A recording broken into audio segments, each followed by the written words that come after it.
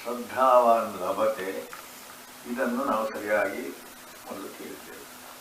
ಆದರೆ ಶ್ರದ್ಧಾವಾನ್ ಲಭತೆ ಜ್ಞಾನ ಅಂದರೆ ಆತ್ಮಜ್ಞಾನ ಹೌದು, ಆದರೆ ಅಲ್ಲಿಯೂ ನಾವು ಜಾರಿ ಬೀಳುವ ಸಂಭವ ಉಂಟು. ಈ ಶ್ರದ್ಧೆಯಲ್ಲಿ ಜಾರಿ ಬೀಳುವ ಸಂಭವ ಉಂಟು. ಇದು ಯಾರಿಗೆ ಬಂದಂತಹ ಸಂಶಯ? ಅರ್ಜುನನಿಗೆ. ಈಗ ಶ್ರದ್ಧೆ ಉಂಟು, ಆದರೆ ಶ್ರದ್ಧೆ ಇದ್ರೂ ಕೂಡ ಈಗ ನಿನ್ನೆ ಆ ಅಧ್ಯಾಯದಲ್ಲಿ ಮುಗಿಸಿದ ಒಂದು ಶಾಸ್ತ್ರ ವಿಧಿ ಅಂತ ಹೇಳ್ತೀಯಲ್ವ ನೀವು, ಹೇಳಿದೆಯಲ್ವಾ? ಈಗ ಶಾಸ್ತ್ರ ವಿಧಿಗೆ ಸಾಧ್ಯ ಇಲ್ಲ. ನನಗೆ ಪೂಜೆ ಮಾಡಬೇಕು, ಮಾಡಲಿಕ್ಕೆ ಗೊತ್ತಿಲ್ಲ, ಮಾಡ್ತೇನೆ ನಾನು.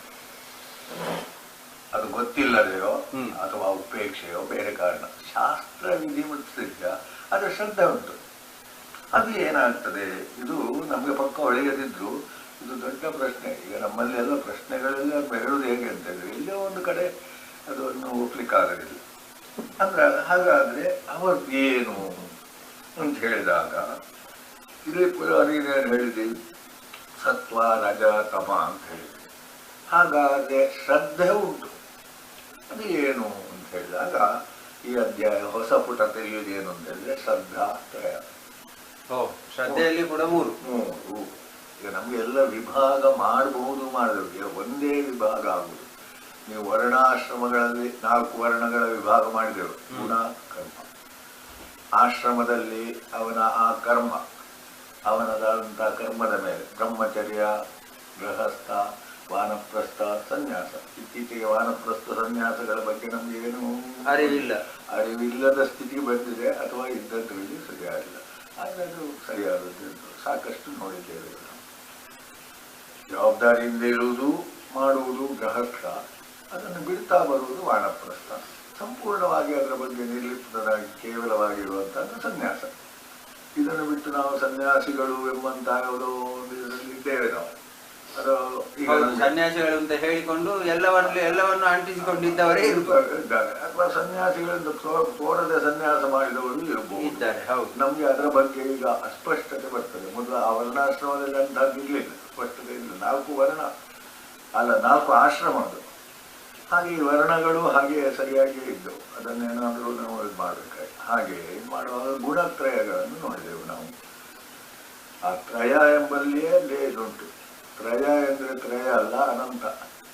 ಅದರದ್ದಾದಂತಹ ಮಿಶ್ರಣಗಳು. ನಾವು ಹೆಸರಿಸಲಿಕ್ಕೆ 3, ಆದರೆ ಅದು ಒಬ್ಬನಲ್ಲಿ ಇರುವಾಗ ಅದು ಅನಂತವಾಗಿರ್ತದೆ. ಯಾವ್ದು ಎಷ್ಟೆಷ್ಟು ಅಂಶ ಅಂತೇಳಿ ನೋಡುವಾಗ ಇದನ್ನು ಬಹುಶಃ ಗುರುತಿಸ್ಲಿಕ್ಕೆ ಸಾಧ್ಯ ಇಲ್ಲದಷ್ಟು ಇರ್ತದೆ. ಆದರೆ ಅವನವನು ಗುರುತಿಸ್ಕೊಳ್ಳಿಕ್ಕೆ ತೊಂದರೆ ಇಲ್ಲ. ಅದರಿಂದ ಶ್ರದ್ಧಾ ಇದು ಗುಣತ್ರಯ ಆಯಿತು. ಈಗ ಅದನ್ನು ಶ್ರದ್ಧೆ ಏನು ಅಂತ ಹೇಳಿದಾಗ ಇದನ್ನು ಪುನಃ ಗುಣತ್ರಯಕ್ಕೆ ಬರ್ತಾನೆ, ಸಾತ್ವಿಕ, ರಾಜಸ, ತಾಮಸ. ಹಾಗಾದರೆ ಶ್ರದ್ಧೆ ಮತ್ತು ಗುಣತ್ರಯವನ್ನು ಈಗ ಸಮನ್ವಯ ಮಾಡಿಕೊಂಡು ಹೋದಾಗ ನಮಗೆ ಸ್ಪಷ್ಟತೆ ಬರ್ತದೆ. ಬರೇ ಗುಣತ್ರಯ ಅಂತ ಹೇಳಿದಾಗಲೂ ನಮಗೆ ಸ್ವಲ್ಪ ಇಲ್ಲಿಯೂ ಒಂದು ಅಸ್ಪಷ್ಟತೆ ಇತ್ತು.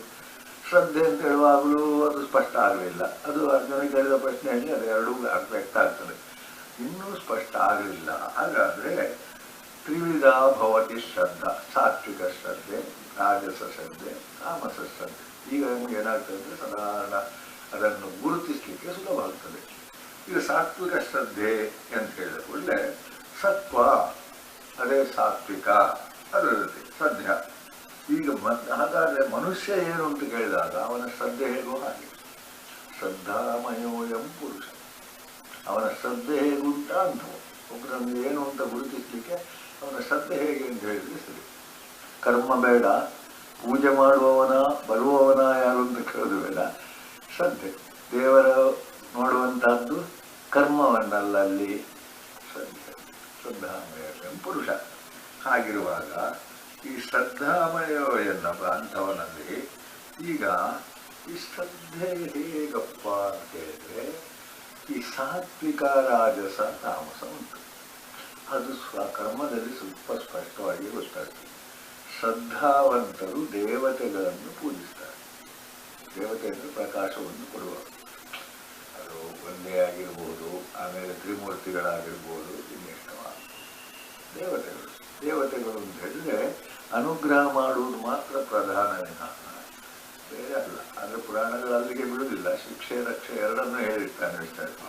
ನಮ್ಗೆ ಮೊದಲು ಹೇಳಿದ್ರೆ ನಾವು ಕೇಳಿದೇನೆಂದ್ರೆ ರಕ್ಷೆ ಮಾಡುವ ರಕ್ಷಕ ಅಥವಾ ಸ್ಥಿತಿಗೆ ಕಾರಣನಾದವಷ್ಟು ಅಂತ ಹೇಳಿದೆ. ಆಗ ಅಲ್ಲಿ ಅದನ್ನು ಮುಖವನ್ನು ತೋರಿಸಿತು. ಸ್ಥಿತಿ ಇರಬೇಕಾದ್ರೆ ಶಿಕ್ಷೆಯೂ ಬೇಕು, ಅದೇ ಮಗುವಿಗೆ ಪೆಟ್ಟು ಕೂಡ ಬರಬೇಕು ಎಂಬಲ್ಲಿ ಅದನ್ನ ಹೇಳಿದೆ. ಆದರೆ ಅದಕ್ಕಿಂತ ಭಿನ್ನವಾಗಿ ಇನ್ನು ಯಕ್ಷ ರಾಕ್ಷಸರು ತೊಂದರೆ ಕೊಟ್ಟು ನಿಮ್ಮನ್ನು ಮುಗಿಸುವ ಹಾಗೆ ಮಾಡಬಹುದು. ಯಕ್ಷರು ರಾಕ್ಷಸರು ಅಂತಂದ್ರೆ ಯಕ್ಷಗಾನದ ಇದಕ್ಕೆ ಅಂತ ಹೇಳಿಕೊಳ್ಳೋದಿಲ್ಲ. ಯಕ್ಷ ಕಿನ್ನರಾಗಿ ಪುರುಷ ವಿದ್ಯಾಧರ ಸಿದ್ಧರು ಹೀಗೆಲ್ಲ. ಹಾಗಿರುವಾಗ ಯಕ್ಷ ರಾಕ್ಷಸ. ಈಗ ಲಕ್ಷ್ಮಿಯ ಸಂಪತ್ತಿಗಾಗಿ ಪೂಜೆಯ ಕುಬೇರಂದು ಪೂಜೆಯ ಅಂತ ಹೇಳುವಾಗ ಲಕ್ಷ್ಮಿಯ ಆದ್ರೆ ದೇವತಾ ಆರಾಧನೆ, ಕುಬೇರಂದಾದ್ರೆ ಯಕ್ಷ ಆರಾಧನೆ. ಹೌದು. ಈಗ ನಾವು ಅದನ್ನು ಸರಿಯಾಗಿ ಯೋಚನೆ ಮಾಡಿದ್ರೆ ನಮಗೀಗ ರೂಢಿಯಲ್ಲಿ ಗೊತ್ತಿಲ್ಲ. ಸಂಪತ್ತಿಗೆ ಯಕ್ಷರನ್ನು ಆರಾಧಿಸುವವರು ರಾಜಸರು, ದೇವತನ್ನು ಆರಾಧಿಸುವವರು ಸಾತ್ವಿಕರು. ಲಕ್ಷ್ಮಿಯೇ ಬೇಕು ಅಂತಿಲ್ಲ, ದೇವರ ಎಲ್ಲ ದೇವರು ಕೊಡ್ತಾರೆ. ಅದಕ್ಕೆ ಆರಾಧನೆ ಎಲ್ಲವೂ ಬರ್ತದೆ. ಸಾತ್ವಿಕದಲ್ಲಿ ಹಾಗೆ ವ್ಯತ್ಯಾಸ ಉಂಟು. ಆಗಲಿ ಲಕ್ಷ್ಮಿ ಅಂದರೆ ನಾವು ದೇವತೆ ಅಂತ ಹೇಳ್ತೇವೆ, ಕುಬೇರ ಯಕ್ಷ ಅಂತ ಹೇಳ್ತೇವೆ. ಹಾಗೆ ದಿಕ್ಪಾಲಕರನ್ನು ಸ್ವಲ್ಪ ನಾವು ವೇದದಲ್ಲಿ ಹೇಳುವ ಇಂದ್ರ ಬೇರೆ, ಪೂರ್ವ ದಿಗ್ಭಾಗದ ಇಂದ್ರ ಬೇರೆ. ಅವನಿಗೆ ನಿಮಗೆ ಸೀಮಿತವಾದ ಬಲಕ್ಕೆ ಮತ್ತು ಇದಕ್ಕೆ ತೇಜಸ್ಸಿಗೆ. ಹೀಗೆ ನಾವು ಸಂಧ್ಯಾ ವಂದನೆಯಲ್ಲಿ ಇಂದ್ರನಿಗೆ ನಮಸ್ಕಾರ ಮಾಡೋದು, ಇಂದ್ರ ಈ ಪೂಜೆಗಳಲ್ಲಿ ಇಂದ್ರ ಯಾವ ಉಂಟಲ್ಲ ಅದೆಲ್ಲ ಉಂಟು. ಆಮೇಲೆ ಪ್ರೇತಾನುಭೂತ ಗಣ, ಪ್ರೇತಗಳನ್ನೇ ಆವಾಹನೆ ಮಾಡಿ ಸಿದ್ಧಿ ಮಾಡಿಕೊಳ್ಳುವರಿದ್ದಾರೆ ತಾಮಸರು.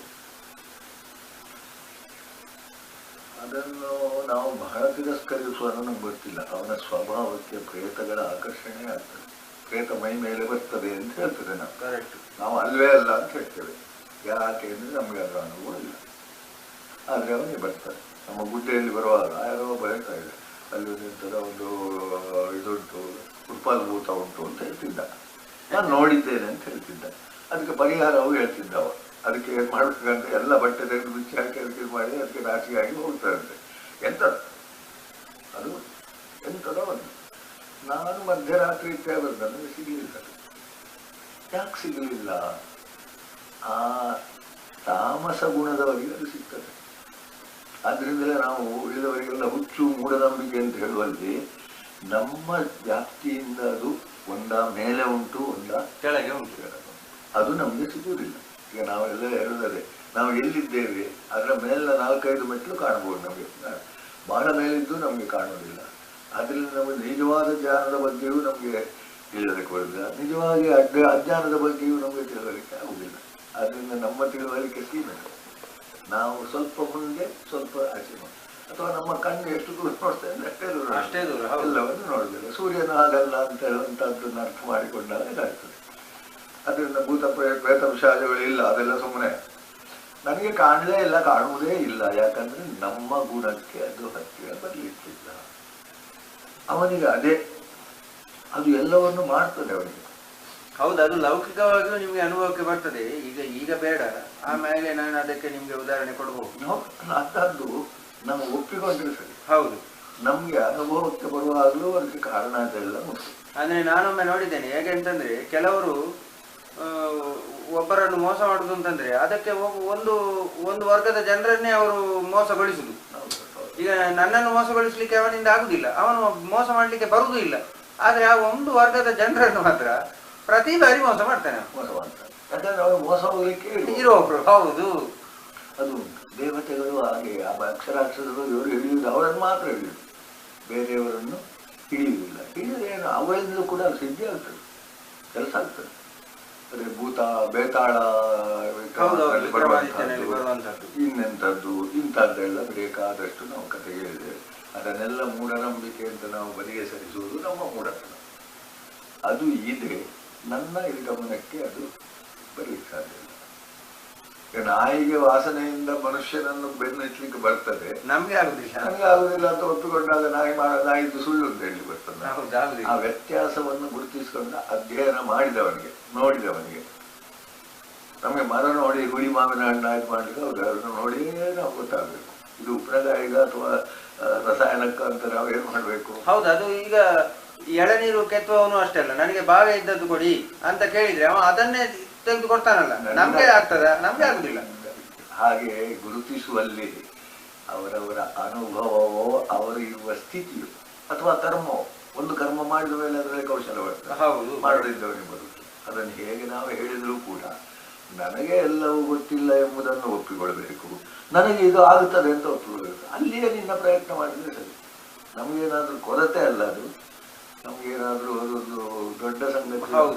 ನಾನಿರುವುದೇ ಅದು ದೊಡ್ಡ, ಅದೇ ದರ್ಪಕ್ಕೆ ಅವಕಾಶ. ನಾನು ಈ ಸ್ಥಿತಿಯಲ್ಲಿ ನನಗೆ ಇದಾಗ್ತದೆ ಅಷ್ಟೇ. ವರ್ಣಾಶ್ರಮವನ್ನು ಅದಕ್ಕೆ ತಿಳಿದಾಗ ಈಗಿನ ಎಲ್ಲಾ ಗಲಾಟೆಗಳು ನಿಂತು ಬಿಡ್ತದೆ. ವರ್ಣದಲ್ಲಿಯೂ ಕೂಡ ನಿನ್ನ ಸ್ಥಿತಿಗೆ ಇದು ಹಿಡಿಯುತ್ತಾರೆ. ಜಾತಕದಲ್ಲಿ ಹುಟ್ಟಿದ ಕೂಡಲೇ ಅವ್ರು ಹೇಳ್ತಾರೆ, ಈ ಹುಡುಗನಿಗೆ ಇಂಥ ಅಂತ ವೃತ್ತಿ ಆಗ್ತದೆ ಅಂತ. ನಮ್ಮ ಇದಕ್ಕೆ ನೋಡುವ ಅದು ನಾಮಕರಣ ದಿವಸ ಅದೊಂದು ಹೇಳಿರ್ತಾರೆ. ಅದನ್ನು ನಾವೆಲ್ಲ ಹೇಳೋದು ಅದು ಹುಟ್ಟಿ, ಅದು ಅವರಿಗೆ ಮಾತ್ರ ಏನಾಗುದು, ಇವನಿಗೆ. ಈ ಪ್ರಶ್ನೆಗೆ ನಮಗೆ ಹಾಕಿದ್ರೆ ನಾವು ಮೂಢಹುಟ್ಟಿ ಆಯ್ತದೆ. ಅಥವಾ ವಿಶ್ವವನ್ನು ತಿಳಿಯಲಿಲ್ಲ, ದೇವರನ್ನು ಬಿಡುವ, ವಿಶ್ವವನ್ನು ತಿಳಿಯಲಿಲ್ಲ. ವಿಶ್ವ ಅಂದರೆ ಹಾಗಿರುವಾಗ ತಾಮಸ ಜನ ಮೇಲೆ ಕೀಳು ಎಂಬುದನ್ನು ಸದ್ಯಕ್ಕೆ ಬದಿಗಿಡುವ, ಯಾವುದನ್ನು ನಾವು ಆರಿಸಬೇಕು ಎಂಬುದಕ್ಕೂ ಸದ್ಯಕ್ಕೆ ಬಂದು ಬಿಡುವ. ಆದರೆ ಈ ಮೂರು ವ್ಯತ್ಯಾಸ ಉಂಟು ಎಂಬುದನ್ನು ತಿಳಿದುಕೊಂಡ ಮೇಲೆ ನಾವು ಇನ್ನು ಉಳಿದದ್ದನ್ನು ಹಾಗೆ ತಿಳಿದರೆ, ಹಾಗಾದ್ರೆ ಈ ಏನು ಅಂತ ಹೇಳಿದ್ರೆ, ಸಾತ್ವಿಕರು ದೇವತೆಗಳನ್ನು ಏನು ಹೇಳ್ತಾರೆ, ಪೂಜೆ ಹೇಗೆ ಮಾಡಬೇಕು, ಅಲ್ಲಿ ಪೂಜಾ ವಿಧಿ ಉಂಟು. ಷೋಡಶೋಪಚಾರವ, ಸತ್ಯನಾರಾಯಣ ಕಥೆ ಹೇಗೆ ಮಾಡಬೇಕು ಅಲ್ಲಿದ್ದ ಹಾಗೆ. ಕೆಲವರು ಮತ್ತೆ ಹೂ ತನ್ನಿ ಅಲ್ಲಿ ಏನು ಹೇಳ್ತಾನೆ, ಇಷ್ಟು ವಿಧದ ಹೂವಿಂದ ಅರ್ಚನೆ ಮಾಡಬೇಕು, ಅಲಂಕಾರಕ್ಕೆ ಒಂದು ಮಾಲೆ ಬೇಕು. ಇದ್ದ ಮಾಲೆ ಎಲ್ಲ ಹಾಕುವುದು ಯಾವುದಕ್ಕೆ? ದಂಭ ಅಹಂಕಾರ. ನಾನು ಮೊದಲು ಎಂಥ ಪೂಜೆ ಮಾಡಿಸ್ತೇನೆ ಗೊತ್ತುಂಟ. ಹೆಚ್ಚು ಮಾತಾಡಿದ್ರೆ ನಾಮಕರಣಕ್ಕೆ ಎಷ್ಟು ಜನಕ್ಕೆ ಊಟ ಹಾಕಬೇಕು, ಉಪನಯನಕ್ಕೆ ಎಷ್ಟು ಸಾಕು, ಮದುವೆಗೆ ಎಷ್ಟು ಬೇಕು ಅಂತ ಒಂದು ಸಾಮಾನ್ಯ ಉಂಟು. ಅದು ಯಾರಿಗೆ? ಬಂಧುಗಳದ್ದೆಲ್ಲ ಹೇಳಿದವ. ಬ್ರಾಹ್ಮಣರಿಗೆ ಎಷ್ಟು ಭೋಜನ ಮಾಡಿ ದಕ್ಷಿಣ ಕೊಡಬೇಕು, ಅದು ಆರಾಧನೆ. ಅದನ್ನು ನಾವು ಬಿಟ್ಟಿದ್ದೇವೆ. ಎಷ್ಟು ಜನ ಬಂದಾರೆ, ಎಷ್ಟು ಜನಕ್ಕೆ ಊಟ ಹಾಕಿದೆ, ದೇವಸ್ಥಾನದಲ್ಲಿ ಊಟ ಮಾಡಿದ್ದು. ಒಮ್ಮೊಮ್ಮೆ ಕೆಲವು ವಿಚಿತ್ರ ಬರ್ತಾರೆ, ಅವು ಯಾಕೆ ಊಟ ಮಾಡ್ತಾನೆ ಅಲ್ಲಿ? ಪೂಜೆ ಆಗುವಾಗಲೂ ಬರೋದಿಲ್ಲ, ಊಟಕ್ಕೆ ಬರ್ತಾನೆ ಹೋಗ್ತಾನೆ. ಇದು ನಮ್ಮ ಅರ್ಥಶಾಸ್ತ್ರ ಪ್ರಕಾರ ಅಪರಾಧವೇ ಇಲ್ಲ. ಯಾರ್ದು? ಹಾಕಿದ ಒಂದು ತೆಗೆದುಕೊಂಡ ಒಂದು, ಇಬ್ಬರದ್ದು ತಪ್ಪು ಅಲ್ವಾ? ಹಾಗೆ ನಾವೀಗ ಅದಕ್ಕೆಲ್ಲ ಎತ್ತುದು ಬೇಡ, ಆದ್ರೆ ನಾವು ಜಾಗ್ರತೆ ಮಾಡೋದು. ನಾವು ಅಂತದ್ದು ಮಾಡುದಿದ್ರೆ ವಿಧಿ ಪ್ರಕಾರ ಏನು ಉಂಟು, ಬ್ರಾಹ್ಮಣರಿಗೆ ಎಷ್ಟು ಜನಕ್ಕೆ ಊಟ ಹಾಕಬೇಕು, ಅವ್ರು ಅಷ್ಟೇ. ಉತ್ತರದಲ್ಲಿ ಎಷ್ಟು ಉಂಟು ಹಾಗೆ 5 ಜನಕ್ಕೆ ಊಟಕ್ಕೆ ಅಂತ ಕೊಡ್ತಾರೆ, 5 ಜನಕ್ಕೆ ಊಟ ಹಾಕ್ತಾರೆ ಸನ್ಯಾಸಿಗಳಿದ್ದಾರೆ. ಹೌದೌದು, ಅಲ್ಲಿ ಉಂಟು. ಇನ್ನು ಇಲ್ಲಿ ಇದಕ್ಕೆ ಇಷ್ಟು ಅಂತ ಉಂಟು. ಸುಟ್ಟು ಮಾಡುವಂತ ಇದರಲ್ಲಿ ಎಲ್ಲ ಬೇರೆ ಅದೊಂದು. ಆದ್ರೂ ಅದೊಂದು ವಿಧಿ ಉಂಟು. 5 ಜನ ಸಮಾರಾಧನೆ ಇಷ್ಟು ಉಂಟು. ಜನ ಹಾಕ್ತಾರ ಇಲ್ವ ಅಂತ ಹೇಳುದು ಕೂಡ ನಮಗೆ ಕೆಲವು ಕಷ್ಟ ಆಗ್ತದೆ, ಅದು ಬಿಡುವ. ಅಲ್ಲ, ಬಟ್ ಅಲ್ಲಿ ನೀವು ಹೇಳಿದಾಗೆ ಉತ್ತರ ಭಾರತದಲ್ಲಿ ಅದು ನಾನು ಕೆಲವು ಕಡೆ ನಾನು ಕೇಳಿ ನನಗೆ ಗೊತ್ತು. ಆ ಕಡೆಯಲ್ಲಿ ಉಂಟು. ಶ್ರಾದ್ದ ಮಾಡಿಸಿದಾಗ ಇಷ್ಟು ಭಾರತದಲ್ಲಿ ಇಟ್ಕೊಳ್ಳಿ. ಶ್ರಾದ್ದಕ್ಕೆ ಬ್ರಾಹ್ಮಣ ಆರಾಧನೆ ಇದು ಅಷ್ಟಕ್ಕೆ ವ್ಯವಸ್ಥೆ ಮಾಡಿದ್ರೆ ನಾವು ಮಾಡ್ತೇವೆ. ವ್ಯವಸ್ಥೆ ಗೋಕರ್ಣದಲ್ಲಿ ಮಾಡ್ತಾರೆ. ಹೌದು, ಈಗ ದಿವಸ ನಮ್ಮವರೇ ಕಡಿಯುವುದಲ್ಲ, ಅದನ್ನು ಬಿಡ್ತಾರೆ. ಅದು ಶಾಸ್ತ್ರದಲ್ಲಿ ಉಂಟು ಅಂತ ಹೇಳಿ ವಿನಃ ವಿಚಾರ ಮಾಡಿದಷ್ಟೇ. ನನ್ನ ಹತ್ರ ದುಡ್ಡು ಉಂಟು, ನಾನು ಊಟ ಹಾಕ್ತೇನೆ, ಎಲ್ಲ ಬೇಡ ಅಂತ ಹೇಳ್ತಾರೆ. ಇದ್ರೆ ಅದು ರಾಜಸ. ಯಾಕೆ? ಇಂಥವರು ಬಹಳ ದೊಡ್ಡ, ಅವರಿಗೆ ಏನು ಎಂತೆಂಥ ಸನ್ಮಾನ, ಬಿರುದು, ಶಾಲು ಎಲ್ಲ ನಾವು ದೇವರ ಪರವಾಗಿಯೋ ಮಠದ ಪರವಾಗಿಯೋ ಕೊಡ್ತೇವೆ. ಅದು ಸಾತ್ವಿಕ ಆಗಲಿಕ್ಕೆ ಸಾಧ್ಯ ಉಂಟಾ? ಇಲ್ಲ, ಅದು ರಾಜಸೇ. ಸಾತ್ವಿಕದಲ್ಲಿ ಸುರುವಿನಲ್ಲಿ ಏನು ಹೇಳಿದಾರೆ, ನೀನು ದುಡ್ಡು ಖರ್ಚು ಮಾಡಿದರೆ ಯಾವುದರಿಂದ ಬಂದದ್ದು ಅಂತ ಹೇಳ್ತಾನೆ ಮೊದಲು. ನಿನ್ನ ಬೆವರಿನ ದುಡ್ಡು, ಬಡವನ ದಾನಕ್ಕೆ ಬೆಲೆ ಬರುವುದಿಲ್ಲ, ಅವನ ದುಡ್ಡು ಶುದ್ಧ. ಯಜ್ಞಕ್ಕೆ ಎಲ್ಲದಕ್ಕೂ ಹೇಳ್ತಾನೆ ಶುದ್ಧವೋ ದ್ರವ್ಯ ಅಂತ. ದ್ರವ್ಯ ಅಶುದ್ಧ ಆಗಿದ್ರೆ ಬೇಡ. ನಮಗೀಗ ಶುದ್ಧ ದ್ರವ್ಯ ಸಿಗ್ತದೋ ಅಂತ ಕೇಳಿದ್ರೆ ನಾವು ಸ್ವಲ್ಪ ನಮ್ಮ ಕಣ್ಣು ಸಾಲದು ಭೂತ ಕನ್ನಡಿ ನೋಡಿ ಹೌದು. ಆಗ ನಮ್ಮ ಈ ದಾನದಲ್ಲಿ ಹೇಳ್ತಾನೆ, ನನಗೆ ದಾನ ನೀವಾಗಿ ಕೊಟ್ರೆ, ಈ ಪುರೋಹಿತರು ಕಾಂಟ್ರಾಕ್ಟ್ ಮಾಡಿದವರಲ್ಲ, ಹೌದೌದು. ಅವರಾಗಿ ಕೊಟ್ಟ ದಾನ ಅದು ಶುದ್ಧ. ಅದನ್ನು ನಾನೇನು ಮಾಡಬೇಕು, ಉಟ್ಟುಕೊಳ್ಬಾರ್ದು. ಇನ್ನೊಬ್ಬನಿಗೆ ದಾನ ಮಾಡಬಹುದು ಅಥವಾ ಏನಾದರೂ ಮಾಡಬಹುದು, ಅದು ದೇವರಿಗೂ ಕೊಡ್ಬೋದು, ಅದು ಶುದ್ಧ. ಅದರಿಂದಲೇ ಮೊದಲು ಸೋರ್ಸು ಶುದ್ಧ ಆಗಿರ್ಬೇಕು. ನೀರು ಗಂಗೆಯದ್ದಾಗಬೇಕು ಅಂತ ಶುದ್ಧ ಆಗಬೇಕು. ಸಂಪತ್ತು ಮೊದಲು ಶುದ್ಧ ಆಗಬೇಕು. ಅದರ ಬಗ್ಗೆ ಯೋಚನೆ ಮಾಡಲಿಕ್ಕೆ ಈಗ ಸಾಧ್ಯವೇ ಇಲ್ಲ. ಅದು ಯೋಚನೆ ಸಿಗಲಿಕ್ಕೆ ಸಾಧ್ಯ ಇಲ್ಲ ಅಂತ ನಾವು ಮಾಡಿಕೊಂಡಿದ್ದೇವೆ. ದುಡ್ಡು ಸೇವೆ, ದುಡ್ಡು ದೇವರು, ದುಡ್ಡು ಹೋಮ, ದುಡ್ಡು ಜಾತ್ರೆ. ಇದು ರಾಜಸವೋ ತಾಮಸವೋ ಸ್ವಲ್ಪ ಅಲ್ಲಿ ಆಚೆ ಸಾತ್ವಿಕ ಅಂತೂ ಖಂಡಿತ ಅಲ್ಲ. ಕಲಿಯುಗದಲ್ಲಿ ಕಡಿಮೆ ಅಂತ ಹೇಳ್ತಾನೆ, ಆದ್ರೆ ನಾವಾಗುವುದಕ್ಕೆ ಅಡ್ಡಿ ಇಲ್ಲಲ್ವ. ನನ್ನದು, ಅದನ್ನೇ ಹೇಗೆ ವಿನಿಯೋಗಿಸಬೇಕು ಅಷ್ಟೇ. ನನ್ನ ಶಕ್ತಿ, ನನ್ನ ಬಲ, ನನ್ನ ಸಂಪತ್ತು, ನನ್ನ ಸಮಯ ಕೂಡ ಹೇಗೆ ವಿನಿಯೋಗಿಸು. ಟಿವಿ ನೋಡುವಂತಹದ್ದೆಲ್ಲ ಅದು ತಾಮಸಕ್ಕೆ ಹೋಗ್ತದಲ್ವ. ಯಾಕೆ ನೋಡ್ತೀವಿ ಅಷ್ಟು ಅಂತ ಕೇಳಿದ್ರೆ ನಮ್ಗೆ ಗೊತ್ತೇ ಇಲ್ಲ, ಅದರ ಬಗ್ಗೆ ಯೋಚನೆಯೇ ಮಾಡಲಿಲ್ಲ. ಯೋಚನೆ ಮಾಡಲಿಕ್ಕೆ ಮೊದಲು ಹೇಳುವಂಥದ್ದು ಕಾಮರಾಗುವಂತ. ಇನ್ನು ತಾಮಸ ಅಂತ ಹೇಳಿದ್ರೆ ಅದು ಅದೇ ಹಠಯೋಗದಲ್ಲಿ ಕೆಲವು ಯೋಗವನ್ನು ನಾವು ಹೇಳೋದಲ್ಲ. ನನಗೆ ಸಿಗುವವರೆಗೆ ನಾನು ಆಹಾರ ಸೇವಿಸುವುದಿಲ್ಲ, ದೇವರು ಬರುವವರೆಗೆ ತಲೆಯನ್ನು ಕಡಿಯುತ್ತೇನೆ, ಕಾಮರದ ತಲೆ ತಾಮಸ. ದೇವರು ಪ್ರತ್ಯಕ್ಷ ಆಗದಿದ್ದರೆ ನನ್ನ ತಲೆಯನ್ನು ಕಡಿಯುತ್ತೇನೆ ಇತ್ಯಾದಿಗಳನ್ನು ನಾವು ಕೇಳ್ತೇವಲ್ಲ, ಅದು ತಾಮಸವೇ. ನನಗೆ ಸಂತಾನ ಆಗಲೇಬೇಕು, ನಿನಗೆ ಯೋಗ ಇಲ್ಲ ಬೇಡ ಅಂತ ಹೇಳಿದ್ರು ಬೇಕು ಅಂತ ಹೇಳುವ ಹಠ. ದಶರಥನು ಹಠ ಮಾಡಿದ್ದನು, ಆದರೆ ವಸಿಷ್ಠರು ಹೇಳಿದರು ಅವನನ್ನು ಕರೆಸು, ಪುತ್ರ ಕಾಮೇಷ್ಟಿ ಆದರೆ ಮಕ್ಕಳು ಇರ್ತಾರೆ. ಅದು ಶುದ್ಧವಾಗಿತ್ತು ಮಾರ್ಗವು. ಮಕ್ಕಳಾಗಲಿಲ್ಲ ಅಂದರೆ 3 ಮದುವೆ ಮಾಡಿಕೊಂಡ, ಮದುವೆ ಮಾಡಿಕೊಂಡದ್ದು ಯಾಕಂದ್ರೆ ಅವರಿಗೆ ಒಪ್ಪಿಗೆ ಪಡೆದು, ಅದು ಶುದ್ಧವಾಗಿತ್ತು. ರಾಮರಾಜ ಅದರ ಬಗ್ಗೆ ಅದು ನಾವು ಯಾರು ಕೆಲವು ಜೋಯಿಸಿರ್ತಾರೆ, ಮಾಡಿಕೊಡ್ತಾರೆ, ಅವರ ಹತ್ರ ಮಾಡಿಕೊಡ್ತಾರೆ, ಅವರು ಮಂತ್ರಿಸಿ ಕೊಟ್ಟರೆ ಆಗ್ತದೆ, ಮದುವೆ ಆಗ್ತದೆ ಇತ್ಯಾದಿಗಳು ಮಾರ್ಗಗಳನ್ನು ನಾವು ಕೇಳಿದ್ದೇವೆ. ನಾವು ಹೋಗದೇ ಇದ್ದರೂ ಕೇಳಿದ್ದೇವೆ. ಅದೆಲ್ಲ ತಾಮ. ಹಾಗಾದರೆ ಅದರಲ್ಲಿ ಏನು ಅಂತ ಹೇಳಿದ್ರೆ ಅದೂ ಕಷ್ಟ, ಅದರ ಫಲವೂ ಕಷ್ಟ, ಪರಿಣಾಮವೂ ಕಷ್ಟ. ತಾಮಸದಿಂದ ಸಿಕ್ಕಿದ್ದು ಯಾವುದೂ ಪರಿಣಾಮದಲ್ಲಿ ನಮಗೆ ಹಿತವೋ ಶುಭವೋ ಉದ್ಧಾರಕ್ಕೋ ಕಾರಣ ಮಾಡುವುದು ಇಲ್ಲ. ಆದ್ರಿಂದಲೇ ಈಗಿನ ದ್ರವ್ಯಗಳು ತಾಮಸಕ್ಕೆ ರಾಜಕ್ಕೆ ಹೋಗ ನಾವು ಬೇಜಾರು ಮಾಡುವುದು ಬೇಡ. ಯಾಕಂದ್ರೆ ಬಂದದ್ದೇ ಅಲ್ಲಿ, ಅದು ಹೋಗುವುದೂ ಅಲ್ಲಿ, ಅದಕ್ಕೆ ನಾವೇ ಯಾಕೆ ತಲೆಗೆಡಿಸುವುದು, ಬೈಯುವುದೂ ಬೇಡ. ನಾವು ಮಾತ್ರ ಅದನ್ನು ಅಲ್ಲ ಅಂತೇಳಿ ಹೇಳಿಕೊಂಡು ಹೋದರೆ ನಾವು ಶುದ್ಧವಾಗಿರ್ತೇವೆ. ಶುಚಿ, ನಮ್ಮ ಶೌಚವನ್ನು ನಾವು ಉಳಿಸಿಕೊಳ್ಬೇಕಂದ್ರೆ ಊರಿನವರೆಲ್ಲ ಶುಚಿ ಆಗಬೇಕು ಅಂತ ನಾವು ಹೇಳಲಿಕ್ಕೆ ಹೊರಟುಕೊಂಡರೆ ಲೋಕೋದ್ಧಾರ, ಉದ್ಧಾರ, ಸಮಾಜ ಸೇವೆ ಇದೆಲ್ಲ ಅಜ್ಞಾನದಿಂದ ಬರುವಷ್ಟು ಪ್ರಯೋಗಗಳು.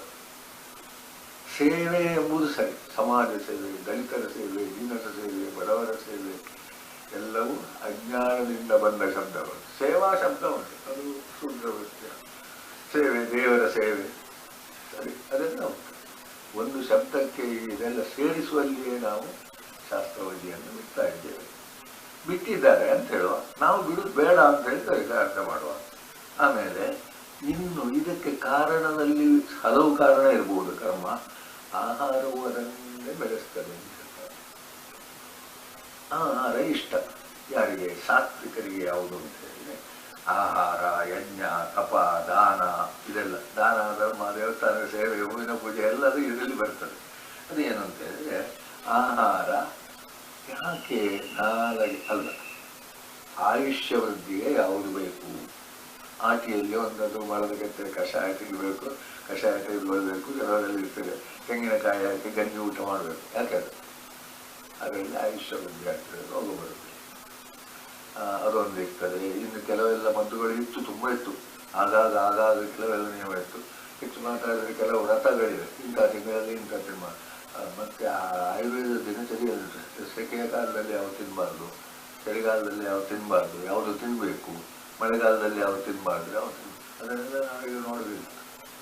ನಮ್ಗೆ ಗೊತ್ತಿಲ್ಲ, ಅಜ್ಞಾನ ಅಷ್ಟೇ. ಅದು ಸ್ವಲ್ಪ ತಿಳಿದು ಯಾರು ಆಹಾರ ಸೇವಿಸ್ತಾನ ಯಾವುದಕ್ಕೆ? ಆಯುಷ್ಯ ವೃದ್ಧಿಗೆ, ರೋಗ ಬರಲಿಕ್ಕೆ, ಬಲವೃದ್ಧಿಗೆ. ಆಹಾರದ ಉದ್ದೇಶವೇ ಇದೆ. ಅದು ದೇಹದ ಪೋಷಣೆ, ರಕ್ಷಣೆ ಮತ್ತು ದೇಹದ ಸುಸ್ಥಿತಿಗೆ ಅದನ್ನು ಯೋಚನೆ ಮಾಡಿ ತಿನ್ನುವಂತಹದ್ದು ಅಥವಾ ಅದರ ಬಗ್ಗೆ ಇಷ್ಟವಾಗುವಂತಹದ್ದು ಸಾತ್ವಿಕ ಜನರು. ಅದು ಹೇಗಿರಬೇಕು ಅಂದರೆ ರಸ್ಯ ಅಂದರೆ ರಸಗಳು ಇರಬೇಕು. ಕಹಿ ಕೂಡ ಆಗ್ಬೋದು. ಇವತ್ತು ಕಂಚಾಲ ಕೆಲವರಿಗೆ ಇಷ್ಟದೇ ಇರ್ಬೋದು, ಕೆಲವರಿಗೆ ಬಹಳ ಇಷ್ಟ ಆಗ್ತದೆ, ಅದೇನು ತಪ್ಪಲ್ಲ. ಅದಾಯ್ತು. ಆಮೇಲೆ ರಸ್ಯ, ಸ್ನಿಗ್ಧ. ನಮ್ಮ ಮೊನ್ನೆಯವರೆಗೆ ಎಲ್ಲ ಇತ್ತು ಊಟಕ್ಕೆ. ಈಗ ಸಮಾರಾಧನೆಯಲ್ಲಿ ತುಪ್ಪ ಎಣ್ಣೆ ಬಳಸದೇ ಆಗುವುದಿಲ್ಲ. ಹೌದು. ಈಗ ದೇವಸ್ಥಾನದಲ್ಲಿ ಹೇಳಿದ್ರು ತುಪ್ಪ ತರಬೇಕು ಅಂದ್ರೆ ತುಪ್ಪ ಊಟ ಮಾಡ್ಲಿಕ್ಕೆ ಆಗುದಿಲ್ಲ ಅಂತ ಹೇಳ್ತಾರೆ. ಅದು ಅನ್ನ ಶುದ್ಧಿಗೆ ಅಂತ ಒಂದೇ ಹೇಳ್ತಾನೆ. ಅದು ಸ್ನಿಗ್ಧ ಆಗಬೇಕು. ಬಹಳ ಒಂದು ಕಾಲದಲ್ಲಿ ತಿರುಪತಿ ಆಚೆ ಎಲ್ಲ ಈ ದೊಡ್ಡೆಯಲ್ಲೇ ತುಪ್ಪ ಅದೆಲ್ಲ ಇರ್ತಿದ್ರಲ್ಲ. ಆಗ ಬಿಸಾಡಿದ್ರು ತೊಂದರೆ ಇಲ್ಲ, ಯಾಕಂದ್ರೆ ಬಿಸಾಡಿದ್ದಕ್ಕೂ ಇರ್ತದೆ ಒಂದಿತ್ತು, ಅದು ಬೇರೆ. ಅಲ್ಲಿ ಅಷ್ಟಾದ್ರೂ ಸ್ವಲ್ಪ ಆದ್ರೂ ಬೇಕಲ್ಲ. ಈಗ ತೆಂಗಿನೆಣ್ಣೆ ಬೆಳೆಸೋದನ್ನೇ ಬಿಟ್ಟುಬಿಟ್ಟಿದ್ದಾರೆ. ಅದು ಇದು ತುಪ್ಪ ಮಾತ್ರ ಅದಲ್ಲ. ಅದು ಎರಡೂ ಸ್ನಿಗ್ಧ. ಅದರ ಗುಣ ಬೇರೆ, ಇದರ ಗುಣ ಬೇರೆ. ಅದು ಬೇಕು. ಕರಿದ ತಿಂಡಿಗಳನ್ನು ನಾವು ಹೆಚ್ಚು ಮಾಡ್ತೇವೆ, ಅದನ್ನು ಅಲ್ಲ ಅಂತ ಹೇಳ್ತಾರೆ. ತುಪ್ಪದಿಂದ ಮಾಡಿಸಿದ್ದು ಅದು ತುಪ್ಪದ ಸೇವನೆ ಆಗುವುದಿಲ್ಲ. ಅದು ಅದು ನಿಜವಾಗಿ ಆಹಾರ ಏನಾಗ್ತದೆ, ನಮಗೆ ಬೇರೆ ಗುಣಕ್ಕೆ ಕಾರಣ ಆಗ್ತದೆ. ಅದಲ್ಲ. ಕರಿದ ತಿಂಡಿಯನ್ನು ತಿನ್ಬೇಕು ಅಂತ ಹೇಳಿದ್ರೆ ಆಯುರ್ವೇದದವ ಏನು ಹೇಳ್ತಾನೆ, ನೀನು ನನಗೊಂದು ಒಳ್ಳೆ ಗಿರಾಕಿ ಆಗ್ತಿ ಮಾರಾಯ ಅಂತ ಹೇಳ್ತಾನೆ. ನನಗೆ ದುಡ್ಡು ಮಾಡ್ಲಿಕ್ಕೆ ಆಗ್ತದೆ. ಈಗ ಮೊದಲವ್ರು ಆಗಲ್ಲ, ನಿನ್ನ ಆರೋಗ್ಯ ಹಾಳಾಗ್ತದೆ ಅಂತ ಹೇಳಿದ್ರೆ ಈಗ ಆಗಲ್ಲ. ಆಯ್ತು, ನಮಗೆ ಒಂದೇನು ಗಿರಾಕಿ ಆಯ್ತು ಗಟ್ಟಿ ಆಗ್ತದೆ, ಆಗಾಗ ಬರಬೇಕಾಗ್ತದೆ ಅಷ್ಟೇ. ಅದನ್ನು ಅಲ್ಲಿ ಮಾಡುವ ಸ್ನಿಗ್ಧ.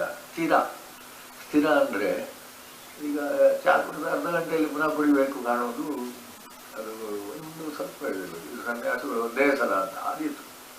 ನಮಗೆ ಸಾಮಾನ್ಯ 2 ಸಲ 3 ಸಲ 2 ಸಲ ಅದು ಕೂಡ ಅಂತೂ ಅದು ಒಮ್ಮೆ ತಿಂದ ಮೇಲೆ ಮತ್ತೆ ಮಧ್ಯದಲ್ಲಿ ತಿನ್ನಬಾರ್ದು, ತಿನ್ನಬೇಕು ಅಂತ ಕಾಣಬಾರ್ದು. ಇದೆಲ್ಲ ನಾವು ಐರೋಪ್ಯರ ಆಗಮನದ ನಂತರ ಬಿಟ್ಟದ್ದು ಇಲ್ಲ. ಮೊದಲು ಮಗುವಿಗೂ ಕೂಡ ಗಂಜಿ ಹಾಕುವುದು ಎಲ್ಲರೂ ಬರದೇ ಆಗ್ತಿರ್ಲಿಲ್ಲ. ಮಗುವಿಗೆ ಕೂಗಿದ್ರು, ಅಡಿ ಎಲ್ಲರೂ ಬರಲಿ ಒಟ್ಟಿಗೆ ಕೂತ್ಕೊಂಡು ಊಟ ಮಾಡೋದು ಅಂತ ನೋಡಿದ ನೆನಪಾದ್ರೂ ಇರ್ಬೋದು. ನಾನೆಲ್ಲ ಪ್ರವಚನದಲ್ಲಿ ಹೇಳುವಂತ, ಮೊದಲು ಮಕ್ಕಳು ಕೂಗ್ತಾರೆ ಅಂದ್ರೆ ಅದಕ್ಕೆ ಊಟ ಬೇಕು ಅಂತ ಅರ್ಥ. ಇದ್ರ ಮಕ್ಕಳು ಕೂಗ್ತಾರೆ ಅಂತ ಹೇಳಿದ್ರೆ ತಾಯಿ ಊಟ ಮಾಡಿಸ್ತಾರೆ ಅಂತ, ಬೇಡವೇ ಬೇಡ ಅಂತ ಅದು ಕೂಗುದು, ಇವ್ರು ತಿನ್ಬೇಕು ಅಂತ ಅಲ್ವಾ. ಇದು ಎಷ್ಟು ನಾವು ಶಾಸ್ತ್ರವನ್ನು ದೂರ ಮಾಡಿಕೊಂಡು ಹೋಗಿದ್ದೇವೆ ಅಂದರೆ, ಊಟ ಮಾಡೋದಕ್ಕೆ ಯಾಕೆ ಕೂಗಬೇಕು? ಹಾಗಾದ್ರೆ ಅದು ಯಾಕೆ? ಅದು ನಿಯಮಕ್ಕೆ. ಆ ಮಗುವಿಗೆ ಹಸುವಾದ ಗುಳ್ಳೆ ಯಾಕೆ ಕೊಡೋದಿಲ್ಲ ನೀನು? ಈಗ ಕೊಡದಿದ್ರೆ ನೀವು ಜೋರು ಮಾಡೋದಿಲ್ಲ. ಒಂದು ಕಾಲದಲ್ಲಿ ಅದಿಲ್ಲ, ಯಾಕಂದ್ರೆ ನಿಯಮ ಕಲಿಬೇಕು. ಎಷ್ಟು ಏನು ಊಟ ಅಪ್ಪ ಬಂದ ಮೇಲೆ ಜೋಡಿಸಿದ ಮನೆಯಲ್ಲ ಹೇಳ್ತಿದ್ವಿ, ಇವರು ಭುವನೇಶ್ವರವರೆಲ್ಲ ಅವ್ರು ಬರುವಾಗ ಸೈಕಲ್ನಲ್ಲಿ 9 ಗಂಟೆ ರಾತ್ರಿ ಊಟ ಅವರು ಬರೋದೇ ಮಾಡೋದಿಲ್ಲ. ದೇವಕ್ಕೂ ನಿದ್ದೆ ಮಾಡೋದೇನಿದ್ರು ಮತ್ತೆ ಅಭ್ಯಾಸ ಆಗಿದೆ. ಆ ನಿಯಮ ಒಳ್ಳೇದಲ್ವ? ನಾವು ನೆನಪು ಮಾಡಿಕೊಳ್ಳೋದು ಯಾಕೆಂದ್ರೆ ಒಳ್ಳೇದು. ಈಗ ಬಿಟ್ಟಿದ್ದೇವೆ, ಈಗ ಏನ್ ಮಾಡುದು? ಈಗ ಪುನಃ ಅದು ಸಾಧ್ಯ. ಆದ್ರೂ ನಾವು ನಿಯಮವನ್ನು ಮಾಡಬೇಕು. ಅದು ಸ್ಥಿರ ಅಂತ. ಒಮ್ಮೆ ಊಟ ಮಾಡಿದ ಒಳ್ಳೆ ಪುನಃ ಒಮ್ಮೆ ತಿನ್ನುವುದು ಅಂತ ಹೇಳುವ ಸ್ಥಿತಿ ಬರಬಾರ್ದು. ನಾವು ಯೋಚನೆ ಮಾಡುದಿಲ್ಲ, ತಂದು ಗಂಟೆ ಆಯ್ತು ಕುಡಿಯುವ, ಗಂಟೆಗೊಮ್ಮೆ ಚಹಾ ಕುಡಿಯೋರು ಇದೆ. ಯಾವುದೇ ಅಲ್ಲಿ ಸಿಗ್ತಾನೆ ಅಂತೂ ಮಾಡಬಾರ್ದು. ಹೃದಯ ಅವನಿಗೆ ಸಂತೋಷ ಆಗಬೇಕು. ಒಟ್ಟದ್ದಕ್ಕೆ ಒತ್ತಾಯಕ್ಕೆ ಇದು ಮಾಡುವುದು ಅಲ್ಲ, ಅದು ಸಾತ್ವಿಕ. ಇನ್ನು ಅದನ್ನು ಬೆಳೆಸ್ಬೋದು ನಾವು. ಅದನ್ನು ಹೇಳೋದು. ಇನ್ನು ಎರಡನೇದು ಕಟು, ಜೋರು ಖಾರ ಆಗಬೇಕು. ನಮ್ಮಲ್ಲಿ ಮೆಣಸು ಇಲ್ಲದೆ ಅವರು ಮೆಣಸು ಕಾಯಿಸಿದಿಲ್ಲದೆ ಅವರಿಗೆ ಅಭ್ಯಾಸ ಆಗಿದೆ, ನಮಗೆ ಆಗ್ಲಿಕ್ಕಿಲ್ಲ. ಅದು ಅಭ್ಯಾಸ. ಕೆಲವರು ಈರುಳ್ಳಿ ಮೆಣಸು ಅದಿಲ್ಲದೆ ಊಟ ಮಾಡೋದಿಲ್ಲ. ಅವರು ಪ್ರಾದೇಶಿಕ ಇರ್ತದೆ. ಹೌದು, ಪ್ರಾದೇಶಿಕ ಬಿಟ್ಟು ನಾನು ಹೇಳುದು ಅಲ್ಲ. ಅದು ಇಷ್ಟ ಆಗ್ಲಿಕ್ಕೆ ಕಾರಣ ಅವರಲ್ಲಿ ರಾಜಸ ಗುಣ. ಸಾಮಾನ್ಯ ಕೆಲಸ ಮಾಡುವವರಿಗೆ ಉಪ್ಪು ಖಾರ ಹೆಚ್ಚು. ನಮ್ಮಲ್ಲಿ ಹಿಂದೆ ಇದು ಕಡಿಮೆ ಇರುವಾಗ ಬ್ರಾಹ್ಮಣರ ಊಟ ಆದ್ಮೇಲೆ ಅದಕ್ಕೆ ಉಪ್ಪು ಮೆಣಸು ಮಾಡಿ. ಹೌದು, ಯಾಕೆಂದ್ರೆ ಅವರಿಗೆ ಕಡಿಮೆ ಆಗಿದ್ರೆ ಆಗುದಿಲ್ಲ. ನೆಂಚಿನ ಅವ್ರು ತಮಾಷೆ ಮತ್ತೆ ಮತ್ತೆ ಚೇಷ್ಟೆ ಮಾಡಿದ್ರು. ಆನೆಯನ್ನ ಕುಡಿಯ ಬುದ್ಧಿ ಆಗುದು ಅಂತ ಬಾರಿ ಹೋಗ್ತಾರೆ. ಅಲ್ಲಿ ಅವರು ರಾಜಸರು ಅಂತ ಅವರಿಗೆ ನಾವು ತಾಮಸ ಸಾತ್ವಿಕ ಗುಣದ್ದು ಕೊಡಬೇಕು ಅಂತಿಲ್ಲ. ನಮ್ಮ ಮನೆಗೆ ಬಂದು ಹೊರಗಿನವರು ಬರುವಾಗ ಉಪ್ಪು ಸ್ವಲ್ಪ ಮೆಣಸು ಹೆಚ್ಚು ಅಥವಾ ಉಪ್ಪಿನಕಾಯಿ ಸ್ವಲ್ಪ ಹೆಚ್ಚು ಹಾಕಿದ್ರೆ ಏನು ತಪ್ಪೇನಿಲ್ಲ. ನಾವು ತಿನ್ನುವುದನ್ನು ಬಿಟ್ಟರೆ ತಪ್ಪೇನಿಲ್ಲ. ಹಾಗೆ 2 ಕಟ್ಟು ಹೆಚ್ಚು ಬಿಸಿ ಆಗಬೇಕು. ನನಗಂತೂ ಚಾ ಕುಡಿಯೋ ಅಭ್ಯಾಸ ಇಲ್ಲ. ಕೆಲವರಿಗೆ ಅದು ಎಷ್ಟು ಬಿಸಿ ಆಯಿತು ಹೌದು ಅಷ್ಟು ಕೃಷ್ಣ. ಆಮೇಲೆ ತೀಕ್ಷ್ಣ ಅಂದರೆ ವಾಯುವಿಗೆ ಬರ್ತದೆ, ಆದರೆ ಅವರಿಗೆ ಅದು ಇದಾಗ್ತದೆ, ಇಷ್ಟ ಆಗ್ತದೆ. ತೀಕ್ಷ್ಣ, ರೂಕ್ಷ ಅಂತ ಉಂಟು. ರೂಕ್ಷ ಅಂದರೆ ಒಣಗಿ ಸರಿ ರೊಟ್ಟಿಯನ್ನು ಕಾಯಿಸಿ ಎಂಥದ್ದು ಕರಿ ಎಂಥದ್ದು ಅಲ್ಲ ಅದು ಆಗ್ಬೋದು. ಮತ್ತೆ ಎಣ್ಣೆಯಲ್ಲಿ ಕರೆದದ್ದೆಲ್ಲ ಅದು ಯಾವುದು ರೂಕ್ಷ ರೂಕ್ಷ ಅದು ಸರಿ. ಈ ಜಿಲೇಬಿ ಅಂತದ್ದಷ್ಟು ಇದಲ್ಲ, ಈ ಚಕ್ಕುಲಿ ಅಂತದ್ದು ಗಟ್ಟಿ ಆದರೆ ಬಹಳ ಒಳ್ಳೆಯದು, ಅಲ್ಲಿಗೆ ವ್ಯಾಯಾಮ ಆಗ್ತದೆ ಅಂದರೆ ಗಟ್ಟಿ ಬಹಳ ಇದು ರೂಕ್ಷ. ಮತ್ತೆ ವಿದಾಹಿನ ಅಂದರೆ ಕೆಲವು ಆಹಾರ ತಿಂದರೆ ಎಡೆ ಸುಟ್ಟಾಗಿ ಬರ್ತದೆ, ಎಡೆಯಲ್ಲಿ ಉಳಿ ಬರ್ತದೆ, ಆದರೂ ಅವರಿಗೆ ಅದು ಇಷ್ಟ. ಬಹುಶಃ ಕುಡಿಯೋರಿಗೆ ಅದೆಲ್ಲ ತುಂಬ ತಾಪತ್ರಯ ಉಂಟು, ಆದರೆ ಅದು ಇಲ್ಲದೆ ಆಗುದಿಲ್ಲ. ಇದು ರಾಜಸ. ಮತ್ತೆ ನಾವು ತಾಮಸಕ್ಕೆ ಹೋಗುವ ರಾಜಸ್ಯ ಶ್ರೇಷ್ಠ. ಅದರಿಂದ ಏನಾಗ್ತದೆ, ದುಃಖ ಆಗ್ತದೆ. ಹೆಚ್ಚು ತಿನ್ನುವುದರಿಂದ ಸಮಸ್ಯೆ ಇದಾಗ್ತದೆ, ಆರೋಗ್ಯ ಕೆಡ್ತದೆ, ದುರ್ಬಲನಾಗ್ತಾನೆ, ಈಗ ಬೊಜ್ಜು ಬೆಳೀತದೆ. ಅದು ಹೆಚ್ಚಲ್ಲ ಈಗ ದೇಹದ ಇದು ಸ್ಥಿತಿ ಆಗ್ತದೆ. ಇನ್ನು ಈ ತಾಮಸರಿಗೆ ಏನು ಅಂತ ಹೇಳಿದ್ರೆ ಯಾತಯಾಮಂ, ಎಷ್ಟು ಹಳಸಿದ್ರೂ ಆಗ್ತದೆ, ಕೊಳೆತದ್ದು ಆಗ್ತದೆ, ಎಂಥದ್ದು ಆಗ್ತದೆ. ಅದು ಗತರಸ. ನಮ್ಮಲ್ಲಿ ಮಧ್ಯಾಹ್ನ ಅಡುಗೆ ಮಾಡಿದ್ದನ್ನು ಇತ್ತೀಚೆಗೆ ನಾವು ಸಂಜೆಗೆ ತಿಂತಿರ್ಲಿಲ್ಲ, ಈಗ ಅದು ಬಿಟ್ಟೇ ಹೋಗಿದೆ. ಅದು ಫ್ರಿಜ್ಜಿನಲ್ಲಿ ಇಡುವಂಥದ್ದು ಬಹಳ ಉಂಟು, ಆದರೆ ಅದು ತಾಮಸವೇ ಹೇಳ್ತಾರೆ. ಅದು ನಮಗೀಗ ಅಭ್ಯಾಸ ಆಗಿದೆ. ಮತ್ತೆ ನಮ್ಮ ಬೆಳಿಗ್ಗೆ ಎದ್ದು ರಾತ್ರಿವರೆಗೆ ಇರ್ತಾರೆ. ಅಲ್ಲ, ಬೆಳಿಗ್ಗೆ ಎಲ್ಲ 4 ದಿವಸಕ್ಕೂ ನಮ್ಮ ಈ ಪೊಲ್ಯೂಷನ್ ಹೇಳ್ತಾನೆ, ಫ್ರಿಡ್ಜ್ ಇಟ್ಟುಕೊಂಡದ್ರಿಂದಲೇ ನಮ್ಮ ಇದು ಪೊಲ್ಯೂಷನ್ ಆಯಿತು ಅಂತ ಹೇಳ್ತಾರೆ. ನಾವು ಯಾಕೆ ಆದರೆ ನಮಗೆ ಬಿಡ್ಲಿಕ್ಕಾಗೋದಿಲ್ಲ, ಯಾಕಂದರೆ ನಾವು ಪ್ರವಾಹದಲ್ಲಿ ಹರಿದು ಹೋಗ್ತಾ ಇರ್ತೇವೆ. ಯಾರನ್ನು ಅದು ಇಡಬೇಡ ಅಂತ ಹೇಳಿದ್ರೆ ಕೇಳಲಿಕ್ಕೂ ಇಲ್ಲ. ನಾವು ಮನೆಯಲ್ಲಿ ಜಗಳ ಮಾಡ್ತಾ ಇರಬೇಕಾಗಿತ್ತು, ನಾನು ಬೇಡ ಹೇಳೋದು, ಅವ್ರು ಕೊಂಡೋಗಿ ಇಡೋದು, ಹೀಗೆಲ್ಲ ಆಗಿತ್ತು. ಯಾಕೆಂದರೆ ಅರ್ಥ ಮಾಡಿಕೊಳ್ಳಲಿಕ್ಕೆ ಆಗುವುದಿಲ್ಲ. ನಾವು ಅರ್ಥ ಮಾಡಿಕೊಳ್ಳಬೇಕು. ಫ್ರಿಡ್ಜ್ ಇಲ್ಲದೇ ಇರ್ಬೋದು, ಅಥವಾ ಎಂಥದ್ದು ಇಲ್ಲ. ಈಗ ಫ್ಯಾನ್ ಇಲ್ಲದೇ ಇರ್ಬೋದು, ಇಲ್ಲಿ ಸಾಧ್ಯ ಇಲ್ಲ. ನಮ್ಮ ಹಳೆಯ ಮನೆಯಲ್ಲಿ ಫ್ಯಾನ್ ಬೇಕಿತ್ತು. ನಾವು ಹೀಗೆ ಮನೆ ಕಟ್ಟಿದ ಮೇಲೆ ಫ್ಯಾನ್ ಇಲ್ಲದೆ ಆಗ್ತದೆ. ಫ್ಯಾನ್ ಇದ್ದ ಕೂಡಲೇ ಕರೆಂಟ್ ಇದೆಲ್ಲ ನಮ್ಮದು ಇದರಲ್ಲಿ ನಾವು ಸಹಜತೆಗೆ ಹೋಗ್ತೀವಿ. ಮನೆ ಎದುರಿಗೆ ಮೊದಲ ಚಪ್ಪರ ಹಾಕುವಾಗ ಅಲ್ಲಿ ಏನು ತೊಂದರೆ ಇರಲಿಲ್ಲ, ಹೆದರಿಕೆ ಇರಲಿಲ್ಲ. ರಾತ್ರಿ ಕೂಡ ಚಪ್ಪರದಲ್ಲಿ ಚಾಪೆ ಹಾಕಿ ಒಲಗ್ತಿತ್ತು, ನೆಲದಲ್ಲಿ ಒಲಗ್ತಿತ್ತು. ಅದು ಹಾವು ಬರ್ತದೆ ಅಂತ ಒಂದು ಎಲ್ಲಿತ್ತು ಅಂತ ಹೇಳ್ತಾರೆ. ಅದು ಬಿಟ್ಟರೆ ವಿಚಾರದಲ್ಲಿ ಬಿಟ್ಟಿರಲಿಲ್ಲ. ಅದನ್ನು ಬಿಟ್ಟರೆ ನಾವು ಕೃತಕ ಹೋದಷ್ಟಕ್ಕೆ ಅದು ಇದಕ್ಕೆ ಆದಾಯ ಕೂತಿ ಅದಕ್ಕೆ ವಾಸನೆ ಬರ್ತದೆ. ಹಳಸಿದೆ ತಿಂತಾರೆ. ಒಂದು ಕಾಲದಲ್ಲಿ ಹಳಸಿದ್ದನ್ನು ತಿಂತಿದ್ವಿ, ಯಾಕಂದರೆ ಬೇರೆ ಇಲ್ಲ. ಈ ಹಸಿದಿರುವುದಕ್ಕಿಂತ ಹಳಸಿದ್ದು ಹಿಂದಿನ ಇದನ್ನು ತಿಂತಿದ್ವಿ. ಆದರೆ ಈಗ ಯಾಕೆ ಮಾಡಬೇಕು ಹಾಗೆ ಅಂತ ಹೇಳಿದರೆ ಅದು ಅಭ್ಯಾಸ ಆಯಿತು. ತಾಮಸ ಪರಿವಿಷ್ಟ ಮತ್ತು ಉಚ್ಚಿಷ್ಟ. ಅದೇ ನಾವು ಒಂದು ಹೊರಗರು ಅಂತ ಹೇಳುವಲ್ಲಿ ಇಲ್ಲಿ ತಾಮಸ ಗುಣ ಪ್ರಧಾನ ಅಂತ ಅಷ್ಟೇ ಅರ್ಥ. ಅವ್ರದ್ದು ಮೇಲೆ ಕೆಳಗೆ ಅಂತಲ್ಲ. ಅದನ್ನು ಈಗ ನಾವು ಮಾತಾಡೋದೇ ನಾವು ಸಿಕ್ಕಿ ಬೀಳ್ತೇವೆ. ಅವರಿಗೆ ಅದೇ ಅಂತ ಹೇಳಿದರೆ ಅದನ್ನು ಮಾತ್ರ ನಮ್ಮ ಗದ್ದೆಯಲ್ಲೇ ದೇವಸ್ಥಾನದಲ್ಲಿದ್ದರು ಬಹಳ ಅದಕ್ಕೆ ನಿಯಮ ಇತ್ತು. ಯಾರೂ ಎಲೆಯನ್ನು ತಂದಾಗ ತಿಂತಿರ್ಲಿಲ್ಲ. ಒಂದು ಮುದುಕಿಯಲ್ಲಿ 2-3 ತಂಡ ಮಾಡಿ ಅದನ್ನು ಒಟ್ಟು ಮಾಡಬೇಕು, ಎಲ್ಲ ಒಟ್ಟು ಮಾಡಿ ತಿನ್ನೋದು.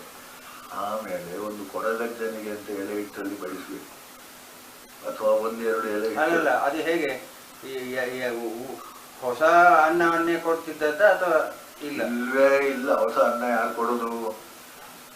ಎಂಜಲೆಲೆ ಇದು ಏನು ಈಗ 30 ವರ್ಷ ಗವರ್ಮೆಂಟ್ ಬಂದು ಗಲಾಟೆ ಮಾಡುವವರಿಗೆ ಅದು ಇಲ್ಲದು. ಅದಕ್ಕೆ ಕಾಯ್ತಿದ್ರು. ಅದು ನಮ್ಮ ಸಾಂತೂನಲ್ಲಿ ನಮಗೆ ಅದೊಂದು ದೊಡ್ಡ ಕೊರಗರಿದ್ದು ದೇವಸ್ಥಾನದ ಹತ್ರ ನಮ್ಮನೆ ಅದು ಸಿಕ್ಕಿದ್ದದ್ದು ಬಹಳ ಕಡಿಮೆ. ಮತ್ತೆ ಅದು ಅಲ್ಲಿ ಅಂದರೆ ಬಿಡ್ತಿದ್ರು ಮಾತ್ರ. ಬ್ರಾಹ್ಮಣರಿಗೆ ಅದೊಂದು ಅಭ್ಯಾಸ ಇತ್ತು. ಅದು ಮತ್ತೆ ಅವ್ರು ಕೆಲವರು ಅದನ್ನೇ ಮಾಡಿದ್ರು. ಈಗೇನು 50 ವರ್ಷದ ಮೊದಲು ಶುರುವಾದ ನಿರ್ಮಾಣದಲ್ಲ, ಎದೆಲೆಲೆ ಹಾಕಬೇಡಿ ಅವರಿಗೆ ಬಳಸಿ ಇತ್ಯಾದಿಗಳೆಲ್ಲ. ಅದು ಏನೋ ನನಗೆ ಗೊತ್ತಿಲ್ಲ. ಆ ರೂಢಿಯಲ್ಲಿ ಇದ್ದಾಗ ಅದು ತಾಮಸ ಗುಣದವರಿಗೆ ಅವರಿಗೆ ಬಹಳ ಇಷ್ಟ. ದೇವರಲ್ಲಿ ಅವರಲ್ಲಿ 100 ವರ್ಷ ಬದುಕಿದವರು ನಮ್ಮಲ್ಲಿ ಬದುಕಿದರು. ಎಂಜಲೆಲೆ ಎಂದು ತಿಂದೇ ಬದುಕಿದವರು ನಮ್ಮಲ್ಲಿ ಬದುಕಿದ್ದಾರೆ. ಅವರದನ್ನು ಮಾಡಿ ಎಲ್ಲ ಒಟ್ಟು ಮಾಡಿ ಎಲ್ಲ ಸಿಹಿಯಾಗಿ ಅದನ್ನು ಪಾಲು ಮಾಡಿ ಎಷ್ಟು ಜನಕ್ಕೆ ಅಂತ ಎಲೆ ಹಾಕಿ ಎಲೆ ಅದೇ ನಮ್ಮ ಗದ್ದೆಯಲ್ಲೇ ಮಾಡ್ತಿದ್ರು. ನಾನು ಸಾಧಾರಣ 10-20 ವರ್ಷವರೆಗೆ ಅದು ಇತ್ತು. ಆಮೇಲೆ ಇಲ್ಲ, ದೊಡ್ಡ ಗುದ್ದು ಎಲ್ಲ ಅಲ್ಲಿ ರಾತ್ರಿ ನಮಗೆ ಉತ್ಸವದ ಮೇಲೆ ದೇವಸ್ಥಾನ ನಮ್ಮ ಮನೆ ಜಾಗದಲ್ಲಿ ಅಲ್ಲಿತ್ತು. ಈಗ ಇದಿಲ್ಲ. ಅದನ್ನು ಕೊರಗಜ್ಜನಿಗೆ ಒಂದು ಕೊಟ್ಟು ಮತ್ತೆ ಅಲ್ಲಿ ಇಟ್ಟು ಅದನ್ನು ಮತ್ತೇನು ಮಾಡ್ತಿದ್ರು ನನಗೆ ಸರಿ ಗೊತ್ತಿಲ್ಲ. ಯಾರಾದರೂ ಅವರಿಗೆ ಹೊರಗಡೆ ಬರ್ತದೆ, ಅಲ್ಲಿ ಹೋಗಿ ಎಂಜಲೆಲ್ಲ ತೆಗೆದುಕೊಳ್ಳಿಕ್ಕಿಲ್ಲ ಅವನಿಗೆ, ಇವಾಗ ಕೊಟ್ಟರೆ ಮಾತ್ರ. ದೇವಸ್ಥಾನದಲ್ಲಿ ಎಂಜಲೆಲೆ ಹಾಕುವಲ್ಲಿ ಬೇರೆಯವ ಅಜಲುವಿನವರಿಗೆ ಮಾತ್ರ. ಆ ಅಜಲು ಎಂಬುದು ಈಗ ಏನೇನೋ ಹೇಳಿದ್ರು, ಜಾನಪದ ಇವರೆಲ್ಲ ಹೇಳ್ತಾರಲ್ಲ, ಆ ಅಜಲು ಎಂಬುದು ಅದ್ಭುತವಾಗಿ ಬರವಾಯಿತು. ಅವರಿಗೆ ಏನು ಆಗುತ್ತಿರಲಿಲ್ಲ, ಅವರ ಗುಣವೇ ತಾಮಸ, ಅವರ ಜನ್ಮವೇ ತಾಮಸ. ಹೀಗೆ ಹೇಳಿದ್ರೆ ನಾವು ಅದು ನಮ್ಮ ಈ ಸಮಾನತೆ. ಹಾಗಾದ್ರೆ ಅದನ್ನು ನಾವು ಬದಲಾಯಿಸಲಿಕ್ಕೆ ಹೋದರೆ ಬಹಳ ಕಷ್ಟ. ಖಾರ ತಿನ್ನುವವನನ್ನು ತಿನ್ನಲೇಬೇಡ ಅಂತ ಹೇಳಬೇಡ. ಅದು ಯಾವುದರಿಂದ ಅವನಿಗೆ ಅದು ಬಂತು? ಅವನನ್ನು ನಿಧಾನ ಬದಲಾಯಿಸಲಿಕ್ಕೆ ಹೇಳ್ಬೋದು. ಖಾರ ಹೆಚ್ಚು ತಿನ್ನಬೇಡ ಮಾಡ ಹೇಳ್ಬೋದು.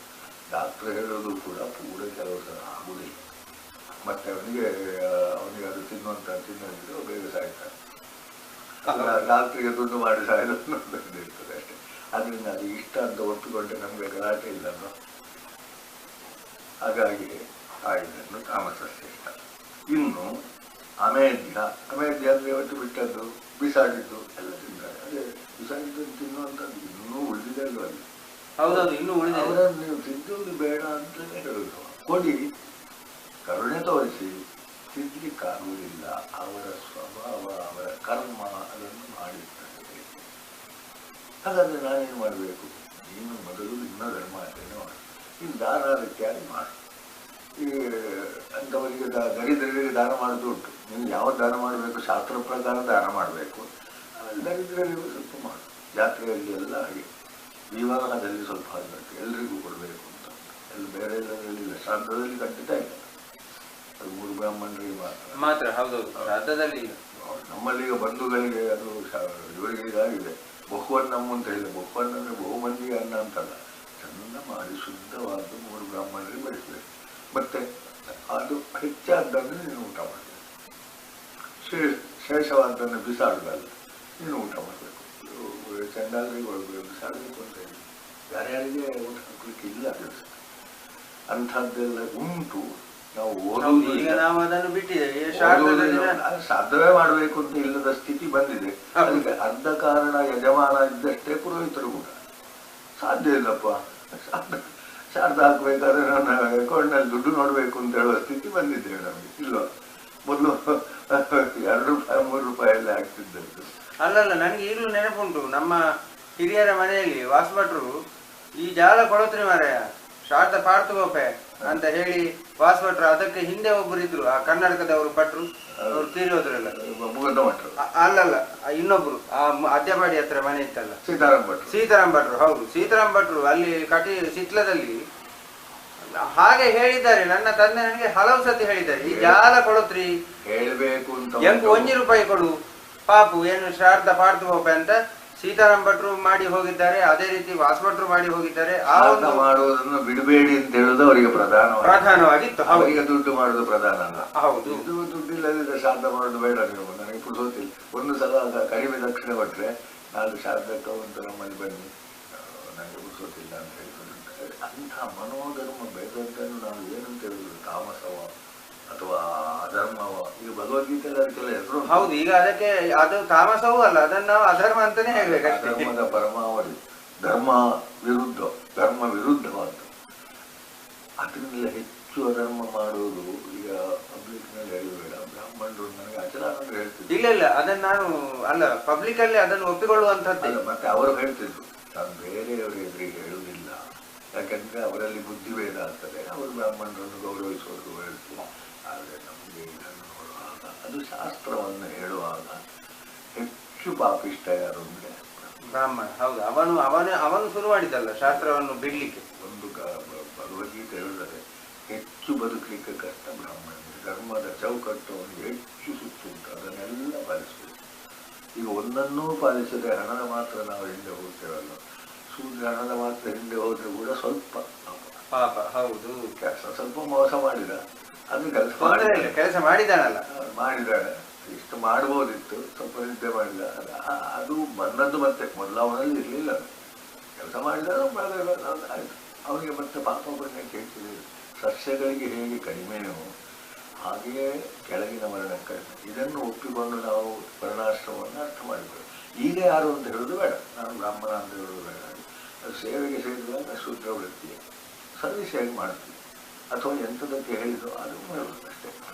4 ವೃತ್ತಿಯೂ ನಮ್ಮಲ್ಲಿ ಈಗ ವೃತ್ತಿಯನ್ನು ನಾವು ಗುರುತಿಸಬೇಕು. ನಾನು ಇಂಥವ ಅಂತ ಗುರುತಿಸಿಕೊಳ್ಳುವುದು ಬೇಡ. ಬ್ರಾಹ್ಮಣ ಒಂದು ಕಾಲಕ್ಕೆ ಮಂತ್ರಿಯೋ ಮತ್ತೆಂಥದೋ ಆಗುತ್ತಿಲ್ಲದೆ ಇರಲೇ ಇಲ್ಲ. ಅದು ತ್ರೇತಾಯುಗದಲ್ಲಿ ಆಗಲಿಕ್ಕೆ ಶುರು ಮಾಡಿದ ಮೇಲೆ ದ್ರೋಣಾಚಾರ್ಯರು ಸಾಯಲೇಬೇಕು, ಅಶ್ವತ್ಥಾಮ ಕೊಲ್ಲೇಬೇಕು, ಪೆಟ್ಟು ತಿನ್ನಲೇಬೇಕು, ಬ್ರಾಹ್ಮಣರಿಗೆ ಪೆಟ್ಟು ಕೊಡ್ಬೋದು, ಅವನು ಯುದ್ಧ ಕ್ಷೇತ್ರಕ್ಕೆ ಬಂದರೆ ಅವನು ಬಿಡ್ಬೋದಾ? ಅದು ಹಾಗಾದ್ರೆ ವೃತ್ತಿಗೆ ಬಂದ ಅವನ ಬ್ರಾಹ್ಮಣ. ಹಾಗಾದ್ರೆ ಅಲ್ಲಿ ಭೀಷ್ಮ ಮತ್ತೆ ಪರಶುರಾಮರದ್ದು ಯಾವ ರೀತಿಯಲ್ಲಿ ಬರ್ತದೆ? ಪರಶುರಾಮನದ್ದು ಅಹಂಕಾರ ಅಂತ ಹೇಳುದು. ನಾನು ಗುರು ಹೇಳಿದ ಮಾತನ್ನು ನನ್ನ ಭೀಷ್ಮ ಪರಶುರಾಮ ಎರಡೂ ಕೂಡ ನಾನು ಬಹಳ ಚೆನ್ನಾಗಿ ಮಾಡ್ತೇನೆ, ತುಂಬಾ ಜನ ಮೆಟ್ಟಿಲು ಹೇಳಿದ್ದಾರೆ. ಈಗಿನವರೆಲ್ಲ ಏನೇನು ಮಾಡ್ತಾರೆ, ಗುರುವಾಗ್ತೇನೆ ನೀನು ಉಲ್ಲಂಘಿಸರೆ ನಿಮಗೆ ಪಾಪ ಬರ್ತದೆ, ಅಲ್ಲಿಗೆ ಆ ಮಟ್ಟಕ್ಕೆ ಅಲ್ಲ. ಮಟ್ಟಕ್ಕೆ ಅಲ್ಲ ಅಂದ್ರೆ ಅವನಿಗೆ ಹೇಗಾದ್ರೂ ಮಾಡ್ಬೇಕು. ಅವಲ್ಲಿ ಮಾತು ಕೊಟ್ಟು ಬಂದಾನೆ, ನಾನು ಮಾತಾಡಿ ಮಾಡಿಸ್ತೇನೆ ಅಂದ್ರೆ ಕೊಲ್ತೇನೆ ಅಂತ. ಕೊಲ್ಬೇಕಾದ್ರೆ ಅಧರ್ಮ ಇರ್ಬೇಕಲ್ವ? ಹೌದು. ಹಾಗಾದ್ರೆ ಇಲ್ಲಿ ಈ ಅಶ್ವತ್ಥಾಮ ಒಳ್ಳೆ ಹೌದು ಅಲ್ಲ, ಈ ಅಶ್ವತ್ಥಾಮ ಇದರಲ್ಲಿ ಅದೇ ನಮ್ಮ ಅವರ ಧರ್ಮ ಬಿಟ್ಟು, ಹೌದು ಧರ್ಮ ಬಿಟ್ಟವರು, ಕರೆಕ್ಟ್, ಧರ್ಮ ಬಿಟ್ಟವರು ಏನಿಲ್ಲ. ಅದರಲ್ಲಿ ಅವರಿಗೆ ಪೆಟ್ಟು ಹೊಡಿಲಿಕ್ಕಿಂತ ಇಲ್ಲ ಅಂತ ಹೇಳಿದ್ರು. ಬ್ರಾಹ್ಮಣನಿಗೆ ಖಂಡಿತ ಹೊಡಿಲಿಕ್ಕೆ. ಬ್ರಾಹ್ಮಣ ಯುದ್ಧ ಕ್ಷೇತ್ರದ ಮಧ್ಯೆ ಬಂದರೂ ಅವನಿಗೆ ಪೆಟ್ಟು ಯಾರು ಕೊಡುವುದಿಲ್ಲ. ಇವರು ಬಿಲ್ಪಾನ ಇಟ್ಕೊಂಡು ಇದಕ್ಕೆ ಬಂದ ದ್ರೋಣಾಚಾರ್ಯರು ಚಿತ್ರವಾಗಿ ಅದು ದ್ವಾಪರದಲ್ಲಿ ಆದದ್ದು. ಅವರು ಕ್ಷತ್ರಿಯರಿಗೆ ವಿದ್ಯೆ ಕಲಿಸಬೇಕು ವಿನಃ ಮಾಡಬಾರ್ದು. ಪರಶುರಾಮರು ಕ್ಷತ್ರಿಯರಿಗೆ ಕಲಿಸುವುದಿಲ್ಲ ಅಂತಲೂ ಇತ್ತು. ಹೌದು, ಇವರು ಕಲಿಸಬೇಕು. ಮತ್ತೆ ದ್ರುಪದನ ಇದರಿಂದ ದ್ರೋಣರ ದಾರಿ ತಪ್ಪಿದ್ದೇ ದ್ವೇಷಕ್ಕಾಗಿ ತಯಾರು ಮಾಡಿತ್ತು ಇತ್ಯಾದಿ. ಅದು ನಾವು ತಿಳಿಬೇಕು. ಹೀಗಾಗಿ ಪುರಾಣ ಪ್ರಸಂಗಗಳು ಸರಿಯಾಗಿ ತಿಳಿಬೇಕು. ಈಗ ಎಲ್ಲ ಏನೇನು ಮಾಡೋದು. ಅದನ್ನು ಏಕಲವ್ಯನಿಗೆ ಯಾಕೆ ವಿದ್ಯೆ ಕಲಿಸಲಿಲ್ಲ ನನಗೆ ಬರೋ ಬಹಳ ಇದುಂಟು. ಅದನ್ನು ಈಗ ಆಧುನಿಕ ಇದರಲ್ಲಿ ಅದು ಅಪರಾಧ ಅಂತ ಹೇಳ್ತಾರೆ. ನಿನಗೆ ಯಾಕೆ ಆ ವಿದ್ಯೆ? ಹೌದು, ಅವನು ಉಪಯೋಗ ಮಾಡಿದ್ದು ಶಬ್ದವೇದಿಯನ್ನು ನಾಯಿಯ ಪಗಳುಕ್ಕೆ ನಿಲ್ಲಿಸಲಿಕ್ಕೆ. ಅದಾದ್ರೂ ರಗಳೆದ್ದಕ್ಕೆ ಅಂಥವನ ಹತ್ರ ಆ ವಿದ್ಯೆ ಉಂಟು ಅಂತ ಗೊತ್ತಾದ್ರೆ ಕೌರವ ಸಿಕ್ಕಿ ಅವನನ್ನು ಹಿಡ್ಕೊಂಡು ಯಾರ್ಯಾರನ್ನು ಏನೇನು ಮಾಡುದಿಲ್ಲ. ಮತ್ತೆ ಅವನಿಗೆ ಆ ವಿದ್ಯೆಯ ಉಪಯೋಗ ಉಂಟಾ? ಅವನಿಗಿಲ್ಲ. ಅದನ್ನು ಯಾರು ದುರುಪಯೋಗ ಮಾಡದೆ ಕೂತ್ಕೊಳ್ತಾರ? ಹೌದು, ಇನ್ನೊಬ್ಬ ದುರುಪಯೋಗ ಮಾಡಿಕೊಳ್ತಾನೆ. ನಮ್ಮ ಬಡವರ ಮನೆಯಲ್ಲಿ ಬಂಗಾರ ಇರಬಾರ್ದು ಅಂತ ಮೊದಲಿತ್ತು. ಮದುವೆ ಬೇಕಾದ್ರೆ ಇದ್ದವರ ಮನೆಯಿಂದ ತೆರೆದುಕೊಂಡು ಹೋಗಿ ಹಾಕೊಳ್ಳುದು, ಅವರು ಬಂಗಾರ ಮಾಡಿ ಇಟ್ಟುಕೊಳ್ಳಿ ಕೂಡುದಂತಿತ್ತು. ಯಾಕಂದ್ರೆ ರಕ್ಷಣೆ ಇಲ್ಲ ಅದು. ಹಾಗೆ ಒಳ್ಳೆಯ ಸ್ತ್ರೀಯನ್ನು ಇಟ್ಟುಕೊಳ್ಬಾರ್ದು ಇತ್ಯಾದಿ ಎಲ್ಲ ಮಾತುಗಳೆಲ್ಲ. ಅದನ್ನು ಈಗ ನಾವು ಹಾಗೆ ಉಪಯೋಗಿಸ್ಲಿಕ್ಕೆ ಆಗದಿದ್ರು ಆ ವಿಷಯ ಸರಿ ಅಂತ ನೋಡ್ಬೇಕು. ರಕ್ಷಣೆ ಇಲ್ಲ. ನಿನಗೆ ಯಾಕೆ ಆ ವಿದ್ಯೆ?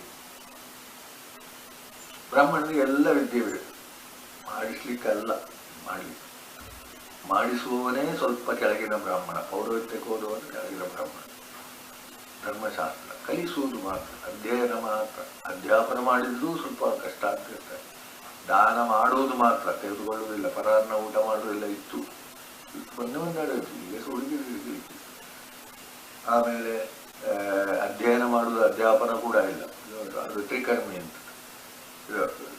ಅಂಥದ್ದೊಂದು ಶುದ್ಧತೆ ಇತ್ತು. ಅಶುದ್ಧ ಆಗ್ತಾ ಆಗ್ತಾ ಹೋದಾಗ ನಮಗೊಂದು ಉದಾಹರಣೆ ಸಿಗ್ತದೆ. ಆಮೇಲೆ ಈಗ ಸಂಪೂರ್ಣ ಪೂರ ಅಶುದ್ಧ. ಅದನ್ನೇ ನಾವು ಈ ಶ್ರದ್ಧಾತ್ರಯದಲ್ಲಿ ಹೇಳುವಂಥದ್ದು. ಈಗ ಯಜ್ಞದ ಬಗ್ಗೆ ಅಪರಾಕಾಂಕ್ಷಿ ಯಜ್ಞ. ಈಗ ನಿತ್ಯ ಕರ್ಮಗಳನ್ನು ಪಂಚಯಜ್ಞ ಅಂತ.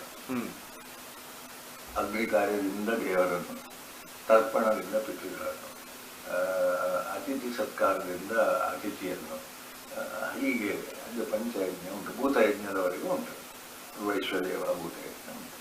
ಅದು ಮಾಡಬೇಕು ಅಂತ ಮಾಡೋದು. ಯಾವುದಕ್ಕೆ ಅಂತ ಸಂಧ್ಯಾವಂದನೆ ಮಾಡಿದ್ರಿಂದ ಏನು ಫಲ ಆಗಿರಬೇಡ, ಮಾಡಬೇಕು. ಮಾಡದಿದ್ದರೆ ದೋಷ. ಇದನ್ನು ನಾವು ಮೊದಲು ಮಾಡಬೇಕು. ನಾನು ಆಫೀಸ್ನಲ್ಲಿ ಇಷ್ಟು ವರ್ಕ್ ಮಾಡಬೇಕು, ಸಂಬಳವನ್ನು ನೋಡಬೇಡ. ಮಾಡದಿದ್ದರೆ ದೋಷ. You are punishable. ನಿನಗೆ ಶಿಕ್ಷೆ ಆಗುತ್ತದೆ. ಟ್ರಾನ್ಸ್ಫರ್ ಮಾಡುವುದ ಅದನ್ನು ಮೇಲೆ ಕೇಳಿದರೆ ಅಲ್ಲಿ ಖಂಡಿತ ಪಾಪವೇ. ಆಫೀಸಿಗೆ ಸೇರಿ ಸಂಬಳ ತೆಗೆದುಕೊಂಡು ಕೆಲಸ ಮಾಡದಿದ್ದವನು ಮಹಾಪಾಪಿ. ನಾವು ಅದನ್ನು ಸ್ವಲ್ಪ ಆಚೆ ಕಡೆಗೂ ನೋಡುವ. ಇಲ್ಲಿ ಪನಿಷ್ಮೆಂಟ್ ಆಗುದಿಲ್ಲ, ಅದೆಲ್ಲ ನಾನು ತಪ್ಪಿಸಿಕೊಳ್ತೇನೆ, ಅದೆಲ್ಲ ಆಗಲಿಕ್ಕಿಲ್ಲ. ಇಲ್ಲಿ ಅಂತಲ್ಲ, ಅದು ಪಾಪಿ. ಹಾಗಾದರೆ ಕೆಲಸ ಮಾಡಿದ್ರೆ ಪಾಪ ಇಲ್ಲ ಅಷ್ಟೇ, ಪುಣ್ಯ ಬರುವುದಿಲ್ಲ. ಪುಣ್ಯ ಬರುವುದಿಲ್ಲ. ಆಫೀಸ್ನಲ್ಲಿ ಬಂದ ಕ್ಲೈಂಟ್ಸ್ಗೆಲ್ಲ ಸರ್ವಿಸ್ ಕೊಟ್ರೆ ಪುಣ್ಯ ನಿಮಗಿಲ್ಲ, ಅದು ಆಫೀಸು. ಮಾಡದಿದ್ರೆ ಪಾಪ ಖಂಡಿತ. ಅದಕ್ಕಲ್ಲ ನಿನ್ಗೆ, ಅದಕ್ಕೆ ಉಂಟು ಆ ಫರ್ಮಿನ ಎಲ್ಲ ವಿಶ್ವಾಸ ದೇವರು ಹೇಳ್ತಾರೆ ಅಲ್ವಾ. ಅದು ಮತ್ತೆ ಮೊದಲು ಈ ಪುಣ್ಯ ಪಾಪಗಳನ್ನ ಏನೋ ವಿಧಿದೃಷ್ಟು, ಅದು ನಮ್ಮ ವಿಧಿದೃಷ್ಟ ಅಂತ ಹೇಳಿದ್ರೆ ನಮ್ಮ ಇದಕ್ಕೆ ಸರಿಯಾಗಿ ಬಂದದ್ದು. ಬ್ರಾಹ್ಮಣ ಹುಟ್ಟಿದ್ರಿಂದ ವಿಧಿ, ಈ ಉದ್ಯೋಗ ಸಿಕ್ಕಿದ್ದು ವಿಧಿ, ನಾನು ಇವತ್ತು ಇದು ಮಾಡುದು ವಿಧಿ, ಈಗ ಇವತ್ತು ನಾನು ಇಲ್ಲಿ ಬಂದದ್ದು ಇದೆಲ್ಲ ವಿಧಿ. ವಿಧಿ ಅಂದ್ರೆ ಸಹಜ ಪ್ರಾಪ್ತ, ಕಾಮ ಅಲ್ಲ ವಿಧಿ. ನನಗೆ ಇದು ಬೇಕು ಅಂತ ನಾನು ಹೋಗುವುದು, ಈ ಕಾರ್ಯಕ್ರಮಗಳಿಗೆ ಹೋಗುವರೆಲ್ಲ ಸನ್ಮಾನಗಳೆಲ್ಲ ಅದು ವಿಧಿದೃಷ್ಟ. ಮಾಡಿಸಿಕೊಳ್ಳುವುದು, ಮಾಡಿಸುವುದು, ಹೌದೌದು ಅದುಂಟು. ಅದನ್ನು ನಾವು ಇಲ್ಲಿಗೆ ಸೇರಿಸಲಿಕ್ಕೆ ಬರುವುದಿಲ್ಲ. ಸಹಜವಾಗಿ ಪ್ರಾಪ್ತವಾದನ್ನು ಸ್ವೀಕರಿಸುವುದು, ಅದರಲ್ಲಿ ಪುನಃ ನಾವು ಸಿಕ್ಕಾಕೊಳ್ಳುವುದಿಲ್ಲ. ಪುಣ್ಯ ಅಂತೂ ಬರುವುದಿಲ್ಲ. ಸಹಜವಾಗಿ ಬಂದ ಕರ್ಮ ಮಾಡಿದ್ರಿಂದ ಪಾಪ ಇಲ್ಲ. ಮಾಡದಿರುವುದರಿಂದ ಅಲ್ಲಿರುವ ಹೆಚ್ಚು ಕಡಿಮೆಗಳೆಲ್ಲ ಪಾಪಕ್ಕೆ ಕಾರಣ ಆಗ್ತದೆ. ಅದೇ ನಾವು ಕರ್ತವ್ಯ ಕರ್ಮ ಅಕರಣ ಆಗ್ತದೆ. ಈ ಕರ್ತವ್ಯ ಕರ್ಮ ಎಂಬುದನ್ನು ಸರಿಯಾಗಿ ಅನ್ವಯ ಮಾಡಿದರೆ ಗೊತ್ತಾಗ್ತದೆ, ಅದನ್ನು ಇದಾಗ್ತದೆ. ವಿಧಿದೃಷ್ಟು ಈಗ ಇಜ್ಜತೆ, ಯಜ್ಞ ಅಂತ ಹೇಳಿದ್ರೆ ತ್ಯಾಗ ಅಷ್ಟೇ. ಈಗ ನಿನ್ನ ಮನೆಯಲ್ಲಿ ಕೆಲಸ ಮಾಡುವವನಿಗೆ ಆಫೀಸಿಗೆ ಹೋಗಿ ಯಾಕೆ ಕೆಲಸ ಮಾಡುವವನಿಗೆ ಯಜ್ಞವೇ. ಆ ಯಜ್ಞದಲ್ಲಿ ನಿನ್ನ ಉದ್ದೇಶ ಉಂಟು ಸಂಬಳ, ಆದರೆ ಸಂಬಳವನ್ನು ಬದಿಗಿಟ್ಟರೆ ಅದು ಯಜ್ಞ ಅಂತ ತಿಳಿಯಬೇಕು. ಈಗ ಯಾವ ಬಂದವನ ಕೆಲಸ ನೀನು ಯಾಕೆ ಮಾಡಬೇಕು? ಅಂಗಡಿಯಲ್ಲಿ ಗಿರಾಕಿಯಲ್ಲಿ ಯಾಕೆ ನೆನಪಿರ್ತಾರೆ? ನೀನು ಸೇಲ್ಸ್ ಮ್ಯಾನ್ ಆದರೆ ಮಾಡಬೇಕು ಅಲ್ವಾ. ಅಲ್ಲಿ ಈ ಯಜ್ಞವೇ ಅದು. ನಮ್ಮ ಎಂತ ನನ್ನ ಕಣ್ಣು ಬಿಡುತ್ತದೆ, ಆದರೆ ಆಫೀಸ್ ಹೊತ್ತಿನಲ್ಲಿ ನಾನು ಇರಲೇಬೇಕಲ್ಲ. ಬಂದವನಿಗೆ ನಾವು ಮೆಚ್ಚುವಾಗ ಹಾಗೆ ಮಾಡಲೇಬೇಕಲ್ಲ. ಎಲ್ಲ ಉದ್ಯೋಗಗಳನ್ನು ತೆಗೆದುಕೊಳ್ಳುವ, ಅದು ವಿಧಿದೃಷ್ಟ. ಅದನ್ನು ಶ್ರದ್ಧೆಯಿಂದ ಮಾಡಬೇಕು. ಸಂಬಳವನ್ನು ಗೌಣವಾಗಿ ತಗೊಳ್ಳೋದು, ಅದು ಗೌಣವಾಗಿಟ್ಟು. ಈಗ ಅದು ಕಾಂಟ್ರಾಕ್ಟ್ ಆಗಿದೆ, ಮೊದಲು ಕಾಂಟ್ರಾಕ್ಟ್ ಆಗಿ ಇರಲಿಲ್ಲ. ಅದೇ ನಾನು ಶಾರದಾ ಹಾಕಿ ಹೋಗ್ತೇನೆ, ದಕ್ಷಿಣ ಕೊಡೋದು ಬೇಡ ಅಂತ ಹೇಳುವಂಥದ್ದು ಅದು ಬ್ರಾಹ್ಮಣನ ಧರ್ಮ. ಯಾಕೆಂದ್ರೆ ನೀನು ಧರ್ಮ ಆಚರಣೆ ಮಾಡು ಅಂತ ಹೇಳುವುದು ಅವನ ಪುರೋಹಿತ, ಬ್ರಾಹ್ಮಣಗಿಂತಲೂ ಪುರೋಹಿತರ ಧರ್ಮ. ಅದು ಮೊನ್ನೆವರೆಗೆ ನೀವು ಸಹ ನೋಡಿದ್ದೀನಿ. ಹೌದು, ನಾನೇ ನೋಡಿದ್ದೇನೆ. ನಮ್ಮ ಕಾಲದಲ್ಲಿ ತುಂಬಾ ಇತ್ತು, ನೋಡಿದ್ದೇವೆ. ಅಲ್ಲ, ನಾನು ಅದೇ ನೋಡಿದ್ದು ಕೊನೆ. ಹೌದೌದು, ಆಮೇಲೆ ಇಲ್ಲ, ಅದು ಲಾಸ್ಟ್. ಮೊದಲು ಪುರೋಹಿತರೇ ಶಾರದಾ ಯಾವಾಗ ಅಂದ್ರೆ ನೆನಪು ಮಾಡ್ತೀವಿ. ಹೌದೌದು, ನನ್ಗೆ ಉದ್ದೇಶ ಅವರಿಗೆ ಸಿಗುವಂತ ಮುಕ್ಕಾಲ ರೂಪಾಯಿ ಅಲ್ಲ, ಅದು ಬಿಡಬಾರ್ದು. ಅವರು ವಾಸಭಟ್ರು ದೊಡ್ಡ ದೊಡ್ಡ ಕಾರ್ಯಕ್ರಮಗಳನ್ನು ಆ ದಿನಕ್ಕೆ ವಹಿಸ್ಕೊಳ್ತಿರ್ಲಿಲ್ಲ. ಆನಿ ಅವಳು ಶಾರದಾ ಉಂಟು ಪಂಚಾಂಗ ಬಂದಾಗ ಒಳ್ಳೆ ಇದು ಪದ್ಮಾಶಾಸ್ತ್ರ ಪಂಚಾಂಗ ಒಳ್ಳೆ ಮೊದಲು ಮಾಮೂಲನ್ನು ನಿಶ್ಚಯ ಮಾಡಿ ದಿನ ಕೊಡ್ತಿದ್ರು. ಅದನ್ನು ಬಿಟ್ಟರೆ ಆದ್ರಿಂದ ವಿಧಿದೃಷ್ಟ ಯಜ್ಞತೆ, ಅದು ಯಜ್ಞವೇ ಮಾತ್ರ. ನಿಮ್ಮ ಮನೆಯಲ್ಲಿ ಬಂದು ಪೂಜೆ ಮಾಡೋದು ಯಜ್ಞವೇ ಅಲ್ವಾ. ಆದ್ರೆ ಈಗ ಕಾಂಟ್ರಾಕ್ಟ್ ಆದ್ರೆ ವ್ಯಾಪಾರ ಆಯ್ತಲ್ವಾ. ವ್ಯಾಪಾರ ಆದ್ರೆ ಮೋಸ ಎಷ್ಟು ಇದೆಷ್ಟು ಅಂತ ಮತ್ತೆ ವ್ಯಾಪಾರಿ ಬುದ್ಧಿ ಆಯ್ತಲ್ವಾ. ಈಗ ವ್ಯಾಪಾರವೇ ವಿನಾಗ, ಮೊದಲು ಹಾಗಿಲ್ಲ. ಅದೊಂದು ಯಜ್ಞ, ಅದು ಸಹಜವಾಗಿ ಪ್ರಾಪ್ತವಾದನ್ನೇ. ಎಷ್ಟಕ್ಕೆ ಇದು ಸಾತ್ವಿಕ ಯಜ್ಞ ಅಂತ ಹೇಳಿದ್ರೆ ಸುಮಾರು ಇರುತ್ತೆ. ಒಂದು ನಿತ್ಯಾನುಷ್ಠಾನವೇ ಯಜ್ಞ, ಅದು ಕರ್ತವ್ಯ ಕರ್ಮ ಜನ್ಮದಿಂದ ಇದರಿಂದ ಬಂದದ್ದು. ಮತ್ತೆ ನಾವು ವೃತ್ತಿಗೆ ಸಮಾಜ ಮಾಡುವಂತಹದ್ದು ಯಜ್ಞ. ಇದನ್ನ ಆಫೀಸ್ನಲ್ಲಿ ಹೋಗಿ ಯಾಕೆ ಕೆಲಸ ಮಾಡಬೇಕು? ಕರ್ಮ ಅಲ್ಲ, ಸೇರಿದ್ದಿ ಅಂತ ಹೇಳುವಲ್ಲಿಗೆ ವಿಧಿ. ಹೌದು, ಬಿಟ್ಟಿತು ಎಂಬಲ್ಲಿಗೆ ವಿಧಿ ಇಲ್ಲ. ಇದ್ದ ಮೇಲೆ ಮಾಡಬೇಕು, ಮಾಡದಿದ್ದರೆ ಪಾಪ. ಮಾಡಿದ್ರೆ ಪುಣ್ಯವ ಎಂತದ್ದು ಹೇಳುವುದೇ ಇಲ್ಲ ನಾವು. ಅದನ್ನು ಈ ಯಜ್ಞವನ್ನು ವಿಸ್ತಾರ ಮಾಡಬೇಕು ನಾವು. ಎಲ್ಲ ಕರ್ಮವು ಪರೀಕ್ಷರ ಟೈಮಿಗೆ ಬಂದು ಮಾಡ್ತಾರಲ್ಲ, ಯಜ್ಞವೇ. ನನಗೆ ಅದನ್ನು ಬಹಳ ಮೆಚ್ಚಿ ಆಗುದು. ಅದಕ್ಕೆ 20 ಕಾರಣ ತಡ. ನಾನೀಗ ತಡ ಆಯಿತು ಅಂತ ಹೇಳಿದ್ರೆ ಅವ್ರಿಗೆ ವೈಟಿಂಗ್ ಆಯಿತು. ನಾನು ತಡ ಆಗಬಾರ್ದು. ನನಗೊಂದು ನನ್ನದೇ ನನಗೆ ಬೆಳಿಗ್ಗೆ ಎದ್ದು ಅದು ಬೇಗ ಮಾಡ್ಲಿಕ್ಕೆ ಆಗಲ್ಲ. ನಾನು ಪ್ರಾಯ ಇರ್ಬೋದು, ಮೊದಲು ಸ್ವಲ್ಪ ಅಷ್ಟೇ. ನಾನು ಕ್ಲಾಸಿಂದ ಬರೋವಾಗ ತಡ ಆಗುದು. ಟೀಚರ್ಸಿಗೆ ಒಂದು ಅಭ್ಯಾಸ ಇತ್ತು, ಅವ್ರಿಗೆ ಯಾರು ಕ್ಲಾಸಿಗೆ ಹೋಗ್ತುಂಟ ಎಲ್ಲಾದ ಮೇಲೆ ಮುಗಿಸಿದ ಅವ್ರು ಬಂದು ಹೊರಗೆ ಬರೀತಿದ್ದು ಬರ್ತಿದ್ದು. ಅಂದರೆ ಮುಗಿಸದೆ ಬರ್ಲಿಕ್ಕೆ ಆಗುದು ನಮಗೆ. ಅದರಲ್ಲಿ ಸಣ್ಣ ಸಣ್ಣ ದೋಷಗಳು ನಮ್ಮಲ್ಲಿ ಸ್ವಭಾವದಲ್ಲಿ ಬಂದಿತ್ತು. ಅದು ಗುಣದೋಷ ಆದರೂ ಕೂಡ ಬೇಗ ನನಗೆಲ್ಲ ಇರ್ತದೆ. ಸಡನ್ ಬಿಟ್ಟು ಬರ್ಲಿಕ್ಕೆ ಆಗುದಿಲ್ಲ. ಅದಕ್ಕೊಂದು ಪೂರ್ಣತೆ ಕೊಡಬೇಕು. ಈಗಲೂ ಅಷ್ಟೇ ಅದು ಇದಾಗ್ತದೆ. ಅದನ್ನು ಬಿಟ್ಟರೆ ಇನ್ನು ಫಲಕ್ಕಾಗಿ ಮಾಡುವುದು, ಪೌರೋಹಿತ್ಯ ಫಲಕ್ಕಾಗಿ ಮಾಡುವುದು ಏನಾಯಿತು? ರಾಜಸ ಆಯಿತು. ಅದು ಸರಿಯಾಗಿ ಮಾಡಿದ್ರೆ ರಾಜಸ ಆಯಿತು. ಸರಿಯಾಗಿ ಮಾಡ್ತಾರ? ಇಲ್ಲ, ಅಲ್ಲಿಗೆ ತಾಮಸಕ್ಕೆ ಹೋಯ್ತ. ಎಂತದಕ್ಕೆ ಹೋಯ್ತ? ಅವರಿಗೆ ಸರಿಯಾಗಿ ಗೊತ್ತುಂಟ? ಅವ ಮಾಡಿದ ಇವ ಮಾಡಿದ, ಅದು ಹಾಗೆ ಇದು ಹೀಗೆ. ಒಂದು ಹೋಮದ ಬಗ್ಗೆ ಸರಿಯಾಗಿ ಗೊತ್ತಿಲ್ಲ ಅಂತ ನಿನಗೆ ಕಾಣೋದು ಬೇಡ ಮಾರಾಯ, ನೀನು ಅದನ್ನು ಹೇಳೋದು ಬೇಡ. ನಾನು ಆ ಶಿಬಿರಗಳೆಲ್ಲ ಮಾಡಿದ್ರಿಂದ ನನಗೆ ಇಷ್ಟ. ಮತ್ತೆ ಉಪಾಧ್ಯಾಯರು ಇಂಥವ್ರು ನಾನು ಬರೆದು ಹೋಮ ಅಂತ ನಾನು ಬರೆದಿಟ್ಟಿದ್ದೆ, ನನಗೆ ಮಾಡಲಿಕ್ಕೆ ಬಾಯಿಪಾಠ ಬರುವುದಿಲ್ಲ. ಆದರೆ ಇವರು ಮಾಡುವಾಗ ಮಾಡುದು ಬೇಡ, ನೀನು ಮಾಡುವುದಿದ್ರೆ ಅಲ್ಲಿ ಶಾಸ್ತ್ರ ಪ್ರಕಾರ ಮಾಡು. ಅದು ಮಾಡದಿದ್ರೆ ಏನಾಯಿತು, ದಕ್ಷಿಣೆಗಾಗಿ ಮಾಡಿದ್ದು ರಾಜಸ ಆಯಿತು, ದಕ್ಷಿಣೆಗಾಗಿ ಸರಿ ಮಾಡದಿದ್ರೆ ತಾಮಸ ಆಯ್ತು. ತಾಮಸವ ಧರ್ಮವೇ. ಯಾಕಂದ್ರೆ ಕರ್ತವ್ಯ ಭ್ರಷ್ಟ. ಹೌದು, ಕರ್ತವ್ಯ ಭ್ರಷ್ಟತೆ. ಮತ್ತೆ ಪುನಃ ಅದರ ಮೇಲೆ ತಪ್ಪು ಕೂಡ ಮಾಡುದು, ಅಲ್ಲಿಗೆ ಪಾಪವು ಬಂತು. ಆಮೇಲೆ ಎಷ್ಟು ಅಂತ ಅದನ್ನೇ ನೋಡುದು, ಲೋಭ ಬಂತು, ಮೋಹ ಬಂತು, ಎಲ್ಲ ಬಂತು. ಅದನ್ನು ಬಿಡುವ. ಅಂದ್ರೆ ಅದನ್ನು ಯಾಕೆ ಮಾತಾಡುದಂದ್ರೆ ನಮಗೆ ಒಂದು ನಮ್ಮ ಕ್ಷೇತ್ರದಲ್ಲಿ ಬೇರೆ ಸಭೆಯಲ್ಲಾದ್ರೆ ಅದನ್ನೆಲ್ಲ ಮಾಡಿ ಎಲ್ಲ ಕ್ಷೇತ್ರ ವ್ಯಾಪಾರಿಗಳನ್ನು ಕರೆದಾದ್ರೆ ಅಲ್ಲಿ ಸ್ವಲ್ಪ ನಾವು ಅದನ್ನು ಅವರ ಮೂಲಕ ಎತ್ತಿಕೊಳ್ಳಬಹುದು. ಕೃಷಿಕರನ್ನಾದ್ರೆ ಅಲ್ಲಿಯೂ ಕೂಡ ಎತ್ತಿಕೊಳ್ಳಬಹುದು.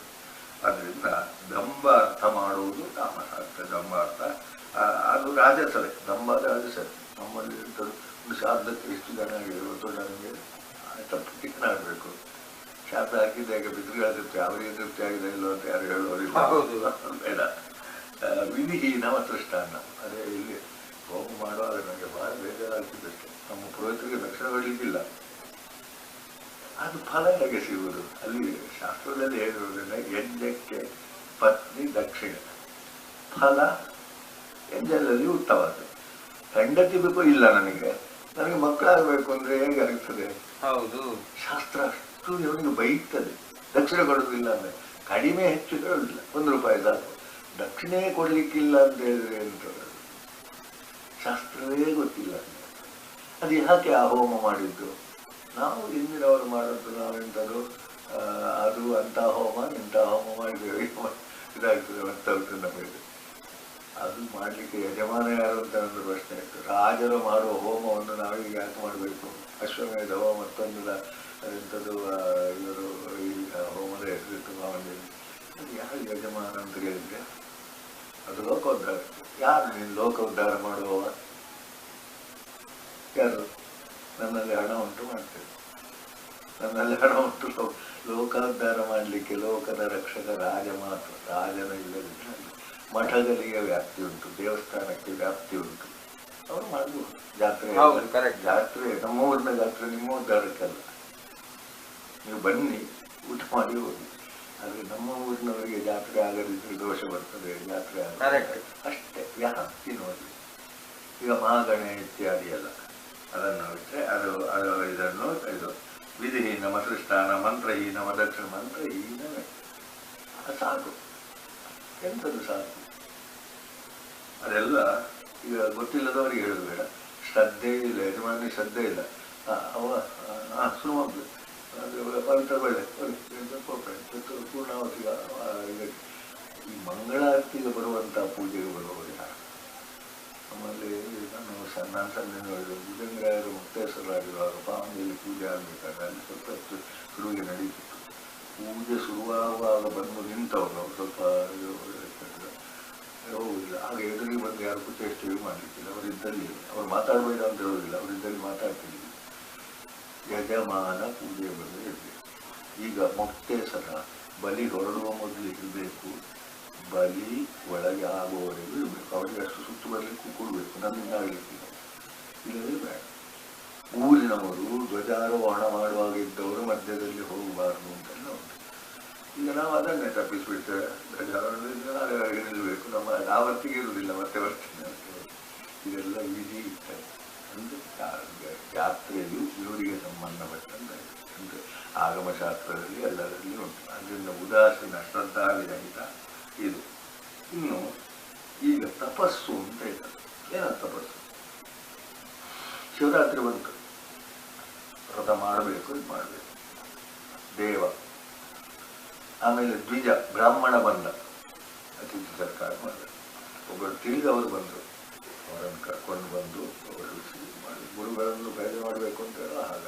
ಅದರ ಮನೆಯೊಳಗ ಹೊರಗ ಅವರಿಗೆ ಪಾದಪೂಜೆ ಆದ ಅದರಲ್ಲಿ ಮುಖ್ಯ. ಗುರುಗಳನ್ನು ನಾವು ಏನು ಮಾಡಬೇಕು? ಪೂಜಿಸಬೇಕು. ಅಥವಾ ನಾವು ಹೋಗಿ ನೋಡ್ಬೇಕು. ಈಗ ಒಂದು ಗುರುಗಳ ಹತ್ರ ಹೋಗುವುದೇ ಒಂದು ದೊಡ್ಡ ಅಡ್ವರ್ಟೈಸ್ಮೆಂಟ್. ಇಷ್ಟು ನಾವು ಏನು ಹೇಳೋದು ಬೇಡ ನಾವು ಅದು ಮಾಡಲಿ ಅವರು ಬೇಡ ನಾನಂತೂ ಹೋಗೋದಿಲ್ಲ.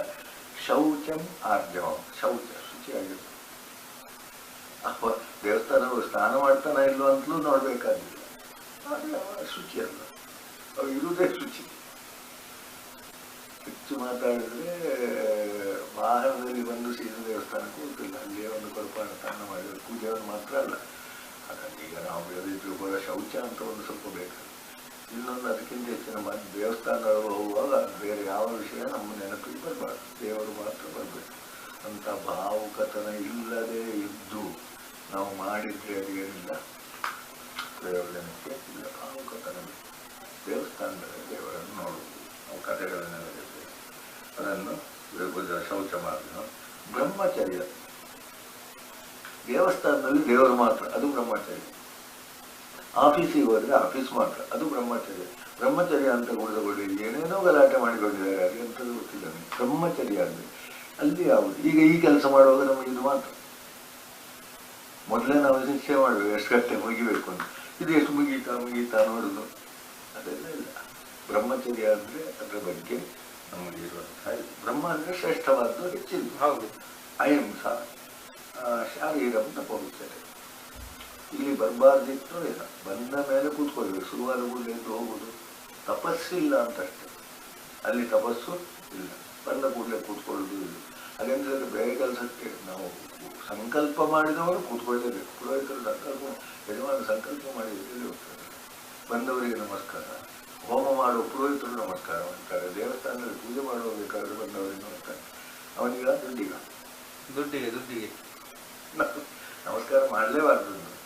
ಇದು ಶಾಸ್ತ್ರ ಗೊತ್ತಿಲ್ಲ, ಭಗವದ್ಗೀತೆ ಇರುವುದೇ ಅದಕ್ಕೆ. ಆದ್ರಿಂದ ಬ್ರಹ್ಮಚರ್ಯ, ಅಹಿಂಸಾ, ತಪಸ್ಸು. ಇದು ತಪಸ್ಸು. ನಮಗೆ ಬೇಕಾದವರು ಬಂದರು, ಅವರನ್ನು ನೋಡಿ ನಗಾಡದೆ ನಾವು ನಿಲ್ಬೇಕಾದ್ರೆ. ನಮ್ಮ ಮನೆಯ ತಂತ್ರಿಗಳಿದ್ರು, ಮತ್ತೆ ಕೆಲವು ತಂತ್ರಿಗಳು ಯಾರು ಸಿಕ್ಕಿದ್ರೆ ನಗಾಡ್ತಿದ್ರು. ನಮಸ್ಕಾರ ಅದು ಪುಣ್ಯಕ್ಕೆ ಮಾಡ್ತೀವಿ, ಈಗ ಅದು ಮಾಡ್ತಾರೆ.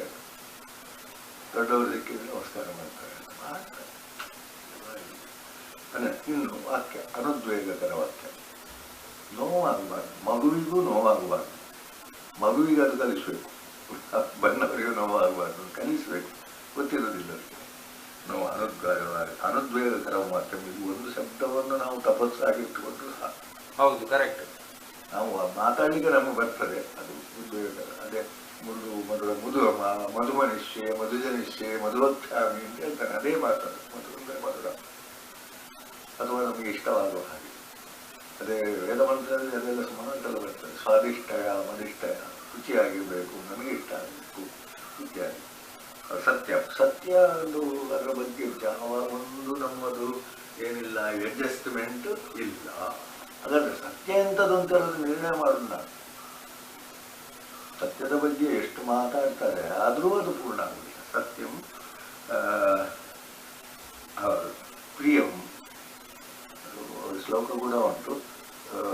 ಸತ್ಯಂ ವದೇ ಪ್ರಿಯಂ ವದೇತ್ ಯದ್ಭೂತ ಹಿತವತ್ಯಂತ ತತ್ಸತ್ಯಂ ಮತಮ್ಮನ ಅಂತ. ಹಿತ ಇಲ್ಲದಿದ್ದರೆ ಸತ್ಯವೂ ಸತ್ಯ ಅಲ್ಲ. ಅನ್ನೋಯ್ತಾರೆ. ಇನ್ನು ಸ್ವಾಧ್ಯಾಯ ಮಾಡಬೇಕು, ಸ್ವಲ್ಪ ಆದರೂ ಓದಬೇಕು. ನನಗೆ ಈಗಾಗ ಹೇಳಿದಾಗ ನನಗೇನೋ ಓದಬೇಕಿತ್ತು. ಶಿವಗೀತೆ 2 ಓದಿದೆ. ಈಗ ನಿಮಗೆ ಪುರುಸೋತಿಲ್ಲ, ಮತ್ತೊಂದು 2 ಅಧ್ಯಾಯ ಓದಿದೆ. ನಿನ್ನೆ 1 ಅಧ್ಯಾಯ ಓದಲಿಕ್ಕೆ ಆಯ್ತು. ಅದರಿಂದ ನನ್ನದೇ ಒಂದು ಈ ಪ್ರಾಯಕ್ಕೆ ನಾನು ಅದನ್ನು ಮುಗಿಸ್ತೇನೆ. ಅದು ಸ್ವಾಧ್ಯಾಯ ನನಗಾಗಿ. ಈಗ ಇಲ್ಲಿ ಮಾಡುವುದು ವರ್ಷ ನಮ್ಮ ಒಂದು ವ್ಯವಸ್ಥೆಗಾಗಿ. ಆದರೆ ನಮ್ಮದೇ ಒಂದು ವ್ಯವಸ್ಥೆ ಇರೋದು ಸ್ವಾಧ್ಯಾಯ, ಅಭ್ಯಾಸನ. ಸ್ವಾಧ್ಯಾಯ ಮಾಡಿದ್ದನ್ನೇನು ಮಾಡಬೇಕು? ಅಭ್ಯಾಸ ಮಾಡಬೇಕು. ನಾನು ಸಾಮಾನ್ಯ ಒಂದೊಂದು ಇದು ಓದ್ತಿದ್ದೆ. ಆದರೆ ಇದು ಓದ್ತಿದ್ದೆ ನಾನು. ಅವಧೂತ ಗೀತೆ ಅದು ಒಳ್ಳೆಯದುಂಟು ಮಾತ್ರ. ಅವಧೂತದಲ್ಲಿ ಸುಳಿದ ಒಂದು ವಾಕ್ಯ ನನಗೆ ಅದರ ಶಬ್ದವನ್ನು ಹೇಳಬಾರ್ದು. ಎಂಥದ್ದು? ಮುಕ್ತಿಮಿಚ್ಛಸಿ ಚೇತ್ತಾತ ವಿಷಯ ವಿಷವತ್ಯತೆ. ವಿಷಯ ಅಂದರೆ ಇಂದ್ರಿಯಗಳಿಗೆ ಸಂಬಂಧಪಟ್ಟದ್ದು, ಇಷ್ಟಾನಿಷ್ಟಗಳಿಗೆ ಸಂಬಂಧಪಟ್ಟದ್ದು ವಿಷಯ, ಕರ್ತವ್ಯ ವಿಷಯ ಅಲ್ಲ. ಕ್ಷಮಾ ಧೈರ್ಯ ತಪೋ ಆರ್ಜವ ಅದನ್ನು ಅಮೃತವಾಗಿ ಭಜನೆ. ಅಮೃತ ಬೇಕು ಅಂತ ನೀನು ಹೇಳ್ತಿಯಲ್ಲ ಅದು ವಿಷಯ. ಅವರು ಬೇಡ ಅಂತ ಹೇಳ್ತಿಯಲ್ಲ, ಇದು ಯಾವುದು? ವಿಷಯಗಳು, ಲೌಕಿಕ ಅಥವಾ ವಿಷಯ. ಅದರಲ್ಲಿ ಈ ಭಗವದ್ಗೀತೆ ಬಂತಲ್ಲ, ಅಲ್ಲಿಂದ ಅವ ಸ್ವಲ್ಪ ಈ ರೀತಿಯಿಂದ ಶಿವಗೀತೆಯಲ್ಲಿ ಶಿವನು ರಾಮನಿಗೆ ಹೇಳುದು. ರಾಮನಿಗೆ ಅದು ನಾನು ಅಷ್ಟು ಓದಿದ್ರಿಂದ ಶಿವಗೀತೆ, ಅವಧೂತ ಗೀತೆ ಮತ್ತು ಅನುಗೀತೆ ಅಂತ ಉಂಟು ಭಾಗವತದಲ್ಲಿ. ಕೃಷ್ಣ ಮತ್ತೆ ಉದ್ಧವನಿಗೆ ಹೇಳುವುದು. ಈ ಎಲ್ಲ ಗೀತೆಗಳನ್ನು ಓದಿದಾಗ ನಾವು ಈ ಗೀತೆಯ ಬಗ್ಗೆ ಮಾತಾಡಲಿಕ್ಕೆ ನಮಗೆ ಹಕ್ಕು ಬರ್ತದೆ. ಇದನ್ನು ಮಾತ್ರ ಓದುದು, ಆ ಶಬ್ದಗಳನ್ನು ಮಾತ್ರ ಓದಿದ್ರೆ ಆ ಗೀತೆಯ ಮರ್ಯಾದೆ ಮೊದಲು ನಾವು ತೆಗಿತೇವೆ. ಮತ್ತೆ ಗೀತೆಯನ್ನು ಉಳಿದವರು ಏನು ಮಾಡ್ತಾರೆ, ಚೇಷ್ಟೆ ಮಾಡ್ತಾರೆ. ಹಾಗೆ ಅಧ್ಯಾಯ ಅಭ್ಯಾಸನ ಅಂತೇಳ ವಾಂಗ್ಮಯ. ವಾಂಗ್ಮಯ ಅಂದ್ರೆ ಮಾತಿನಲ್ಲಿ. ಇನ್ನು ಮನಸ್ಸಿದ್ದೇನು, ಮನಪ್ರಸಾದ. ಅವರು ಸಂತೋಷವಾಗಿರ್ಬೇಕು. ಒಬ್ಬ ಬೈದ, ಆಯ್ತಲ್ಲ ಮಾರೆ, ಬೈದದ್ರೆ ನಿಮ್ಗೆ ಸಮಾಧಾನ ಆಯ್ತಲ್ಲ. ಹಾಗೆ ಹೇಳಲಿಕ್ಕೆ ಕಷ್ಟ ಇಲ್ವಾ? ಕಷ್ಟ ಇದ್ರು ಅವನಿಗೆ ಬೈಬೇಕು ಅಂತಿತ್ತು. ಆಯ್ತು, ಬೈದಾಯ್ತಲ್ಲ. ಬುದ್ಧನ ಕತೆ ಕೇಳಿರ್ಬೋದು. ಒಬ್ಬ ಬುದ್ಧನಿಗೆ ಸರಿ ಬೈದಂತೆ. ಆಯ್ತಾ ಮಾರೆ, ಮುಗಿಯದೆ ಉತ್ತರ ಕೊಡುದಿಲ್ಲ. ಈಗ ನೀನು ಇಷ್ಟು ಮಾತು ನನಗೆ ಹೇಳಿದೆ ಅಲ್ವಾ, ಈಗ ಒಂದು ದನವನ್ನು ನನಗೆ ತಂದು ಕೊಟ್ಟೆ, ನಾನು ಬೇಡ ಅಂತ ಬಿಟ್ಟೆ. ಅದೀಗ ದನ ಯಾರ್ದು? ಅವನದ್ದೇ. ಹಾಗೆ ಮುಚ್ಚಿ ಕೂತ್ಕೊಂಡ. ನೀನು ಬೈದಿಯಲ್ವ, ಅದು ನನಗೆ ಬೇಡ ಅಂತ ತೆಗೆದುಕೊಳ್ಳಿಲ್ಲ. ಈಗ ಬೈದದ್ರದ್ದು ಯಾರಿಗೆ ಹೋಯ್ತದು? ಅವನಿಗೆ ಹೋಯ್ತು. ಹೌದು ಅಲ್ವಾ? ನಾವು ಪ್ರತೀಕಾರ ಮಾಡಬಾರ್ದು. ಮೂಢರಿಗೆ ಉತ್ತರ ಕೊಡಲಿಕ್ಕೆ ಹಾಗೆ ಕೊಳ್ಳದೇ ಇರಬೇಕಾದ್ರೆ ಮನಸ್ಸು ಅಷ್ಟು ನಮ್ಮದು ಸ್ವೀಕರಿಸಬೇಕು. ಅದರಿಂದ ಮನಪ್ರಸಾದ, ಸೌಮ್ಯತ್ವ. ಸೌಮ್ಯ ಅಂದ್ರೆ ಕ್ರೂರ ಅಲ್ಲ. ಈಗ ಮಕ್ಕಳಲ್ಲೇ ಸೌಮ್ಯತ್ವ ಕಡಿಮೆ ಆಗಿದೆ. ಹೌದೌದು, ಈಗ ನನಗೆ ಏನೋ ಒಂದು ಕಾಣುದು, ಮೊದಲು ಲೋಟ ಇಡುವಾಗ ಶಬ್ದ ಆಗಬಾರ್ದು, ಡಪ್ಪ ಅಂದ್ಬಿಟ್ಟು ಅಥವಾ ಒಂದು ಪುಸ್ತಕ ತೆಗೆದು ಬಿಸಾಡಿದ್ರು. ಅದು ಸೌಮ್ಯತ್ವಕ್ಕೆ ಹೇಳುವುದು, ಮಾತಿನಿಂದ ಹೇಳುವುದು. ನಾವೊಂದು ಬರುವಾಗಲೂ ಅದೇ ಶಬ್ದ ಹೆಚ್ಚು ಆಗಬಾರ್ದು. ಬಾಗಿಲು ಬಡಿಯುವಾಗ ಬಾಗಿಲು ಜೋರು ಬಡಿಬಾರ್ದು, ಮೆಲ್ಲ ಬಾಗಿಲು ತೆಗೆದುಕೊಂಡು. ಯಾರಾದ್ರೂ ಮಲಗಿದ್ರೆ ಅಂತೂ ನಾವು ಶಬ್ದ ಮಾಡಿದ್ರೆ ಬರಬೇಕು. ಅದು ಸೌಮ್ಯತ್ವ. ಮೌನ. ಮೌನ ಅಂದ್ರೆ ಎಲ್ಲದರ ಬಗ್ಗೆ ಪ್ರತಿಕ್ರಿಯೆ ಬೇಡ. ಇಲ್ಲಿ ಸುಮ್ಮನೆ ನಮ್ಗೆ ಅದರ ಬಗ್ಗೆ ಇದ್ರ ಬಗ್ಗೆ ಎಲ್ಲರ ಬಗ್ಗೆ ಹೇಳುವ ಅಂತ ಕಾಣ್ತದೆ.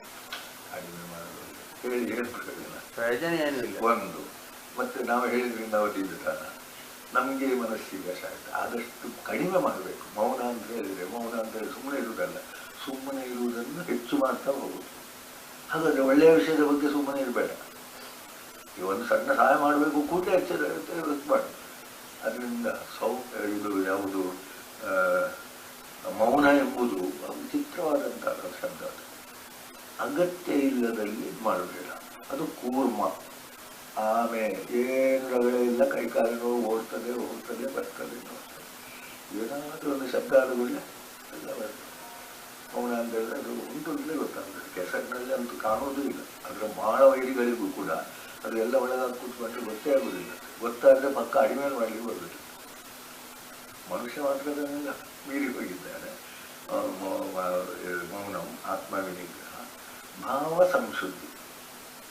ಕೊಲ್ಲು ಅಂದರೆ ಭಾವದಲ್ಲಿ ಏನಿರಬೇಕು, ಶುದ್ಧಿ ಇರಬೇಕು. ಕೊಲ್ಲು ಎಂಬ ಶಬ್ದ ನಾನು ಹೇಳಿದೆ ಯಾಕೆಂದರೆ ತೀವ್ರತೆಯಲ್ಲಿಯೂ ಏನಿರಬೇಕು, ನಮ್ಮ ಭಾವ ಶುದ್ಧ ಇದೆ. ಆಗ ಈ ತಾಮಸಗಳು ಕೋಳಿ ಕೊಯ್ದು ಪೂಜೆ ಮಾಡುವಂಥದ್ದನ್ನು ಒಮ್ಮೆ ನಾವು ವಿರೋಧಿಸಿದ್ರಿಂದ ನಮಗೆ ಲಾಭ ಇದೆ. ಅವನು ತಿಂತಾನೆ, ಮನೆಯಲ್ಲಿ ಕಡಿದು ತಿನ್ನುವುದಕ್ಕೆ ಇಲ್ಲಿ ಕಡಿದುಕೊಂಡವರು ತಿಂತಾನ. ಆದರೆ ಅವನಲ್ಲಿ ಒಂದು ಭಾವ ಉಂಟಲ್ಲ, ಮಾರಿಗೆ ತೃಪ್ತಿ ಆಗ್ತದೆ. ಯಾಕೆ? ಊರಿಗೆ ತೊಂದರೆ ಬರುವುದಿಲ್ಲ ಅಲ್ವಾ? ಇಲ್ಲದಿದ್ರೆ ಊರಿಗೆ ಆ ಮಹಾಮಾರಿ ರೋಗ ಬರ್ತದೆ. ಇದೆಲ್ಲ ಅವನ ಮಟ್ಟದಲ್ಲಿ. ಆ ವಿಷಯವನ್ನು ನಾವು ದೂರಲಿಕ್ಕೆ ಬರುವುದಿಲ್ಲ. ಹಾಗಾದ್ರೆ ನಾವು ಪ್ರೋತ್ಸಾಹಿಸುವುದು ನಾವು ಮಾಡಬೇಕು ಅಂತ ನೋಡಿ. ಹಾಗಾದ್ರಿಂದ ಭಾವ ಸಂಶುದ್ಧಿ ಇದ್ದವ ಏನು ಮಾಡಿದ್ರು ನಾವು ಹೇಳಿದ್ರೆ, ಆದರೆ ನಮ್ಮ ಭಾವಗೆ ಅದು ಸರಿಯಲ್ಲ ಅಂತ ಕಂಡ್ರೆ ನಾವು ಮಾಡೋದು ಬೇಡ. ಅವನು ಮಾಡಿದ್ದನ್ನು ನಾವು ದೂರಲಿಕ್ಕೆ ಹೋಗ್ಲಿಕ್ಕೆ ಉಳ್ಳ. ಅಲ್ಲಿ ಮೌನ ಬರಬೇಕು ನಮಗೆ. ಇತ್ಯೇತತ್ ತಪೋ ಮಾನಸಿಕ ತಪ. ಇನ್ನು ಈ ತಪದಲ್ಲಿ ಮುಖ್ಯವಾಗಿ ಏನು ಅಂದರೆ ಶ್ರದ್ಧೆ. ಫಲಕಾಂಕ್ಷೆ ಇಲ್ಲದೆ ಮಾಡುವಂತಹದ್ದು ಸಾತ್ವಿಕ ತಪಸ್ಸು. ಪ್ರಯತ್ನ ಮಾಡ್ತೇವೆ ನಾವು. ತಪಸ್ಸು ಅಂತ ಹೇಳಿದ್ರೆ ನಮಗೆ ಆಯಾಸ ಆಗ್ತದೆ. ಆದರೆ ಅದು ಇದು ನಾನು ಆಯಾಸ ಆಗುವುದು ಯಾವುದಕ್ಕೆ? ಅದು ಒಂದು ನನ್ನ ಕರ್ಮ ಆದ್ದರಿಂದ. ಈಗ ನಾನು ಇಷ್ಟು ಹೊತ್ತಿಗೆ ಕೂತ್ಕೊಳ್ಬೇಕು, ನನ್ನ ಕರ್ಮದ ಭಾಗ. ಕಷ್ಟ ಆಯಿತು ಅಂದರೆ ಒಳ್ಳೆಯದಕ್ಕೆ. ಸುಮ್ಮನೆ ಹಾಗಾದರೆ ಏನಿಲ್ಲದೆ ಕೂತ್ಕೊಳ್ಳೋದು ಕಷ್ಟಪಡಬಾರ್ದು, ಮಾಡಬಾರ್ದು. ಅದೇ ರೀತಿಯಾಗಿ ಸಾತ್ವಿಕ. ಇನ್ನು ಸತ್ಕಾರಕ್ಕೆ ಮಾನಪೂಜೆ ಇದು ಹೆಚ್ಚು ಪ್ರಚಾರ ಆಗ್ತದಲ್ಲ, ಹಾಗಿದ್ರೆ ನಾನು ಮಾತಾಡ್ತೇನೆ. ಇಲ್ಲದಿದ್ದರೆ ಬೇಡ. ನನಗೆ ಅದು ಬಂದರೆ ನಮ್ಮಲ್ಲಿ ಹೇಳ್ತಾರೆ. ನಂದೇನು ಹೇಳುದು, ಕೇಳೋರಿದ್ರೆ ಹೇಳುದು. ಕೇಳೋನು ಏನು ಮಾಡ್ತಾನೆ ಅವನಿಗೆ ಬಿಡ್ತಾನೆ. ಕೇಳ್ತಾನ ಇಲ್ವೋ, ಉಪಯೋಗಿಸ್ತಾನ ಇಲ್ವೋ, ಅದು ನಮಗೆ ಸಂಬಂಧಪಟ್ಟಂತಲ್ಲ. ಇದು ಅರ್ಥ ಆಗ್ತಾರಲ್ಲ, ಅದು ಹಾಗೆ ಆದ ಕೂಡಲೇ ಅದು ಕರ್ತವ್ಯ ಆಯಿತು. ಸತ್ಕಾರ ಮಾನ ಪೂಜೆ ಅಂತ ಮಾಡಿದರೆ ದಂಬ ದರ್ಪ ಇದೆಲ್ಲ ಮಾಡಿದರೆ ಅಜೋಗುಣ ಆಯಿತು. ಸಾತ್ವಿಕ ಗುಣ ಕೂಡ ವಿಷಯ ಅದೇ ಕ್ರಿಯತೆ ಪ್ರಗುಣ ರಾಜಸಂ ಆದಿತ್ತು. ಅದಾದ್ರೂ ಮಾಡಲಿ, ಹೆಸರಿಗೆ ನನ್ನದು ಹೆಸರು ಆಗ್ತದೆ ಅಂತ ಯಾರು ದುಡ್ಡು ಕೊಡ್ಲಿಯಪ್ಪ, ಬಿಲ್ಡಿಂಗ್ ಕಟ್ಟೋನು ಹಾಗೆ ಏನು ಮಾಡ್ತಾನೆ. ಇಷ್ಟು 10,000ಕ್ಕಿಂತ ಹೆಚ್ಚು ಕೊಟ್ಟ 1 ಲಕ್ಷ ಕೊಟ್ಟವ್ರ ಮೇಲೆ ಆಗ್ತದೆ. ತಪ್ಪಲ್ಲ, ತಪ್ಪು ಆದರೂ ಅದಾದರೂ ಆಗಿತ್ತಲ್ಲ ರಾಜಸ. ಇಲ್ಲದ್ರೆ ಅವನ ದುಡ್ಡು ಎಲ್ಲೆಲ್ಲಿ ಹೋಗ್ತದೆ, ಬೇಡವಾಗಬೇಕು ಹೋಗ್ತದೆ, ಅನ್ಯಾಯಕ್ಕೆ ಹೋಗ್ತದೆ. ಇದೊಂದು ಬಿಲ್ಡಿಂಗ್ ಕಟ್ಟಿಗೆ ಆಗುತ್ತದೆ, ಅದರಲ್ಲಿ ಕೆಲಸಕ್ಕಾಗ್ತದೆ. ಹೀಗೆ ನಾವು ಅದರ ಆ ಮುಖವನ್ನು ನೋಡಿದಾಗ ನಾವು ಕೆಲವನ್ನು ಒಪ್ಪಿಕೊಳ್ಳಿಕ್ಕೆ ಬರ್ತದೆ. ನಾವು ಮಾತ್ರ ಮಾಡಬಾರ್ದು ಅಂತ ಹೆಸರು ಆಗ್ತದೆ ಅಂತ ಹೇಳೋದಕ್ಕೆ ಡೊನೇಷನ್ ಕೊಡ್ಲಿಕ್ಕಿಲ್ಲ, ಬೇಕಾ? ಅದಕ್ಕೆ ಮಾತ್ರ ಕೊಡಬೇಕು. ನಾನು ಎಷ್ಟೋ ವಿಷಯಗಳಿಗೆ ಡೊನೇಷನ್ಸ್ ಕೊಡ್ಲಿಕ್ಕೆ ಹೋಗುವುದಿಲ್ಲ, ಯಾಕೆ ಅದು ಅಗತ್ಯ. ನಮ್ದೆಂಥದ ಇದಕ್ಕೆ ಆಭರಣ ಮಾಡಿಸ್ಲಿಕ್ಕೆ ಅಂತ ಇಲ್ಲ. ಆಭರಣ ಮಾಡಿಸ್ಲಿಕ್ಕೆ ಸೋಲಾರ್ ಹಾಕಿಸ್ಲಿಕ್ಕೆ ಹೇಳಿದ್ರು ನಮ್ಮ ನಾಗರಾಜ. ಸೋಲಾರ್ ಹಾಕಿಸ್ಲಿಕ್ಕೆ ಉಂಟು, ನಮ್ಮ ಆಭರಣಕ್ಕೆ ಬೇಡ, ಆಭರಣಕ್ಕೆ ನಾನು ಕೊಡುವುದಿಲ್ಲ ಅಂತ ಹೇಳಿ ಸೋಲಾರ್ ಹಾಕಿಸುವುದು. ಅದಕ್ಕೆ ನಾನು ಕೊಡ್ತೇನೆ. ನನಗೆ ಡೊನೇಷನ್ನಲ್ಲಿ ಅದು ಇದು ಮಾಡಬೇಕು. ಇದು ಇಲ್ಲಿ ಇರುವುದರಿಂದ ಹೇಳುದು ರಾಜಸ ಆಗಬಾರ್ದು, ನಮ್ಮದು ಜಾಸ್ತಿ ಸಾರ್ಥಕ ಆಗಬೇಕು. ಆಮೇಲೆ ಮೂಲಗ್ರಹಣ ಅರ್ಪಣೋ ಎಂತೆಂಥದ ಮಾಡೋದು, ಸಾಲ ಮಾಡಿದ್ದು ಮದುವೆ ಇದೆಲ್ಲ ಮಾಡೋದು. ಇದೇನೆಂದರೆ ಪೀಡೆ, ಅವನಿಗೂ ಪೀಡೆ, ಮನೆಯವರಿಗೂ ಪೀಡೆ. ನೀವು ಯಾವತ್ತು ರಾತ್ರಿ ಯಾರು ಮಲಗಬಾರ್ದು, ಇದು ಮಾಡಬೇಕು, ಇದು ಮಾಡಬೇಕು, ಇವರ ಪೂಜೆಗೆ ಅವರಿಗೆ ನಿದ್ದೆ ಬರ್ತದೆ, ಅವರು ಇದು ಮಾಡ್ತದೆ. ಅದರಿಂದ ಅದನ್ನು ಮಾಡಲಿಕ್ಕೂ ಪರಸ್ಪರ ಆಗ್ತದೆ. ಇನ್ನು ನಾವು ಅವರಿಗಿಂತ ಅವನಿಗೆ ಇದಾಗಬೇಕು, ಅವನಿಗಿಂತ ನಮ್ಮಲ್ಲಿ ಜೋರಾಗಬೇಕು. ಅವನಿಗೆ ಏನಾಗಬೇಕು, ನಮ್ದು ಅಷ್ಟು ಗೌಜಿ ಆಗಲಿಲ್ಲ ಅಂತ ಅವನಿಗೆ ತಲೆ ವಿಷಯ ಆಗ್ತದೆ. ಇಂಥದ್ದೆಲ್ಲ ಉಂಟು. ಅವನದು ಇದು ಆದರೆ ಅಂಥದ್ದು ಉಂಟಲ್ಲ, ಉಂಟು ಬೇಕಾದಷ್ಟು ಉಂಟು. ನಮ್ಮದು ಡ್ರೆಸ್ ಈಗ ಏನಾಗಬೇಕು ಅಂದರೆ ಒಳ್ಳೆ ಚಂದ ಡ್ರೆಸ್ ಮಾಡ್ತಾರಂತ ಇತ್ತು, ಅವರಿಗಿಂತ ನಮ್ಮದು ಚಂದ.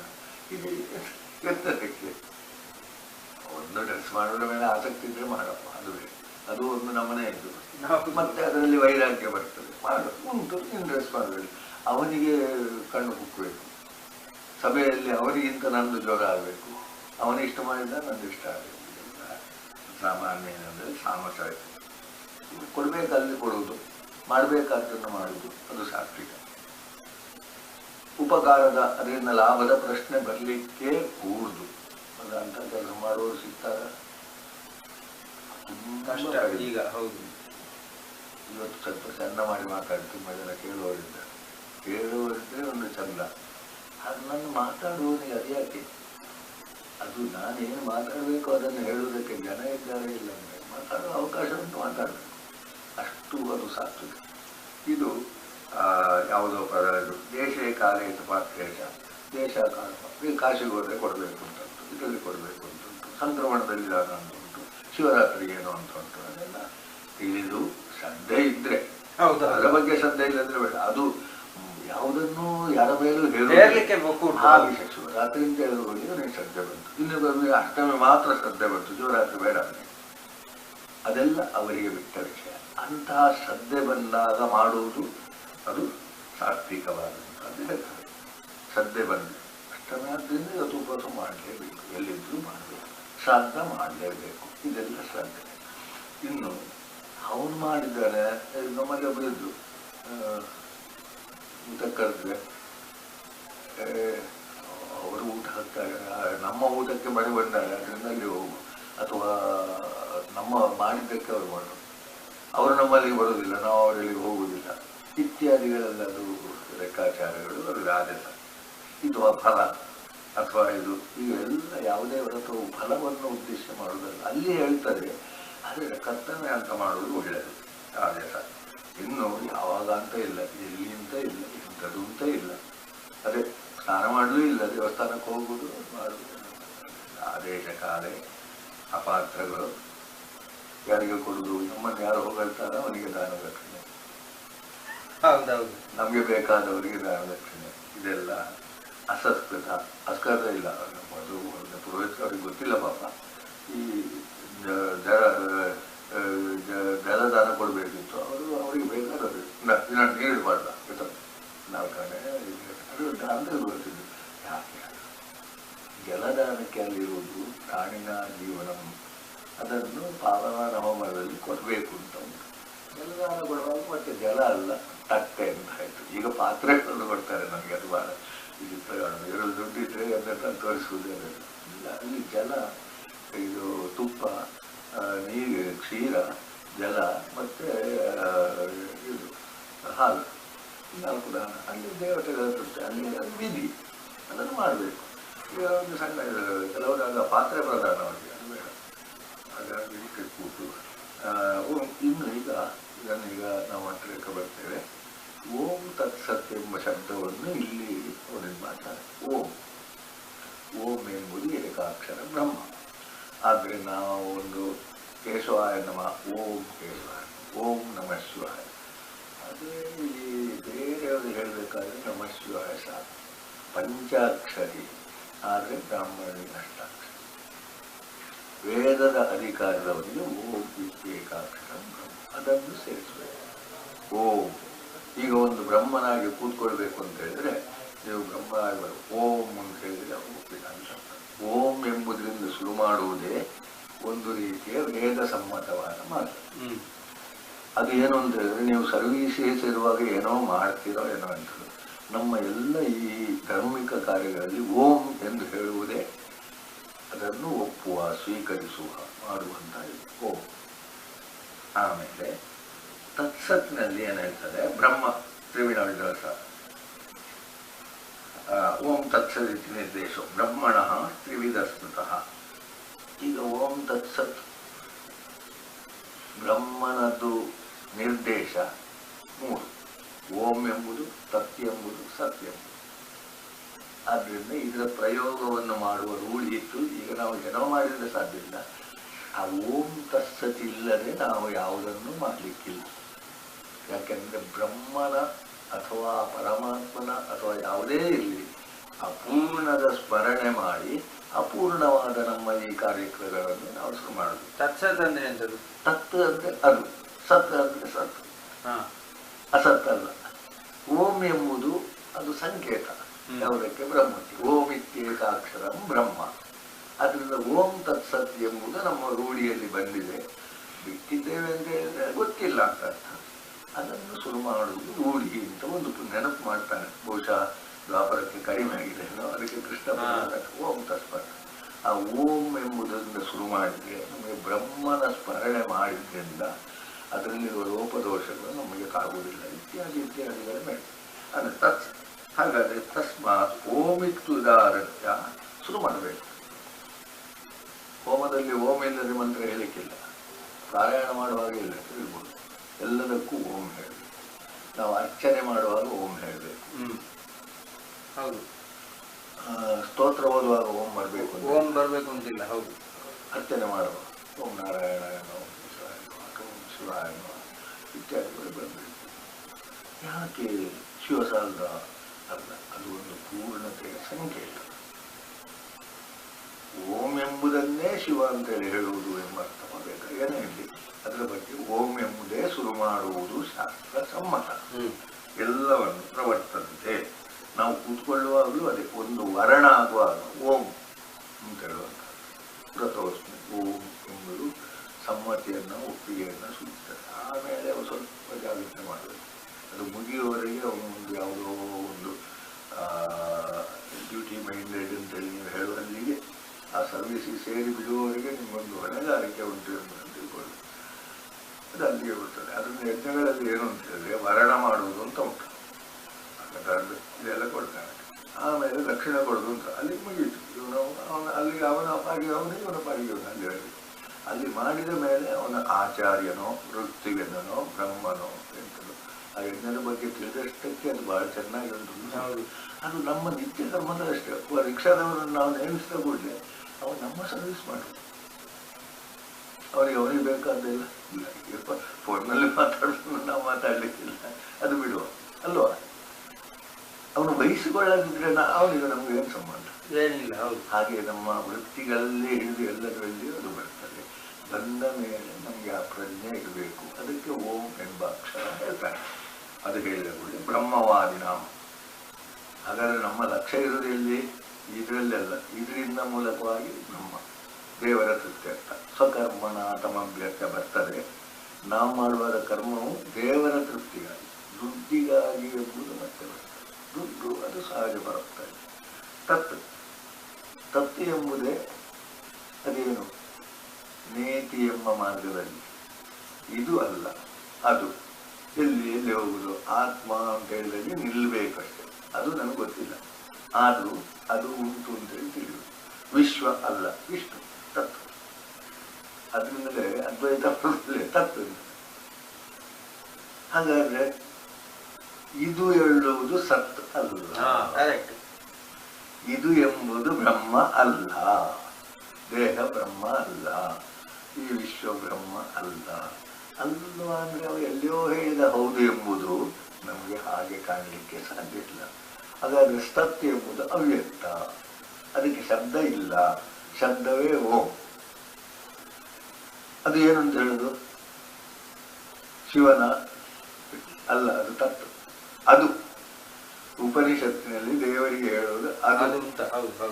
ಅವನು ಅಲ್ಲ, ಅವಳು ಅಲ್ಲ. ಈಗ ನಾವು ಆರಾಧನೆ ಬರುವಾಗ ದುರ್ಗೆ ಅವಳು ಅವಳು ಎಷ್ಟೋ ಸಲ ಉಂಟು. ಕೊಲ್ಲೂರಿನಲ್ಲಿ ನಮ್ಮ ಸಿದ್ಧಾಂತ ಓಂ ಅಲ್ಲಿ ದೇವಿಗೆ ನಮಸ್ತಸ್ಯೈ ಆಗಬೇಕು. ನಮಸ್ತಸ್ಯೈ ನಮಸ್ತಸ್ಯೈ ನಮಸ್ತೆ ಸ್ತ್ರೀಲಿಂಗ.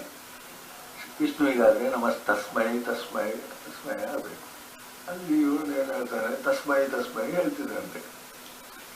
ಇದರಲ್ಲಿ ನಮಸ್ತಸ್ಮೈ ನಮಸ್ತಸ್ಮೈ ನಮಸ್ತಸ್ಮೈ ದುರ್ಗೆಗೆ.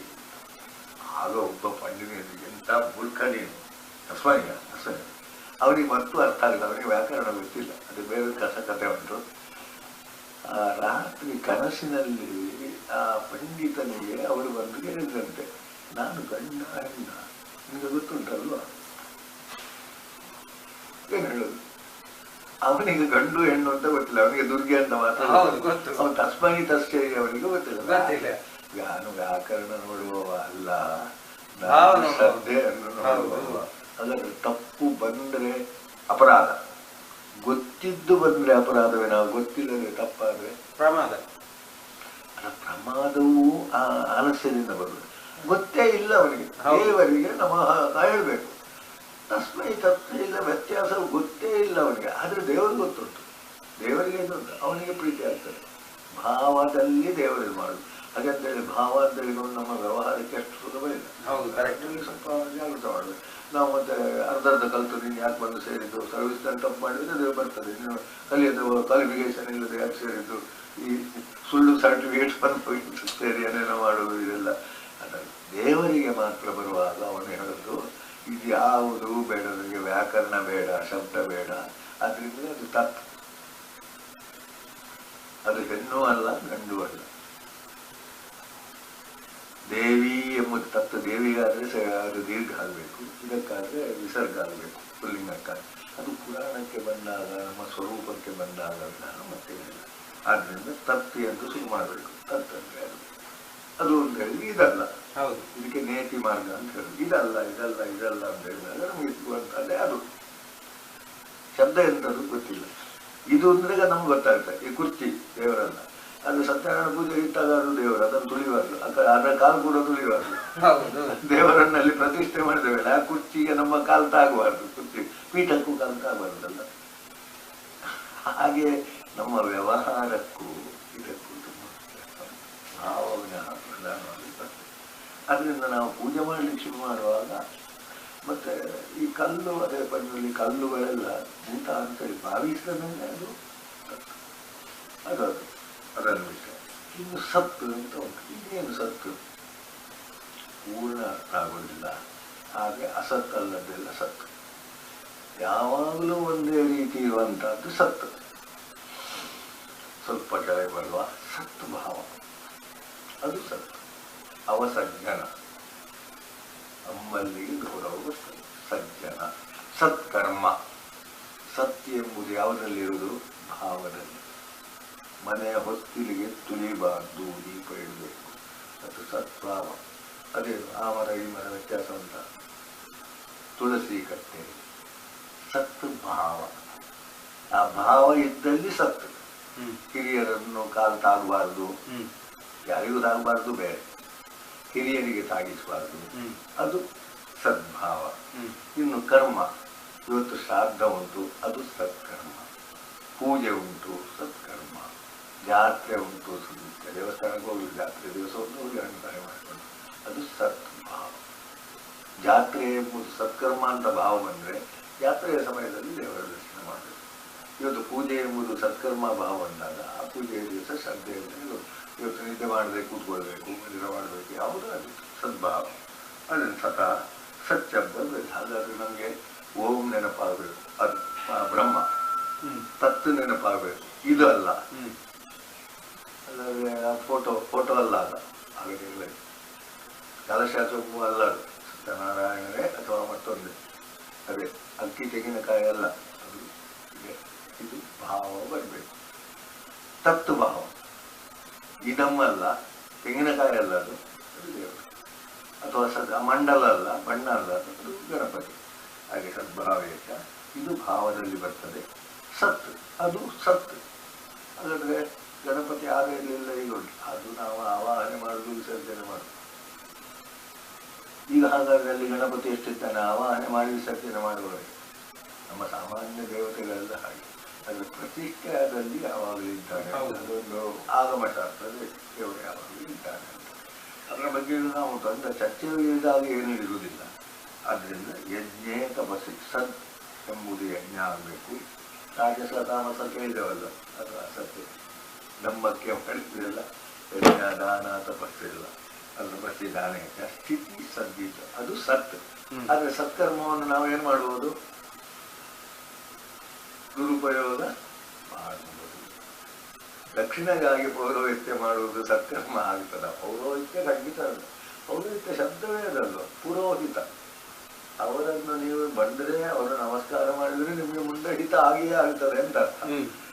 ಇದು ಆಗುತ್ತದ ಅಂತ ಕೇಳಿದಾಗ ಅವರ ಕರ್ಮದಲ್ಲಿ ಏನಿಲ್ಲ, ಪೌರೋಹಿತ್ಯದ ಅರ್ಥ ಇಲ್ಲ. ಈಗ ಅಗ್ನಿಮೀಳೆ ಪುರೋಹಿತಂ, ವೇದದ ಮೊದಲನೇ ಮಂತ್ರವೇ ಅಗ್ನಿಮೀಳೆ ಪುರೋಹಿತಂ. ಅಗ್ನಿಯನ್ನು ನೀವು ಆರಾಧಿಸಿದ್ರೆ ಅವನು ನಿಮಗೆ ಶುಭವನ್ನು ಮಾಡ್ತಾನೆ. ಅಗ್ನಿಯ ದೇವ ಪುರೋಹಿತಂ. ಯಜ್ಞಸ್ಯ ದೇವ ಮೃತ್ಯು, ಯಜ್ಞದಲ್ಲಿ ಯಾರು ಬೇಕೇ ಬೇಕು, ಅಗ್ನಿ ಬೇಕು. ಮತ್ತೆ ಏನ್ ಮಾಡ್ತಾನೆ ಅವ, ಹೋತಾರಂ ರಕ್ತದಾತಾರ, ಅದಕ್ಕೆ ನೀನು ಆಹುತಿ ಹಾಕಿದ್ರೆ ನಿನಗೆ ರಕ್ತ ಶ್ರೇಷ್ಠವಾದನ್ನು ಕೊಡ್ತಾನೆ. ಒಂದು ಮಂತ್ರದ ಅರ್ಥ ಅಗ್ನಿಮೀಳೆ ಪುರೋಹಿತಂ ಹೋತಾರಂ ರಕ್ತದಾತಾರ. ಇದು ಭಾವವು ಹೌದು, ಇರಬಹುದು. ಅದರಿಂದ ಪುರೋಹಿತ ಶಬ್ದವನ್ನು ಅಗ್ನಿಗೆ ಸರಿಯಾಗಿ ನಾವು ಬಳಸ್ತೇವೆ. ಆದ್ರೆ ಇವರು ಏನ್ ಮಾಡ್ತಾರೆ ಅಂತ ನೋಡುವಾಗ, ಅದೇ ನಮಗೆ ಶ್ರದ್ಧೆ ಬರದಿದ್ರೆ ಅಂತದನ್ನು ಕಡಿಮೆ ಮಾಡಬಹುದು. ಬಿಡುವಾಗ ಕೆಲವು ಸಲ ತಪ್ಪಾಗ್ತದೆ.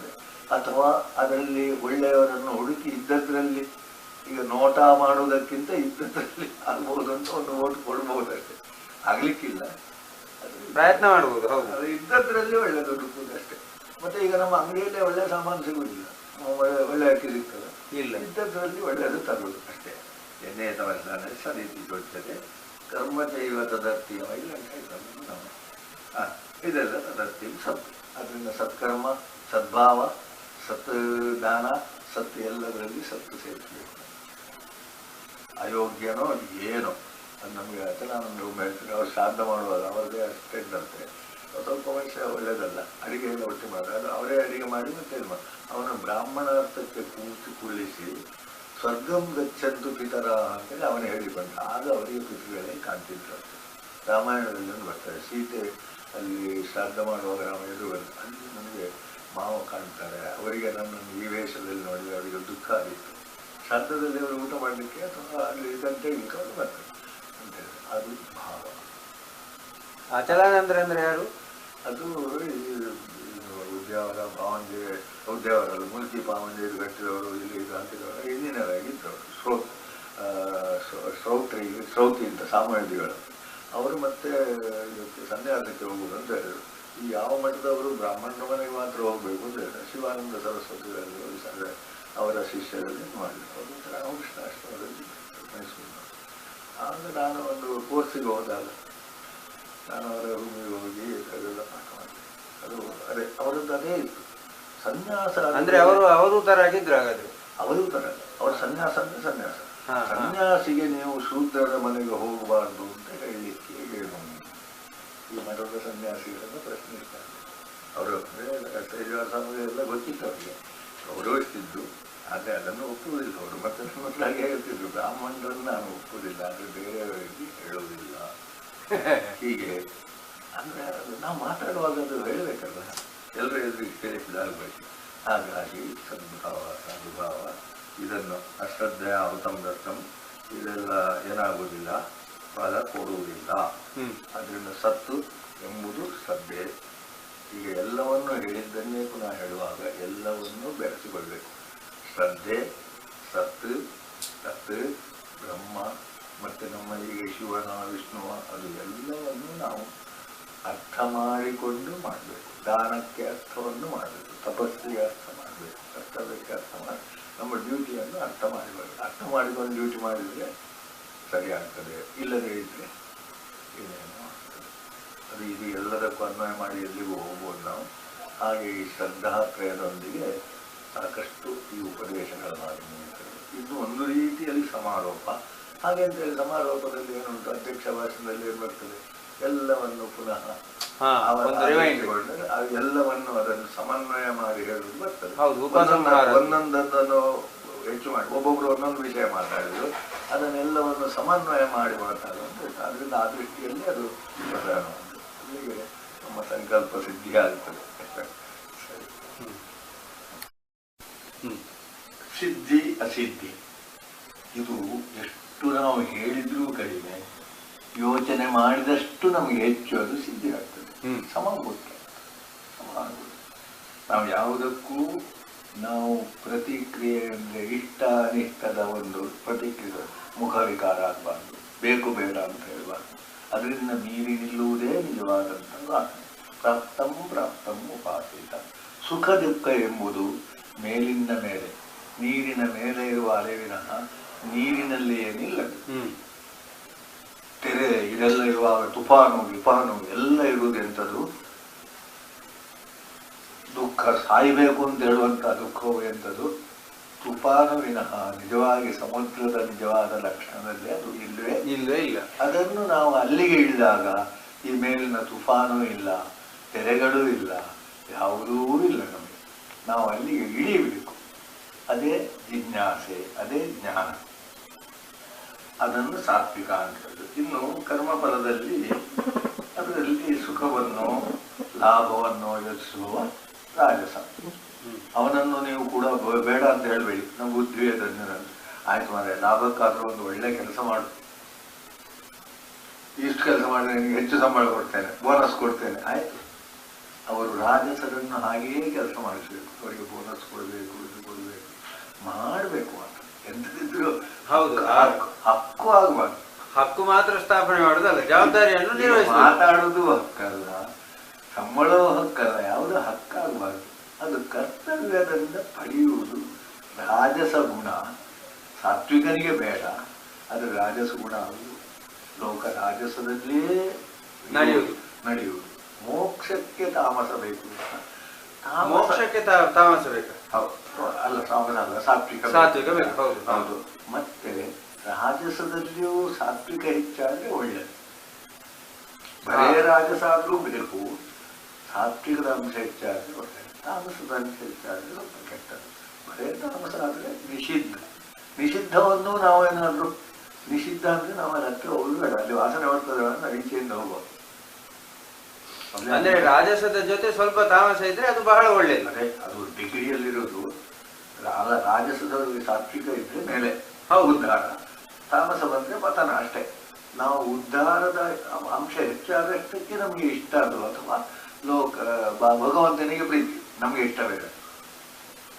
ರಾಜಸವನ್ನು ಭಗವಂತ ದ್ವೇಷಿಸುವುದಿಲ್ಲ, ಅದಕ್ಕೆ ಸಾತ್ವಿಕ ಹೆಚ್ಚಾದಷ್ಟು ಅವನಿಷ್ಟ. ಪೂರ್ಣ ಸಾತ್ವಿಕ ಆದಾಗ ಮೋಕ್ಷಕ್ಕೆ, ಪೂರ್ಣ ಸಾತ್ವಿಕವನ್ನು ಮೀರಿ ನಿಂತಾಗ ಮೋಕ್ಷಕ್ಕೆ. ಅದು ನಮ್ಗೆ ಹೇಳುವಾಗ ಸಿಕ್ಕಿ ಬಿಡುವುದಿಲ್ಲ, ಗುಣ ಹೀತ ಆಗಬೇಕು.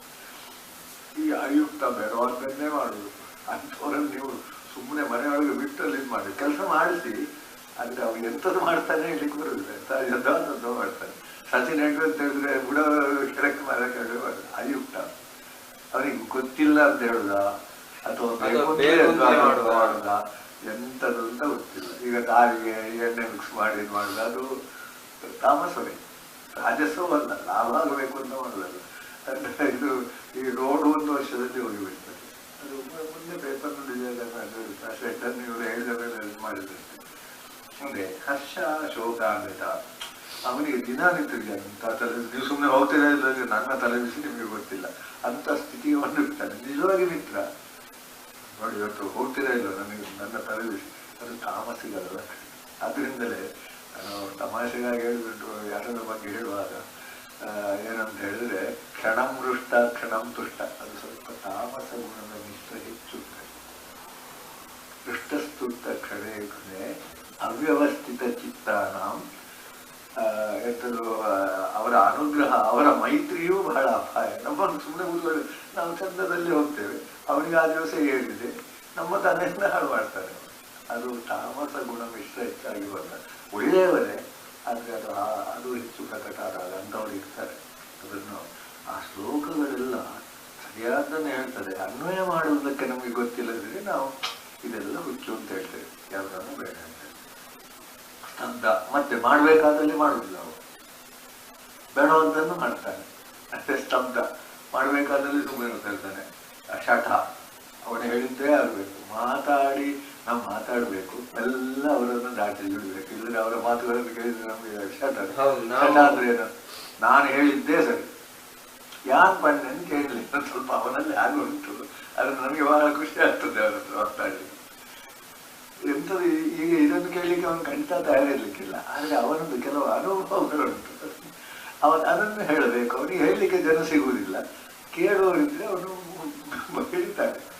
ಆದರೆ ನಾವು ಕೇಳಬಹುದು, ನಾನು ಕೇಳಲಿಕ್ಕೆ ಸ್ವಲ್ಪ ತಯಾರಾದವ, ಅದರಲ್ಲಿ ಯಾವುದೋ ಅನುಭವದ ಅಂಶಗಳು ಅದು ಅವನಿಗೆ ಯಾರು ಇಲ್ಲಂತೆ, ಯಾರು ಇರುವುದಿಲ್ಲಂತೆ, ಯಾರು ಅವನನ್ನು ಹೇಳುವುದೂ ಇಲ್ಲಂತೆ. ಯಾರ ಮಾಡಿ ಇಟ್ಟು ನನಗೆ ಸ್ವಲ್ಪ ಅಂತಾರೆ. ಭಾಳ ನನಗೆ ಕೂತ್ಕೊಂಡು ನನ್ನ ಇಲ್ಲಿವರೆಗೆ ಅವ್ರು ನಮ್ಗೆ ಹಾಗೆ ನಡೀತಾ ಇರ್ತದೆ ಅವ್ರಿಗೆ ಅಂತ. ವಿಷಾದಿ ದೀರ್ಘ ಸುತ್ತು, ದೀರ್ಘ ಸುತ್ತು. ನನಗೆ ಅದೇ ಇವತ್ತು ಸಮಾಧಾನ ಅಂತದೆ. ನಾವು ಇದರಲ್ಲಿ ಮುಗಿಸೋ ಅಂತ ಹೇಳಿದ್ದು ನಾವು ಎಳಿಸಿದಾಗ ಆಯ್ತಲ್ಲ, ಇದು 1-2 ವಾರ ಆಯ್ತು. ಎಂಥದ ಮಾರ ನನಗೆ ಅದೊಂದು ಕಾರ್ಯಕ್ರಮಕ್ಕೆ ಹೋಗಿ ಬರುವ ತಿಂಗಳು ಮಾಡುವ ಅಂತ ಹೇಳಿ ಅದು ದೀರ್ಘ ಸೂತ್ರ. ಪ್ರಾರಂಭ ಅಂತನ್ನು ನಿಲ್ಲಿಸಬಾರ್ದು ಅಂತಲೂ ಹೇಳುದಲ್ಲ ನಾನು. ಕಾರಣ ಕಡಿಮೆ ಇದ್ದು ಸ್ವಲ್ಪ ಕಾರಣಕ್ಕಾಗಿ ನಿಲ್ಲಿಸಿದ್ರೆ ದೀರ್ಘ ಸೂತ್ರ. ಮಾಡುವಪ್ಪ, ನಿತ್ಯ ನೀರಾಗ್ತದೆ, ಅದಕ್ಕೆ ಇವತ್ತು ಬೇಡ ನಾಳೆ ಆಗುವ, ಅಥವಾ ಇದು ಇತ್ಯಾದಿಗಳೆಲ್ಲ ಖಂಡಿತ ಫಲವನ್ನು ನಾಶ ಮಾಡ್ತದೆ. ಕೃಷಿಯಲ್ಲಿ ಅಂತೂ ಬಹಳ ಒಂದು ಸಮಸ್ಯೆ ಆಗ್ತದೆ. ಕೃಷಿ ಎಂಬುದಕ್ಕೂ ನಮ್ಮ ಅಧ್ಯಾತ್ಮ ಸಾಧನೆ ಎಂಬುದಕ್ಕೂ ಒಂದಿಷ್ಟು ವ್ಯತ್ಯಾಸ ಇಲ್ಲ. ಇದು ಕೃಷಿ, ಜ್ಞಾನವೂ ಸಾಧನೆಯೂ ಕೃಷಿ. ಕೃಷಿಯಲ್ಲಿ ಎಷ್ಟು ಜಾಗ್ರತೆ ಇರಬೇಕು, ಅಲ್ಲಿ ಸ್ವಲ್ಪ ಅಜಾಗ್ರತೆ ಸ್ವಲ್ಪ ಹೆಚ್ಚು ಕಡಿಮೆ ಮಾಡಿ ಹೇಗೆ ತೊಂದರೆ ಕೊಡ್ತೇವೋ, ಅದಕ್ಕೆ ಹೇಗೆ ಕೀಟಬಾಧೆ ಹೆಚ್ಚು ಉಂಟ, ನಮ್ಮ ಈ ಕೃಷಿಗೂ ಬಹುಶಃ ಅದಕ್ಕಿಂತಲೂ ಹೆಚ್ಚು ಸಮಸ್ಯೆಗಳುಂಟು. ನಮಗೆ ಇದು ಬೇಡ ಅಂತ ಹೇಳುವಂಥ ಒಂದು ಬಾಧೆಗಳು ಅಥವಾ ನಷ್ಟ ಆಗುವ ಸಮಯಗಳೆಲ್ಲ ಉಂಟು. ಈಗ ಈ ಸಾತ್ವಿಕ ಆಗುವುದು ಹೇಗೆ ಅಂತ ಹೇಳಿದ್ರೆ, ಸಣ್ಣ ಪ್ರವೃತ್ತಿ ನಿವೃತ್ತಿ.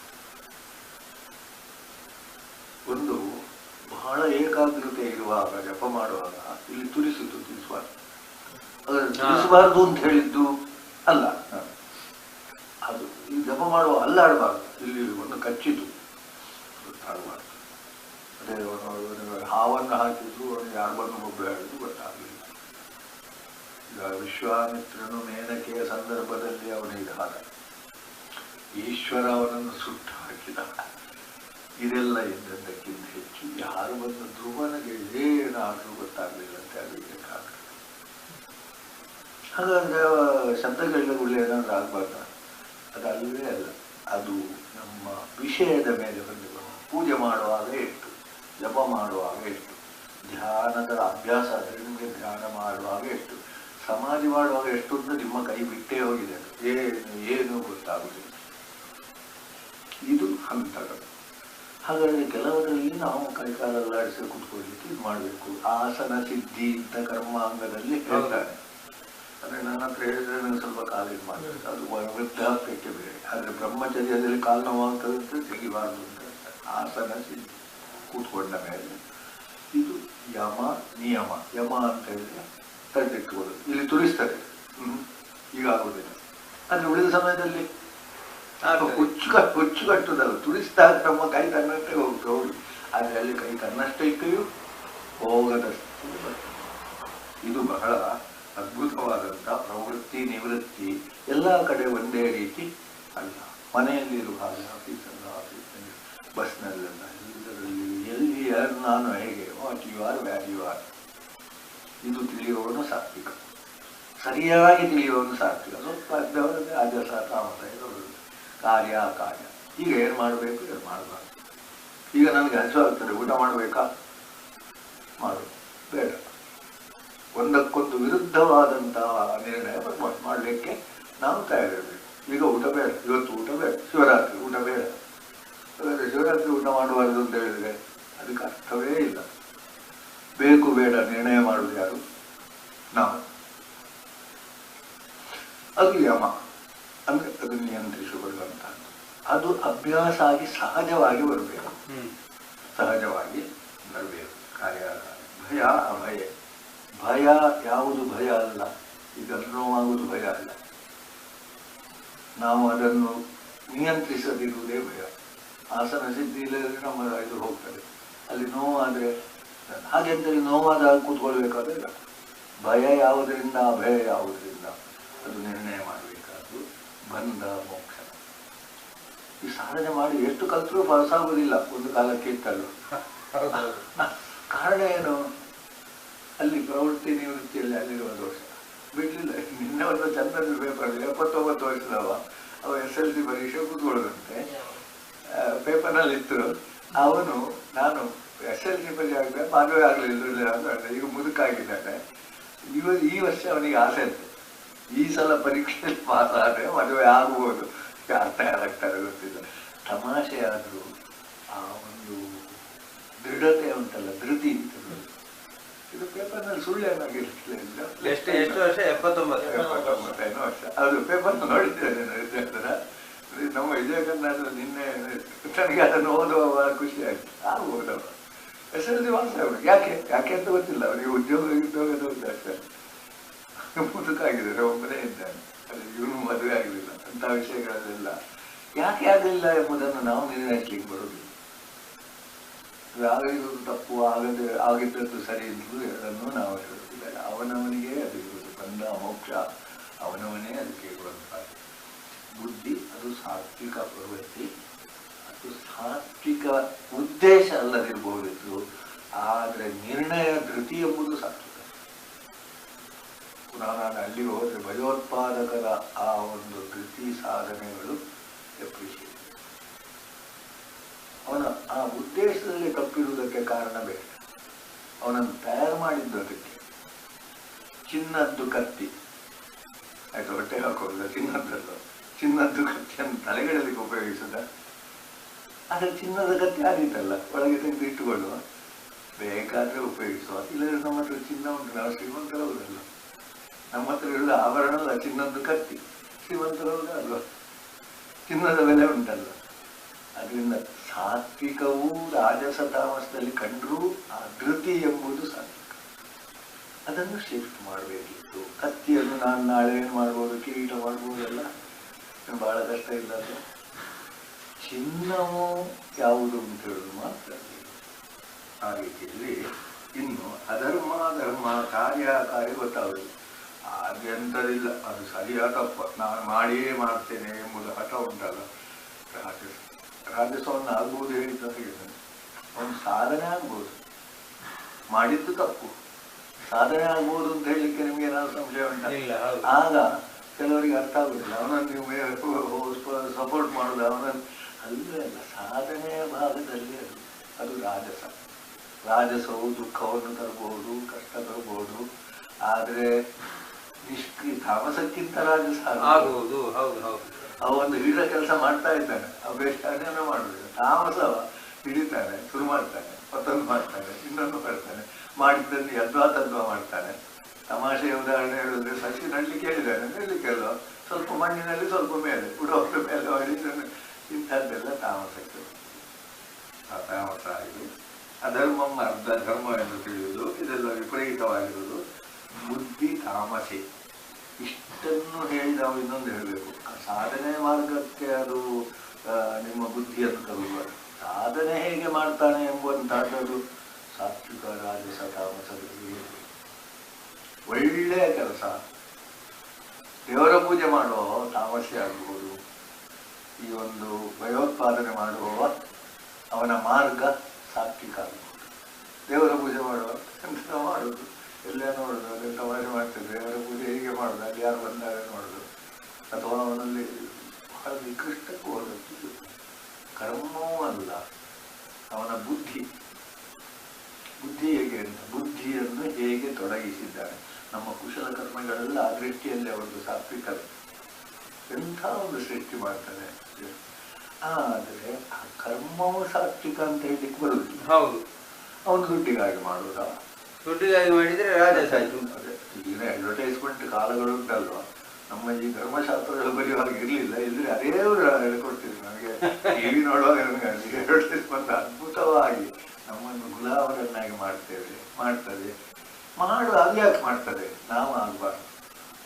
ಆದರೆ 190 ಜನ ಆಗ್ತಾರೆ. ಅದು ಎಲ್ಲದಕ್ಕೂ ಹಿಂದೆಯೂ ಹಾಗೆ ಆಕರ್ಷಕವಾದಕ್ಕೆ ಅಂದ್ರೆ ಎಲ್ಲ ಇದಾಗಿದ್ದಾರೆ. ವಿಚಾರ ಮಾಡಿದವರು ಕಡಿಮೆ ಅಲ್ವಾ. ಈಗಲೂ ನಾವು ಅಡ್ವರ್ಟೈಸ್ಮೆಂಟ್ಗೆ ಇದಾಗಬಾರದು, ನಾವು ಸರಿಯಾಗಿ ಇರ್ಲಿಕ್ಕೆ ಸಾಧ್ಯ ಉಂಟು. ಅದೊಂದು ಮುಖ ನನಗೆ ನಿನ್ನೆ ತುಂಬಾ ಕಂಡದ್ದು.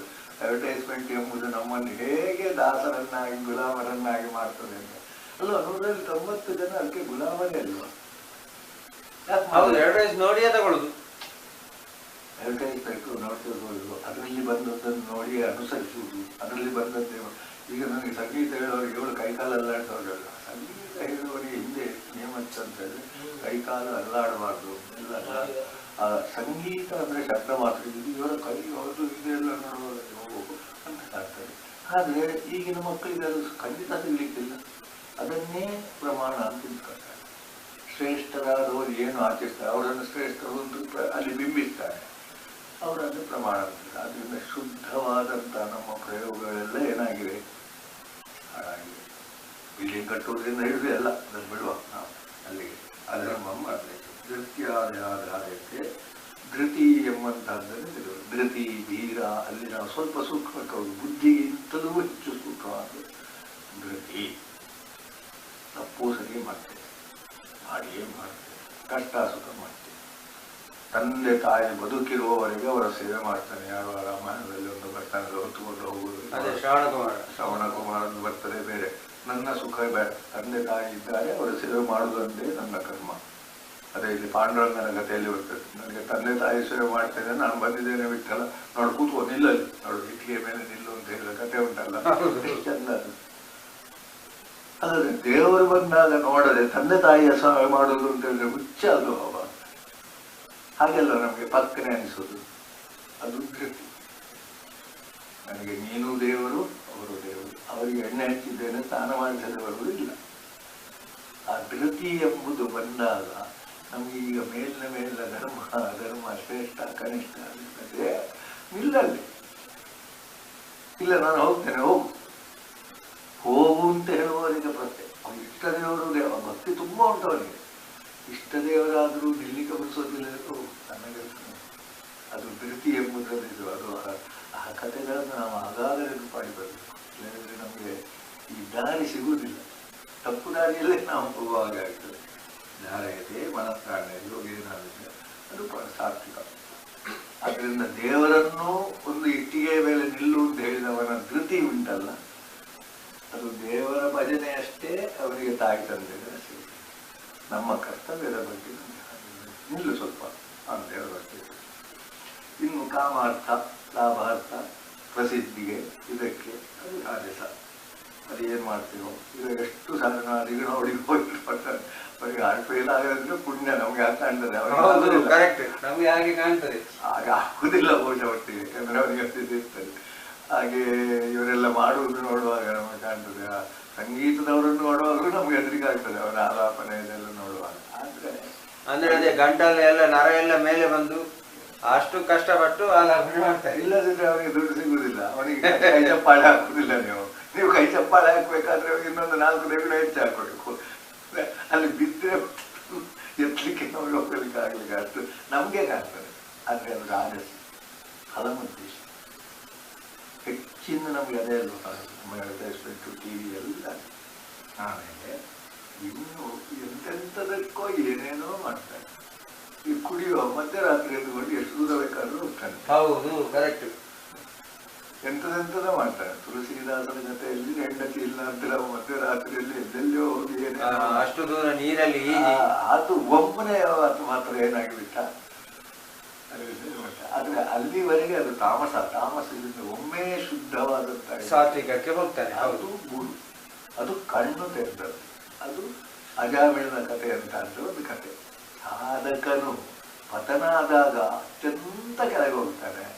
ಆದರೆ ಅದು ಸ್ಥಿರ ಆಗದೆ ಇರಬಹುದು. ಸರಿಯಾದ ಇದು ಸಿಕ್ಕಿದ್ರೆ ಮೊದಲಿಂದಲ್ಲಿಂದ ಪುನಃ ಮುಂದೆ ಹೋಗ್ತಾನೆ. ಅಲ್ಲಿ ನಿಂತಲ್ಲಿಂದ ಮುಂದೆ ಹೋಗ್ತಾನೆ.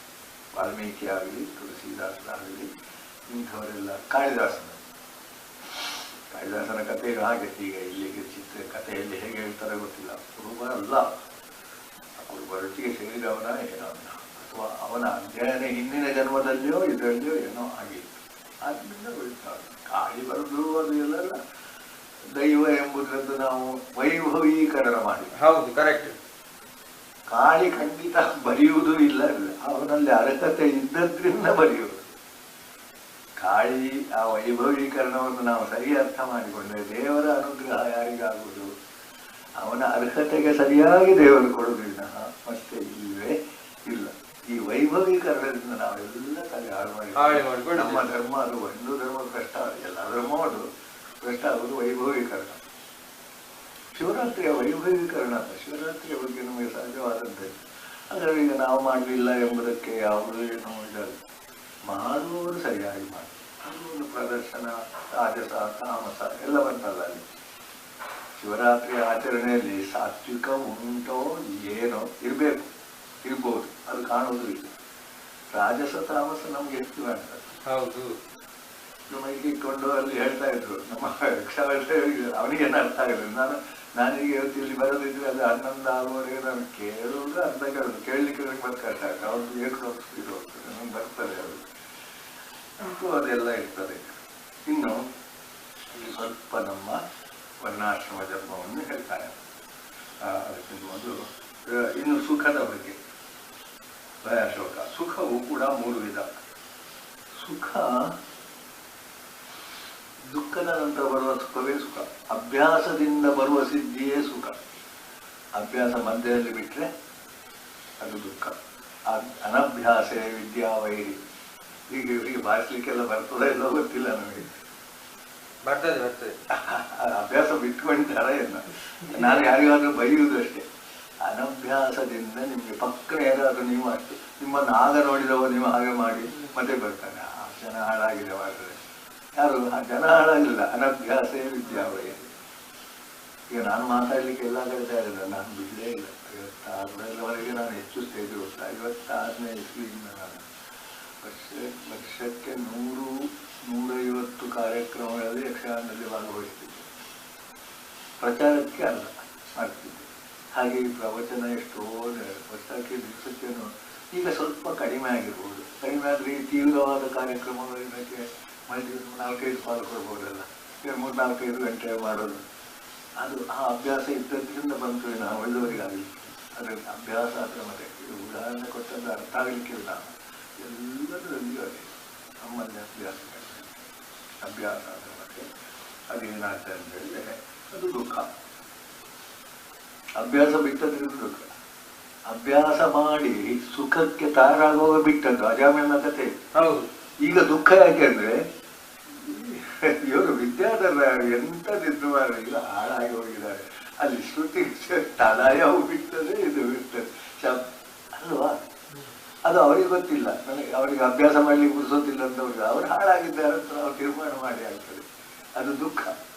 ಮಾಡ್ತಾರೆ, ಬೈತಾರೆ, ನಾಳೆ ಎಂತೆಲ್ಲ ಮಾಡ್ತಾರೆ. ಅದರಿಂದಲೇ ನಾವು ಅಭ್ಯಾಸ ಮಾಡದಿದ್ರೆ ಪಕ್ಕ ಕರ್ಕಡೆ ಹೋಗಬಾರ್ದು ಅಂತ. ಅದು ತ್ಯಾಗ ಮಾಡಿದ್ದು ತಪ್ಪು ಅಂತ ನಮ್ಮ ಕಂಡ್ರೆ ಪುನಃ ಅಭ್ಯಾಸ ಶುರು ಮಾಡೋದು ಬೇಗ ಬರ್ತದೆ, ಇನ್ನೊಮ್ಮೆ ಪುನಃ ಬೇಗ ಬರ್ತದೆ. ಮತ್ತೆ ಅದರಿಂದಲೇ ಇದು ನಾವು ಒಬ್ಬನನ್ನು ಹೇಳುವುದಲ್ಲ, ಉಭಯ ಪೂರ್ವಕರ ಬಿಡ್ತಾರೆ. ಹಿಂದಿನವರು ಮಾಡಿದ್ರೆ ನೀನು ಅಭ್ಯಾಸ ಬಿಡಬೇಡ, ಇದು ಬಹಳ ಕಷ್ಟ. ಕೇಳಲಿಕ್ಕಾದ್ರೂ ನಮಗೆ ಸಾಧ್ಯ ಆಗಬೇಕಾದ್ರೆ ಇಷ್ಟು ತಯಾರಾಗಿ ಇಲ್ಲದ್ರೆ ಕೇಳಲಿಕ್ಕೆ ನಮಗೆ ನಾವು ನಮ್ಮ ಹಿಂದಿನವರು ಮಾಡಿದ್ದನ್ನೇ ನಾವು ಅಭ್ಯಾಸ ಮಾಡ್ತಾ ಹೋದರೆ ಒಳ್ಳೆಯದಾಗ್ತದೆ. ಬ್ರಾಹ್ಮಣ ಕ್ಷತ್ರಿಯ ಇದೆ ನಾನು ಅಂತ ಹೇಳಿದ್ರೆ ಎತ್ತದಗ್ರೆ ವಿಷಮಿಮ, ಸುರುವಿಗೆ ಅಭ್ಯಾಸ ಎಲ್ಲವೂ ವಿಷಯವೇ. ಮಗ್ಗಿ ಕಲ್ತದ್ದು ಎಷ್ಟು ಕಷ್ಟ, ಎಷ್ಟು ಗಂಟೆ ಆ ಕಾಲದಲ್ಲಿ ಗಂಟೆ ಬಿಟ್ಟು ಬೀಳ್ತಿತ್ತು. ನಿದ್ದೆ ಬಂದ್ರೆ ಊಟ ಇಲ್ಲ, ಮಲಗ್ತೇನೆ ಹೋಗು, ಊಟ ಎಂತ ಹಾಕುದಿಲ್ಲ. ಮನಸ್ಸು ಬರೆದ ಸಾಧ್ಯವಾದವನಿಗೆ ಗೊತ್ತಾಗ್ತದೆ, ನಾನು ಮಲಗಿದ್ರೆ ನನಗೆ ಊಟ ಇಲ್ಲ. ಒಂದು ದಿವಸ ಊಟ ಹಾಕದಿದ್ರು ತಂದೆ ತಾಯಿಗಳಿಗೂ ಬೇಸರ ಆಗುದಿಲ್ಲ, ಅವನಿಗೆ ಬುದ್ಧಿ ಬರ್ತದೆ. ಎಂತ ಕಣ್ಣಿಗೆ ನೀರು ಹಾಕೊಂಡಾದ್ರೂ ಚೂಟಿಕೊಂಡಾದ್ರೂ ಹೇಳಿದೆ, ಪರೀಕ್ಷೆಗೆ ಹಾಗೆ ನಿಂತುಕೊಂಡು ಓದುವುದು ಬೀಳುವುದು ಇದೆಲ್ಲ ಮಾಡೋರು ಇದ್ರಂತೆ. ಅದು ನಾವು ಒಂದನ್ನೇ ಹೇಳುದಲ್ಲ. ಆದ್ರಿಂದ ಅದು ಸುರುವಿಗೆ ಕಷ್ಟ, ಮತ್ತೆ ಅಮೃತ. ಈ ಸಮುದ್ರ ಮಂಥನ ಸುರುವಿಗೆ ಎಷ್ಟು ಕಷ್ಟ ಆಯಿತು, ಮತ್ತೆ ಅಮೃತ ಸಿಕ್ಕಿತು. ಕಷ್ಟ ಆಯಿತು ಅಂತ ಬಿಟ್ರೆ ಅತ್ಲಾಗಿಂದ ಅಮೃತ ಇಲ್ಲ, ಹಾಲ ವಿಷ ಮಾತ್ರ. ಅಲ್ಲಿಗೆ ನಿಲ್ಲಿಸಿ ಬಿಟ್ಟರೆ ವಿಷ ಮಾತ್ರ. ಮನುಷ್ಯ ಹಾಗೆ ಮಾಡ್ತಾನೆ, ಆ ಪ್ರಸಂಗ ಹಾಗಿಲ್ಲ ಪುಣ್ಯಕ್ಕೆ. ಅಲ್ಲಿ ಈಶ್ವರನೋ ವಿಷ್ಣು ಯಾರೋ ಕೂರ್ಮ ಎತ್ತಿದ ಏನೋ ಕುಡ್ದ ಎಲ್ಲ ಆಗ, ಮತ್ತೆ ಆ ಸುರರು ಎಲ್ಲ ಬಿಡ್ಬಾರ್ದು, ಶುರು ಮಾಡಬಾರ್ದು, ಬಿಡ್ಬಾರ್ದು. ಹಾಗೆ ಅಂತೇಳಿ ದುರಭ್ಯಾಸ ಶುರು ಮಾಡಿದ್ದು ತಪ್ಪು. ಆದಷ್ಟು ಬೇಗ ನಾವು ಯಾವುದನ್ನೇ ಒಂದು ಇದು ಹೇಳ ಒಳ್ಳೆದು ಅಂತ ಕಂಡ್ರೆ ಶುರು ಮಾಡದೇ ಇರುವುದು ತಪ್ಪು, ಶುರು ಮಾಡಿ ಬಿಡುವುದು ಮತ್ತೂ ತಪ್ಪು. ಶುರು ಮಾಡಿದ್ದನ್ನು ನಿಧಾನವಾಗಿ ಆದರೂ ಮುಂದುವರಿಸು. ನಮಗೆ ಇಷ್ಟವಾದ್ದನ್ನು ನಾವು ಬಿಡಲೇಬಾರದು. ಆದರೆ ಫಲ ಸಿಕ್ಕಿದ ಇಲ್ವೋ ಬೇಡ, ನನಗೆ ಎಷ್ಟು ಸನ್ಮಾನ ಆಯಿತು ಅಂತ ನೋಡಿಕೊಂಡು ನಾನು ಇದನ್ನು ಬಿಟ್ಟರೆ ಆಗಲಿಕ್ಕಿಲ್ಲ. ಸನ್ಮಾನ ಅಲ್ಲ, ನಾವು ಅಭ್ಯಾಸ ನಮ್ಮಲ್ಲಿ ಇದು. ನನಗೆ ಈಗ ನಾಳೆ ಅಲ್ಲಿ ಕಾರ್ಯಕ್ರಮ ನಾನು ಹೋಗ್ತೇನೆ. ಮತ್ತೆ ನಾನಾಗಿ ಹೇಳುದಿಲ್ಲ, ಪ್ರಸಂಗ ಹೇಳುದಿಲ್ಲ. ಒಂದು ಕಾಲದಲ್ಲಿ ನಾನಿದ್ದಲ್ಲಿ ನಾನು ಹೇಳದೆ ಪಾತ್ರ ಹಂಚದೆ ಬೇರೆಯವರಿಗೆ ಆಗ್ತಿರ್ಲಿಲ್ಲ. ಇಲ್ಲಿ ಕೂಡ ಆಟದಲ್ಲಿ ಕೂಡ ಹಾಗೆ. ಮತ್ತೆ ಅವರು ಬಂದು ಕೇಳ್ತಾರೆ, ನಿರಂತರ ಮಾಡಬೇಕು ಒಂದಂತ ಒಂದು ಕಥೆ ಉಂಟು, ಈಗ ಹೇಳಲಿಕ್ಕಿಲ್ಲ ಅವರಿಗೆ. ಅದೇ ಸಭೆಯಲ್ಲಿ ಹೇಳಿದ್ದಾರೆ ಸದಾಶಿವ ಏನು ಅಂತ, ಭೀಷ್ಮ ಏನು ಅಂತ ಹೇಳಿ, ಮತ್ತೆ ಕಡೆಯ ಭೀಷ್ಮ ಅದನ್ನು ವಹಿಸ್ತಾರೆ. ಇದೊಂದು ಅದ್ಭುತವಾದಂತ, ಇದು ನನ್ನಲ್ಲಿದ್ದಂಥ ಒಂದು ಪಾತ್ರ ಕಲ್ಪನೆ. ನಿಮ್ಗೆ ಕೇಳಿದ್ರೆ ನಾನು ಹೇಳ್ತೇನೆ. ಈಗ ಅದನ್ನು ಇಷ್ಟು ಪ್ರಚಾರಕ್ಕೆ ಬರಲಿಲ್ಲ, ಅಥವಾ ಅವರು ಬೇಡ ಅಂತ ಹೇಳುವುದೇ ತುಂಬ ಮಂದಿಗಿತ್ತು. ಆದರೆ ನಿಜವಾಗಿ ಅದೇನು ಆಗಲಿಲ್ಲ. ನಾನು ಅದರಲ್ಲಿ ನಾನು ಬಿಡಲಿಲ್ಲ. ಈಗಲೂ ಅಷ್ಟೇ, ಒಂದು ಅರ್ಥ ಹೇಳಿದ್ರೆ ಮರು ದಿವಸ ನಾನು ಅದಕ್ಕೆ ಹೊಸತಾದಂಥ ರೂಪ ನನಗೆ ಗೊತ್ತಿಲ್ಲ. ಕೇಳುವವರಿದ್ರೆ ಹೇಳ್ತೇನೆ, ಒಬ್ಬರಿಬ್ಬರಿಗೆ ಕೇಳ್ತಾನೆ ಅಂತ ಆದವರೆಗೆ ನಾವು ಕೇಳುವುದೇ ಇಲ್ಲ ಅಂತ ಹೇಳಿದ್ರೆ ಮರಿತೇನೆ. ಹಾಗೆ ಇದು ಇದಕ್ಕೆ ಉದಾಹರಣೆ ಏನಿಲ್ಲ. ಅವರ ಅಭ್ಯಾಸ ಆದ ಮತ್ತೆ ಎತ್ತದಗ್ರೆ ವಿಷಯವಿದ್ದಲ್ಲ. ಇನ್ನು ಕೆಲವು ಮೊದಲಿಂದಲೂ ಕಷ್ಟ, ಮತ್ತೆ ಇದು ಕಷ್ಟ. ಈ ದುಶ್ಚಟಗಳೆಲ್ಲ ಮೊದಲು ಕಷ್ಟ ಅಂತೆ. ಸಾಧಾರಣ ನನಗೆ ಆ ಕಾಲದಲ್ಲಿ ಹೇಳಿದ್ರು, ಸಿಗರೇಟ್ ಹೇಳುವಾಗ ಎಳೆದ ಕೂಡಲೇ ಸುರಿಗೆ ಬಹಳ ಕಷ್ಟ ಆಗ್ತಂತೆ. ಅದು ನಾಯಿಗೆ ಎಲ್ಲ ಇದಾಗಿ ಆದರೆ ಅದು ಮತ್ತೆ ಚಟ ಆಗ್ತದೆ, ಮತ್ತೆ ಅದು ಇದಾಗ್ತದೆ. ಅದು ಸಿಗರೇಟ್ನ ಉದಾಹರಣೆ ನಾವು ಸಣ್ಣ ಕಾಲದಲ್ಲಿ ಹೇಳ್ತಿದ್ವಿ. ಈಗ ಅದು ಬಿಟ್ಟು ಬೇರೆ ಎಲ್ಲವೂ ಹಾಗೆ. ಅದರಿಂದ ಅದು ತಾಮಸ, ರಾಜಸ, ತಾಮಸ, ಈ ಅಭ್ಯಾಸ ಚಟ. ಇಲ್ಲಿ ಎಲ್ಲದರಲ್ಲೂ ಏನು ಹೇಳಿದ್ರು, ದೇವರಲ್ಲ, ಧರ್ಮಶಾಸ್ತ್ರ ಅಲ್ಲ, ನಾನು ಅಹಂ ಎಂಬುದನ್ನು ನಾವು ಬಹಳ ಮಟ್ಟಿಗೆ ಕೃಷ್ಣನನ್ನು ಅವನನ್ನು ಇವನನ್ನು ಎಲ್ಲ ಬಿಟ್ಟು ಅಹಂ ಎಂಬುದನ್ನು ನಾನು ಅಂತ ತಿಳಿಲಿಕ್ಕೆ ಈಗಲೂ ಬಹುಶಃ ಸರಿ ಅರ್ಥ ಆಗಲಿಕ್ಕಿಲ್ಲ. ಅದನ್ನು ನಾವು ಹೆಚ್ಚು ಪ್ರಧಾನವಾಗಿ ತಿಳಿದುಕೊಂಡ್ರೆ ನಾವು ದಾರಿಯಲ್ಲಿ ತುಂಬ ಸುಲಭವಾಗಿ ಮುಂದೆ ಹೋಗ್ತೇವೆ. ನಾನು ಯಾರು ಅವನು ಅಂತ ಹೇಳುವಂತ ಅಲ್ಲಿ ಮುಟ್ಟಿದ್ರೆ ಮತ್ತೆ ಆಯ್ತಲ್ಲ. ನಾನೇ ಕೃಷ್ಣ, ನಾನೇ ಶಿವ, ನಾನೇ ಪರಮಾತ್ಮ, ಬ್ರಹ್ಮ, ಅಹಂ ಬ್ರಹ್ಮಾಸ್ಮಿ ಎಂಬುದಕ್ಕೆ ಅಷ್ಟೇ ಅರ್ಥ. ಇದು ಜಗಳಕ್ಕಾಗಿ ಅಲ್ಲ, ಇದು ನಮ್ಮ ಲಕ್ಷ್ಯದಲ್ಲಿ ಅದು ಉಂಟು ಅಷ್ಟೇ. ಇನ್ನು ಮೋಹ, ಇದು ಸಾಮಸ, ನಿದ್ರಾಲಸ್ಯ ಶುರು ಮಾಡುವುದು, ಆತ್ಮಾರಲ್ಲ ಮತ್ತೆ ನೋಡುವ, ಮತ್ತೆ ನಾಳೆ ನೋಡುವ, ಇದೆಲ್ಲ ತಾಮಸವನ್ನು ಒಂದು ಪ್ರಸಂಗ ಸರಿಯಾಗಿ ಸುರುವಿಂದ ಕಡೆ ಮಾಡಿದ್ದು ನೀನು ಮಾಡಲಿಕ್ಕಾಗಿ ಮಾತ್ರ ಮಾಡಿದ್ದೇವೆ. ಆವನಿಯಲ್ಲಿ ಶಲ್ಯ ಪರ್ವದವರೆಗೆ ಬಂದು ನಿಂತಿದೆ. ನಾವು ಮಹಾಭಾರತ ಎಲ್ಲ ಪ್ರಸಂಗ ಮಾಡಬೇಕು ಅದು ಬಿಡಲೇ ಇಲ್ಲ. ಭಗವದ್ಗೀತೆ ಶುರು ಮಾಡಿ ಅರ್ಧ ಹೊತ್ತಿಗೆ ಮಾಡಿದೆ, ಅಲ್ಲಿ ಆಟೋ ನಿಲ್ಲಿಸಿತ್ತು. ಆಗುವುದಿಲ್ಲ. ಆದರೆ ನನಗೆ ಅದು ಮಾಡಿದ್ರಿಂದ ನಷ್ಟ ಆಯಿತು. ನಿಲ್ಲಿಸಿದವರಿಗೆ ಏನೋ ನಮ್ಗೆ ಗೊತ್ತಿಲ್ಲ. ಮುಂದುವರಿಸ್ತಿದ್ರೆ ಏನಾಗ್ತಿತ್ತು ಎಂಬುದು ನಮ್ಗೆ ಗೊತ್ತೋಗ್ತಿತ್ತು, ಅದಾಗ್ತಿತ್ತು. ಮುಂದುವರಿಸಲಿಕ್ಕೆ ಯೋಗ ಇಲ್ಲ ಅಂತ ಇಂಥದ್ದು ಹೇಳೋದು. ಆಗಬಾರ್ದು. ನನಗೆ ಇವತ್ತು ಬರುವಾಗ ಸಮಾಧಾನ ಅಂದರೆ ನಾವು ಎಲ್ಲಿ ಹಂತಕ್ಕೆ ಬರಬೇಕು ಆಗ್ತದೆ. ಈಗ ಇನ್ನೊಂದು ಹೆಚ್ಚು ಕಡಿಮೆ ಅದೆಲ್ಲ ಬೇಡ. ಅದು ಪೂರ್ಣ ಆಯ್ತಾ ಅಂತ ಕೇಳಿದ್ರೆ ಅಲ್ಲೇ ಅಲ್ಲ, ಅದು ಪ್ರಾರಂಭ ಆಗಿದೆ ಇಲ್ಲೋ ಅಷ್ಟು ಗೊತ್ತಿಲ್ಲ ಅಂತ ಬೇಕಾದ್ರೆ ಹೇಳ್ತೇನೆ ನಾನು. ಆಯ್ತು. ಅದರಿಂದ ಈಗ ಸಾತ್ವಿಕ ಆದ್ಮೇಲೆ ಇನ್ನು ನಾವು ಸ್ವಲ್ಪ ಇದಕ್ಕೆ ಮನುಧರ್ಮಶಾಸ್ತ್ರದಲ್ಲಿ ತುಂಬ ಉಂಟು, ಶಾಂತಿ ಪರ್ವದಲ್ಲಿ ತುಂಬ ಉಂಟು. ವರ್ಣದ ಬಗ್ಗೆ ಇಲ್ಲಿ ಹೇಳ್ತಾನೆ. ಬ್ರಾಹ್ಮಣ ಕ್ಷತ್ರಿಯ ವಿಷಾಂ ಶೂದ್ರಾಣ ಅಂತ ಬಂತು. ಇದನ್ನು ಹಿಡ್ಕೊಂಡು ಭಗವದ್ಗೀತೆ ಸುಡಿ ಅಂತ ಹೇಳುದು. ಅದು ಮನುಧರ್ಮಶಾಸ್ತ್ರ ಸುಡಿ ಅಂತ ಹೇಳುದು. ನಿನಗೆ ಅಲ್ಲಿ ಕೊಟ್ಟದ್ದಕ್ಕೆ ನಿನ್ಗೇನು ಮಾರ, ನೀನು ಓದೋದು ಬೇಡ. ಬೇಕಾ ಓದುವವರು ಕೇವಲ 10 ಮಂದಿ ಸಾಕು, ತಿಳಿಯುವವರು ಒಬ್ಬ ಸಾಕು. ಅದನ್ನು ಸುಡುದು ಬೇಡ. ಪುಸ್ತಕ ಸುಟ್ಟದ್ರಿಂದ ಅದನ್ನು ಸುಡ್ಲಿಕ್ಕೆ ಆಗುದಿಲ್ಲ. ಪುಸ್ತಕ ಸುಟ್ಟದ್ರಿಂದ ಅದರ ಬಗ್ಗೆ ಹೆಚ್ಚು ಜನ ಓದ್ತಾರೆ. ಹೌದು, ಕರೆಕ್ಟ್. ಅದೊಂದು ಒಳ್ಳೆದುಂಟು. ಒಬ್ಬನಿಗೆ ಬೈದ್ರೆ ಅವನ ಬಗ್ಗೆ ತಿಳ್ಕೊಳ್ಳಿಕ್ಕೆ ಹೆಚ್ಚು ಜನ ನೋಡ್ತಾರೆ, ಶುರು ಮಾಡ್ತಾರೆ. ಅದು ಬಿಟ್ಟರೆ ಸುಡುವುದು ಎಂಬುದಕ್ಕೆ ಅರ್ಥವೇ ಇಲ್ಲದಂತ ಮಾತಾಡು ಬಿಡುವ. ಬ್ರಾಹ್ಮಣ ಕ್ಷತ್ರಿಯ ವಿಷಾಂ ಶೂದ್ರಾಣ ಅಂತ ಬಾಂಧವ ಕರ್ಮಾಣಿ ಇಲ್ಲಿ ಏನು ಹೇಳಿದ ಟೀಕೆ ಆದ್ರೆ ಕೊನೆಯದ್ದು ಉಪಸಂಹಾರ ಅಂತ. ಒಂದು ಸಾಮಾನ್ಯ ನಾವು ಈಗಿನವರು ಎಲ್ಲಿ ಹೋಗುತ್ತೇವೆ, ಒಂದು ಲೇಖನಕ್ಕೂ ಉಪಕ್ರಮ ಉಪಸಂಹಾರ. ಉಪಕ್ರಮದ ಆಧಾರದ ಮೇಲೆ ಬೆಳೀತದೆ ಅಂತ ತಿಳಿಬೇಕು. ಅದನ್ನು ಭಗವದ್ಗೀತೆ ಯಾಕೆ ಬೆಳೀತದೆ? ಮೋಹದ ದೆಸೆಯಿಂದ ಬಿಲ್ಲು ಬಿಡ್ತೇನೆ ಕೆಳಗೆ, ಕರ್ಮ ಬಿಡ್ತೇನೆ. ಸನ್ಯಾಸ ತ್ಯಾಗ ಎರಡೂ ಶಬ್ದಗಳಿಗೆ ಬರ್ತದೆ. ಸನ್ಯಾಸ ಅಂದ್ರೆ ಸಮ್ಯಕ್ ಜ್ಞಾತ, ಇನ್ನು ನಾನು ಇದನ್ನು ಮುಟ್ಟುವುದಿಲ್ಲ.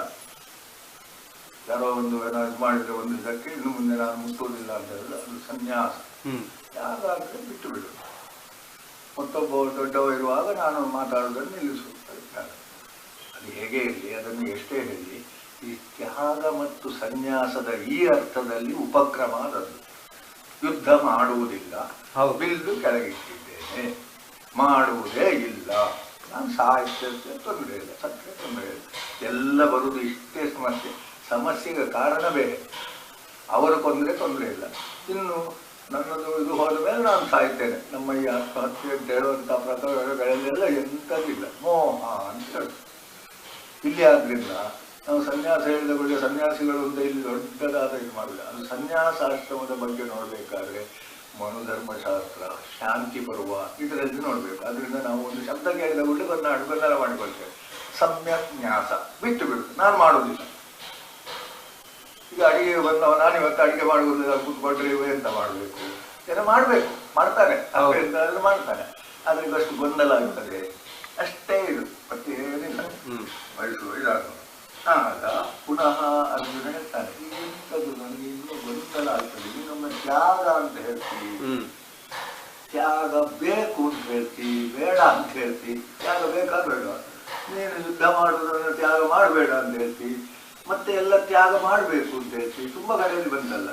ಹಾಗೆ ಸನ್ಯಾಸ ದೊಡ್ಡದು ಅಂತ ಹೇಳ್ತೀವಿ, ಸನ್ಯಾಸ ಬೇಡ ಅಂತ ಹೇಳ್ತೀವಿ. ಎಲ್ಲ ಎಂತರೂ ನನಗೆ ಅರ್ಥ ಆಗುದಿಲ್ಲ. ಅಥವಾ ಈ ಎರಡು ಶಬ್ದಕ್ಕೆ ವ್ಯತ್ಯಾಸ ಏನು? ಅದಕ್ಕೆ ಕೃಷ್ಣ ಅಸಂದಿಗ್ಧ ಅಂತ.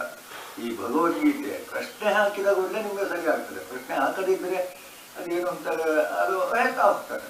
ಪ್ರಶ್ನೆ ಹಾಕಬೇಕು ಅಂತ ಹೇಳೋದು ಅದಕ್ಕೆ. ಜಿಜ್ಞಾಸಿನಲ್ಲಿ ಪ್ರಶ್ನೆ ಬೇಕು. ಪ್ರಶ್ನೆ ಇಲ್ಲದಿದ್ದರೆ ಅವನು ಹೇಳಿದ್ದು ಒಂದು ನಾವು ತಲೆಯಲ್ಲಾಡಿಸುವುದರಿಂದ ದೊಡ್ಡದಾದಂತಹ ಸ್ಪಷ್ಟತೆ ಬರುವುದಿಲ್ಲ. ಅದಕ್ಕೆ ಸ್ಪಷ್ಟ ಇಲ್ಲ. ಕಾಮ್ಯಾನಾಂ ಕರ್ಮಣಾಂ ನ್ಯಾಸಂ ಸನ್ಯಾಸ. ಜಪ ಯಾಕೆ ಮಾಡಬೇಕು? ಪಾಪ ಹೋಗ್ಲಿಕ್ಕೆ. ಪಾಪ ಹೋಗ್ಲಿಕ್ಕೆ ಪಾಪ ಇಲ್ಲ ಅಂತ ಹೇಳಿದ್ರೆ ಅವ್ರು ಸನ್ಯಾಸ ಮಾಡೋದು ಬಿಡು, ಅಲ್ಲಿವರೆಗೆ ಮಾಡ್ತೀವಿ. ಕಾಮ್ಯ ಕರ್ಮ ಹೆಚ್ಚು ಮಾತಾಡಿದ್ರೆ ನಮಗೆಲ್ಲ ಕಾಮ್ಯ ಕರ್ಮ. ಯಾಕೆ ನಾವು ಊಟ ಮಾಡೋದು? ಹಸಿವು ಹೋಗ್ಲಿಕ್ಕೆ. ಕರ್ಮಗಳನ್ನು ನಾವು ವಿಸ್ತಾರವಾಗಿ ವಿಶೇಷ ಉದ್ಯೋಗ ಮಾಡೋದು ಯಾಕೆ? ಎಲ್ಲವೂ ಇದು ಕಾಮ ಅಲ್ಲ. ಕಾಮ ಬೇರೆ, ಕಾಮ್ಯ ಯಾವುದೋ ಒಂದು ಉದ್ದೇಶಕ್ಕೆ ಮಾಡುವುದು. ಉದ್ದೇಶ ಇಲ್ಲದೆ ಯಾರು ಯಾವುದು ಫಲ ಉದ್ದೇಶ ಇಲ್ಲದೆ ಯಾರೂ ಏನು ಮಾಡುವುದಿಲ್ಲ. ಯಾಕೆ ಇವರು ಓಡ್ಲಿಕ್ಕೆ ಶುರು ಮಾಡ್ತಾರೆ, ಅಲ್ಲಿ ಎಲ್ಲಿಯೋ ಸಕ್ಕರೆ ಉಂಟು ಅಂತ ವಾಸನೆ ಬಂತು ಕೂಡಲೇ ಇಲ್ರಿ ಸಕ್ಕರೆ ಇಲ್ಲದ್ರೆ ಅದು ಅದರಷ್ಟಕ್ಕೆ ಹೋಗ್ತಾ ಇರ್ತದೆ. ಈ ಬೇರು ಯಾಕೆ ಹೋಗ್ತದೆ? ಇಲ್ಲಿ ನೀರು ಉಂಟು ಅಂದ್ರೆ ಅಲ್ಲಿಯ ಬೇರು ಬೆಳೆಯುತ್ತೆ. ಇದು ಎಲ್ಲ ನಮ್ಮ ಕರ್ಮಗಳು. ಅಲ್ಲಿಂದ ಹಿಡಿದು ಎಲ್ಲ ಕರ್ಮ ನಮ್ಮ ಎಲ್ಲದರ ಕರ್ಮದಲ್ಲಿಯೂ ಏನೋ ಒಂದು ಉದ್ದೇಶ. ಪ್ರಯೋಜನ ಮನುಷ್ಯ ನಮಂದೋಪಿ ಪ್ರವರ್ತನೆ. ಮನ್ನ ಅಂದ್ರೆ ಜೀವಿ. ಅದು ನಮ್ಮ ಕೆಮರಾ ಮಾಡುದಿಲ್ಲ, ಅದು ಅವರಿಗೆ ಬೇಕಾದ್ರೆ ಅವ ಎಲ್ಲಿ ಇಡ್ತಾನೆ ಅದು ಅವನದು, ಅದು ಕರ್ತೃ ಬರ್ತದೆ, ಇದು ಕರಣ ಅಂತದೆ. ಆದರೆ ಜೀವಿಗಳಲ್ಲಿ ಅದೇ ಕರ್ತೃ ಅದೇ ಕಾರಣ. ಹೌದು, ಈಗ ಮರ ಕರ್ತೃ, ಬೇರು ಕರಣ, ಅಂದ್ರೆ ಬೇರನ್ನು ಅಲ್ಲಿಗೆ ಬೆಳೆಸ. ಹೌದು. ಹಾಗಾದ್ರೆ ಕರ್ಮಕ್ಕೆ ಕೂಡ ಹಾಗೆ, ಅದಕ್ಕೆ ಸ್ವಂತಿಕೆ ಇಲ್ಲ. ಅಲ್ಲ, ಪ್ರಯೋಜನ ಉಂಟು, ಕರ್ಮಕ್ಕೆ ಇಲ್ಲ. ಹೌದು, ಅದಕ್ಕೊಂದು ಪ್ರಯೋಜನವನ್ನು ಮಾಡುವ ಕರ್ತೃ ಇದ್ದ. ಹೌದು, ಕರೆಕ್ಟ್. ಅಂದ್ರೆ ಕರ್ತೃವಿನಿಂದಾಗಿ ಕರ್ಮ. ಅದೇ ಯಾಕೆ ಅವ ಸೃಷ್ಟಿ ಮಾಡಿದ್ದು ಅಂತ ಹೇಳೋದು ನಮ್ಗೆ ಅಷ್ಟೇ ಗೊತ್ತಾಗುದು. ಆಮೇಲೆ ನಾನು ಒಬ್ಬನೇ ಅದು ಯಾಕೆ ಅವನಿಗೆ ಏನು ಬೇಜಾರು ಆಯ್ತಾ, ಅದೆಲ್ಲ ನಾವು ಕೇಳೋದು ಬೇಡ. ಅಲ್ಲಿ ಒಂದು ಪ್ರಯೋಜನವನ್ನು ನಾನು ಹೇಳಿದರೆ ಆಮೇಲೆ ನಾನು ಒಬ್ಬನೇ ಇರುವಾಗ ಹೋಗ್ತೇನೆ. ಅದಕ್ಕೆ ಏನು ಅಂತ ಹೇಳಿ ದೇವರನ್ನು ನಾವು ನಮ್ಮ ತಕ್ಕಡಿಯಲ್ಲಿ ತೂಗುವುದು ಬೇಡ, ಅಥವಾ ಯಜಮಾನನನ್ನು ನಿಮ್ಮ ತಕ್ಕಡಿಯಲ್ಲಿ ತೂಗುವುದು ಬೇಡ. ಯಜಮಾನ ನಾವು ಕೆಲಸ ಮಾಡುವ ಕೆಲಸ ಮಾಡ, ಅದು ಜಡ ವಸ್ತುವಿನಲ್ಲಿ ಅದು ಇಲ್ಲವೇ ಇಲ್ಲ. ಜಡ ವಸ್ತುನ ಯಜಮಾನನೇ ಅಧೀನವೇ ಏನು ಮಾಡುವುದಿಲ್ಲ. ನಾವು ಚೇತನರು ಕೂಡ ಅಲ್ಲಿ ಮಾಡಬೇಕು. ನಾನು ಯಾರು, what you are, where you are, ಅದನ್ನು ತಿಳ್ಕೊಂಡು ನಮ್ಮ ಪ್ರತಿಕ್ರಿಯೆ ತೋರಿಸ್ಬೇಕು. ನನಗೆ ಕಂಡದ್ದನ್ನು ಹೇಳ್ತೇನೆ, ನನಗೆ ಬಂದು ಹಾಗೆ ಮಾಡ್ತೇನೆ ಅಂದರೆ ಆಗಲಿಕ್ಕೆ. ಅದನ್ನು ಬಿಟ್ಟು ಕಾಮ್ಯಾನ ಕರ್ಮಣ, ಕಾಮ್ಯಾರು ಕಾಮ್ಯಂತರು ಅದೆಲ್ಲ ನಮ್ಮ ಬುದ್ಧಿ ಬೀಳುವ ಅವನು ಸನ್ಯಾಸಿ. ತುಂಬ ಸಿಹಿ ತಿಂತಿದ್ದ, ಡಾಕ್ಟರ್ ಹೇಳಿದ್ರು ಇದು ಮುಟ್ಟಬಾರ್ದು, ಬಿಟ್ಟೇ ಬಿಟ್ಟ. ಅವ ಸನ್ಯಾಸಿ. ಅದು ಅಪಾಯ ಉಂಟು, ಅವನ ಆರೋಗ್ಯ ಹಾಳಾಗ್ತದಂತೆ. ಸನ್ಯಾಸ ಆಗಿರಬಾರ್ದು, ನಿಧಾನವಾಗಿ ಬಿಡಬೇಕು. ನಾನು ಮಾಡುವುದೇ ಇಲ್ಲ. ಯಾರಿಗೋ ಒಂದು ಅವಮಾನ ಮಾಡಿದ್ರು, ಒಳ್ಳೆ ಸಂಗೀತ ನಾಡಿನ ಹಾಡೋದಿಲ್ಲ ಹೇಳಿದ್ರೆ ಅವನಿಗೆ ದೋಷ ಉಂಟು, ಇದು ಅದಲ್ಲ. ಹೇಗೆ ನ್ಯಾಸ ಅಂತ ಉಂಟು. ಕಾಮ್ಯಾನ, ದುಡ್ಡಿಗಾಗಿ ನಾನು ಹಾಡುವುದಿಲ್ಲ. ಪುರಂದರಾಸರು ಹಾಗೆ ಮಾಡಿರಬೇಕು ಇಲ್ಲ, ದುಡ್ಡಿಗಾಗಿ ಹಾಗಲಿಲ್ಲ. ಆತ್ಮಸಂತೋಷ ಹಾಗಾಯಿತು, ಅದು ಸನ್ಯಾಸ. ಹಾಗಾಗಿ ಅದು ಸನ್ಯಾಸವೇ ಹೌದು. ಅದು ಏನಂದ್ರೆ ಫಲತ್ಯಾಗ. ತ್ಯಾಗ ಅಂದರೆ ಫಲ ಬೇಡ. ಈಗ ಹಾಡೋದು ಯಾವುದಕ್ಕೆ, ದುಡ್ಡಿಗಾಗಿ ಅಂತ ಹೇಳಿದಾಗ ಫಲದ ಉದ್ದೇಶ, ದುಡ್ಡು ಕೊಡುವವರಿದ್ರೆ ನಾನು ಚೆಂದ ಮಾಡಿ ಹಾಕ್ತೇನೆ, ಇಲ್ಲ ನಮ್ಮ ಎಲ್ಲ ವ್ಯವಹಾರಗಳಲ್ಲಿ ಇದು ಬಂದ ಅದು ತ್ಯಾಗ. ಫಲದ ಬಗ್ಗೆ ಯೋಚನೆ ಮಾಡದೆ ಒಳ್ಳೆ ಸಂಗೀತಗಾರ, ಒಳ್ಳೆ ಕಾರ್ಯಕ್ರಮ ಕೊಡುವವರೆಲ್ಲ ಫಲದ ಬಗ್ಗೆ ಯೋಚನೆ ಮಾಡುವುದಿಲ್ಲ. ಒಳ್ಳೆಯದು ಬಿಡುವ, ಉದ್ಯೋಗಕ್ಕೆ ಸೇರಿದ ಅವರ ಸಂಬಳದ ಬಗ್ಗೆ ಯೋಚನೆ ಮಾಡಿ ಕೆಲಸ ಮಾಡಿ ಕೊಡು. ಅದೇ ಟೇಬಲ್ನವನಿಗೆ ಅವನಿಗೆ ಸಂಬಳ ಹೆಚ್ಚು, ಅವ ಕಸ್ಟಮರ್ ಕೆಲಸ ಮಾಡೋದಷ್ಟೇ. ನಾನೀಗ ನಿನ್ನ ಟೇಬಲ್ಗೆ ಬಂದದ್ದನ್ನು ನೀನು ಮಾಡು. ಅವ ಕಡಿಮೆ ಕೆಲಸ ಮಾಡ್ತಾನೆ, ಇಲ್ಲಿ ಉಂಟಲ್ಲ ಹೆಚ್ಚು ಸಂಪಾದಿಸುವವರು, ಅದು ಕಡಿಮೆ ಹೆಚ್ಚು ನೀನಲ್ಲ ನಿರ್ಣಯ ಮಾಡಲಿಕ್ಕೆ. ಅಲ್ಲಿ ಬೇರೆ ಹೋಗ್ಬೇಕಾದ್ರೆ ಕೆಲಸ ಮಾಡದೆ ಸಂಬಳ ತೆಗೆದುಕೊಳ್ತಾನೆ ಅಂತ ಹೇಳಿದ್ರೆ ಅವನದ್ದು ಏನೋ ಒಂದು ಹೊಣೆಗಾರಿಕೆ ಇರಬಹುದು. ನನಗೆ ಅರ್ಥ ಆಗುತ್ತೆ, ನನಗೆ ಬೇಡ. ನನಗೆ ಯಾವುದಕ್ಕೆ ನಿಯೋಜಿಸಿದ್ದು ಅದನ್ನು ಮಾಡಬೇಕು. ಅಷ್ಟು ಮಾಡುವಾಗ ಈ ಫಲದ ಬಗ್ಗೆ ತಲೆಗೆ ಇಟ್ಕೊಳ್ಬೇಕಾಗಿರುತ್ತೆ. ತ್ಯಾಗ. ಫಲ ಬರ್ತದೆ. ತೆಂಗಿನವರ ಬೆಳೆಸಿದ್ರೆ ಎಳನೀರ ತೆಂಗಿನಕಾಯಿ ಬರ್ತದೆ, ಆಗ ಕಳ್ಳಗೊಂಡೋದ್ರೆ ನೀವು ಕಡಿಬಹುದು, ಕೊಂಡೋಗ್ತಾ ಹೇಳ್ಬೋದು. ಅದು ಪುನಃ ಒಂದು ದೊಡ್ಡದಾದ ಚೌಕಟ್ಟು. ಈ ವ್ಯವಸ್ಥೆಯನ್ನು ನಾವು ಪೂರ್ಣವಿರ್ಬೋದು. ಅಲ್ಲಲ್ಲಿಗೆ ತಿಳ್ಕೊಂಡಾಗ ನಾನು ತೆಂಗಿನಕಾಯಿಯಾಗಿ ನೀರು ಹಾಕಿ ಬೆಳೆಸಿದ್ದಲ್ಲ, ಅದು ಮಾತ್ರ ಯಾರಾದ್ರೂ ಕೊಂಡೋಗ್ಲಿಕ್ಕೆ ನಾನು ಬಿಡೋದಿಲ್ಲ, ನನಗೆ ಸಿಗ್ತದೆ ಎಂಬಂತಲ್ಲಿ. ಅಲ್ಲಿ ಅದು ಸೂಕ್ಷ್ಮ ವ್ಯತ್ಯಾಸ. ಹೇಳುವಾಗ ಗೊತ್ತಾಗದಷ್ಟು ಸೂಕ್ಷ್ಮ. ನನ್ನ ಕರ್ಮ ನಾನು ಮಾಡ್ತೇನೆ. ಬ್ರಹ್ಮಚರ್ಯ, ಗೃಹಸ್ಥ, ವಾನಪ್ರಸ್ಥ ಎಲ್ಲರಲ್ಲಿ ಹಾಗೆ. ಆ ಫಲದ ಬಗ್ಗೆ ಲಕ್ಷ್ಯ ಕಡಿಮೆ ಮಾಡಿದಷ್ಟು ಅವತ್ಯಾಗಿ, ಪೂರ್ಣ ಬಿಟ್ಟವ ಪೂರ್ಣತೆಯಾಗಿ. ಕಾಮ್ಯ ಕರ್ಮಗಳನ್ನು ಮಾಡುವುದಿಲ್ಲ ಅಂತ ಹೇಳಿದ್ರೆ ಏನು ಬರ್ತಾ ಪ್ರಾಪ್ತ ಬರುತ್ತಾರೆ. ನೀವೇನು ಹೋಗುವ ಅಂತ ಹೇಳಿದ್ರೆ ಹೌದಪ್ಪ ಬರುವ ಅಂದ್ರೆ ಹೇಳ್ತಾರೆ. ಇದು ನನಗೆ ಅಲ್ಲಿಗೆ ಹೋಗ್ಬೇಕು ಅಂತ ಹೇಳಿದ್ರೆ ಕೂಡಲೇ ಏನಾಯ್ತು, ಸನ್ಯಾಸ ಆಗಲಿಲ್ಲ. ಅವ ಏನಾದ ಅವ ಗೃಹಸ್ಥನಾದ ನನಗೆ ಅವರನ್ನು ನೋಡಬೇಕು, ಕಾರ್ಯ ಸಿಕ್ಕದ ನೋಡ ಅಲ್ಲಿ ಹೋಗಿ ನೋಡುವನ ಅಂತ ನೀವು ಕೇಳಿದ್ರೆ ನಾನು ತಯಾರು ಅಂತ ಹೇಳೋದೇನಲ್ಲ, ಅದು ಸನ್ಯಾಸದ ಲಕ್ಷಣ. ನಾನು ಕೆಲವು ಸಲ ಹೇಳೋದುಂಟು, ನಾವೀಗ ವಾನಪ್ರಸ್ಥ ಸನ್ಯಾಸ ಧರ್ಮ ತಿಳ್ಕೊಳ್ಬೇಕು ಅಂತ. ಇದರಲ್ಲಿ ಒಂದು ಸಣ್ಣ ವಿಷಯಕ್ಕೆ ಬರುವ, ಅದು ತಿಳಿಬೇಕಾದ್ರೆ ಭಗವದ್ಗೀತೆ ನಿಮ್ಗೆ ಆಗುವುದಿಲ್ಲ. ಶಾಂತಿ ಪರ್ವಕ್ಕೆ ಹೋಗ್ಬೇಕು, ಬಹಳ ಚಂದ ಉಂಟು. ಇಲ್ಲದೆ ಮನೋಧರ್ಮಶಾಸ್ತ್ರಕ್ಕೆ ಹೋಗ್ಬೇಕು. ಅದಕ್ಕೆ ಸುತ್ತವಾಗಿದ್ರೆ ಸುತ್ತದನ್ನು ಬೂದಿ ತಂದಾದ್ರು ಅದನ್ನು ಓದಿ ಈ ವಾನಪ್ರಸ್ಥ ಸನ್ಯಾಸ ಬಹಳ ಒಳ್ಳೆಯದು. ಇದರಲ್ಲಿ ಉಂಟು, ಕೃಷ್ಣ ಭಾಗವತದಲ್ಲಿ ಉಂಟು, ಕೃಷ್ಣ ಭಾಗವತದಲ್ಲಿ ಉಂಟು ವಾನಪ್ರಸ್ಥ ಹೇಗೆ. ಬಹುಶಃ ವಾಸ್ತವರಿಗೆ ನಮಗೆ ಅದನ್ನು ಓದಿದ್ರೆ ನಾವು ಸ್ವಲ್ಪ ವಾನಪ್ರಸ್ಥ ಸನ್ಯಾಸ ಆಗಿದೆ ಅಂತ ಮೊದಲು ಯಾವುದಕ್ಕೆ ನಾವು ಬಹಳ ಜಾಗೃತಿ ಮಾಡ್ತೇವೋ ನೋಡಿ ಗೊತ್ತಾಗುತ್ತೆ ನನಗೆ ಈಗ ಏನು ಮಾಡ್ಬೋದು. ಇದು ವಾನಪ್ರಸ್ಥ ಸನ್ಯಾಸದ ಲಕ್ಷಣ. ಅದನ್ನು ಹೆಚ್ಚು ವರ್ಷಬಹುದು ಶುರು ಮಾಡುವಾಗ ಹೇಗೆ ಅಂತ. ಈಗ ಹಾಗಾದರೆ ಕರ್ಮ ಬಿಡುವ. ಮಾರಾಯ, ಬಿಡುವುದು ಅಂತ ಹೇಳಿದ್ರೆ ನೀನು ತಿಳಿದುಕೊಂಡು ಬಿಡಬೇಕು, ಬಿಡ್ಲಿಕ್ಕೆ ಆಗುವುದಿಲ್ಲ. ಹಾಗಾದ್ರೆ ಯಾವುದನ್ನು ಬಿಡ್ಲಿಕ್ಕೆ ಆಗುವುದಿಲ್ಲ? ಏನು ಹೇಳ್ತಾನೆ ಗೊತ್ತುಂಟಾ? ಯಜ್ಞ ದಾನ ತಪಃ ಬಿಡ್ಲಿಕ್ಕೆ ಆಗುವುದಿಲ್ಲ. ನನಗೆ ಏನಾದರೂ ಯಾರನ್ನು ಹೇಳಿ ಉದ್ಧಾರ ಮಾಡಬೇಕು ಅಂತ ನನ್ನ ಉದ್ದೇಶ ಇಲ್ಲ. ಆದರೆ ಒಬ್ಬ ಕೇಳಿದರೆ ಅವನು ಹೇಳುವುದಿಲ್ಲ ಅಂತ ಹೇಳಿದರೆ ಅದು ದಾನ ಬಂತೋ ಯಜ್ಞ ಬಂತೋ? ಯಜ್ಞ ಅಂತ ಹೇಳಿದ್ರೆ ತ್ಯಾಗ ಮಾಡುವುದು ಅಂತಲೇ ಯಜ್ಞ. ಯಜ್ಞ ದಾನ ತಪಃ. ಯಾವ ಯಜ್ಞ ಅಲ್ಲ? ನನ್ನ ದೋಷ ಪರಿಹಾರಕ್ಕೆ ಯಜ್ಞ ಅಲ್ಲ, ದಿನನಿತ್ಯ ಮಾಡುವ ವೈಶ್ವದೇವ ಅಂತ ಇತ್ತು. ಈಗ ಅದನ್ನು ನಾನು ಹೇಳುವುದಲ್ಲ. ವೈಶ್ವದೇವ ಮಾಡ್ತಿದ್ದವ ಬಿಡಬೇಡ, ಮಾಡದೇ ಇದ್ದವರನ್ನು ಹಿಡಿಲಿಕ್ಕೆ ಹೇಳೋದಲ್ಲ ನಾವು. ಅಂಥದ್ದು ಉದಾಹರಣೆಗೆ ಅದಷ್ಟೇ. ಹಾಗೆ ದಿನನಿತ್ಯ ನಾವು ಮಾಡುವಂಥದ್ದು ಉಂಟು, ಅದನ್ನು ಬಿಡಬೇಡ. ಅದನ್ನು ಬಿಡದೇ ಇರುವಂತಹದ್ದೇ ಏನು? ಯಜ್ಞ. ಮಾಡ್ತಾ ಇರುವುದನ್ನು ಬಿಡದೇ ಇರುವಂತಹದ್ದೇ ಯಜ್ಞ. ದಾನ ತಪಸ್ಸು. ದಾನ ಅಂತ ಹೇಳಿದ್ರೆ ನಮ್ಮದು ಎಂದು ಇದ್ದನ್ನನ್ನು ಕೊಡುವುದು. ನಮ್ಮದು ಎಂದು ಇರುವುದು ಸರಿ, ತೆಂಗಿನಕಾಯಿ ಅದು ನಮ್ಮದು, ಇನ್ನೊಂದು ಕೊಂಡೋಗು ಮಾರಾಯ ಅಂತ ಕೊಡುವುದು ದಾನ. ಯಾಕೆ ಅಂತ ಹೇಳುವುದು ಉದ್ದೇಶ. ಯಜ್ಞ ದಾನ. ತಪಸ್ಸು ಅಂತ ಹೇಳಿದ್ರೆ ಏನೋ ನಮಗೆ ಇನ್ನೂ ಆಗಬೇಕು, ಒಂದು ವಿಷಯದಲ್ಲಿ ಮಾಡುವ ಸಾಧನೆಯೇ ತಪಸ್ಸು. ಈಗ ಒಂದು ಕಾಲಿನಲ್ಲಿ ನಿಂತ ಇದೆಲ್ಲ ಅಥವಾ ಅದನ್ನೇ ನಾವು ಮಾಡಬೇಕು. ನಾವು ತಪಸ್ಸು ಮಾಡಲೇಬೇಕು. ಇದು ಒಂದು ಶಬ್ದ ಅರ್ಥ ಆಗಬೇಕಾದ್ರೆ ನಾವು ಅದರ ಕೊಟ್ಟು ಧ್ಯಾನ ಮಾಡಬೇಕು. ಅದನ್ನು ಧ್ಯಾನ ಅಂತಲೂ ಹೇಳ್ತಾರೆ. ಆಗ ನಮಗೆ ಅರ್ಥ ಆಗ್ತಾ ಹೋಗ್ತದೆ. ನನಗೆ ಅರ್ಥ ಆದರೆ ಒಂದು ಕಡೆಗೆ ಕೇಳಿದರೆ ಹೇಳಲಿಕ್ಕಾದ್ರೂ ಬರ್ತದೆ. ನನ್ನಲ್ಲಿ ತಪಸ್ಸಿಲ್ಲದಿದ್ದರೆ ನಾನು ಆ ಶಬ್ದವನ್ನು ಹಿಡ್ಕೊಂಡು ನಾನೇನು ಹೇಳಲಿಕ್ಕೆ ಬರ್ತದೆ? ತಪಸ್ಸಿಲ್ಲದವನಿಗೆ ಹೇಳಲಿಕ್ಕೂ ಬರುವುದಿಲ್ಲ, ಅವನಿಗೂ ಗೊತ್ತಾಗೋದಿಲ್ಲ. ಈ ದೊಡ್ಡ ದೊಡ್ಡವರು ಅವರು ಅಂಥವ್ರು ಇಂಥವ್ರು ಹೇಳುವಾಗ ನಮಗೆ ಒಂದು ಸಣ್ಣ ಸಂಶಯ ಬರ್ತದೆ. ಅವರ ತಪಸ್ಸು ಯಾವುದು? ಅವರ ತಪಸ್ಸು ಎಂಥದ್ದು? ದುಡ್ಡಿಗಾಗಿ ಅವರು ಮಾಡುವುದಾ, ಪ್ರಸಿದ್ಧಿಗಾಗಿ ಮಾಡುವುದಾ? ಅವರ ಬೆನ್ನ ಹಿಂದೆ ನಾವು ಹೋಗುವುದು ಗೊತ್ತಿಲ್ಲ. ತುಂಬಾ ಇದ್ದಾರೆ, ಹೋಗುವವರನ್ನು ನಾವು ಬೈಯುವುದು ಬೇಡ. ನಾವು ಹೋಗದಿದ್ರೆ ಆಯ್ತು.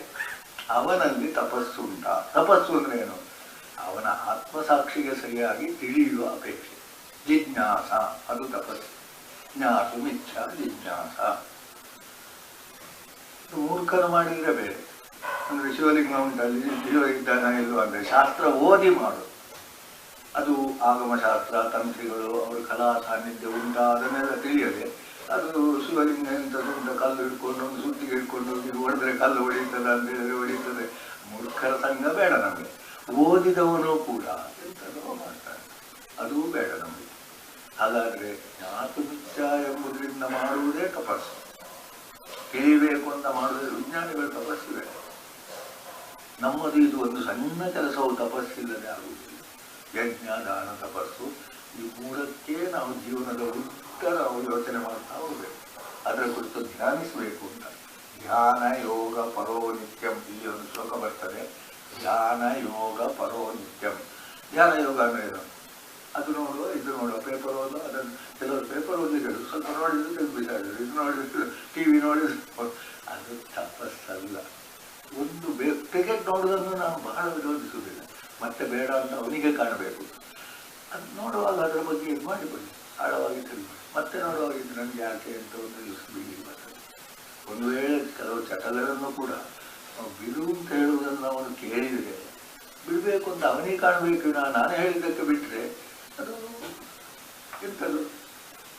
ಅದು ವಂಚನೆ, ಕಪಟ. ಅವರ ಹೇಳಿಗೆ ನಾನು ಹೇಳಿದ್ ಮಾಡುವುದಿಲ್ಲ. ಇಲ್ಲ, ಇಂಥದ್ದು ತುಂಬ ಇದ್ದಲ್ಲ, ಅದು ಕಪಟ, ವಂಚನೆ ಆಗ್ತದೆ. ಅದ ನಿಮಗೆ ಕಾಣಬೇಕು. ನಾನು ಮಾರೆ ಹಾಗೆ ಮಾಡೋದು ಸರಿಯಲ್ಲ ಅಂತ ನಾನು ಹೇಳಬೇಕು. ಅವರಿಗೆ ಹುಚ್ಚು ಅಂತ ಹೇಳಿದ್ರೆ ನನಗೇನು ನಷ್ಟ ಇಲ್ಲ. ಹೌದು ಅಂತ ಕಂಡು ಅವನು ಮಾಡಿದರೆ ಎಷ್ಟು ಒಂದು ವರ್ಷ ಹೋಗಲಿ, ನಿಧಾನ ಆಗಲಿ, ನಿಧಾನ ಮಾಡಿದರೆ ಅವು ಕಂಡು ಮಾಡಬೇಕು. ಒತ್ತಾಯಕ್ಕೆ ಮಾಡಿದರೆ ನಾನು ಹೇಳಿದ್ದಕ್ಕೆ ಬಿಟ್ಟುಬಿಟ್ಟ. ಆದರೆ ಕೆಲವು ದಿವಸದಲ್ಲಿ ಬಿಟ್ಟಿಲ್ಲ. ಅವರು ಎಷ್ಟೋ ಇದು ಕಥೆ ಉಂಟು. 3 ದಿವಸ ಬಿಟ್ಟ, ಮತ್ತೆ 4ನೇ ದಿವಸ ಅದೇ ನಾಯಿಯ ಬಾಲ ಡೊಂಕು. ನಾಯಿಯ ಬಾಲದ ಉದಾಹರಣೆ ನಿಜವಾಗಿ ಅಲ್ಲ, ಅದು ಸ್ವಭಾವವನ್ನೇ ಹೇಳೋದು. ನಾಯಿಯ ಬಾಲ ಡೊಂಕು ಅಂತ ಹೇಳೋದು ಸ್ವಭಾವ. ಅದನ್ನು ಸರಿ ಮಾಡಲಿಕ್ಕೆ ಆಗುವುದಿಲ್ಲ. ಮನಸ್ಸಿಗೆ ಹೇಳಿರೋದು. ನಾಯಿಗೂ ಬಾಲ ಡೊಂಕಿಗೂ ಸಂಬಂಧ ಅಲ್ಲವೇ ಇಲ್ಲ. ನಮಗೆ ಅದು ಹೇಳಿದ್ದೀಗ ಬೇರೆ ಅಂತ. ಅದನ್ನು ಈಗ ಕರ್ಮ ಫಲ ತ್ಯಾಗ, ಕಾಮ್ಯ ಕರ್ಮ ತ್ಯಾಗ, ಅದಕ್ಕೆ ಸನ್ಯಾಸ ಅಂತ ಹೆಸರಷ್ಟೇ, ಬೋರ್ಡ್ ಮಾತ್ರ. ಎರಡರಲ್ಲಿಯೂ ಬಿಡುವುದೇ, ಎರಡರಲ್ಲಿಯೂ ಇರುವುದು, ಇದ್ದದ್ದನ್ನು ಬಿಡು. ಎರಡರಲ್ಲಿ ಇರುವುದು, ಇದ್ದದ್ದನ್ನು ಬಿಡು. ಈಗ ನಾನು ನೆಲದಲ್ಲಿ ಕೂತ್ಕೊಂಡವ ಮೇಲೆ ಕೂತ್ಕೊಳ್ಳಿ ಶುರು ಮಾಡಿದ್ರೆ ಅಷ್ಟೇ, ಗಂಟು ನೋವು ಇಲ್ಲಿ ಕೂತ್ಕೊಳ್ತಿದ್ದ ಅದನ್ನು ಬಿಟ್ಟೆ ಮೇಲೆ ಕೂತ್ಕೊಳ್ಳೋದು, ಅದು ನನ್ನದು ಆ ವಿಷಯ ಅಲ್ಲ. ಅಲ್ಲಿ ಕೂತ್ಕೊಳ್ಳೋದು ಬೇಡ, ಅದು ಇದು ಬರ್ತದೆ, ಇಲ್ಲಿ ಕೂತ್ಕೊಳ್ಳೋದು, ಅದು ಬಿಡುವುದು ತ್ಯಾಗ, ಸನ್ಯಾಸ, ಸಮ್ಯಜ್ಞಾಸ. ಬಿಟ್ಟೇ ಬಿಟ್ಟದ್ದು. ನಾನು ಅದನ್ನು ಈಗ ಇದು ಮಾಡೋದೇ ಇಲ್ಲ. ಇನ್ನೆಲ್ಲೂ ಇತ್ತು, ನಮ್ಮ ತಂದೆಯವರು ಬೀಡಿ ಹಚ್ಚಿದ್ರು, ಬಿಟ್ಟರು, ಬೇರೆಯವರು. ತಂದೆಯವರನ್ನು ನಾನು ಹೇಳಿದ್ದಷ್ಟೇ. ತುಂಬ ನ್ಯಾಸ, ಸನ್ಯಾಸ ಮತ್ತು ತ್ಯಾಗ ಉಂಟೇ ಉಂಟು. ನಮಗೆ ಕೆಲವು ಸಲ ನಾವು ತಪ್ಪು ಅಂತ ಹೇಳೋದು, ಹೌದಾದ ಗೊತ್ತಿಲ್ಲ. ಜಪ ಮಾಡೋದನ್ನೆಲ್ಲ ಈಗಿನ ಹುಡುಗರು ಬಿಟ್ಟಿದ್ದಾರೆ. ತ್ಯಾಗವ ನ್ಯಾಸ ಸನ್ಯಾಸ ಎಂತದ ನಮ್ಗೆ ಗೊತ್ತಿಲ್ಲ. ಎರಡೂ ಹೌದಲ್ಲ, ಬಿಟ್ಟಿದ್ದಾರೆ ಎಂಬುದು ಹೌದಲ್ಲ. ಅಪ್ಪ ಮಾಡ್ತಿದ್ದ, ಅಜ್ಜ ಮಾಡ್ತಿದ್ದಾರೆ, ಬಿಟ್ಟಿದ್ದಾರೆ. ಸಾಗುವಳಿ ಬಿಟ್ಟಿದ್ದಾರೆ. ಎಲ್ಲವೂ ತ್ಯಾಗ. ಅದು ಒಳ್ಳೆದ ಕೆಟ್ಟದ ಅಂತೇಳಿ ನಾವು ಈಗ ಆದರೆ ನಿಜವಾಗಿ ಮಾಡಲೇಬೇಕಾದಂತಹ ಯಜ್ಞವನ್ನು, ತಪಸ್ಸನ್ನು, ದಾನವನ್ನು ಬಿಡಬಾರದು. ಸಂಧ್ಯಾವಂದನೆ ಮಾಡುವಾಗ ಅಂಗಿ ಹಾಕೊಂಡು ಮಾಡ್ತಾನೆ, ಇದು ಮಾಡ್ತಾನೋ ಅಂತ ಮತ್ತೆ ಮಾಡ್ತೇನೆ ಅಂತ ಹೇಳುವುದೇ ಒಂದು ತಪಸ್ಸು. ಅದು ಹಿಂದೆ ನೋಡಿ ಹೀಗೆ ಕೂತ್ಕೊಳ್ಳೋ ಅದರಲ್ಲಿ ಬದಲಾವಣೆ ಅದು ಇದ್ರು. ಅದೇ ಸಂಧ್ಯಾವಂದನೆ ಬಿಟ್ಟರೆ ಅದು ಮೂರ್ದು ಅಂತ ಕೃಷ್ಣ ಹೇಳ್ತಾನೆ. ಯಜ್ಞ ದಾನ ತಪಕರ್ಮ ನತ್ಯಾಜ್ಯಂ. ನಾನು ಸುರುವಿಗೆ ಶಿಬಿರ ಮಾಡುವಾಗ ಆಗುವುದಿಲ್ಲ, ಬಾತ್ರೂಮ್ನಲ್ಲೇ ಒಂದು ಇದು ಮಾಡಿ ಗೊತ್ತು ಇದು ಮಾಡಿ ಕೆರೆಗೆ ಹೋಗ್ಬೇಕು. ನಮಗೆ ಹುಲ್ಲ ಹಿಡಿದು ಕೆರೆಗೆ ನದಿಗೆ ಹೋಗ್ಬೇಕು, ಇಲ್ಲ ತಣ್ಣೀರು ಆಗುವುದಿಲ್ಲ. ಅದೆಲ್ಲ ಯೋಚನೆ ಮಾಡಬೇಡ. ಕರ್ಮದ ಆ ಮೂಲ ಉದ್ದೇಶ ತ್ಯಾಗ ಮಾಡಬೇಡ. ಮಾಡಿದ್ರೆ ಅದೊಂದು ಮೂಢತನ ಅಥವಾ ಅವಸರದ ನಿರ್ಣಯ, ತಪ್ಪು. ಅದರಿಂದ ಕೃಷ್ಣ ಏನು ಹೇಳಿದ್ದಾರೆ, ಯಜ್ಞ ತಲೆ ಮಾಡಬಾರ್ದು ಅಂತ ಹೇಳ್ತಾರೆ. ಅವರು ಹೇಳ್ತಾರೆ, ಇವರು ಹೇಳ್ತಾರೆ ಅಂತ ಹೇಳಿದ ಸುಳುವಿಗೆ. ಮತ್ತೆ ಹೇಳಿದ, ಇವರು ಹೇಳೋದಲ್ಲ, ನಾನೇ ಹೇಳ್ತೇನೆ, ಅದು ಬಿಡಬಾರ್ದು. ಯಜ್ಞದಾನ, ಆ ಯಜ್ಞದಾನ ತಮ್ಮ ನೀನು ನಿರ್ಣಯ ಮಾಡಬೇಕು. ಯಾವುದು ಯಜ್ಞ, ಯಾವುದು ತಪ. ಯಜ್ಞ ಅಂದರೆ ಹೋಮ ಮಾಡುವುದು, ಒಂದನ್ನು ತ್ಯಾಗ ಮಾಡಿ. ಇಷ್ಟು ಹೊತ್ತು ನಾವು ತ್ಯಾಗ ಮಾಡಿದ್ರೆ ಅಲ್ಲ ಇದೊಂದು ಆಗುವುದು. ಹೌದು, ಕರೆಕ್ಟ್. ಈಗ ನಿಮ್ಮ ಹತ್ರ ನಾನೊಂದು ದಾರಿಯಲ್ಲಿ ಹೋಗ್ತೇನೆ, ಸ್ವಲ್ಪ ಮಾತಾಡಲಿಕ್ಕೆ ಉಂಟು, ನಿಮಗೆ ಪುರುಸೋದಿಲ್ಲ ಹೇಳಿದ್ರೆ ತ್ಯಾಗ ಉಂಟ. ಪುರುಸೋದು ಮಾಡಿಕೊಡ್ರಿ ಅಂತ ಹೇಳ್ತಾರೆ, ಕೇಳಿಕೊಂಡು ಅವನಿಗೊಂದು ಸಮಾಧಾನ ಹೇಳಿದ್ರೆ ಕೆಲವು ಸಲ ಏನಾಗಿ ಬಿಟ್ಟದ್ದು ಗೊತ್ತುಂಟ, ಅವನ ಜೀವನವೇ ಬದಲಾಗಿ ಹೋಗ್ತದೆ. ಗುರುಗಳು ಅಂದರೆ ಹಾಗೆ. ಯಾರು ಗುರು ಅಂತ ಹೇಳೋದು ಬೇಡ, ಒಂದು ಮಾತು ಗುರು ಆಗ್ತದೆ. ತುಳಸಿದಾಸರಿಗೆ ಅವರ ಹೆಂಡತಿ ಹೇಳಿದ್ದು, ನನ್ನ ಬಗ್ಗೆ ಇಷ್ಟು ಪ್ರೀತಿ ತೋರಿಸುವುದಕ್ಕೆ ನೀವು ರಾಮನ ಬಗ್ಗೆ ತೋರಿಸ್ತಿದ್ರೆ ಅಂತ ಹೇಳಿದವನಿಗೆ ಒಮ್ಮೆ ಮತ್ತೆ ಹೆಂಡತಿ ಬೇಡ, ಮಕ್ಕಳು ಬೇಡ, ಅವರಿಂದಲ ಒಂದೊಂದು ಕಥೆಯನ್ನು ನಾವು ಬೇರೆ ಕಡೆ ಕೇಳುವ. ಗುರು ಯಾರು ಹಾಗಾದ್ರೆ ಹೆಂಡತಿಯೇ ಗುರು ಅಂತ ಹೇಳಿದಾಗ ನಮಗೆ ಇದಾಗ್ತದೆ. ಹೆಂಡತಿಯ ಗುರು ಶೃಂಗೇರಿಗ ಉಡುಪಿಗೆ ಹೋಗಬೇಕು ಅಂತ ಹೇಳುವಂಥ ಮಟ್ಟದವರು ಇದ್ದಾರೆ. ಇಲ್ಲ, ಅದರಿಂದಲೇ ಅಲ್ಲಿ ತ್ಯಾಗ, ಆ ತ್ಯಾಗ ಇದು ಕೆಲವು ಹೇಳ್ತಾರೆ ತ್ಯಾಗ ಮಾಡುವುದು ಯಾವುದು. ಅದೇ ಸಂಧ್ಯಾವಂದನ ತ್ಯಾಗ ಕಷ್ಟ, ನನಗೆ ಪುರುಸೋತಿಲ್ಲ, ನಾನು ಜಪ ಮಾಡುವುದಿಲ್ಲ. ನಾನು ಹೇಳಿದ್ದುಂಟು, ಬೆಳಿಗ್ಗೆ ಬೇಗ ಹೊರಡಬೇಕು, ಪುರುಸೋತಿಲ್ಲ ಸಂಜೆ ಮಾಡು ಅಂತ ಹೇಳಿದ್ದುಂಟು. ಸಂಜೆ ನನಗೆ ನಿದ್ದೆ ಬರ್ತದೆ, ಬೆಳಿಗ್ಗೆ ನನಗೆ ಪುರುಸೋತಿಲ್ಲ, ಮಾಡುವುದಿಲ್ಲ. ಅದು ಎಂಥ ತ್ಯಾಗ, ತಾಮಸ ತ್ಯಾಗ. ಅದು ತಾಮಸ. ಅದು ಒಂದು ಉದಾಹರಣೆ ಮಾತ್ರ ಅಲ್ಲ. ಒಂದು ಸಸಿಗೆ ನೀರು ಹಾಕೋದು, ಈಗ ತುಳಸಿಗೆ ನೀರು ಹಾಕುವಂಥ ಕೆಲಸ ಮನೆಯವರು ಮಾಡುವುದಿಲ್ಲ ಎಷ್ಟೋದಲ್ಲ. ಇಲ್ಲ, ಬೆಳಿಗ್ಗೆ ಎದ್ದ ಕೂಡಲೇ ತುಳಸಿಗೆ ನೀರು ಹಾಕದೆ, ದನಕ್ಕೆ ಹುಲ್ಲು ಹಾಕದೆ ನಾನು ಊಟ ಮಾಡೋದಿಲ್ಲ ಅಂತ ಹೇಳುವ ಇದನ್ನು ಮೊನ್ನೆವರೆಗೆ ನಾನು ನೋಡಿದ್ದೇನೆ. ದನ ಸಾಕೋದು, ದನಕ್ಕೆ ಇದು ಮಾಡದೆ, ಸ್ನಾನ ಮಾಡದೆ ಎಂಥದ್ದು ಮಾಡುವುದಿಲ್ಲ. ನಮ್ಮ ಬೆಡ್ ಟೀ ಎಂಬಂತಹ ಒಂದು ಎಲ್ಲಿಂದಲೋ ಬಂತು. ಮತ್ತು ಈ ಪ್ರದೇಶಕ್ಕೆ ಬೊಂಬಾಯಿಯ ಸಂಪರ್ಕದಿಂದ ಬಂತು, ಮಡ್ರಾಸ್ನ ಸಂಪರ್ಕದಿಂದ ಕಾಫಿ. ನನಗೆ ಸರಿ ಗೊತ್ತುಂಟದು. ಬಂದದ್ದೇ ನಮ್ಮನ್ನು ಮಾಡುವ ಬೆಡ್ ಟೀ. ಅವ ಎದ್ದ ಕೂಡಲೇ ಮುಖ ತೊಳೆಯುವುದು ಬೇಡ, ಟೀ ಕುಡಿಬೇಕು ಎಂಬ ಅಲ್ಲದಿದ್ರು ಎಲ್ಲದಕ್ಕಿಂತ ಮೊದಲು ಅದು ಖಂಡಿತ ಆರೋಗ್ಯ ಹಾಳು. ಆದರೆ ನಾವಿಗೆ ಬೇಡ.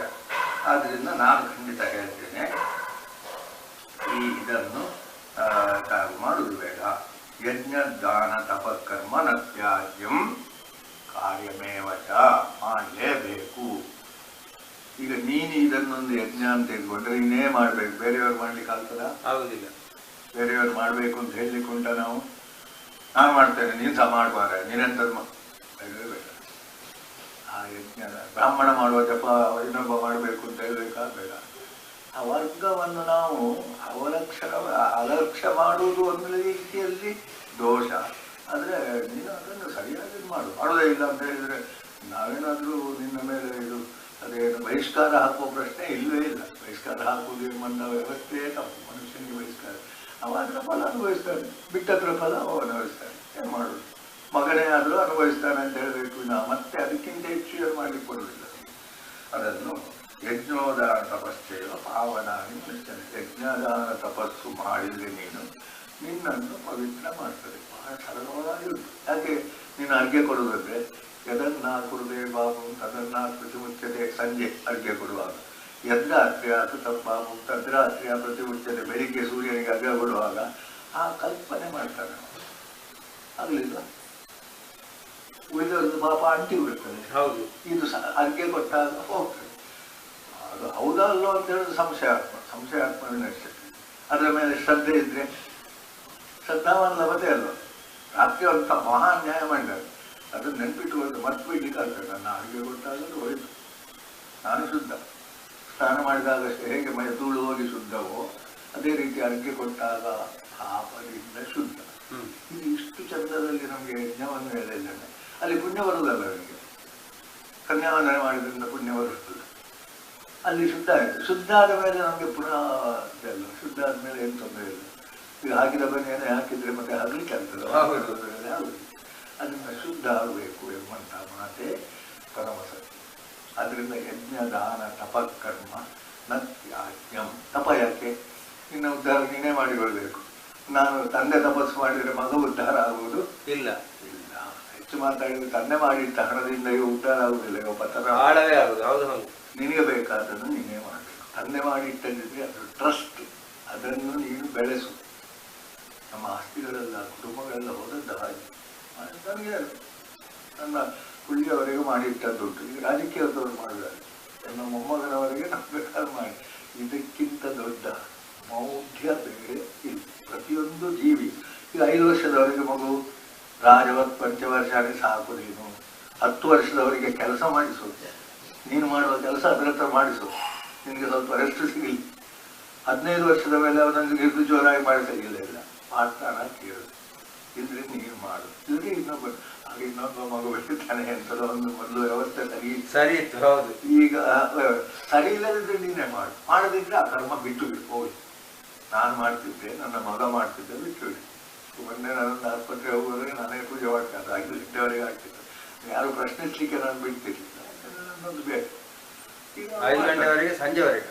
ಹೌದು, ನಂದು ಬೆಳಿಗ್ಗೆ ಇದು ಮಾಡಿದ ಮೇಲೆ ನಾನು ಸ್ವಲ್ಪ ಎಲ್ಲ ಕೆಲಸ ಮಾಡಿ 11 ಗಂಟೆವರೆಗೆ, 11-11:30 ನನ್ನ ಮೊದಲನೇ ತಿಂದು ಆಮೇಲೆ ಎಣ್ಣೆ ಹಚ್ಚಿಕೊಂಡು ಸ್ವಲ್ಪ ಮಲಗುವುದುಂಟು. ಸ್ವಲ್ಪ ನಂದು ವ್ಯಾಯಾಮ ಉಂಟು. ಈಗ ಬರುವಾಗ ನಂದು ಆಗುವುದಿಲ್ಲ. ಇವತ್ತು ಬಿಟ್ಟರೂ ನನಗೆ ಗೊತ್ತೇ ಆಗಲಿಲ್ಲ. ನನ್ನನ್ನು ಅಡುಗೆ ಕೊಟ್ಟು ಮಾತ್ರ ಬಂದದ್ದು. ಹಾಗೆ ನಂದಿತ್ತು. ಅದನ್ನು ಪ್ರಶ್ನಿಸೋದಕ್ಕೆ ಯಾರು ಪ್ರಶ್ನಿಸಿದ್ರು ನಾನು ಕೇಳೋದಿಲ್ಲ. ಯಾಕಂದ್ರೆ ಮನೆಗೆ ಯಾರು ಬರೋದಿಲ್ಲ. ಒಂದು ಸಲ ಶ್ರೀಧರ ಬಂದವರು 3 ಗಂಟೆಗೆ ಹೇಳಿ ಇದು ಎಂಥದ್ದು ಇವ್ರಿಗೆ ಆಗಿದೆ ಅಂತ ಹೇಳಿದ್ರೆ, ಅಂದರೆ ಸಾಮಾನ್ಯ ನಿಯಮ ಇಟ್ಟಿದ್ದಾರೆ. ಆದರೆ ನಮ್ಮಲ್ಲಿ ಏನಂದರೆ ಈಗ ಯಥಾರ್ಥ ಹೇಳಬೇಕಾದ್ರೆ ವಿಶ್ವೇಶ್ವರನ್ನೇ ಎಷ್ಟು ಗಂಟೆ ಮಾಡಿದರೆ ಗೊತ್ತಿಲ್ಲ. ಮತ್ತೆ 5 ಗಂಟೆಗೆ ಸ್ನಾನ ಮಾಡಿದ್ರು. ಮನೆಯ ಕೆಲಸ ಒಂದು ಇಡೀ ವಾರದಲ್ಲಿ ಆಗುವಂಥದ್ದು ನಾವು. ಇದನ್ನೆಲ್ಲ ನೀವು ಕೇಳುವುದು ಬೇಡ, ನೋಡುವುದು ಬೇಡ. ಹೌದು, ನಿಮ್ಮದ್ರ ಬಗ್ಗೆ ಯೋಚನೆ ಮಾಡುವಾಗ ಓ ಹೀಗೂ ಆಗ್ತದೆ, ಬಿಡಬಾರ್ದು. ಅಲ್ಲ, ನಾನು ಕೆಲವು ಕಡೆ ನೋಡಿದ್ದೇನೆ. ಒಬ್ರು ಬಹಳ ಹಳಬರು, ಅವರು ಕೂಡ 82 ವರ್ಷ ಏನು, ಅವರ ಅನುಕೂಲಕ್ಕೆ ಎದ್ದು ಅವರು ಬೆಳಿಗೊಮ್ಮೆ ಎದ್ದು ಸ್ನಾನ ಮಾಡಿ ಒಂದು ಅರ್ಘ್ಯ ಮಾತ್ರ ಕೊಡುದವರು. ಪೂಜೆ ಗೀಜೆ ಎಲ್ಲ ಮತ್ತೆ ಅಲ್ಲ ನಾನು ಮಾಡಿದ್ರೆ, ಆದರೆ ಬೆಳಿಗ್ಗೆ ಎದ್ದು ಸ್ನಾನ ಮಾಡ್ಲಿಕ್ಕೆ ನಮ್ಗೆ ಆಗುದಿಲ್ಲ. ಹೊರಗೆ ಹೋದ್ರೆ ಅದನ್ನೇ ನಾನು ಹೇಳಿದ್ದು. ಪೂಜೆ ಇಲ್ಲ, ಸಂಧ್ಯಾ ವಂದನೆ 5 ಮಿನಿಟ್. ಸಂಧ್ಯಾ ವಂದನೆ ಬಿಡುವವರೆಗೆ ನಾನು 5 ಮಿನಿಟ್ ಜಪ ಯಾವ ಬೇಕಾದ್ರೂ ಮಾಡಿ. ಇವತ್ತಿಗೆ ನಮ್ದು ಜಪ ಆಗಲಿಲ್ಲ, ನಿನ್ನೆ ಆಗಲಿಲ್ಲ, ನಿನ್ನೆ ರಾತ್ರಿ ಹೋಗಿ ಮಾಡಲಿ, ನಿನ್ನೆ ರಾತ್ರಿ ಸಂಖ್ಯೆ ಆಗಲಿಲ್ಲ. ಸ್ವಲ್ಪ ಮಾಡಿ 9 ಗಂಟೆವರೆಗೆ ಯಾರೋ ಬಂದರು ಮಾತಾಡಿದ್ರು ಆಗಲಿಲ್ಲ, ಕಡಿಮೆ. ಆದರೆ ನಿನ್ನೆದು ಅಷ್ಟ ಆಯಿತು. ನನ್ನೊಂದು ಪೂಜೆ ಮಂತ್ರ ಎಲ್ಲ ಉಂಟು, ಅದು ಬಾಕಿ ಉಳಿದಿದೆ, ಬಿಟ್ಟರೆ ಹೋಯಿತು. ಈಗ ಶಿವರಾತ್ರಿಗೆ ನಾನು ಓದಬೇಕಾದ್ರೆ ನೀವು 1 ತಿಂಗಳು ಮೊದಲು ಮುಗಿಸ್ತೇವೆ. ಬರುವ ವರ್ಷ ಮಾಡ್ತೀವಿ ಹೇಳಿದ್ರೆ ಅದಲ್ಲ, ನನಗೆ ಸಾಧ್ಯವೇ ಮಾಡಬೇಕು. ಆದ್ದರಿಂದ ನಿಮಗೇ ಬಿಟ್ಟದ್ದು ಯಜ್ಞ ದಾನ ತಪಕರ್ಮ ನತ್ಯಾಜ್ಯಂ ಕಾರ್ಯಮೇವ ತತ್. ಇವಾಗ ತಡ ಆಯಿತು, ಬೇಡ, ನಾಳೆ ಅಲ್ಲ, ಅದಿಲ್ಲ. ತಡ ಆಯಿತು, ಅದಾಯಿತು, ಯಾವುದು ಇಲ್ಲ. ಮತ್ತೆ ಕೆಲವರು ಹೇಳ್ತಾರಲ್ಲ, ರಾತ್ರಿ 9 ಗಂಟೆ ನಂತರ ಸಂಧ್ಯಾ ವಂದನೆ ಮಾಡಬಾರ್ದು ಅಂತ ಹೇಳ್ತಾರಲ್ಲ. ಬ್ರಹ್ಮಚಾರಿಗೆ ಗೃಹಸ್ಥನಿಗೆ, ನಾವೀಗ ಗೃಹಸ್ಥರಲ್ಲ, ಸೇವಕರು. ನೀವು ಆಫೀಸಿಗೆ ಸೇರಿದ ಮೇಲೆ ನೀವು ಶೂದ್ರರು. ಶೂದ್ರನಿಗೆ ನಿಯಮ ಉಂಟಾ? ಅದು ಉಂಟಾ? ಇಲ್ಲ. ಅಷ್ಟು ಹೇಳಿದ್ರೆ ಅರ್ಥ ಆದರೆ ಸಾಕು. ಅರ್ಥ ಆಗದಿದ್ರೆ ಬೈಲಿಕ್ಕೆ ಶುರು ಮಾಡ್ತಾರೆ. ನಾನು 9 ಗಂಟೆ ನಂತರ ಮಾಡ್ತೇನೆ, ಯಾಕೆ ನಾನು ಶೂದ್ರ. ಬಿಡುವುದಿಲ್ಲ, ನಾನು ಬ್ರಾಹ್ಮಣ. ಬಿಡುವುದಿಲ್ಲ, ಬ್ರಾಹ್ಮಣ. ಏನಾಯ್ತು? ಕಾಲಾತಿಕ್ರಮ. ಇಲ್ಲಿ ನಿಮಗೆ ಸಂಧ್ಯಾವಂದನೆಗೆ ಏನು ಕಷ್ಟ ಇಲ್ಲ. ಬೆಳಿಗ್ಗೆ ಸೂರ್ಯೋದಯಕ್ಕೆ ಮೊದಲು ಕೊಡಬೇಕು. ಯಾವಾಗ 4 ಕಾಲಾತಿಕ್ರಮ ಚತುರ್ಥಾರ್ಘ್ಯ. ಈಗ ನಾನು ಬೆಳಿಗ್ಗೆ ಎದ್ದನ್ನು ಎಲ್ಲ ರಾತ್ರಿ ಮಾಡ್ತೇನೆ. ನಿನ್ನೆ ಏನೋ ಹಾಗೆ ಮಾಡಬೇಕಾಯ್ತು. ಕಾಲಾತಿಕ್ರಮ ಅದೇ ಆ ದೋಷಕ್ಕೆ ಪರಿಹಾರಕ್ಕೆ, ಹಳೆಯ ದೋಷಕ್ಕೆ ಪರಿಹಾರಕ್ಕೆ 3 ಅರ್ಘ್ಯ. ಇದು ಶಾಸ್ತ್ರ, ನಾನು ಹೇಳುವುದಲ್ಲ. ಇದು ಶಾಸ್ತ್ರ ನಮ್ಮನ್ನು ಸರಿಯಾಗಿ ಇಟ್ಟಿದೆ. ನಾವು ನೋಡುವುದಿಲ್ಲ. ಅದಾಗುವುದು ಹೋಗಲ್ಲ, ಅದು ಈಗಿನ ಕಾಲಕ್ಕಿಲ್ಲ. ಮತ್ತೊಂದು ಈ ಕಾಲ, ನನಗೆ ಒಂದು ಕ್ಯಾಂಪಿನಲ್ಲೇ ಒಂದು ಹುಡುಗಿ ಉಂಟು, ಅದು ಈಗಿನ ಕಾಲಕ್ಕೆ ಆಗುತ್ತೆ. ಕಾಲ ಏನಾಗಿದೆ, ಸೂರ್ಯ ಏನಾದರೂ ಬದಲಾಗಿದೆ. ಹಾಗಾದ್ರೆ ನಾವು ಯೋಚನೆ ಮಾಡುವುದನ್ನು ಬದಲಾಗಿ ನಮ್ಮ ಯೋಚನೆ ವಿಧಾನ ಬದಲಾವಣೆ ಆಗಿದೆ. ಅದನ್ನು ಸರಿಯಾಗಿ ಯೋಚನೆ ಮಾಡುವುದಿಲ್ಲ. ನೀವು ಅವಸರದಲ್ಲಿ ಯೋಚನೆ ಮಾಡಿ ಈಗಿನ ಕಾಲಕ್ಕೆ ಆಗುವುದಿಲ್ಲ. ಸರಿಯಾಗಿ ಯೋಚನೆ ಮಾಡಿದ್ರೆ ಅದಿಲ್ಲ, ಎಂಥದೂ ಇಲ್ಲ. ಕಾಲ ಬದಲಾಗಲಿಲ್ಲ. ಡ್ರೆಸ್ ಬದಲಾಗುವುದು ಕೂಡಲೇ ಮನುಷ್ಯ ಬದಲಾಗಲಿಲ್ಲ. ಡ್ರೆಸ್ ಬದಲಾಯಿಸಿ ಯಾರೋ ಸಂಶೋಧನೆ ಮಾಡಿದ್ರೆ ಮೊದಲಿದ್ದದ್ದು ಒಂದು ಕಾಲಕ್ಕೆ ಎಲೆ ಕಟ್ಟಿಕೊಂಡಿದ್ರಂತೆ, ಅದಕ್ಕೂ ನಮ್ಗೆ ಸಂಬಂಧ. ಅಥವಾ ಒಂದು ಕಾಲದಲ್ಲಿ ಕಟ್ಟಿಕೊಳ್ಳೇ ಇಲ್ಲ ಅಂತೆ, ಕಟ್ಟಿಕೊಳ್ಬೇಕು ಕಂಡಾಗ ಎಲೆ ಆಗುದಿಲ್ವಾ? ಏನಾಗಬೇಕು? ಅಥವಾ ನಮ್ದು ಈಗಿನ ಹೊಸ ಇದು ಅಥವಾ ಲೇಟೆಸ್ಟ್ ಇದೆಲ್ಲ ಬೇಕಾ ಬೇಡವಾ? ಅದು ಒಬ್ಬೆ ನಿನ್ನೆ ಪೇಪರ್ನಲ್ಲೇ ಹೋದ ಸ್ವಾಮಿಗಳೆಲ್ಲ ಕೈಮಗದ ಬಟ್ಟೆಯಲ್ಲಿ ಕಾವಿ ಮಾಡಿ ಬರ್ತಾ ಇದ್ರೆ ಒಂದು ದೊಡ್ಡ ಇಂಡಸ್ಟ್ರಿ ಉಳಿತದೆ. ಅವರೆಲ್ಲ ಎಂತೆಂಥದ್ದು ಹಾಕೊಳ್ತಾರೆ. ತಪ್ಪು.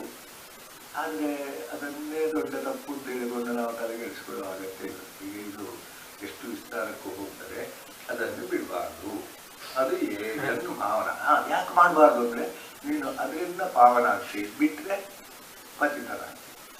ಪತಿತ ಪಾವನ ಹಾಗೆ ತೆಗೆದುಕೊಳ್ಳೋಣ. ನಾವು ಪಾವನ ಮತ್ತು ಅಪವಿತ್ರ ಹಾಗೆ ಎರಡು ಶಬ್ದಗಳನ್ನು ಹೇಳುವುದರಲ್ಲಿ ಇಟ್ಟು ಪಾವನ ಪತಿತ. ಬಿಟ್ಟವ ಪತಿತ. ಕಾಲಾತಿಕ್ರಮವ ಎಂಥದೋ ಸಂಕ್ಷೇಪವೋ ವಿಸ್ತಾರವೋ ಮಾಡಿದವೋ ಪಾವನ. ಪಾವನ ಅಂದರೆ ದೋಷ ಹೋಗ್ತದೆ ಅಂತ ಅಷ್ಟೇ. ಕರ್ತವ್ಯ ಮಾಡಿ ನೀವು ಉದ್ಧಾರ ಆಗುವುದಿಲ್ಲ. ಕರ್ತವ್ಯ ಮಾಡಿದ ಕೂಡಲೇ ದೋಷ ಬರುವುದಿಲ್ಲ. ಸ್ನಾನ ಮಾಡಿದ ಕೂಡಲೇ ಹಳೆಯ ಕೊಳೆ ಹೋಗ್ತದೆ, ಮತ್ತೊಮ್ಮೆ ಕೊಳೆ ಆಗ್ತದೆ. ಅದು ನಾನು ಸ್ನಾನ ಮಾಡು. ಅನಿತ್ಯ ಸ್ನಾನ, ಅನಿತ್ಯ ಕರ್ಮಗಳು, ತಪ, ಯಜ್ಞ, ದಾನ ಇರುತ್ತದೆ. ಇದನ್ನು ಕೂಡ ಸಂಗಂ ತ್ಯಕ್ವ. ಒಂದು ವೇಳೆ ಇವತ್ತು ಆಗಲಿಲ್ಲ, ಹಾಗಿದ್ರೆ ನಾಳೆ ಎರಡನ್ನೊಟ್ಟಿಗೆ ಮಾಡು. ಸಂಘ ಅಂದ್ರೆ ಅದು ಏನಕ್ಕೇನ ಪ್ರಕಾರನ ಆಗ್ಬೇಕು ಅಂತ ಹೇಳಿ ಸಂಘ. ನಮ್ಗೆ ಯಾವುದೋ ಮಧ್ಯದಲ್ಲಿ ಅಡ್ಡಿ ಬಂತು, ನಾನು ಶುರುವಿಂದ ಹೇಳ್ತೇನೆ, ಒಂದು ದಿವಸ ಆದ್ಮೇಲೆ ಸಾಕು ಅಂತ. ಏನಾದ್ರೂ ಮಾಡಲೇಬೇಕು ಅಂತ ಹೇಳುವ ಆ ಒಂದು ಹಠಕ್ಕೆ ಬೀಳುವುದು ಬೇಡ. ಹಠ ಯಾಕೆ ಅಂತ ಹೇಳಿದ್ರೆ, ಮಾಡದಿದ್ರೆ ಇಲ್ಲಿ ದೋಷ ಬರ್ತದೋ ಅಂತ ಒಂದು ಭಯ. ಈಗ ಮಾಡಬೇಕು, ಮಾಡಲೇಬೇಕು ಎಂಬ ಇದು. ಅದಕ್ಕೆ ಎರಡಕ್ಕೂ ನಿಮಗೆ ಅಧಿಕಾರ ಇಲ್ಲ. ಮಾಡಬೇಕು ಅಷ್ಟೇ, ನನಗೆ ಬೇಕು ಅಷ್ಟೇ, ನನಗೆ ಬೇಕೇ ಬೇಕು. ಅದು ಸಣ್ಣ ಮಕ್ಕಳು ಹೇಳ್ತಾರೆ, ಯಾಕಂದ್ರೆ ಅಪ್ಪ ಅಮ್ಮ ಮಾಡ್ತಾರೆ ಅಂತ ಗೊತ್ತುಂಟಷ್ಟೇ. ದೇವರು ಹಾಗೆ ಅಪ್ಪ ಅಮ್ಮನಿಗಿಂತ ನಮಗೆ ದೇವರು ಹತ್ತಿರ. ಆದರೆ ಮಾಡಲೇಬೇಕು ಅಂತ ಹೇಳಿ ಮಾಡಿಕೊಡ್ತಾ ಇರ್ತಾನೆ. ನನಗೆ ಬೇಕು ಅಂತ ಹೇಳಿ ನಿಧಾನವಾಗಿ ಸಾಧನೆ ಮಾಡಿದರೆ ಖಂಡಿತ ಅವನು ನಾವು ಕೇಳಿದ್ದಕ್ಕಿಂತ ಹೆಚ್ಚು ಕೊಡ್ತಾನೆ. ದೇವರು ಕೊಟ್ಟದ್ದು ನಿರಂತರ ಕೊಡುವುದು. ಅದು ಅದರಿಂದಲೇ ಅದನ್ನು ಫಲಂತ್ವ ಕರ್ತವ್ಯ. ಇದು ನಾವು ಸುರುವಿಗೆ ಹೇಳಿದ್ದನ್ನೇ ಹೇಳುವುದು ಪುನಃ. ಎಂಥದ್ದು ನಮ್ಮ ಕರ್ಮಭಾಗ ಹೇಳಿದ್ದು, ನೀನು ಯಾಕೆ ಹಾಳಾಗಿದ್ದಿ? ಕರ್ತವ್ಯ ಕರ್ಮ ಅಕರಣ. ಈ ಕರ್ತವ್ಯ ಯಾವುದು? ಪುರೋಹಿತರಿಗೆ ಹೇಳಿದ್ದ, ಅವನೇ ಹೇಳಿದ್ದ, ಇವನೇ ಹೇಳಿದ್ದ, ಅದೋ ಎಲ್ಲವೂ ಹೌದು. ನಿನ್ನ ಗಮನಕ್ಕೆ ಬಂದ ಮೇಲೆ ಹೌದು ಅಂತ ನಿನ್ಗೆ ಕಾರಣವರೆಗೆ ಅಲ್ಲ. ನಿನ್ಗೆ ಗಮನಕ್ಕೆ ಬಂದ ಮೇಲೆ ಉಪನಯನ ಆಗುವ ನಿಮಗೆ ಅಷ್ಟು ಹೇಳಿದೆ. ಅದನ್ನು ನೀವು ಕೇಳಲೇ ಇಲ್ಲ ಅಂತ ಹೇಳಿದ್ರೆ ಅದು ಕೇಳಲಿಕ್ಕೆ ಅಲ್ಲಿ ವಾದ್ಯದವ ಇದ್ರವ ಬರುವವರು, ಸೆಕೆಂಡ್ ಕೊಡುವವರು, ಬಿಡ್ಲೇ ಇಲ್ಲ.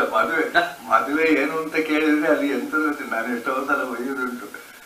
ವಾದ್ಯದವರನ್ನು ದೂರ ಹಾಕಿ ಮಂತ್ರ ಸ್ವಲ್ಪ ಕೇಳಿ, ಇವತ್ತು ಶಿವರಾತ್ರಿ ಇದಾಗ್ತದೆ ಸ್ವಲ್ಪ ಕೇಳಿ, ಅದನ್ನು ಈಗ ನಾನು ಅಂತ ಹೇಳೋದನ್ನು ಬಿಟ್ಟರೆ ಅದು ಕರ್ತವ್ಯ ಯಾವಾಗ ಆಗುವುದಂದ್ರೆ ನಮ್ಮ ಗಮನಕ್ಕೆ ಬರಬೇಕು. ಸಣ್ಣ ಮಗುವಿಗಿಲ್ಲ, ಹೌದು ಅಂತ ನಮಗೆ ಕಾಣಬೇಕು, ಆಮೇಲೆ ಕರ್ತವ್ಯ. ಇದು ಒಬ್ಬ ಹುಡುಗನನ್ನು ಯಾಕೆ ಬೈಯೋದು? ಅವರಿಗೆ ಏನು ಅಂತಲೇ ಹೇಳಿದ್ದೇ ಗೊತ್ತಿಲ್ಲ. ಹುಡುಗನ ಮದುವೆ ಆದವನಿಗೆ ಯಾಕೆ ಬೈಯೋದು? ಅವನಿಗೆ ಮದುವೆ ಯಾಕೆ ಅಂತ ಹೇಳಿದ್ದೇ ಗೊತ್ತಿಲ್ಲ. ಈಗ ನಾನು ಮೊದಲು ಒಂದು ನನ್ನನ್ನು ಹೆಚ್ಚು ಕರೀತಿದ್ರು. ಈಗಿನ ಪುರೋಹಿತರಿಗೆ ಅಷ್ಟಕ್ಕೂ ಬೇಡ ಆಗ್ತದೆ. ಅವರಿಗಂತೂ ಬೇಡ ಬೇಡ. ಆದರೆ ನಾನು ಹೇಳಲಿಕ್ಕೆ ಕೂತ್ಕೊಂಡ್ರೆ ಒಂದು 5 ಮಿನಿಟು ಅವರನ್ನು ಇವರನ್ನು ಅಪ್ಪನನ್ನು ಅಮ್ಮನನ್ನು ಬಿಡುವುದಿಲ್ಲ ನಾನು. ಅದು ಬೇಡ ಆಗ್ತಾ ಇತ್ತು. ಈಗ ಬೇಡದಿದ್ರೆ ನನಗೆ ಇರಬೇಕಾ? ಎಲ್ಲ ಕರ್ಮಗಳು ಹಾಗೆ. ಅದರಿಂದ ನಾವೀಗ ಅದಕ್ಕೆ ನಾನು ಬಂದದ್ದಲ್ಲ ಆ ವಿಷಯ. ಈಗ ಕರ್ತವ್ಯ ಯಾವಾಗ ನಿಮ್ಮ ಗಮನಕ್ಕೆ ಬರಬೇಕು, ಅದು ನಿಮ್ಮ ವಿಚಾರದಲ್ಲಿ ಹೌದು ಅಂತ ಕಾಣಬೇಕು. ಜನ್ಮ ಅಲ್ಲ ಕರ್ಮ. ನಾನು ಅದನ್ನೇ ಹೇಳುದು. ಆಫೀಸಿಗೆ ಹೋದಾಗ ಶೂದ್ರರು ನೀವು ಅಂತ ಹೇಳುದು. ಮ್ಯಾನೇಜರ್ ಕೂಡ ಶೂದ್ರ, ಆದ್ರೆ ಓನರ್ ಮಾತ್ರ ಅಲ್ಲ ಅಂತ ಹೇಳ್ಬೋದು. ಆದ್ರೆ ಓನರ್ ಹಾಗೆಲ್ಲ ಪದ್ಯ ಪ್ರವೇಶ ಮಾಡೋದು. ಮ್ಯಾನೇಜರ್ ಮಾಡಿದವನು ಹೇಳಿದಾಗ ಕೇಳ್ತಾನೆ, ಮಂತ್ರಿ ಹೇಳಿದಾಗ ಕೇಳ್ತಾನೆ ಅಲ್ವಾ? ಆದ್ರೆ ಅಲ್ಲಿ ಬಾಗಿಲುಕಾಯಿ ಹೇಳಿದಾಗ ಕೇಳುದಿಲ್ಲ. ಕೇಳಬಾರ್ದ್ರಿಂದ ಕೇಳ್ತೀವಿ. ನಾವು ಯಾವ ವೃತ್ತಿಗೆ ಸೇರಿದ್ದೇವೆ ಅಂತ ಇದನ್ನು ವೃತ್ತಿ ತೆಗೆದುಕೊಂಡ್ರೆ ಏನೇನೂ ತಪ್ಪಿಲ್ಲ. ಯಾವುದು ಕೇಳಿಬರ್ತಾನೆ. ಈಗ ಬ್ರಾಹ್ಮಣನ ಕರ್ಮ ಏನು ಅಂತ ಹೇಳುವ. ಕ್ಷಮ, ತಡೆದುಕೊಳ್ಬೇಕು. ಒಬ್ಬ ಬಂದು ನನಗೆ ಬೈತಾನೆ, ನನಗೆ ಸಿಟ್ಟು ಬರ್ತದೆ, ನಾನು ಹಿಂದೆ ಬೈಬಾರ್ದು. ಬ್ರಾಹ್ಮಣ ಬೇಕಾದ್ರೆ ಅಲ್ಲಿ ನೋಡಿ ಅವ ಬೈತಾನೆ, ನನಗೇನು ಮೈಯಲ್ಲಿ ಗಾಯ ಆಯ್ತಾ ಗುಡಿ ಆಯ್ತಾ ಬಿಟ್ಟು. ಕ್ಷಮ ಎಂದರೆ ತಡೆದುಕೊಳ್ಳುವುದು. ಬೆಳಿಗ್ಗೆ ಕಂಡ ಬಟ್ಟೆ ಚಳಿ ಆಗ್ತದೆ. ಬ್ರಾಹ್ಮಣ ತಣ್ಣೀರಿನಲ್ಲಿ ಹೋಗಿ ಸ್ನಾನ ಮಾಡ್ತಾರೆ. ನದಿ ಒಳ್ಳೆದಿತ್ತು, ಈಗ ಬಾವಿಯಲ್ಲಿ ಅದು ಕೂಡ ಬಿಸಿಲು ಬೀಳದ ಬಾವಿಯಲ್ಲಿ ಸ್ನಾನ ಮಾಡ್ತಾರೆ. ಅದು ಭಾರಿ ಅಪಾಯ. ಅದು ಏಕದಮ್ ತಣ್ಣಾಗಿರ್ತದೆ. ಹಂಡೆ ನೀರು ಸ್ನಾನ ಮಾಡ್ತಾನೆ. ಅದು ಶಮದ ಮಾಡಲೇಬೇಕು. ಬಿಸಿನೀರಲ್ಲ. ಈಗ 60ರ ನಂತರ ಬಿಸಿನೀರು ಇಳಿದ ಅದು ಬೇಗ ಬರ್ತದೆ. ಶ್ರಮ ಬ್ರಾಹ್ಮಣ ಸಂಧ್ಯಾವಂದನೆ ಹೊತ್ತಿಗೆ ಆಗಲೇಬೇಕು. ಒಂದು ಕಾಲಕ್ಕೆ ಸೂರ್ಯೋದಯ ಆಗುವಾಗ ಇದು ಅಡುಗೆ ಕೊಡಲೇಬೇಕು. ಜಪವೇ ಮಾಡಬೇಕು ಅಂತ ಹೇಳಿ. ಈಗ ಕೆಲವರು ಬಿಸಿನೀರು ಸ್ನಾನ ಮಾಡ್ತಾರೆ. ಅಲ್ಲ, ನಾನೀಗ ಬಿಸಿನೀರು ಸ್ನಾನ ಅಲ್ಲಲ್ಲ, ನಿಮಗೆಲ್ಲ ಹೇಳಿದ್ದು 60ರ ಮೇಲೆಲ್ಲ 25ರವರು ಬಿಸಿನೀರು ಸ್ನಾನ. ಏನು ಅಂದ್ರೆ ಮನೆಯಲ್ಲಿ ಬಿಸಿನೀರು ಮಾಡಿದವೆಲ್ಲ ಮಕ್ಕಳಿಗೆ ಅದೇ ಅಭ್ಯಾಸ ಆಗಿದೆ. ನಮ್ಗೆಲ್ಲ ಇರಲೇ ಇಲ್ಲ. ಇದು ನನಗೆ ಮನೆ ಎದುರಲ್ಲಿ ಟ್ಯಾಂಕಿ ಉಂಟಲ್ಲ, ಅದರಲ್ಲೇ ಮೊನ್ನೆವರೆಗೆ ಮುಗಿತಿದ್ದೆ ನಾನು.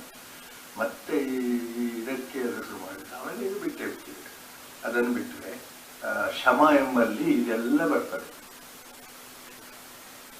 ಈ ಫೋನಿನಲ್ಲಿ ಶಮ ಉಂಟ. ಈಗ ಎಲ್ಲಿ ಡ್ರೈವ್ ಮಾಡೋದು ಇವರು ಎಲ್ಲರೂ ಫೋನ್ ತೆಗೆಯೋದು. ಆಫೀಸ್ನಲ್ಲಿ ನಾನು ಫೋನ್ ತೆಗೆಯೋದಿಲ್ಲ ಅಂತ ಹೇಳಿ ಮಾಡಲಿಕ್ಕೆ ಏನು ಮಾಡಿ ಇದ್ರೆ ಅವನಲ್ಲಿ ಏನುಂಟು ಶಮ. ಪುರೋಹಿತರು ಫೋನನ್ನು ಸ್ವಿಚ್ ಆಫ್ ಮಾಡೋದಿಲ್ಲ ಹೇಳಿದ್ರೆ, ಸಂಗೀತಗಾರ ಸಂಗೀತ ಶುರು ಮಾಡಿ ಫೋನ್ನಲ್ಲಿ ಮಾತಾಡ್ತಾನಾದ್ರೆ ಏನು ಮಾಡಬೇಕು? ಆಗ್ಲಿಕ್ಕಿಲ್ಲ. ವಿದ್ಯಾರ್ಥಿ ಮೊದಲೇ ಅವನಿಗೆ ಬಿಟ್ಟು ಬಿಡುದು, ಇವನಿಗೆ ನೆರವಲ್ಲಿಗೆ ಇವನು ಅದಿತ ಅಲ್ಲಿ ಎಷ್ಟು ಲಕ್ಷ ಅದೇ, ಅವನಿಗೆ ಎಷ್ಟು ಲಕ್ಷ ಬೇಕು, ಇದೆಲ್ಲ ನೋಡಿದ್ರೆ ಶಮ ಇಲ್ಲ. ನಾವು ಹೇಳುದು ಶಮ ಬೇಕು. ಒಂದು ಅಡಿಗೆಯಲ್ಲಿ ಇದು ಒಗ್ಗರಣೆ ಇಟ್ಟು ಇಲ್ಲಿ ಪಂಚಾಯತಿಗೆ ಟಿವಿ ನೋಡ್ಲಿಕ್ಕೆ ಬಂದು ಕೆಲವರು 2 ಸಲ ಅದನ್ನು ಕರೆಕ್ಟಿಂದ ಅದನ್ನು ಬಿಸಾಡಿ ಬರ್ತಾರೆ. ಒಗ್ಗರಣೆ ಇಟ್ಟಿದ್ದೇವೆ, ನಾನು ಇಲ್ಲಿ ನಿಲ್ಬೇಕು ಅಂತಿಲ್ಲ. ಇಲ್ಲಿ ಬಂದಾಗ ಅದು ಬಿಡ್ಲಿಕ್ಕೆ ಆಗುದಿಲ್ಲ. ಅದು ಕರೆಕ್ಟ್ ಇತ್ತು. ಇಂಥ ತುಂಬ ಎಲ್ಲ ಕಥೆಗಳಲ್ಲಿ ಹೀಗೆ. ಆದ್ರೆ ನಾವು ಹೇಳುವಾಗ 1-2 ಅಷ್ಟೇ. ಕೆಲವರಿಗೆ ಏನು ಹೇಳಿದ್ರೆ ಇವರು ಅದನ್ನು ಸುಮ್ಮನೆ ನನ್ನ ನೋಡಿದ್ರೆ ಹೇಳ್ತಾರೆ ಅಂತ ಏನಿಲ್ಲ. ಆದ್ರಿಂದ ಶ್ರಮ ಎಂಬುದು ಬಹಳ ಅದ್ಭುತವಾದಂತ ಇದು ಇರ್ತದೆ. ಇದಾದ್ರೆ ಶ್ರಮ.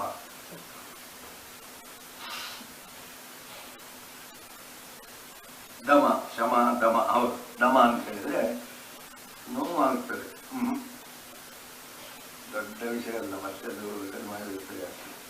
ನೋವಾದ ಕೂಡಲೇ ತೆಗಿಬೇಕು. ವಿಷಯ ನೋವಾಗುವಷ್ಟು ಹೊತ್ತು ಕೂತ್ಕೊಳ್ಬೇಕು. ಅದು ದಮ. ದಮ ಅಂತ ಹೇಳಿದ್ರೆ ತಡೆದುಕೊಂಡು ಇದು ಮಾಡುದು. ಶಮ ಅಂತ ಹೇಳಿದ್ರೆ ಸೆಳೆತವನ್ನು ತೆಗೆದುಕೊಳ್ಳೋದು. ಇದು ದಮ ಅಂತ. ಕೆಲವರಿಗೆ ಮೇಲಿನಲ್ಲಿ ಕೂತ್ಕೊಂಡ್ರೆ ಕೈ ಕಾಲು ಅಲ್ಲಾಡ್ತಾ ಇರ್ತದೆ. ಅದನ್ನು ನಿಧಾನವಾಗಿ ನಿಲ್ಲಿಸಿ ಬಿಡುವುದು ಶಮ. ಅದು ದಮವೂ ಅಲ್ಲ, ಅದು ನಿಜವಾಗಿ ಅಲ್ಲಾಡುವುದು ಸುಖವೂ ಅಲ್ಲ, ಕಷ್ಟ. ಅದೊಂದು ಅಭ್ಯಾಸ, ಚಟ. ಕೂತನಿಂದ ಒಳ್ಳೆ ಅಲ್ಲಾಡ್ತದೆ. ನಮ್ಮಲ್ಲಿ ಮೊದಲು ನಿಲ್ಲುವಾಗ 1.5 ಕಾಲಿನಲ್ಲಿ ನಿಲ್ಬೇಡ, ಅದು ಇದೆಲ್ಲ ಹೇಳ್ತಿದ್ರು. ಅದೆಲ್ಲ ಚಟಗಳು ಅಷ್ಟೇ ವಿಧ. ಅದಕ್ಕೆ ಶಮ. ಅದನ್ನು ನಿಲ್ಲಿಸ್ಬೇಕು. ಬೇಡ ಅಂತ ಕಂಡುಕೊಳ್ಳೋದನ್ನು ನಿಲ್ಲಿಸ್ಬೇಕು. ಬೇಕು ಅಂತ ಹೇಳಿದ್ರೆ ಕಷ್ಟ ಆದರೂ ಮಾಡಿ. ಶಮ ದಮ ಬಹಳ ವ್ಯತ್ಯಾಸ ಇದೆ. ತಪ ತಪ ಅಂತ ಹೇಳಿದ್ರೆ ಕಷ್ಟ ಆಗುತ್ತದೆ ಅಂತ ಹೇಳಿದ್ರೆ ನಮಗೆ ಬೇಕಾದ್ರಲ್ಲೇ ತೊಡಗಿಕೊಳ್ಳುವುದು ತಪ. ಬಹುಶಃ ಪಂಚಾಯತಿಗೆ ಎಷ್ಟು ಹೊತ್ತು ಮಾಡ್ಲಿಕ್ಕೆ ನಮಗೆ ಸಾಧ್ಯ ಇಲ್ಲ, ಆಗುವುದು ಕಷ್ಟ. ಆದ್ರೆ ಒಳ್ಳೆ ಈಗ ಇದು ಒಂದು ರೀತಿಯಲ್ಲಿ ಮಾತುಕತೆ ಆಗ್ತದೆ. ಯಾಕೆಂದ್ರೆ ಅಲ್ಲಿ ಒಂದು ತಪಸ್ಸು ಅಂದ್ರೆ ಆಸಕ್ತಿ ಉಂಟು. ಈಗ ಸೆಕೆ ಗೊತ್ತಾಗುದಿಲ್ಲ, ಹೆಚ್ಚು ಮಟ್ಟಿಗೆ ಹಸಿವು ಗೊತ್ತಾಗುವುದಿಲ್ಲ. ಹೌದು, ಇದು ನಿಲ್ಲಿಸಿದ ಕೂಡಲೇ ಎರಡು ಒಟ್ಟಿಗೆ ಗೊತ್ತಾಗ್ತದೆ. ಅದು ಯಾರಿಗೆ ಅದರಲ್ಲಿ ತೊಡಗಿಕೊಂಡವನಿಗೂ ನಾ ಬೇರೆಯವರಿಗೆ ಅಯ್ಯೋ ಇದು ಆಗಲಿಕ್ಕೇ ಇಲ್ಲ ಅಂತ ಕಾಣ್ತದೆ.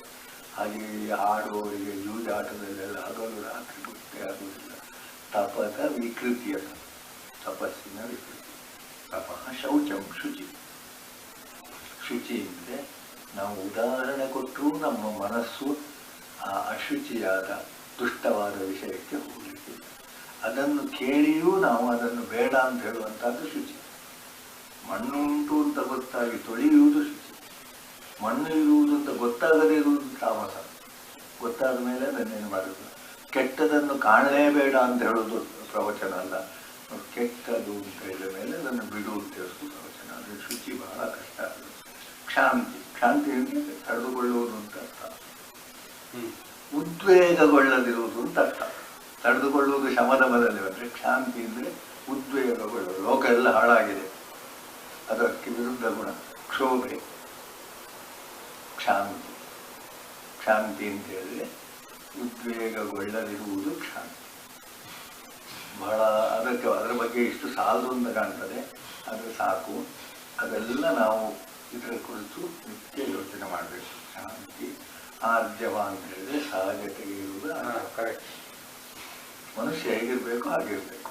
ಮನುಷ್ಯತ್ವ ಅಂತ ಹೇಳ್ತಾರೆ. ಅದು ಇದರಲ್ಲಿ ಒಂದು ಮನುಷ್ಯತ್ವ, ಮುಮುಕ್ಷತ್ವ, ಮಹಾಪುರುಷ ಇಡೀ ಭಗವದ್ಗೀತೆ ಸಾಕು. ಅದರಲ್ಲಿ ಬರ್ತದೆ. ಎಲ್ಲವೂ ನಮ್ಮಲ್ಲಿ ಪೂರ್ಣವಾಗಿರುವುದು ಹಾಗೆ. ಶಾಂತಿನ ಆರ್ಜವಮೇವಚ. ಜ್ಞಾನ ವಿಜ್ಞಾನ. ಇಲ್ಲಿ ಪುನಃ ಏನೋ ಸೈನ್ಸ್ ಅಲ್ಲ ವಿಜ್ಞಾನ ಅಂದ್ರೆ ಅಂತರಿಕ್ಷ ವಿಶೇಷವಾದಂಥದ್ದು. ಅದಕ್ಕಿಂತ ಒಳಗಿಂದ ಬರುವುದು ವಿಜ್ಞಾನ, ಹೊರಗಿಂದ ಬರುವುದು ಎಲ್ಲ ಜ್ಞಾನ. ಇಂದ್ರಿಯಗಳ ಮೂಲಕ, ಬುದ್ಧಿಯ ಮೂಲಕ, ಮನಸ್ಸಿನ ಮೂಲಕ ಬರುವುದೆಲ್ಲ ಜ್ಞಾನ. ಇದು ಒಳಗಿದ್ದ ಪ್ರೇರಣೆ ಅಂತ ಹೇಳ್ತೇವ, ಪ್ರಚೋದನೆ ಅಂತ ಹೇಳ್ತೇವ, ಅಥವಾ ಆತ್ಮಸಾಕ್ಷಿನದೆಲ್ಲ ವಿಜ್ಞಾನ. ವಿಜ್ಞಾನ ಆಸ್ತಿಕ್ಯ. ಆಸ್ತಿಕ್ಯ ಅಂದರೆ ದೇವರಿದ್ದಾನೆ ಅಂತಲೇ ಏಕವಾಗಿತ್ತು. ಆದರೆ ದೇವರಿದ್ದಾನೆ ನಂಬುವುದೇ ಶ್ರದ್ಧೆ ಆಸ್ತಿಕ್ಯ ಬೇಕು. ಅಸ್ತಿ ಅಂತ ಹೇಳುದು ಇದೆ ಅಂತ ಹೇಳುದು. ಬ್ರಾಹ್ಮಣ್ಯ ಇದೆ. ನಾನು ಬ್ರಾಹ್ಮಣ ಹೌದಲ್ಲ ಗೊತ್ತಿಲ್ಲ. ಆದರೆ ಬ್ರಾಹ್ಮಣ್ಯವೇ ಇಲ್ಲ ಅಂತ ಹೇಳೋದು, ಬ್ರಾಹ್ಮಣ್ಯವೇ ಕೂಡುದು ಅಂತ ಹೇಳೋದು ಅದು ಹುಚ್ಚು. ಬ್ರಾಹ್ಮಣ್ಯ ಇದೆ ಇದೆ ಅಂದರೆ ಅಂತ ನೋಡುವಾರೆ. ಅದೇ ಇಲ್ಲಿ ಹೇಳ್ತಾನೆ, ಅದನ್ನು ನೋಡಷ್ಟೇ. ಆಸ್ತಿಕ್ಯ ಬ್ರಹ್ಮಕರ್ಮ ಸ್ವಭಾವ. ಬ್ರಹ್ಮಕರ್ಮ ಅಂದರೆ ಬ್ರಾಹ್ಮಣನ ಕರ್ಮ. ಬ್ರಾಹ್ಮಣನ ಕರ್ಮ ಬ್ರಹ್ಮಕರ್ಮ. ನಮ್ಮದೇ ಅದೇ ಉಂಟು. ನನ್ನ ಹತ್ರ 2 ಪುಸ್ತಕ ಉಂಟು. ಋಗ್ವೇದೀಯ ಬ್ರಹ್ಮಕರ್ಮ ಸಮುಚ್ಚಯ ಇಷ್ಟು ಪುಸ್ತಕ ಉಂಟು. ನನ್ನ ಎಲ್ಲ ವ್ರತಗಳು ಉಂಟು. ನಾನು ಹೇಳುದು ಪುರೋಹಿತರ ಹತ್ರ ನೋಡಿದ್ದು ಸೋತಿದ್ದವರಿಗೆ.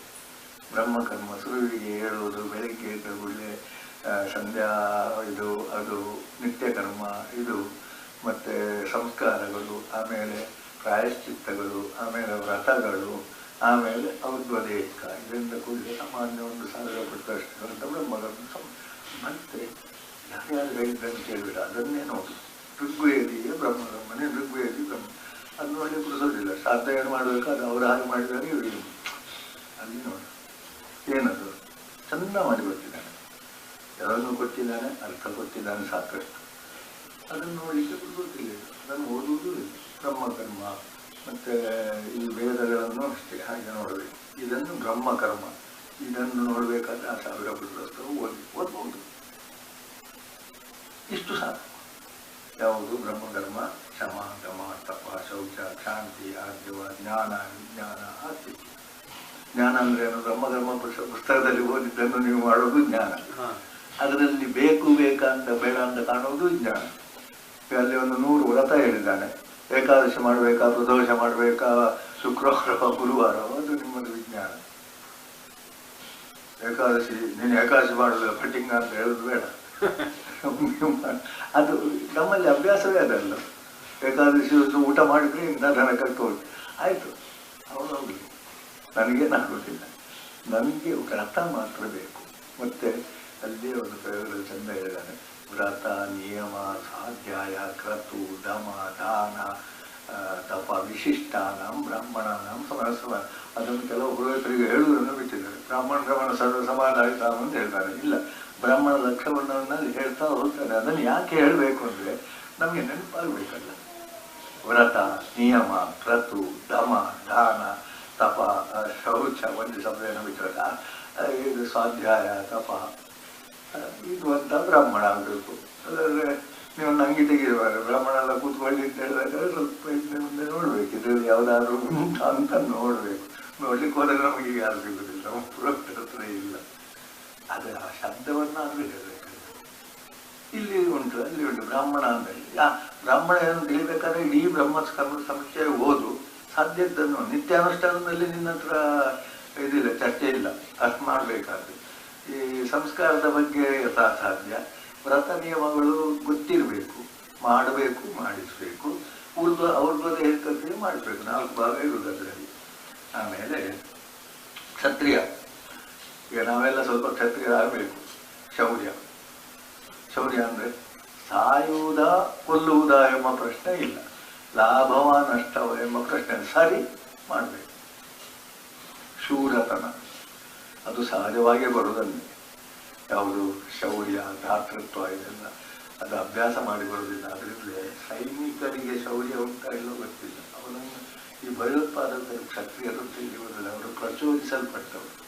ಆದರೆ ಅದರ ತಲೆ ಉಂಟಲ್ಲ ಅವ ಕ್ಷತ್ರಿಯ, ತಪ್ಪಾಗಬಹುದೆಂದ ತಲೆ ಉಂಟಲ್ಲ ಆ ಸೇನಾಧಿಪತಿ ಕ್ಷತ್ರಿಯ, ರಾಜ ಕ್ಷತ್ರಿಯ. ಹೇಳಲಿಕ್ಕೆ ಬರುವುದಿಲ್ಲ, ಆದರೆ ಹೇಳುವುದೇ ಅಭ್ಯಾಸ ಆಗಿದೆ. ನಿಜವಾಗಿ ಅವರು ಹಾಗಲ್ಲ, ಅವರು ಪ್ರಚೋದಿಸಿದಾಗೆ ಮಾಡುವುದು. ಆದ್ರಿಂದಲೇ ಕ್ಷತ್ರಿಯ ಅಂತ ಹೇಳಿ ಅದ್ರತಿ ಹರ್ಷ, ತಲೆ ಹೋಗಿದೆ ಆದರೆ ಕಡಿತಾನೆ. ಸಾಯ್ತೇನಂತ ಖಂಡಿತ ಗೊತ್ತಾಯಿತು, ಓಡುವುದಿಲ್ಲ. ಅದು ಕ್ಷತ್ರಿಯನ ಧೃತಿ. ದಾರ್ಕ್ಷ್ಯ, ದಕ್ಷತೆ. ಯುದ್ಧೇಶು ಅಪಲಾಯನಂ, ಯುದ್ಧ ಅಂತ ಹೇಳಿದ್ರೆ ಏನು? ಪ್ರಾರಂಭ ಮಾಡಿದ್ದು ನಾವಾದರೂ ಇದನ್ನು ನಿಲ್ಲಿಸ್ಬೋದೇನೋ, ಆದರೆ ಕ್ಷತ್ರಿಯ ನಿಲ್ಲಿಸಿಕೆ ಯುದ್ಧ ಪ್ರಾರಂಭಿಸಬಾರ್ದು. ಧರ್ಮರಾಯ ಬೇಡವೇ ಬೇಡ ಹೇಳಿದ, ಬೇಡವೇ ಬೇಡ ತೊಂದರೆ ಇಲ್ಲ. ಅರ್ಜುನ ಬೇಡವೇ ಹೇಳಿದ, ಕೃಷ್ಣ ಅಷ್ಟು ಮಾತಾಡೋದಕ್ಕೆ ಶುರು ಮಾಡಿದ ಮೇಲೆ ಮತ್ತೆ ನಿಲ್ಲಿಸಿದ್ದಿಲ್ಲ. ಹೌದು, ಅಲ್ಲಿ ಚಂದದಲ್ಲಿ ಶುರು ಹೇಳಿದ್ದಾರೆ, ಸತ್ರೆ ನಿನಗೆ ಸ್ವರ್ಗ ಮಾರ, ಇದ್ರೆ ರಾಜ್ಯ. ಸತ್ರೂ ಕೀರ್ತಿ ಉಂಟು. ಈ ಕುರುಕ್ಷೇತ್ರದಲ್ಲಿ ಅಭಿಮನ್ಯುಗಿರುವ ಕೀರ್ತಿ ಉಳಿದವರಿಗಿಲ್ಲ, ಅವನು ಸತ್ತಿದ್ದಾನೆ. ಆದರೆ ಅವನ ಕೀರ್ತಿಗೆ, ಸುಧನ್ವನಿಗಿರುವ ಕೀರ್ತಿಗೆ ಏನು ತೊಂದರೆ ಇರಲಿಲ್ಲಲ್ಲ. ಆದ್ದರಿಂದ ಇದು ಆಮೇಲೆ ಈ ಯುದ್ಧವನ್ನು ಬಿಡುವ, ಇಲ್ಲಿ ಬರುವ ದಾನ ಮಾಡುವುದು ಅವನ ಸ್ವಭಾವ. ಶಿವಿ ಅವನ ದೇಹದ ಮಾಂಸವನ್ನೇ ದಾನ ಮಾಡಿದ ಕ್ಷತ್ರಿಯ. ಯಾರಿಗಾಗಿ? ಆಶ್ರಯ ಕೊಟ್ಟವರಿಗೆ.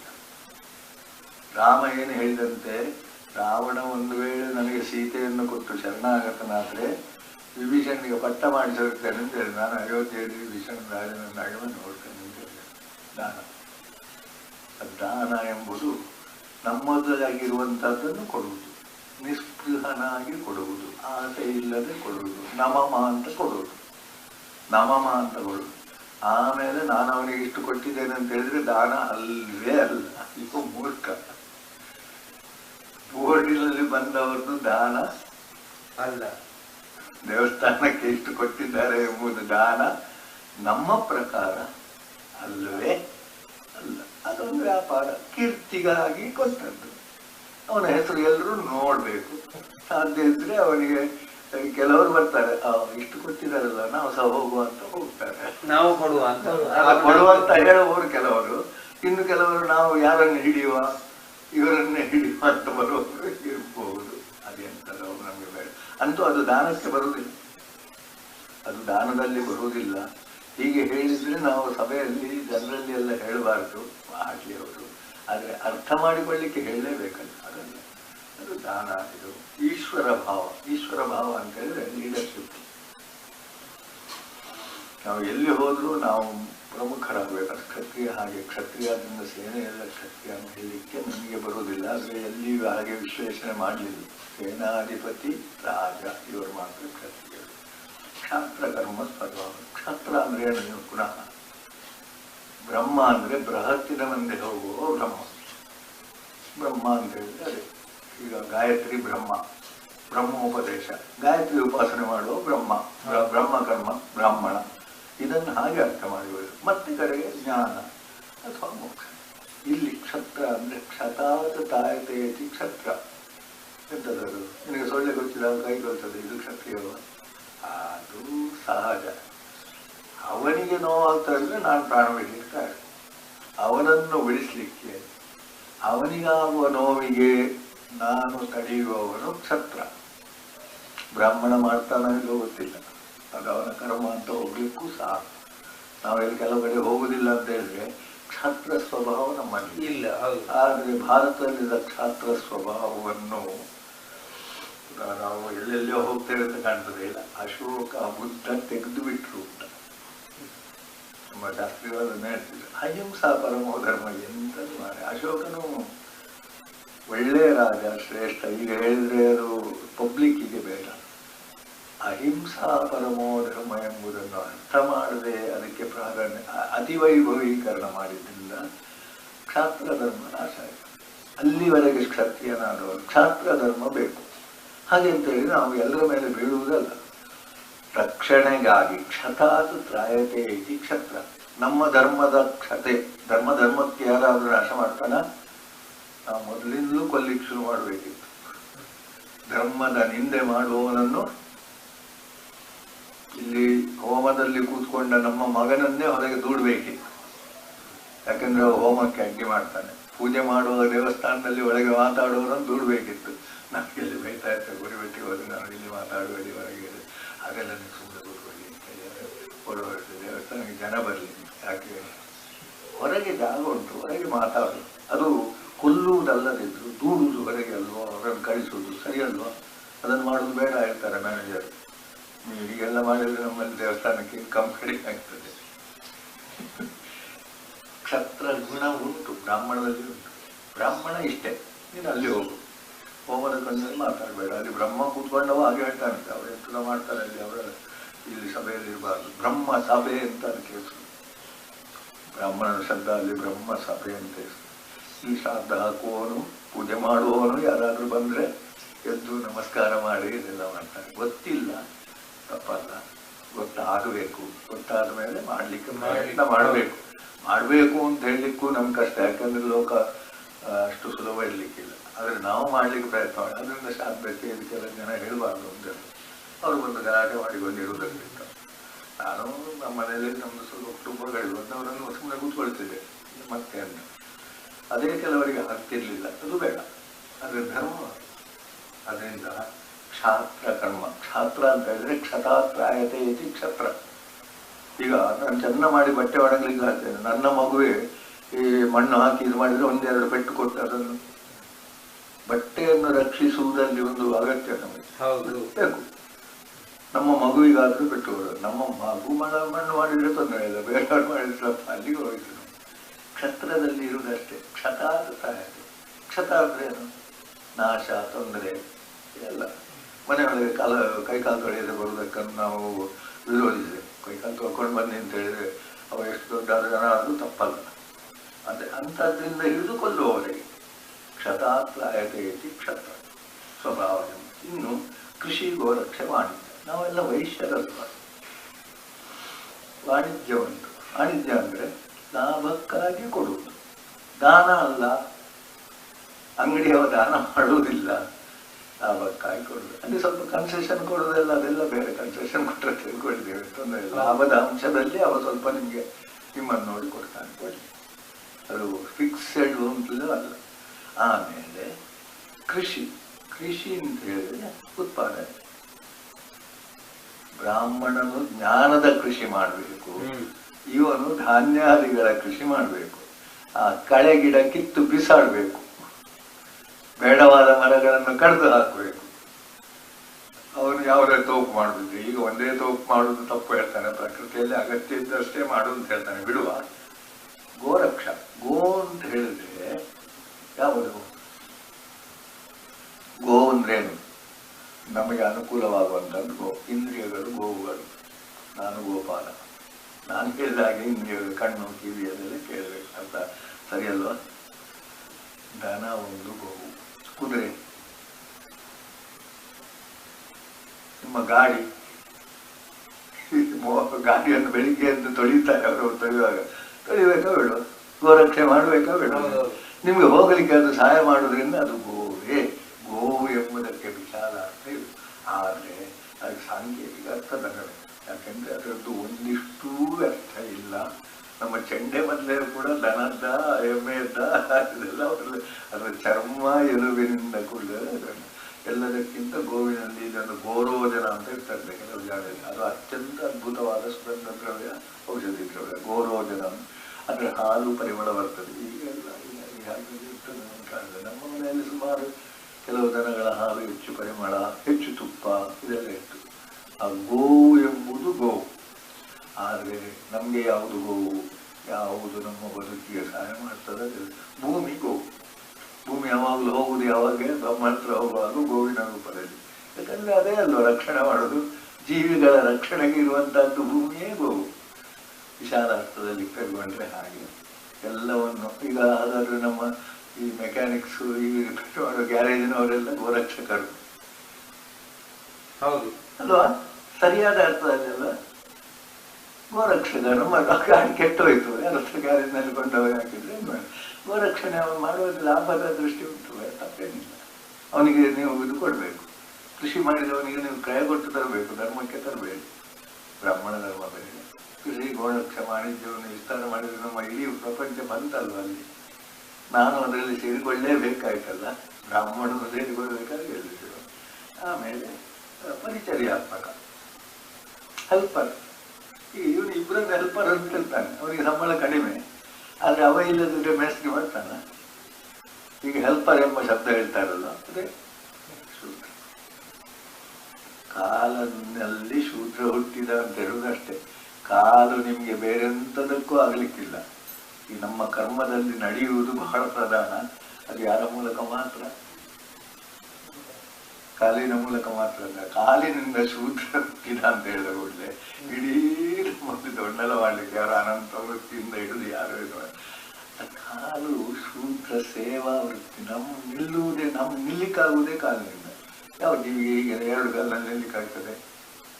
ನಮ್ಮ ಕಾಲೇ ಅದ್ಭುತವಾದ್ದು ಅಂತ ಹೇಳ್ತಾರೆ. ಅದರಿಂದ ಶೂದ್ರನೇ ಪ್ರಧಾನ ಅಂತ ನಾನು ಹೇಳಿದ್ರೆ ನಿಮ್ಗೆ ಅರ್ಥ ಆಗುತ್ತದೆ. ಆದರೆ ಶೂದ್ರ ನಿಕೃಷ್ಟ ಅಂತ ಅವನ ನಿಂದೆ ಮಾಡ್ತಾರೆ. ಅವನ ಶೂದ್ರ ಅಂತ ಹೇಳಿ ಶೂದ್ರ ಇದು ಎಂಥದಂತದ ಅಶೂದ್ರ ಅಹಿಂದ ಏನೆಲ್ಲ ಇವರ ಬಾಯಿಯಲ್ಲಿ ಏನೆಲ್ಲ ಪಿಶಾಚಿಗಳು ಅಂತ ಹೇಳುದು ನಮ್ಮ ಬೈಬಲ್ನಲ್ಲಿ ಇಂಥದ್ದಕ್ಕೆ ಏನಿಲ್ಲ. ಶೂದ್ರ ಎಂಬುದು ಸಹಾಯ, ಪರಿಚರ್ಯ ಬೇಡವಾ? ಎಂಥದ ಈಗ ಒಬ್ಬ ಪುರೋಹಿತನಿಗೆ ಎಷ್ಟು ಜನ ಅಲ್ಲಿ ಸಹಾಯ ಮಾಡೋರು ಬೇಕು? ಪೂಜೆಗೆ ಎಷ್ಟು ಜನ ಅಲ್ಲಿ ಪರಿಚರ್ಯರು? ಅವರು ಪರಿಚರ್ಯ ಶೂದ್ರ ವೃತ್ತಿ. ವೃತ್ತಿಯಲ್ಲಿ 100ರಲ್ಲಿ 91 ಜನ ವೃತ್ತಿ ಯಾವ ಮಾಡೋದು? ಶೂದ್ರ ವೃತ್ತಿ. ನಾವು ನಮ್ಮ ಜೀವನದಲ್ಲಿ ಹೆಚ್ಚಿನ ಪಾಲು ಶೂದ್ರ ವೃತ್ತಿ. ಕ್ಷತ್ರವೃತ್ತಿ, ವೈಶ್ಯವೃತ್ತಿ, ಬ್ರಾಹ್ಮಣ ವೃತ್ತಿ ಸ್ವಲ್ಪ. ವೈಶ್ಯನಲ್ಲಿಯೂ ಎಲ್ಲ ಅಲ್ಲಿ ವೈಶ್ಯವೃತ್ತಿ ಅಲ್ಲ. ಆ ಲ್ಯಾಂಡ್ ಓನರ್ ಮಾತ್ರ, ನಿಮ್ಮ ಫ್ಯಾಕ್ಟರಿಯ ಓನರ್ ಮಾತ್ರ. ಫ್ಯಾಕ್ಟರಿಯಲ್ಲಿರುವ ಕೆಲಸದವರೆಲ್ಲ ಶೂದ್ರರೇ ಅಲ್ವಾ? ಹೌದು. ಈಗ ಇಲ್ಲಿ ದನ ಸಾಕುವ ಮಾತ್ರ ಅಲ್ಲಿ ವೈಶ್ಯ ವಿನಃ ಅಲ್ಲಿ ಕೆಲಸ ಮಾಡುವವರೆಲ್ಲ ಶೂದ್ರರೇ ಅಲ್ವಾ? ಈ ಶೂದ್ರರೇ ಇದ್ದಾರೆ. ಈ ಶೂದ್ರರ ಬಗ್ಗೆ ಈ ಶೂದ್ರ ಶಬ್ದ ಹಿಡ್ಕೊಂಡು ಮಾಡೋದಕ್ಕೆ ನಾವು ನಗಬೇಕೋ ಒಳ್ಳೆ. ಅಂದ್ರೆ ಅದನ್ನು ಜಾತಿಯ ಮುಖಾಂತರ ಜೋಡಿಸಿ ಹಾಗೆ ಮಾಡುದು. ಜಾತಿಯ ಮುಖಾಂತರ ಜೋಡಿಸಿದ್ದು ತಪ್ಪಲ್ಲ. ಯಾಕಂದ್ರೆ ಪಕ್ಕನೆ ಗುರುತಿಸುವುದಲ್ವಾ? ಇನ್ನು ಯಾವ ಜಾತಿ? ನಮ್ಮ ಉಪನಯನದಲ್ಲಿರುವ ಪ್ರಯೋಗವೇ ಇದೆ. ಜನ್ಮನ ಜಾಯತೆ ಶೂದ್ರ. 5 ವರ್ಷದ ಮಗುವಿಗೆ ಶೂದ್ರ ಬ್ರಾಹ್ಮಣ ಯಾವ ವ್ಯತ್ಯಾಸ ಇಲ್ಲ. ಬ್ರಾಹ್ಮಣರ ಮಗು ಇಲ್ಲ. ಕರ್ಮಣ ಜಾಯತೆ ದ್ವಿಜ. ಉಪನಯನ ಮಾಡಿದ ಕೂಡಲೇ ನಿನ್ ದ್ವಿಜ. ನೋಡು, ಬ್ರಾಹ್ಮಣನಿಗೆ ಬಹಳ ಅಪಾಯ. ಉಪನಯನಾಗಿ ಜಪ ಮಾಡೋದಿಲ್ಲ, ಧರ್ಮಭ್ರಷ್ಟ. ಅವನಿಗೆ ಧರ್ಮಭ್ರಷ್ಟ ಇಲ್ಲ, ಅವನಿಗೆ ಉಪನಯನ ಆಗಲಿಲ್ಲ. ಎಷ್ಟು ಒಂದು ಹುಚ್ಚು ಅಂದ್ರೆ ಶೂದ್ರನಷ್ಟು ಸುಖಿ ಬ್ರಾಹ್ಮಣ ಆಗ್ಲಿಕ್ಕೆ ಸಾಧ್ಯವೇ ಇಲ್ಲ, ಕ್ಷತ್ರಿಯ ಆಗ್ಲಿಕ್ಕೆ ಸಾಧ್ಯವೇ ಇಲ್ಲ, ವೈಶ್ಯ. ಅದೇ ಅಲ್ಲಿ ಕೆಲಸ ಗದ್ದೆ ಉಳುವವನಷ್ಟು ಸುಖಿ ಈ ಗದ್ದೆ ಕೆಲಸ ಮಾಡಿಸೋಣ. ವೈಶ್ಯ ಎಷ್ಟು ಜನ? ಸ್ವಲ್ಪ. ಕ್ಷತ್ರಿಯ ಎಷ್ಟು ಜನ? ಯುದ್ಧ ಮಾಡುವವರೆಲ್ಲ ಕ್ಷತ್ರಿಯರಲ್ಲ. ಇದು ಇನ್ನೂ ಯಾರಿಗೂ ಅರ್ಥ ಆಗಲಿಲ್ಲ. ನಾವು ಕ್ಷತ್ರಿಯ ಕುಲದವರು. ಅದನ್ನು ಹೌದು ಅಲ್ಲ ಎರಡು ಕುಲದವರು ಅಂತ ಹೇಳಿದಾಗ ನಾವದನ್ನು ಅವನಿಗೆ ಅದು ಸುಲಭ ಅಂತ ಹೇಳುವಷ್ಟೆ. ಮತ್ತೆ ಕ್ಷತ್ರಿಯರೆಲ್ಲರೂ ಆಡಳಿತ ಮಾಡಬಲ್ಲರು, ಆದರೆ ರಾಜ ಒಬ್ಬನೇ. ಅಲ್ಲಿ ಅವನು ಸೇವಕನೇ ಆಗ್ತಾನೆ. ರಾಜನ ತಮ್ಮನೂ ಸೇವಕನೇ, ಸಚಿವರೆಲ್ಲ ಸೇವಕರೇ.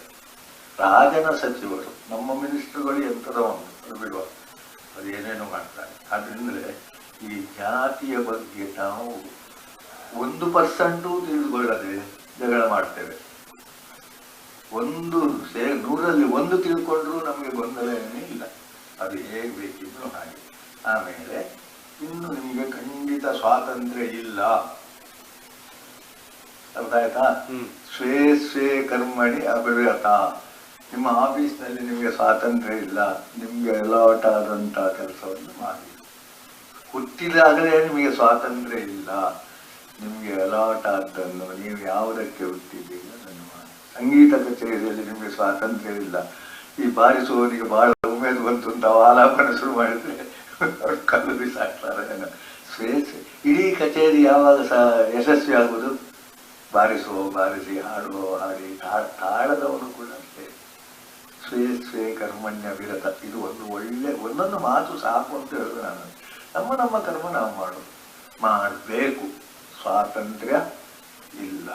ಮಾಡದಿದ್ರೆ ಭ್ರಷ್ಟ ನೀನು, ನಿನಗೆ ಪ್ರತ್ಯವಾಯ. ನಿನ್ನ ಕರ್ಮ ನೀನು ಮಾಡದಿದ್ರೆ ಎಲ್ಲರೂ ಒಂದೇ ಅಲ್ಲವೇ ಅಲ್ಲ. ಎಲ್ಲಿಯೂ ಒಂದು ಇಲ್ಲ. ಕರ್ಮದ ಬರುವಾಗ ಒಂದಿಲ್ಲ. ಆಧ್ಯಾತ್ಮದಲ್ಲಿರುವ ಏಕ ಇಲ್ಲಿ ಅಲ್ಲ. ಆತ್ಮದಲ್ಲಿ ನಾನು ನೀನು ಒಂದೇ ಆಗಿರ್ಬೋದು. ಹನುಮಂತ ಹೇಳಿದ ಮಾತು ಇನ್ನೊಮ್ಮೆ ನೆನಪು ಮಾಡ್ಬೋದು. ದೇಹ ಬುದ್ಧಿ ಆತು ದಾಸೋ.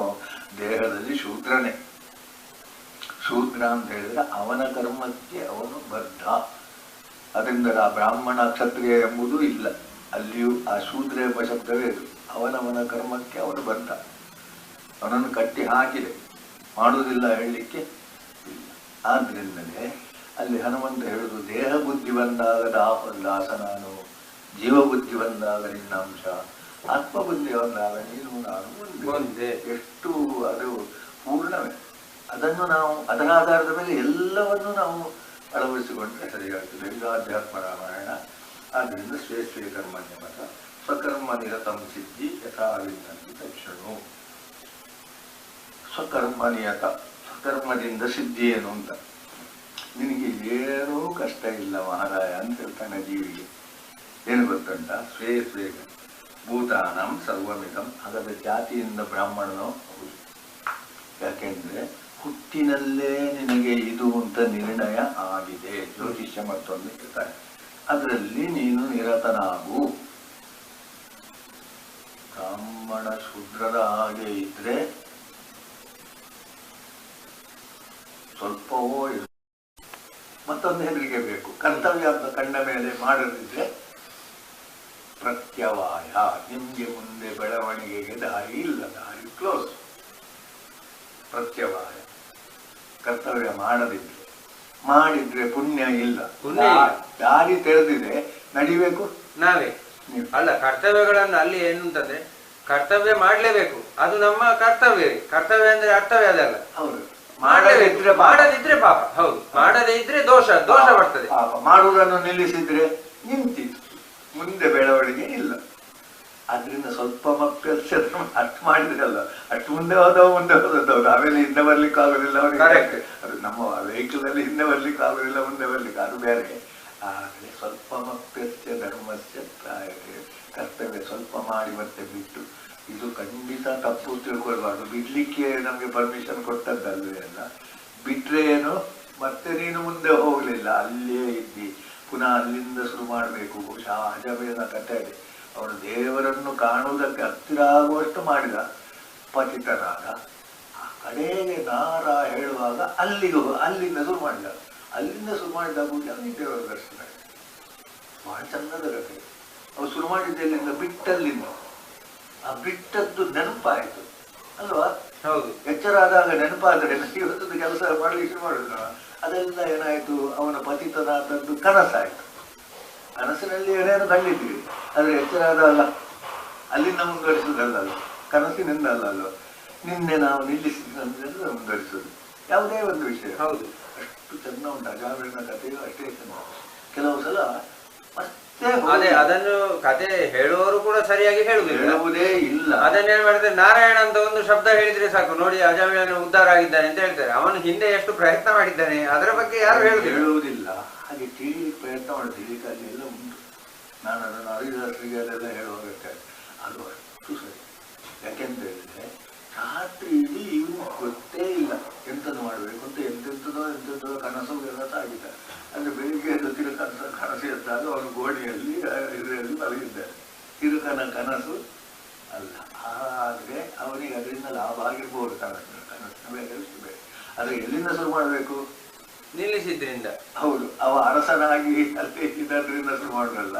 ಇಲ್ಲಿ ಭಿಕ್ಷಾ ಪಾತ್ರ ಎತ್ತಬೇಕು, ಮನೆಗೂ ಭಿಕ್ಷೆ ಬೇಡಬೇಕು. ತಿರುಕನ ಕನಸು ಒಳ್ಳೆಯ ಕಥೆ. ನಾರಗನ ಕತೆ, ಅಜಾಮಿಲನ ಕಥೆಯೂ ಅಷ್ಟೇ ಒಳ್ಳೆಯದು, ತಿರುಕನ ಕನಸು ಅಷ್ಟೇ ಸರಿ. ಈ ಎರಡನ್ನೂ ನಾವು ದಿನನಿತ್ಯ ನೆನಪು ಮಾಡಿದರೆ ನಾವು ಮುಂದೆ ಹೋಗ್ತಾ ಅರ್ಥ ಆಗ್ತದೆ. ಇದನ್ನು ಹೇಳುವವರಿಲ್ಲ, ನಮಗೆ ಪಕ್ಕನೆ ಅರ್ಥ ಆಗುವುದಿಲ್ಲ. ಈ ಎರಡೂ ಕಥೆಯೇ ಒಂದೇ ಮುಖ, ಎರಡೂ ಕಥೆಯೇ ಒಂದೇ ಮುಖ. ತಿರುಕನ ಕನಸಿರಬಹುದು ಅಥವಾ ಅವನೇ ಅದು ಜಾಗೃತಿಯಲ್ಲಿ ಅವನು ಹೀಗೆ ಯೋಚಿಸಿದ್ದು ಇರಬಹುದು. ಅದಕ್ಕೆ ಬೇರೆ ಬೇರೆ ಉಂಟು. ಅದನ್ನು ಬಿಟ್ಟರೆ ನಾವೀಗ ಮುಂದೆ ಹೋಗ್ತೀವ, ಅದನ್ನು ಬಿಡಬೇಕು. ಆದ್ದರಿಂದ ಕರ್ತವ್ಯ ನೀತಿ, ಪುಣ್ಯಕ್ಕಲ್ಲ ಉದ್ಧಾರಕ್ಕಲ್ಲ, ಇದು ನನ್ನ ಕರ್ತವ್ಯ. ಮಾಡದಿದ್ರೆ ನನಗೆ ಮುಂದೆ ಹೋಗಲಿಕ್ಕೆ ಸ್ನಾನ ಮಾಡಿದ್ರೆ ನಾನು ದೇವಸ್ಥಾನಕ್ಕೆ ಹೋಗ್ಲಿಕ್ಕೆ ಆಗುದಿಲ್ಲ ಅಂತ ಹೇಳ್ತಿದ್ದಷ್ಟಕ್ಕೆ, ಅಥವಾ ಆಫೀಸಿಗೆ ಅಂಗಿ ಹಾಕದೆ ಆಫೀಸಿಗೆ ಹೋಗ್ಲಿಕ್ಕೆ ಆಗುದಿಲ್ಲ. ನಾನೀಗ ತೋಟಕ್ಕೆ ಅಂಗಿ ಹಾಕದೆ ಹೋಗ್ಬೋದು, ಆದರೆ ಆಫೀಸಿಗೆ ಹೋಗ್ಬೇಕಾದ್ರೆ ಅಥವಾ ವಕೀಲನಾಗಬೇಕಾದ್ರೆ ಅಡ್ರೆಸ್ ಮಾಡಲೇಬೇಕು ಇತ್ಯಾದಿಗಳೆಲ್ಲ ಇರ್ತಾರಲ್ಲ, ಇದು ಕರ್ತವ್ಯ. ಬ್ರಾಹ್ಮಣನಾದ್ರೆ ಇಷ್ಟು ಮಾಡಲೇಬೇಕು, ಹೌದು, ಅವು ಮಾಡುವುದಿಲ್ಲ ನಾನು ಯಾಕೆ ಮಾಡಬೇಕು? ಅದೆಲ್ಲ ಮೂರ್ಖತನದ ಒಂದು ಪ್ರಶ್ನೆ. ಈ ದೊಡ್ಡ ದೊಡ್ಡ ವಿದ್ವಾಂಸರು ಅಂತ ಹೇಳುವವರು ಮೂರ್ಖರೇ. ಅದರಿಂದಲೇ ನಾವು ಓದಬಾರದು, ಬೇಕಾದ್ದನ್ನು ಮಾತ್ರ ಓದಬೇಕು, ಕೇಳಬಾರದು, ಬೇಕಾದ್ದನ್ನು ಮಾತ್ರ ಕೇಳಬೇಕು. ಉಪನಿಷತ್ತು ನೆನಪು ಮಾಡುವ, ಭದ್ರಂ ಕರ್ಣೇ ವಿಷ್ಣುಣ್ಯ ಅವರೇ. ಭದ್ರವೋ ಅಭದ್ರವೋ ಅಂತ ಮೊದಲು ಯೋಚನೆ ಮಾಡಿ, ಅಭದ್ರ ಆದ್ರೆ ಕೇಳಬೇಡಿ. ಪುಸ್ತಕ ಸಿಕ್ಕಿತು ಮಾಡಿದ್ರೆ ಎಷ್ಟೆಂತ ಬೈತಾರೆ, ನಿಮ್ಗೆ ತಲೆ ಹಾಳಾಯಿತು. ನಿಮ್ಗೆ ಯಾಕೆ ಅದು? ನೀವು ಪುಸ್ತಕ ಸಿಕ್ಕಿದ್ದೆಲ್ಲ ಓದಬೇಡ, ನೀವು ಬೇಕಾದ್ದನ್ನು ಓದು. ಭದ್ರಂ ಕರ್ಣೇ ವಿಧುರ್ಯವಾಗತ್ತ ಭದ್ರಂ ಪಶ್ಯೇಮ. ನಮ್ಗೆ ಯಾವುದೋ ಒಂದು ಬೇಡವಾದ ದೃಶ್ಯ ಕಾಣ್ತದೆ, ನಮ್ಗೆ ಒಂದು ಜಗಳ ಆಗ್ತದೆ, ಜನ ಕುಡಿದ್ರೆ ನಾವು ಮೊದಲು ಅಲ್ಲಿ ಹೋಗಿ ಮತ್ತೆ ಹೋಗಿ ಮತ್ತೆ ಕಡೆಗೆ ಇವನೇ ಹೋಗುದೇ ಇಲ್ಲ ಅಂತ ಕಡೆ. ಅಲ್ಲ, ಹೋಗ್ಲಿಕ್ಕೆ ಸಾಕು. ಅಲ್ಲ, ನೀನು ನನಗೂ ಅದರ ಅಭ್ಯಾಸ ಉಂಟು. ಹಾಗೆ ಹೇಳಿದ ಕೂಡಲೇ ನಾನು ಅಂತಾರೆ, ನೀನು ನಾವೊಂದೊಂದು ಎಂಥದ ಒಂದೊಂದು ಹೇಳ್ತಾರೆ. ಆದರೆ ಆ ಪ್ರವೃತ್ತಿಯನ್ನು ನಾವು ಬಿಡಬೇಕು. ಹಾಗಾದ್ರೆ ಜಗಳ ಆಗುದು ಹೋಗ್ಬೇಡ, ನಮ್ಮವ್ರು ಯಾರು ಇದ್ರೆ ಹೋಗ್ಬೇಡ, ಹಿಂದೂ ಧರ್ಮಕ್ಕೆ ಅದಕ್ಕೆ ಒಂದು ಹೋಗ್ಬೇಡ ಅಂತ ಹೀಗೆಲ್ಲ ಪ್ರಶ್ನೆ ಹಾಕಿದ್ರೆ ನಮ್ದು ಉತ್ತರ ಇಲ್ಲ ಅದಕ್ಕೆ. ಅದು ಹೌದಾದ್ರೆ ನಾನು ಹೋಗ್ಬೇಕಾದಲ್ಲಿ ಹೋಗ್ತೇನೆ, ಇಲ್ಲಿ ಹೋಗುದಿಲ್ಲ. ಸತ್ತವರನ್ನು ಆಕ್ಸಿಡೆಂಟ್ ಆದ್ರೆ ನಾನು ನೋಡುದಿಲ್ಲ, ಆದ್ರೆ ನೋಡುದಿಲ್ಲ ಅಂದ್ರೆ ನೋಡ್ತೇನೆ. ನಾನು ಸತ್ತಲ್ಲಿಗೆ ಹೋಗ್ತೇನೆ. ನಾನು ಅದು ಹೋಗ್ಬೇಕಾ ಬೇಡವಾ, ಅದು ಕರ್ತವ್ಯವಾ ಕರ್ತವ್ಯ ನಿರ್ಣಯ ಮಾಡ್ಲಿಕ್ಕೆ ನನಗೆ ಪೂರ್ಣ ಸ್ವಾತಂತ್ರ್ಯ. ನಾನು ಹೋಗುವುದೇ ಇಲ್ಲ ಅಂತ ಹೇಳುದು ಒಂದು ತಪ್ಪು. ಹೌದು, ಎಲ್ಲದರಲ್ಲಿಯೂ ನಾವು ಹೋಗ್ಬೇಕು. ಆದ್ರೆ ಎಲ್ಲ ಸಿಕ್ಕಿದ್ದಕ್ಕೆಲ್ಲ ನಾವು ಪುಸ್ತಕ ಎಲ್ಲ ಓದ್ಬೇಕು, ಲಿಂಕನ್ ಎಲ್ಲ ಇರ್ತದಂತೆಲ್ಲ ಓದ್ತೇನೆ. ಅದು ಒಂದು ಹಂತದವರೆಗೆ ನಾವು ಬೇಕಾದ್ರೆ ಬಿಡ್ಬೇಕು. ಅದರಿಂದಲೇ ಯಾರೇನು ಮಾಡ್ತಾರೆ, ಈಗ ಈ ಲೋಕ ಹಾಳಾಗಿದೆ, ಇದಾಗಿದೆ. ನಾನೊಂದೊಂದು ಸ್ವಲ್ಪ ಭಾಷೆಗೆ ಹೇಳ್ತುಂಟು, ಲೋಕ ಎಲ್ಲ ಹಾಳಾಗಿದೆ. ಊಟ ಮಾಡ ನೀನೊಬ್ಬ ಒಳ್ಳೆದಿದ್ರೆ ಎಲ್ಲ ಆಗುದಿಲ್ಲಲ್ಲ. ನೀನು ಯಾಕೆ ಹಾಳಾದ್ದು? ಲೋಕ ಹಾಳಾಗಿದೆ, ಹೋಗ್ಲಿ, ಅದು ಹಾಳಾಗಿ ಹೋಗಿ. ನೀನೊಬ್ಬ ಯಾಕೆ ಹಾಳಾದ್ದು? ನೀನೊಬ್ಬ ಹಾಳಾಗದಿದ್ರೆ ಲೋಕ ಎಲ್ಲ ಆಗುದಿಲ್ಲ ಅಲ್ವ? ಅದು ಲೋಕ ಅಂದ್ರೆ ಜನ ಅಂತಲೂ ಒಂದು ಅರ್ಥ ಉಂಟು. ಲೋಕ ಎಲ್ಲ ಹಾಳಾಯ್ತು ಅಂತ ಹೇಳಿದ್ರೆ ನೀನ್ ಯಾಕೆ ಹಾಳಾದ್ದು ಅದು ನೋಡು, ಅದನ್ನು ಬಿಡುವ. ಇಲ್ಲ, ನಾನು ಅದನ್ನು ನೀವು ಹೇಳಿದ ಹಾಗೆ ಒಬ್ಬರಿಗೆ ಹೇಳಿದ್ದೆ ಕೆಲವು ಸತಿ. ನಾನು ಹೇಳ ತುಂಬಾ ಸಲ ಹೇಳೋದು, ಲೋಕ ಇಡೀ ಪೂರ ಪ್ರಪಂಚ ಹಾಳಾಗಿದೆ ಮಾರೆ, ಎಂತ ನೀವೊಬ್ರು ಸರಿ ಇದ್ದೀರಲ್ಲ, ಇನ್ನೆಲ್ಲ ಪೂರ ಅಲ್ಲ ಎಲ್ಲ ಅಂತ ಹೇಳುದು. ಅಲ್ಲ, ಒಬ್ರು ಸರಿ ಇದ್ದಾಗ ಎಲ್ಲ ಅಂತ ಆಗುದಿಲ್ಲ ಅಲ್ವಾ? ಈಗ ಒಂದು ಕೂದಲಿದ್ರೆ ತಲೆಯ ಕೂದಲು ಎಲ್ಲ ಹೋಯ್ತು ಅಂತ ಆಗ್ತದ? ಒಂದು ಕೂದಲಿದ್ರು ತಲೆಯಲ್ಲಿ ಕೂದಲು ಉಂಟು ಅಂತ ಆಯ್ತಲ್ಲ? ಹೌದು, ಅದು ಭರತ ಹಿಡಿತ ಹಾಗೆ. ನೀರು ಎಷ್ಟು ಕಡಿಮೆ ಆದ್ರು, ಅದು ಹೆಚ್ಚು ಮಾತಾಡಿದ್ರೆ ನೀರು ಕಡಿಮೆ ಆದಾಗ ಸ್ವಲ್ಪ ಹೊಯ್ಗೆ ತೆಗೆದ್ರೆ ಅಲ್ಲಿ ಸಿಗ್ತದೆ. ಭರತ ಹಿಡಿತ ಧರ್ಮದ ಬಗ್ಗೆ ಹೇಳುವಂಥದ್ದು ಇನ್ಯಾತಷ್ಟು. ಅದರಿಂದ ಈ ನಿತ್ಯ ಕರ್ಮವನ್ನು ಬಿಡುವುದು. ನಾನು ಇವತ್ತು ಹೇಳಿದೆ, 50 ವರ್ಷ ನಾನು ಶಿವರಾತ್ರಿ ಉಪವಾಸ ಮಾಡ್ತಿದ್ದೆ, ಮಾಡಿ ರಾತ್ರಿ ಪದಾರ್ಥ ಮಾಡೋದ್ರಿಂದ ಮಾಡಿ. ಈಗ ಬಿಟ್ಟಿದ್ದೇನೆ ಸನ್ಯಾಸ. ಯಾಕಂದ್ರೆ ನನಗೆ 80 ಆಗುವಾಗ ನಾನು ಸನ್ಯಾಸಿ ಆಗಬೇಕು. ಸನ್ಯಾಸಿ ಆಗಲಿಲ್ಲ ನಾನು. ಈಗ ಅಲ್ಲಿ ಪುನಃ ಗೊತ್ತೇ ಸನ್ಯಾಸಿ ಅಲ್ಲ, ಎಂತ ಸನ್ಯಾಸಿ ಕೊಟ್ಟದ್ದು ಸನ್ಯಾಸ ಕರ್ಮ. ನಾನು ಉಪವಾಸ ಮಾಡ್ತಿದ್ದೆ, ಅದನ್ನು ಸನ್ಯಾಸ ಮಾಡಿದೆ. ನಾನು ಇಂಥದ್ದು ಅದನ್ನು ಬಿಟ್ಟೆ ಅಂತ ಅಷ್ಟೇ. ಅದು ಸನ್ಯಾಸ, ತ್ಯಾಗ, ಬಿಡು. ಅದು ನಿಯತವನ್ನು ಮಾಡುವುದು ಸನ್ಯಾಸ. ಆಗ ನೀನೇನು ಒಂದು ದಿವಸ ಮಾಡಿದ್ರೆ ಬಹಳ ಸಾಹಸದ ಗತೆ ಉಂಟು. ಅಮಾವಾಸ್ಯೆ ದಿವಸ ಎಣ್ಣೆ ನಾನು ನಿತ್ಯ ಸ್ನಾನ ಮಾಡುವ, ನಿತ್ಯ ಅಮಾವಾಸ್ಯೆ ಸ್ನಾನ ಮಾಡುವವನಿಗೆ ಅಮಾವಾಸ್ಯೆಗೆ ಎಣ್ಣೆ ಹಚ್ಚಬಾರ್ದು ಅಂತ ಇಲ್ಲ ಅಂತ ಎಂಥದ್ದು ಅಮಾವಾಸ್ಯೆ ಯಾವುದೋ ಒಂದು ಅರುದಿಲ್ಲ ಅಂತ ಹೇಳಿ ಮತ್ತೊಂದು ದಿವಸ ಹೋದಾಗ ಎಣ್ಣೆ ಹಚ್ಚಿಲ್ಲ. ಅದು ನಾನು ಆ ದಿವಸ ಶುರು ಮಾಡಿದೆ, ಆ ದಿವಸ ಬಿಟ್ಟಿದ್ದೇನೆ. ಹಾಗಾದರೆ ಎಷ್ಟು ಸಮಯ, ನಾನು ಎಲ್ಲೂ 10 ವರ್ಷವೇ ನಮ್ಮಂತೆ ಅದು ಅದೇ ಇದೆ ಬಿಡುವುದಿದೆ, 10-15 ವರ್ಷ, ಇವೆಲ್ಲ 30 ವರ್ಷ ಬಿಟ್ಟಿದ್ದೇನೆ. ಆದ್ದರಿಂದ ನಾನೀಗ ಬಿಟ್ಟಿದ್ದೇನೆ. ನೀವೆಂಥದ್ದು ಎಲ್ಲರೂ ಹಾಗೆ ಅಲ್ವಾ? ಅಲ್ಲ, ಅದು ನನ್ನದು ಸನ್ಯಾಸ. ಈಗ ನನಗೆ ಪಾವಡ್ಯ ಹೋಗುವಾಗ ಆಚೆ ಕಣ್ಣು ಕೂಡ ಹೋಗುವುದಿಲ್ಲ. ನಾನು ತಿಂಗಳಿಗೆ ಒಂದು 5-10 ಸಲ ಹೋಗಿ ಅಲ್ಲಿ ಎಲ್ಲವನ್ನು ಮಾಡ್ತಿದ್ದೆ, ಹೋಗುದಿಲ್ಲ. ಸನ್ಯಾಸ ಸರಿ ಅಲ್ವಾ? ಸನ್ಯಾಸ ಅಂದರೆ ಅತ್ತೆಗಳಿಗೆ ಯೋಚನೆಗಳು ಯಾರಾದರೂ ಮಾತಾಡಿದವನು ಮಾತಾಡ್ತದೆ, ಅದು ಕೂಡ ನಾನು ಪ್ರಶ್ನೆ ಹಾಕೋದಿಲ್ಲ. ಹೇಳಿದ್ರೆ ಯಾಕೆ ಬೇಕಾದ್ರೆ ಮತ್ತೆ ಅವರಿಗೆ ಜಿಜ್ಞಾಸೆ ಇದ್ದರೆ ಅದರ ಬಗ್ಗೆ ಹೇಳ್ತೇನೆ. ಹಾಗೆ ಈ ಯಕ್ಷಗಾನ ಸಂಘದಲ್ಲಿ ಸುರಕ್ಕಲು ಅಷ್ಟು ನಾನಿಲ್ಲದೆ ಆಗುವುದಿಲ್ಲ ಅಂತ ಇತ್ತು ಅಂತ ಎಣಿಸುವುದು ನಾನು ಅದಲ್ಲ. ಅವರು ನನ್ನ ಹತ್ರ ಮಾಡಿಸಿದ ಅಂತ ನಾನು ಬಾಯಲ್ಲಿ ಹೇಳ್ತೇನೆ. ಪೂರ ನಾನು ಜ್ಞಾನ ಏನಲ್ಲ, ಆದರೆ ಬಿಟ್ಟದ್ದು ಸನ್ಯಾಸ, ಮಾಡಿಬಿಟ್ಟದ್ದು ಸನ್ಯಾಸ. ಆದ್ದರಿಂದ ಅದನ್ನು ಸನ್ಯಾಸದಲ್ಲಿ ಈ ಸನ್ಯಾಸ ಮಾಡಬಾರ್ದು. ಆದರೆ ಊಟಕ್ಕೆ ಸನ್ಯಾಸ ಮಾಡಲಿಲ್ಲ ನಾನು, ರಾತ್ರಿ ಫಲಾರ ಮಾಡ್ತಿದ್ದೆ, ಈಗ ಬೆಳಿಗ್ಗೆ ಹೋಗ್ತೇನೆ ಅಷ್ಟೇ ಅಲ್ಲ. ಆದ್ದರಿಂದ ಅದು ಕೆಲವೊಂದು ಸನ್ಯಾಸ ಆ ನಿಯಮಗಳಲ್ಲಿ ಸ್ವಲ್ಪ ಬಿಡುಗಡೆ, ಮೋಹದಿಂದ ಬಿಡಬಾರ್ದು. ಇವತ್ತು ನನಗೆ ಉಪವಾಸ ಮಾಡಿದ್ರೆ ಆದರೆ ಅದೊಂದು ತಿಂಡಿ ನೋಡುವಾಗ ತಿನ್ನುವಾಗ್ತದೆ, ನಾನು ಬರುವ ವರ್ಷ ಉಪವಾಸ ಮಾಡ್ತೇನೆ. ಇದು ಮಹಾ ಅಪರಾಧ. ಅದಕ್ಕಿಂತ ಉಪವಾಸ ಮಾಡದೇ ಇರೋದೇ ಪುಣ್ಯಾತ್ಮ. ಇವ ಪಾಪಿ ಅಲ್ಲ. ಇವತ್ತು ನಾನು ಉಪವಾಸ ಯಾಕೆ ಮಾಡುದಿಲ್ಲ ಅಂದ್ರೆ ಅದು ನೋಡುವಾಗ ಮೋಹ. ನಾನು ಇದುವರೆಗೆ ಯಾವುದೇ ಉಪವಾಸ ಮಾಡಲಿಲ್ಲ. ಅಲ್ಲ, ಅದು ವಿಷಯವೇ ಬೇರೆ.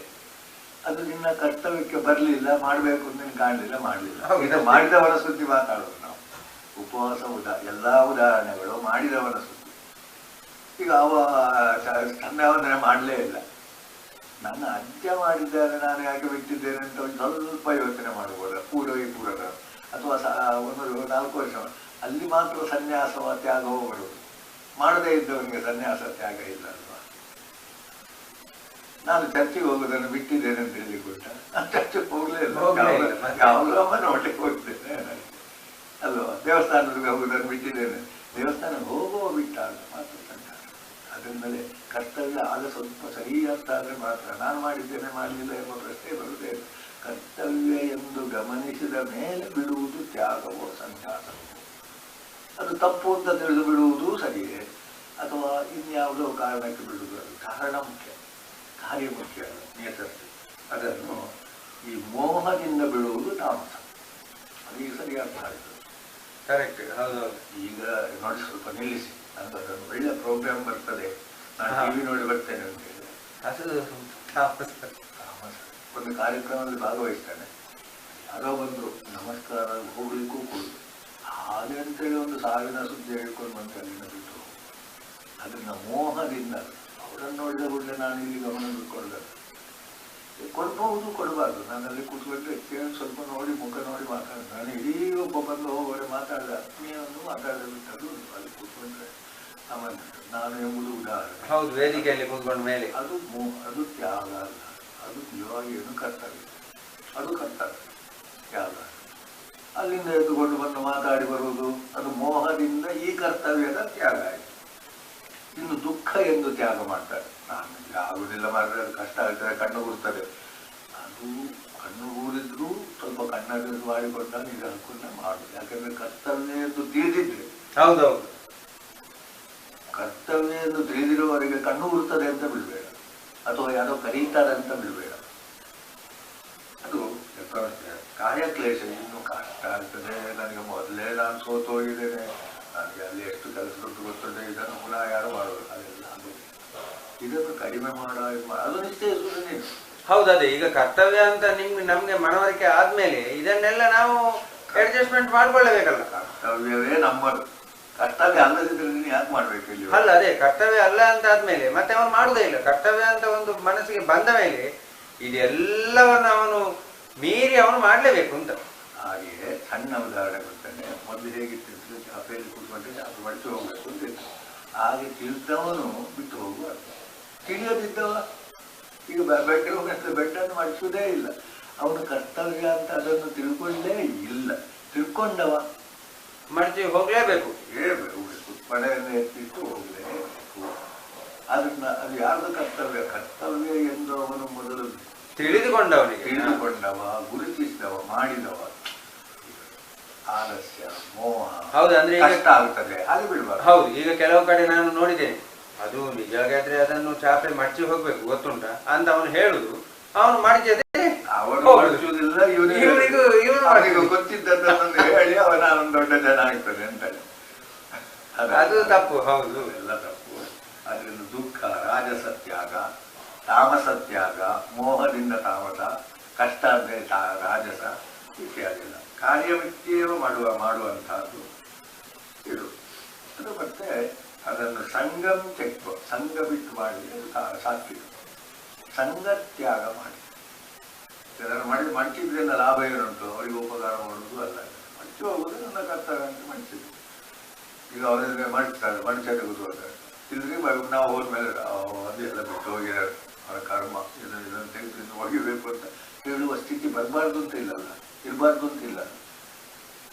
ಸಾಧಾರಣ ಅಂಥ ಸ್ಥಿತಿಯಲ್ಲಿ ನಾವೇನಾದರೂ ಉಪಯೋಗಿಸಿದ್ರೆ ಅದನ್ನು ಒಗೆದು ಚೆಂದ ಮಾಡಿ ನಾವು ಎಲ್ಲ ಬಟ್ಟೆಯನ್ನು ಬಿಸಾಡಿ ಹೋಗುವಂತಹದ್ದು ಮನೆಗೆ ಇರ್ಬೋದು. ಹೋದಲ್ಲಿ ಹಾಗೆ ಮಾಡಿದರೆ ಏನಾಗಿತ್ತು ಅಂತ ಇದನ್ನೆಲ್ಲ ವಿಸ್ತಾರವಾಗಿ ಯೋಚಿಸುವಾಗ ಇದು ಅರ್ಥ ಆಗ್ತದೆ. ಆದ್ರಿಂದಲೇ ಕರ್ತವ್ಯವನ್ನು ಮಾಡಿದರೆ ಯಾವ ಪ್ರಶ್ನೆ ಇಲ್ಲಲ್ಲ. ನಾವು ಹೋಗುವಾಗ ಇಲ್ಲ, ಈಗ ನಮ್ಮ ಯಕ್ಷಗಾನ ಸಂಘದಲ್ಲಿ ಎಷ್ಟು ತನ್ನ ಲೋಟೆ ಚಾಲು ಕುಡಿಯೋದು ಎಲ್ಲ ಮಕ್ಕಳು ಮಾಡ್ತಾರೆ, ಬಿಟ್ಟು ಹೋಗ್ಬೇಕು. ಅದಲ್ಲೇ ಬಿಟ್ಟು ಹೋದ್ರೆ ಏನಾಗ್ತದೆ? ಬಿಟ್ಟು ಹೋದ್ರೆ ಅಲ್ಲೇ ಇರ್ತದೆ, ಯಾರು ತೆಗೆಯುವುದಿಲ್ಲ. ನಾಳ್ದು ಪುನಃ ಅವನ್ನು ನಾಳ್ದು ತೊಳೆದು ಮತ್ತೆ ಅದನ್ನು ಉಪಯೋಗಿಸಿ ಅಲ್ಲೇ ಬಿಸಾಡಿ ಹೋಗ್ತೇವೆ ಅಂತ ಹೇಳಿದ್ರೆ ತಪ್ಪಲ್ವ ಏನ? ಆದರೆ ನಾವೊಮ್ಮೆ ಕರ್ತವ್ಯ ಅಂತ ಹೇಳ್ತದೆ ಅದನ್ನು ಮಾಡಬೇಕು. ಇದು ಬಹಳ ಸೂಕ್ಷ್ಮ. ಈಗ ದನಗಳಿಗೆ ಕರ್ತವ್ಯ ಇಲ್ಲ ಅಂಥದ್ದು, ಆದರೆ ನಮಗೆ ಕರ್ತವ್ಯ. ದಿನನಿತ್ಯ ಹಟ್ಟಿಯನ್ನು ಕ್ಲೀನ್ ಮಾಡುವಂತಹ ಅಭ್ಯಾಸ ಮಾಡಿದವ, ಮಾಡದಿದ್ದವನು ನಾನು ಕೇಳುವುದಿಲ್ಲ, ಮಾಡಿದವ ಮಾಡಲೇಬೇಕು. ಇವತ್ತು ಕಷ್ಟ ಆಗ್ತದೆ. ಕಾರ್ಯನಿತ್ಯವ ಅದು ಸಾತ್ವಿಕ. ಇನ್ನು ಕಷ್ಟ ಅಂತ ಬಿಡಬೇಡ. ಬಟ್ಟೆ ಒಗೆಯುವುದು ಕಷ್ಟ, ಅಕುಶಲ, ಕಷ್ಟ ಎರಡನ್ನು ಬಿಡಬೇಡ. ನಾನು ಮಾಡಬೇಕೋ ಬೇಡ. ಬಟ್ಟೆ ಒಗೆಯುವ ಜನ ಮನೆಯಲ್ಲಿದ್ದಾರೆ, ಅವರಿಗೆ ಇಲ್ಲ ನಾನೇ ಮಾಡಬೇಕು. ಈಗ ಎಷ್ಟೋ ಏನು ಮಾಡುವ ಕೆಲಸವು ಅದು ಸರಿ ತಪ್ಪು ಅಂತ ಹೇಳೋದಲ್ಲ, ಆದರೆ ಮಾಡಬೇಕು, ಬಿಡುವುದಲ್ಲ. ಒಂದು 2 ದಿವಸ ನನ್ನ ಬಟ್ಟೆಗಳೆಲ್ಲ ಹಾಗೆ ಉಳಿಯಿತು, ಅದು ಬೇರೆ ವಿಷಯ. ಆದರೆ ಜವಾಬ್ದಾರಿ ನನ್ನದು. ಇವತ್ತು ಬಟ್ಟೆ ಒಗೆದು ಕೂತ್ಕೊಂಡು ನಾನು ಆ ಕೆಲಸಕ್ಕೆ ತರಬಾರ್ದು ಅಂತ ನಾಳೆ ಹೋಗಿ ಅಂತ ಹೇಳುವುದು ನಿಮಗೆ ಬಿಟ್ಟದ್ದು. ಉದಾಸೀನ ಅದನ್ನಲ್ಲ. ಇವತ್ತು ಯಾರು ಬೇಡ ಅಂತ ನನಗೆ ಅದು ಕೂಡ ಅದನ್ನ ಮಾಡುವುದು ಮಾಡದಿರುವುದು ಕರ್ತವ್ಯ. ಮತ್ತೆ ಅವನು ಯಾಕೆ ಬಿಡ್ತಾನೆ ಎಂಬುದು ಅದು ಎಷ್ಟು ಸೂಕ್ಷ್ಮ ಅಂದರೆ, ಇದನ್ನು ಸರಿಯಾಗಿ ತಿಳಿದುಕೊಳ್ಳದಿದ್ದರೆ ನಮಗೆ ಏನೋ ಭಗವದ್ಗೀತೆ ಗೊತ್ತಾಗುವುದಿಲ್ಲ, ಬದುಕುವುದು ಗೊತ್ತಾಗುವುದಿಲ್ಲ, ನಾವು ಉದ್ಧಾರ ಆಗುವುದು. ಇದು ಉದ್ಧರೇರಾತ್ಮನಾತ್ಮ ಎಂಬುದಕ್ಕೆ ಪೂರಕವಿನ ಬೇರೆ ಯಾವುದು ಇಲ್ಲ. ಅಕುಶಲ, ದ್ವೇಷ ಇಲ್ಲ. ನೀನೊಂದು ಉದ್ಯೋಗಕ್ಕೆ ಸೇರಿದ ಮೇಲೆ ಇಷ್ಟ ಇಲ್ಲ, ಇಷ್ಟ ಅನಿಷ್ಟ ಇಲ್ಲ.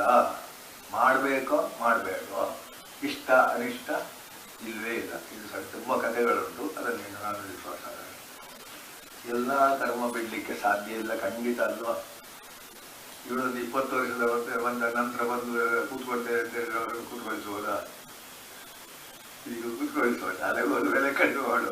10 ವರ್ಷದ ವೇಳೆ ಈಗ ಒಂದು ಕೂತ್ಕೊಳ್ತೇನೆ ಅಂತ ಹೇಳಿ ನನಗೆ ನೋಡುವವನಿಗೆ ಇವರನ್ನೆಂಥದ್ದು ಅಂತ ಕಾಣ್ತದೆ. ಈಗ ಏನು ಕಾಣುವುದಿಲ್ಲ, ಅವಳು ಮಾಡೋದಿಲ್ಲ. ಅದು ಬಿಡುವುದು ಅಲ್ಲಿ. ಯಾಕೆ ಬಿಡುವುದು ಅಂತ ಹೇಳ್ತಾರೆ ಮಗು. ಈಗ ಹೊಟ್ಟೆಯಿಂದ ಹೊರಗೆ ಬಂದವಾಗ ನಾನು ತಾಯಿ ಹೊಟ್ಟೆಗೆ ಪುನಃ ಹೋಗ್ತಾರೆ ಅಂತ ಉಂಟ, ಪ್ರಕೃತಿಯಲ್ಲಿ ಇಲ್ಲ. ನಾವು ಅದನ್ನು ಕರ್ತವ್ಯ ಅಂತ ಮಾಡಬೇಕು. ಈಗ ಕೂತ್ಕೊಳ್ತೇವೆ, ಹೀಗೆ ಮಾಡಬೇಕು, ಮತ್ತೆ ಕಲಿಸ್ಬೇಕು.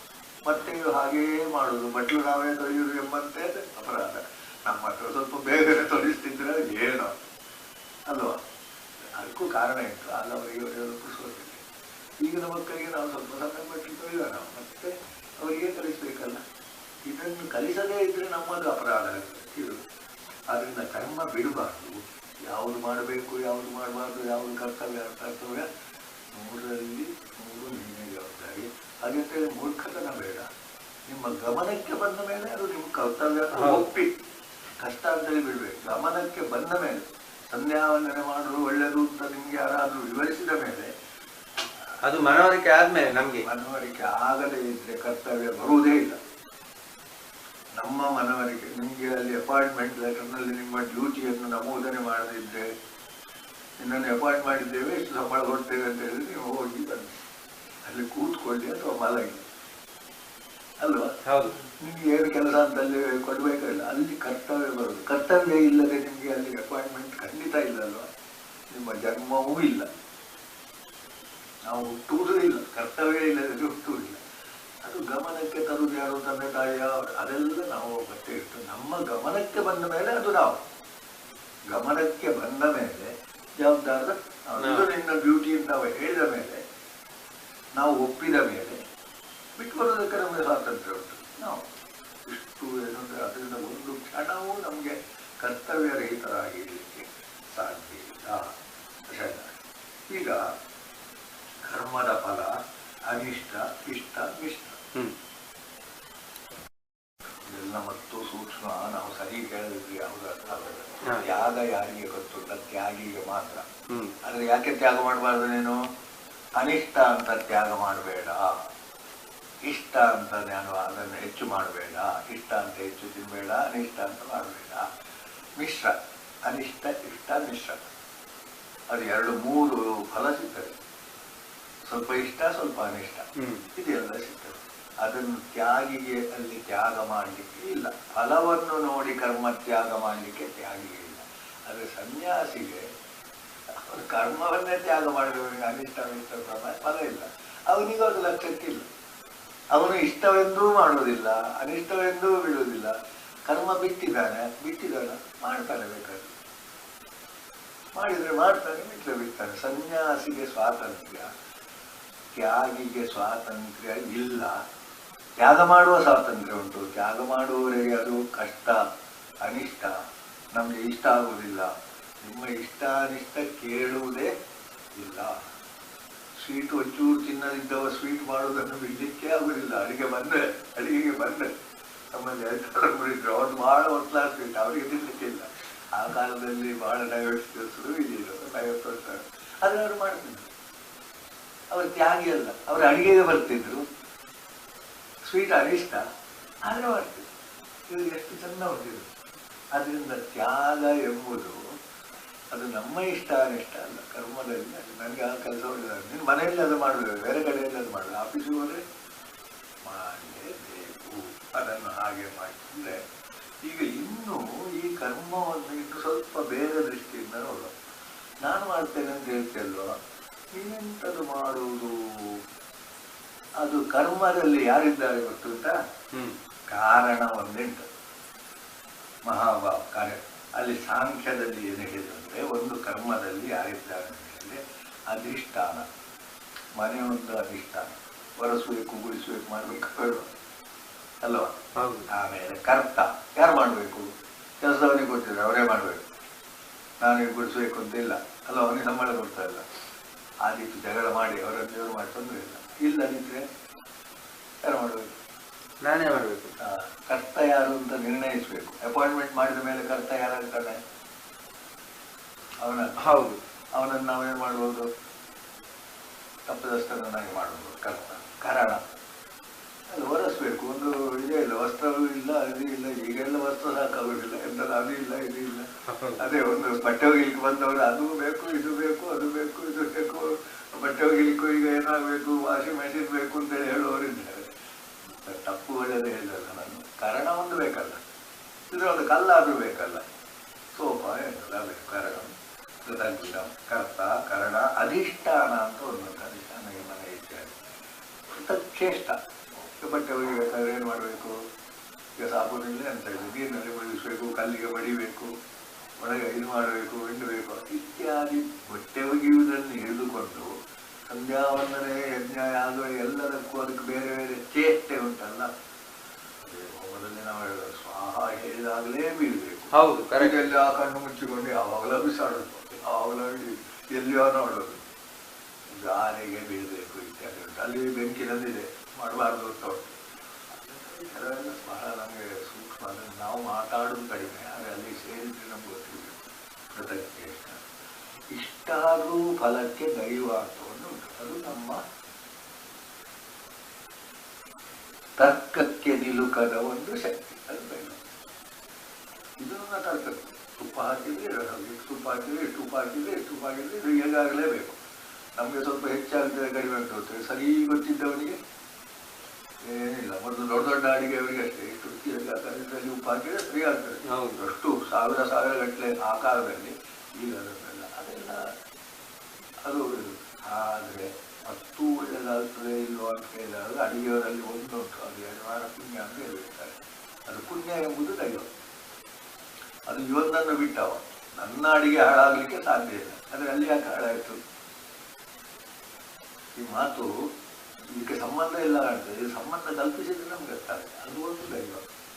ದೈವ ಎಂದಾಗ ಪುಣ್ಯ, ಪುಣ್ಯ ಅಂದಾಗ ಹಿಂದಿನ ಕರ್ಮ ಏನು ಬೇಕಾದರೂ ಮಾಡಿ. ದೈವ ಎಂದಾಗ ಶಿವನೋ ಕೃಷ್ಣನೋ, ಕೃಷ್ಣನಿಗೆ ಆಗ ನಾವು ಗಣಪತಿ ಪ್ರಾರ್ಥನೆ ಇತ್ಯಾದಿಗಳನ್ನು ಮಾಡ್ತೇವೆ. ಒಂದು ಅಡಿಗೆ ಮಾಡುವುದು ಎಂದು ಸುಲಿಗೋದಿಂತ ಮಾಡಲಿಕ್ಕೆ ಉಂಟು, ಭಾಳ ಚೆನ್ನಾಗಿಲ್ಲ. ನೀವು ಬಿಟ್ಟಿದ್ದೇವೆ ಅಂದರೆ ಒಂದು ಕಡೆಯಲ್ಲಿ ಅದು ಸರಿಯಲ್ಲ.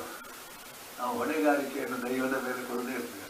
ದೇವರಿಗೆ ಒಂದು ಫಲ ಇಟ್ಟು ಪ್ರಾರ್ಥನೆ ಮಾಡಿ ಕರ್ಮವನ್ನು ಮಾಡುವುದು, ದೇವಸ್ಥಾನಕ್ಕೆ ಹೋಗಿ ಬರುವುದು ಎಲ್ಲವೂ ಅಷ್ಟೇ. ಇನ್ನು ಶರೀರ ವಾಕ್ಮನ ಒಂದು ಚಂದ ಮಾಡಿ ನಾವು ತಿಳ್ಬೇಕು. ನಾನು ಎಂಥದ್ದು ಅಂತ ಹೇಳಿದ್ರೆ ಕೆಲವರಿಗೆ ಏನು ಗೊತ್ತಿಲ್ಲ. ಇನ್ನೊಂದು ಮೂರೇ ಇರುವುದು: ಮನಸ್ಸಿನಲ್ಲಿ ಯೋಚನೆ, ಕರ್ಮವೇ; ಬಾಯಿಯಲ್ಲಿ ಮಾತು, ಈ ದೇಹದಲ್ಲಿ ಕೆಲಸ. ಅವನನ್ನು ಕೊಂದು ಹಾಕಬೇಕು ಅಂತ ಕಾಣ್ತದೆ, ಪಾಪವೇ. ಹಾಗೆ ಬಾಯಲ್ಲಿ ಹೇಳಿದ ಏನಾಯಿತು? ಪರಿಣಾಮ ಜೋರ ಆಯಿತು. ಕೈಯಲ್ಲಿ ತಲೆ ಆಯಿತು ಅಲ್ವಾ? ಆದರೆ ಯೋಚನೆ ಮಾಡಿದಾಗಲೂ ಆಯಿತು ಕ್ರಮ. ಹೌದು, ಕರೆಕ್ಟ್. ಯೋಚನೆ ಮಾಡಿದಾಗಲೂ ಕರ್ಮ ಆಯಿತು. ಸತ್ತೇ ಹೋಗಲಿಂದ ಏನಾದರೂ ಕರ್ಮ ಆಯಿತು. ಅದರಿಂದ ಅಂಥದ್ದನ್ನು ಒಳ್ಳೆಯದೋ ಕೆಟ್ಟದೋ ಮನಸ್ಸಿನ ಯೋಚನೆಯನ್ನು ನಮ್ಮ ಇಡೀ ಇದು ದೊಡ್ಡ ಪ್ರಯೋಗ ಇರುವುದಷ್ಟೇ. ನಿನ್ನ ಮನಸ್ಸನ್ನು ಮೊದಲು ನೀನು ನಿಯಂತ್ರಣ ಮಾಡಬಹುದು. ಮನಸ್ಸು ಮಾಡಿದ ಮೇಲೆ ಯಾರು ಸುಲಭ ಆಗ್ತಾನೆ? ನಾಲಿಗೆ ಸುಲಭ ಆಗ್ತದೆ. ನಾಲಿಗೆ ಮನಸ್ಸು ಎರಡು ಸುಲಭ ಆದರೆ ಮತ್ತೆ ನಮ್ಮಲ್ಲಿ ತಪ್ಪಾಗುವುದೇ ತಪ್ಪಾಗುವುದೇ. ಆದ್ದರಿಂದ ಎಲ್ಲಿಂದ? ಮನಯೇವ ಮನುಷ್ಯಾಣಂ ಕಾರಣಂ ಬಂದವು. ನಮಗೆ ಮನಸ್ಸಿನ ಬಗ್ಗೆ ಗೊತ್ತಿಲ್ಲ. ಅವ ಕೊಂದ, ಇವ ಬಡ್ದ, ಇವ ಹಾಗೆ ಮಾಡಿದ. ಎಲ್ಲಿಂದ ನಾವು ತಿದ್ದಬೇಕು ಅವನನ್ನು? ಮೊದಲು ಭಯೋತ್ಪಾದಕರ ಬಳಿಯಿಂದ ಅವನನ್ನು ತಂದು ಒಳ್ಳೆಯ ಆಶ್ರಮಕ್ಕೆ ಹಾಕಿದ್ರೆ ಅವ ದೊಡ್ಡ ಸಾಧು ಆಗ್ತಾನೆ. ನಾನು ಅದನ್ನು ಹೇಳುವಾಗ ಕೆಲವರಿಗೆ ಕಷ್ಟ. ಅವರು ನಿಜವಾಗಿ ದೊಡ್ಡ ಯೋಗ್ಯ, ಅವರನ್ನು ತಯಾರು ಮಾಡಬಹುದು. ಅವನು ತಪ್ಪಾಗಿ ತಯಾರಾಗಿದ್ದಾನೆ ಅಷ್ಟೇ. ಹೌದು. ಕತ್ತಿ ತಲೆ ಕಡಿಯಲಿಕ್ಕೆ ಉಪಯೋಗಿಸಲ್ಪಟ್ಟಿದ್ದು ಕತ್ತಿ ಅಲ್ಲ. ಕತ್ತಿ ಮಾತ್ರ ಆಗ್ಬೋದು ಮಾಡಿದೆ, ಎಂಥದನ್ನು ತುಪ್ಪೋದು ಎಷ್ಟು ಹರಿತ ಉಂಟು ಅಲ್ವಾ? ವ್ಯಕ್ತಿಯೂ ಅಷ್ಟೇ ಆಗ್ತದೆ. ಆ ಕತ್ತಿಯನ್ನು ಉಪಯೋಗಿಸಿದವನು ತಪ್ಪು ವಿನಃ. ಆ ದೃಷ್ಟಿಯಲ್ಲಿ ನಾವು ಯೋಚನೆ ಮಾಡುವಾಗ ಕೆಟ್ಟವ ಒಳ್ಳೆಯವ ತಪ್ಪು ಮಾಡುವುದು ಇದನ್ನು ಮೀರಿ ನಾವು ಇರ್ತೇವೆ. ಅವನನ್ನು ಉಪಯೋಗಿಸಿದಾಗ ಕರ್ಮ ಮಾಡುವುದು. ಅದು ನಮ್ಮ ಕೈಯಲ್ಲಿ ಸಿಕ್ಕಿದ್ರೆ ಏನು ಮಾಡ್ಬೋದು? ಅದನ್ನು ಹರಿದಾಸರ ಕಥೆ ಹೇಳಿದ್ದೇನೆ. 2 ಗಿಳಿಗಳು ಅವಳಿ ಸಿಕ್ಕಿದಂತೆ. ಒಂದು ಆಶ್ರಮಕ್ಕೆ ಬಂತು, ಒಂದು ಬೇಡನ ಹತ್ರ ಬಂತು. ಬೇಡನ ಹತ್ರ ಬಂದ ಗಿಳಿ ಯಾರಾದರೂ ಬಂದರೆ ಒಬ್ಬ ಬಂದ, ಅವನನ್ನು ಹಿಡೀರಿ, ಅವನನ್ನು ದೋಚಿ, ಅವನನ್ನು ಕಡೀರಿ ಅಂತೇಳಿ ಈಗ ಒಬ್ಬ ಹಿಡಿತಾರಂತೆ. ಈಗ ಆಶ್ರಮದಲ್ಲಿ ಯಾರೋ ಅತಿಥಿಗಳು ಬಂದಾಗ ಸ್ವಾಗತ ಮಾಡಿ ಅವನಿಗೊಂದು ಮಣೆ ಹಾಕಿ ಚಾಪೆ ಹಾಕಿ ಅವರಿಗೆ ಬಾಯಾರಿಕೆ ಕೊಡಿ ಅಂತ ಹೇಳ್ತದೆ ಅಂತ ಕಥೆ. ಎಷ್ಟು ಚಂದ. ಅದರಲ್ಲಿ ಯಾವ ಗಿಳಿ ಅದು ಎರಡೂ ಅಲ್ಲ. ಗಿಳಿಗೆ ಪಾಪವ ಪುಣ್ಯವ ಏನೂ ಇಲ್ಲ, ಇಲ್ಲೋ ಎಂತ ಕಾಣೋದು. ಯಾಕಂದ್ರೆ ಅದಕ್ಕೆ ಎರಡಕ್ಕೂ ಅರ್ಥ ಆಗಲ್ಲ. ಆದರೆ ಅದು ಏನು ತಯಾರು ಮಾಡಿದವರು ಹಾಗೇಗಾಗ್ತದೆ. ಮನುಷ್ಯರು ಮಕ್ಕಳು ಸಾಕಷ್ಟು ಹಾಗೆ. ವಿಶ್ವವಿದ್ಯಾಲಯದ ಬಗ್ಗೆ ಹೇಳುವಾಗ ಸರಿಯಾದ ತಪ್ಪ ಹೇಳೋದಕ್ಕಿಂತ ಯಾಕೆ ಮಾಡಿ ಈ ದೊಡ್ಡ ದೊಡ್ಡ ಪ್ರೊಫೆಸರ್ಗಳು ಅವರನ್ನು ಪ್ರೊಫೆಸರ್ಗಳಾಗಿ ಮಾಡಿದ್ರೆ ಯಾಕೆ ನಾನು ಮತ್ತೆ ವಿದ್ಯಾರ್ಥಿ ಅದಕ್ಕೆ ಸೇರಿದರೆ ಅವನು ಮತ್ತೆ ತಪ್ಪಿಸಿಕೊಳ್ಳಿಗಾಗ್ತದೆ. ಅದರಿಂದಲೇ ವಿದ್ಯಾರ್ಥಿಯು ಜಿಜ್ಞಾಸುವಾಗಿ ಗುರುವನ್ನು ಹುಡುಕಿಕೊಂಡು ಹೋಗಬೇಕು ಅಂತ ಹೇಳುವ ತತ್ವವೇ ಸರಿ. ಈಗ ಇದೆಲ್ಲ ನಮ್ಮದು ಹೊಟ್ಟೆ ಪಾಡಲ್ಲ, ಬದುಕಲಿಕ್ಕಲ್ವ ಈ ವಿದ್ಯೆಗಳು. ಆಗ ನಮಗೆ ನಾವು ಕೂಡ ಸ್ವತಂತ್ರರಾಗಲಿಲ್ಲ. ಯಾವ ಶಾಲೆಗೆ ಅಂತ ಅಲ್ಲಿ ಸೇರಿತು. ಮತ್ತೆ ಸೇರಿದ ಮೇಲೆ ನಾವು ಚರ್ಚೆ ಮಾಡಬೇಕಂತಲೇ ಹೇಳೋದು. ಅದನ್ನು ನೋಡಬೇಕಿದ್ರೆ ಶರೀರ ಮನೋಭಿ ಇದು ಮೂರನ್ನು ನಾವು ತುಂಬ ಯೋಚನೆ ಮಾಡ್ತೀವಿ. ಶರೀರ ಮನಸ್ಸು. ಒಂದು ವೇಳೆ ಶರೀರ ಕೆಲಸ ಮಾಡಲಿಕ್ಕಾಗದಿದ್ರೆ ತುಂಬ ಮಾತು ಇದರಲ್ಲಿ ಆಗ್ತದಲ್ಲ. ಇದು ಕೂತ್ಕೊಂಡು ಹೇಳಲಿಕ್ಕಾಗೋದನ್ನು ನೋಡುವಾದಂಥ ಇದಂಥ ಅಂದರೆ ಹೇಳಿಸುವ ವಾತಾವರಣ ಇದ್ದರೆ ಎಲ್ಲ ಕೆಲಸ ಆಗ್ತದಲ್ಲ. ಹಾಗೆ ನ್ಯಾಯಮ್ಮ ವಿಪರೀತಮ್ಮ. ಇದನ್ನು ನ್ಯಾಯ ವಿಪರೀತವು ಅಂತ ಮತ್ತೆ ಬೇರೆ ರೀತಿಯಲ್ಲಿ ನೋಡಿ. ಆದ್ರಿಂದ ಭಯೋತ್ಪಾದಕರನ್ನು ಸನ್ಯಾಸಿಯನ್ನು ಒಂದೇ ದೃಷ್ಟಿಯಿಂದ ನೋಡಿ. ಅವನ ಸಾಧನೆ ಇವನ ಸಾಧನೆಯಲ್ಲಿ ಅವನ ಪ್ರಯತ್ನದಲ್ಲಿ ವ್ಯತ್ಯಾಸ ಉಂಟಾ? ಇಲ್ಲ. ಆದ್ರೆ ಮಾರ್ಗದಲ್ಲಿ ಮಾತ್ರ ಅದು ಮಾರ್ಗದಲ್ಲಿ ವ್ಯತ್ಯಾಸ ಆಯಿತು. ಈಗ ನಮ್ಮ ಕಲಿಯುಗದಲ್ಲಿ ಆಗುವುದು ಹಾಗೆ, ಎಲ್ಲರೂ ಯೋಗ್ಯತೆ. ಆದರೆ ಅಲ್ಲಿ ಏನಾಗ್ತಾ ಇದ್ದಾರೆ, ಅವರ ಶ್ರಮ, ಮನಸ್ಸು, ಯೋಚನೆ, ಕರ್ಮ ಎಲ್ಲ ತಪ್ಪು ದಾರಿಯಲ್ಲಿ ಹೋಯಿತು ಅಂತ ಹೇಳ್ತಾರೆ. ಏನು ಆಮೇಲೆ ಕರ್ತಾರ, ಈಗ ಕರ್ತಾರ ಆತ್ಮ. ಅಲ್ಲಿ ಹೋದಾಗ ನಾವು ಒಳ್ಳೆದು ಕೆಟ್ಟದೆಲ್ಲ ಮಾತಾಡಲಿಕ್ಕೆ ಕೊಡುದು. ಕರ್ತಾರ ಯಾಕೆ ಮಾಡಿಸಿದಾನೆ ಅವನ ಹತ್ರ ಆ ಕೆಲಸ? ಅವನು ಮಾಡಿದ ಕರ್ಮದ ಫಲವಾಗಿ, ಅವನ ಪಾಪ ಪುಣ್ಯದ ಫಲವಾಗಿ ದೇವರೇ ಮಾಡಿಸುವುದು. ಬುದ್ಧಿಯ ನಿಯೋಜಯಾಮ್ಯಹಂ ಅಂತ ಕೃಷ್ಣ ಇಲ್ಲ. ಆಗ ಸದ್ಬುದ್ಧಿ ಅಂತ ಹೇಳುವಂತದ್ದೆಲ್ಲ ದುರ್ಬುದ್ಧಿಯಲ್ಲಿ ನಿಯೋಜಿಸಿದ್ದು ಯಾರು?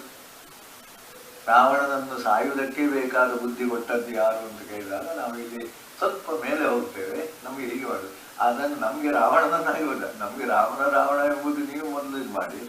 ನಮಗೆ ಉಂಟು, ಆದರೆ ನಮ್ಮನ್ನು ಮೀರಿದ ದೈವ ಒಂದು ನೀವು ಜಾರಿಗೊಳ್ಳಿಕ್ಕಾಗುವುದಿಲ್ಲ. ದೇವರು ಮಾಡಿಸಿದ್ದು ಅಂತ ಹೇಳಲಿಕ್ಕಾಗುವುದಿಲ್ಲ, ಯಾಕೆಂದ್ರೆ ಅದರಲ್ಲಿ ನೀವು ಇದ್ದೀರಿ. ಆದರೆ ಎಲ್ಲವನ್ನು ಬಿಟ್ಟವನು ಜಡ ಅವಧೂತನು ಹಾಗೆ ಹೇಳ್ಬೋದು. ದೇವರು ಇವತ್ತು ಕೊಡಿಸಿದ, ಊಟ ಮಾಡಿದೆ, ನನಗೆ ಮಾಡಿದ ಅಂಥದ್ದು ಮಾಡಿದ. ಅವಧೂತರಲ್ಲಿ ಕೆಲವು ವಿಚಿತ್ರ ಕಥೆಗಳೆಲ್ಲ ಉಂಟು. ಆಯಿತು, ಇಲ್ಲ ಬೇಡ, ಅದು ಅವಧೂತ ಲಕ್ಷಣದಲ್ಲಿ ಸರಿ ವಿನಃ ನಾವು ರಾವಣನಾದದ್ದು ಅದು ದೇವರು ಮಾಡಿಸಿದ್ದು, ರಾಮಾದದ್ದು ದೇವರು ಮಾಡಿಸಿದ್ದು ಮೇಳದಲ್ಲಿ ಸರಿ. ಇವತ್ತು ರಾವಣ ಮಾಡೋದು ಮತ್ತೆ ಅವ ವೇಷ ತೆಗೆದಾಗ ಅವ ಅಪ್ರಯವಾಗಿರ್ಬೇಕಲ್ಲ. ಕೆಲವು ಸಲ ಆಗಿರೋದಿಲ್ಲ, ಅದ್ರ ಬಿಡುವಾಗ ಮತ್ತೆ ಹೋಗುವ ನಾವು. ಆದ್ರಿಂದ ನಿಜವಾಗಿ ಆತ್ಮ ಇದು ವಿಶ್ವದ ವ್ಯವಸ್ಥೆ. ನಾವು ವಿಶ್ವದಲ್ಲಿ ಇರುವವರೆಗೆ ಆ ವ್ಯವಸ್ಥೆಯಿಂದ ನಾವು ಕೂಡ ತಪ್ಪಿಸಿಕೊಳ್ಳಿಕ್ಕಾಗುವುದಿಲ್ಲ. ಕರ್ತವ್ಯ ಅಂತ ನಮ್ಮ ಗಮನಕ್ಕೆ ಬಂದ ಮೇಲೆ ಮಾಡಬೇಕು ಮಾಡಬಾರ್ದು ಇದೆಲ್ಲ ನಾನು ಎಷ್ಟು ಮುಖ್ಯ, ವಿಶ್ವ ಎಷ್ಟು ವ್ಯವಸ್ಥೆ, ಇದರ ಮಧ್ಯೆಯಲ್ಲಿ ನಾವು ಕೆಲಸ ಮಾಡಬೇಕು. ಈಗ ಹಾಗಾದ್ರೆ ನಮ್ಮಲ್ಲಿ ಎಲ್ಲಿ ಹೋದ್ರೂ ನಾನು ಮಾಡ್ತೇನೆ ಎಂಬ ಶಬ್ದ ಇರಲಿ, ಅಹಂಕಾರ ಬೇಡ ಬೇಡ. ಈಗ ನಾನು ಮಾಡ್ತೇನೆ, ನಾನು ಕರ್ತವ್ಯ. ಈಗ ಅವರೊಂದಲ್ಲಿ ನೀರು ತಂದಿಟ್ಟು ಜಾಗರ ಯಾಕೆ ನನ್ನ ಮನೆಯಲ್ಲಿ ಬಾಯಾರಿಕೆ ಆದರೆ ಅವ್ರು ಕೇಳೋದು ಬೇಡ, ಇರಲಿ. ಕುಡಿಯೋದಿದ್ರೆ ಅವರಿಗೆ ನಷ್ಟ ಇಲ್ಲ, ಕುಡಿದ್ರು ಇದಲ್ಲ. ಆದರೆ ಕರ್ತವ್ಯದ ಒಂದು ಪ್ರಜ್ಞೆ ಅಲ್ವಾ, ಮನೆಗೆ ಬಂದವರನ್ನೇನು ಇದು ಧರ್ಮ. ಅದು ಎಂಥದೇ ಆಗಿದೆ ಒಟ್ಟಾರೆ ಮೇಲೆ ಯಾರ್ಯಾರು ಯಾಕೆ ಅಥವಾ ನಾವು ತರ್ಲಿಕ್ಕಾಗ್ತದ, ನಮಗೆ ಕೇಳಲಿಕ್ಕಾಗ್ತದೆ. ಇದು ಮಾಡೋದಿದ್ರೆ ತೊಂದರೆ ಇಲ್ಲ ಅವರಿಗೆ.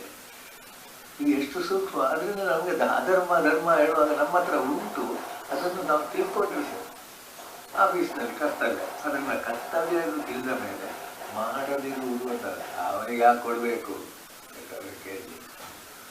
ಅಲ್ಲಿಗೆ ನಾವು ರಾಜಸಕ್ಕೋ ಅದರಲ್ಲಿ ನಾನು ಮಾಡ್ತೇನೆ ಎಂಬ ಅಹಂಕಾರ ಅಲ್ಲ, ಕರ್ತವ್ಯ. ಕರ್ತವ್ಯ ಅಹಂಕಾರ ಅಲ್ಲ. ನಾನು ಸಂಧ್ಯಾವಂದನೆ ಮಾಡ್ತೇನೆ ಅಂತ ಯಾರಾದ್ರೂ ಮಾಡಬೇಕು, ನಾನು ಸಂಧ್ಯಾವಂದನೆ ಬಿಡಲಿಲ್ಲ ಅಂತ ಹೇಳೋದು ಅದು ಅಹಂಕಾರ. ಅದು ಅಹಂಕಾರ ತೋರಿಸ್ತಾರೆ. ನಾನು ಏನಂತ ಗೊತ್ತುಂಟ, ಅಹಂಕಾರ ಅಂದರೆ ಅದೂ ಇಲ್ಲ ಇದೂ ಇಲ್ಲ, ಇದೋ ಭ್ರಷ್ಟ ತಥೋ ಭ್ರಷ್ಟ ತತ್ವಾಪಿ. ಅವನು ಕೊಲ್ಲುವುದರಿಂದ ಅವನಿಗೆ ಏನಾಗುವುದಿಲ್ಲ.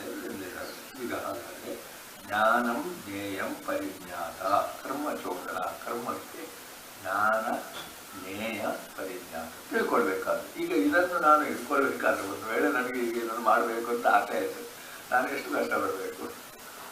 ಅದರ ಜ್ಞಾನ ಅದು ತಿಳ್ಬೇಕು. ನನಗೆ ಸ್ವಲ್ಪ ಹೊತ್ತು ಹೋದ ಮೇಲೆ ಅದನ್ನು ತೆಗೆದು ಬಿಸಾಡುವಾಗ ಅಥವಾ ಒಂದಕ್ಕೊಂದು ಮಾಡಿಕೊಂಡು ಅದು ಆಗ್ತದೆ. ಆಗಿದೆ, ನನಗಿದೆ ಆಗಿದೆ. ಸರಿ ತಿಳ್ಕೊಳ್ಳದೆ ನಾವು ಹಿಡಿದ ಕೂಡಲೇ ನಾವು ಲಾಭದ ಬದಲಿಗೆ ನಷ್ಟ ಮಾಡಿಕೊಳ್ತೇವೆ. ಇಂಥ ಇಲ್ಲ, ಕೆಲವೊಮ್ಮೆ ಸರಿ ತಿಳ್ಕೊಂಡಾಗಲೂ ಬೇರೆ ಬೇರೆ ಕಾರಣಗಳಿಂದ ಅದು ದೈವ. ಅದು ಯಾಕಿರ್ಬೋದು ನಿನಗೆ ಕರ್ಮ ಬೇಡ, ಇದನ್ನು ಬಿಡಿ, ನಮ್ಮ ಹೊಂಡಕ್ಕೆ ಬಿಟ್ಟಿಯಲ್ಲೋ ಅದನ್ನು ಬಿಟ್ಟು ನೋಡಿ ನಮ್ಮ ಮಾರ್ಗ ಬೇರೆ ಅಂತ ಹೇಳಲಿಕ್ಕೂ ಇರಬಹುದು. ಅಲ್ಲಿಗೆ ನೀವು ವಿಮರ್ಶೆಗೆ ಹೋಗಬೇಡ. ಹಾಗೆಂದ್ರೆ ನಿಮ್ಮ ಅಜಾಗ್ರತೆಯನ್ನು ತಪ್ಪಾಗಿದ್ರೆ ಅದು ಹೌದು, ಅದು ಜಾಗ್ರತೆ ಮಾಡಿಯೂ ತಪ್ಪಾಗಿ, ನೀವು ಕೆಲಸ ಮಾಡಿಯೂ ಸಂಪತ್ತು ಬರಲಿಲ್ಲ ಮೇಲೆ ತೋರಿಸಿ.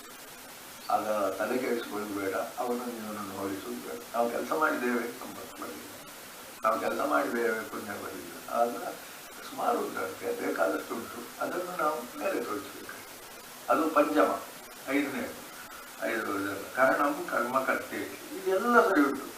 ಪರಿತುಂಟು, ನಾನು ಸರಿ ಇದ್ದೇನೆ, ಇದೇನಾದರೂ ಆಗಲಿಲ್ಲ ಎಂಬಲ್ಲಿಗೆ ಕರಣ ಕರ್ಮ ಕರ್ತ. ಕರ್ತನಿಗೆ ಅರ್ಧ ಜ್ಞಾನ ಅಲ್ಲ, ಕರಣವು ಫಸ್ಟ್ ಕ್ಲಾಸ್ ಉಂಟು. ಇದು ಯಾವುದು ಕರ್ಮವೂ ಸರಿಯಾಗ್ತದೆ. ಒಳ್ಳೆಯ ಕರ್ಮಗಳು, ಒಳ್ಳೆಯ ಕರ್ಮ ಅಂತ ಹೇಳಿ ಎಲ್ಲಾದರೂ ನಾನು ಏನೇನು ಹೇಳಿದ್ರೆ ಅದೇನಾಗ್ತದೆ, ಅದೇ ರೆಕಾರ್ಡ್.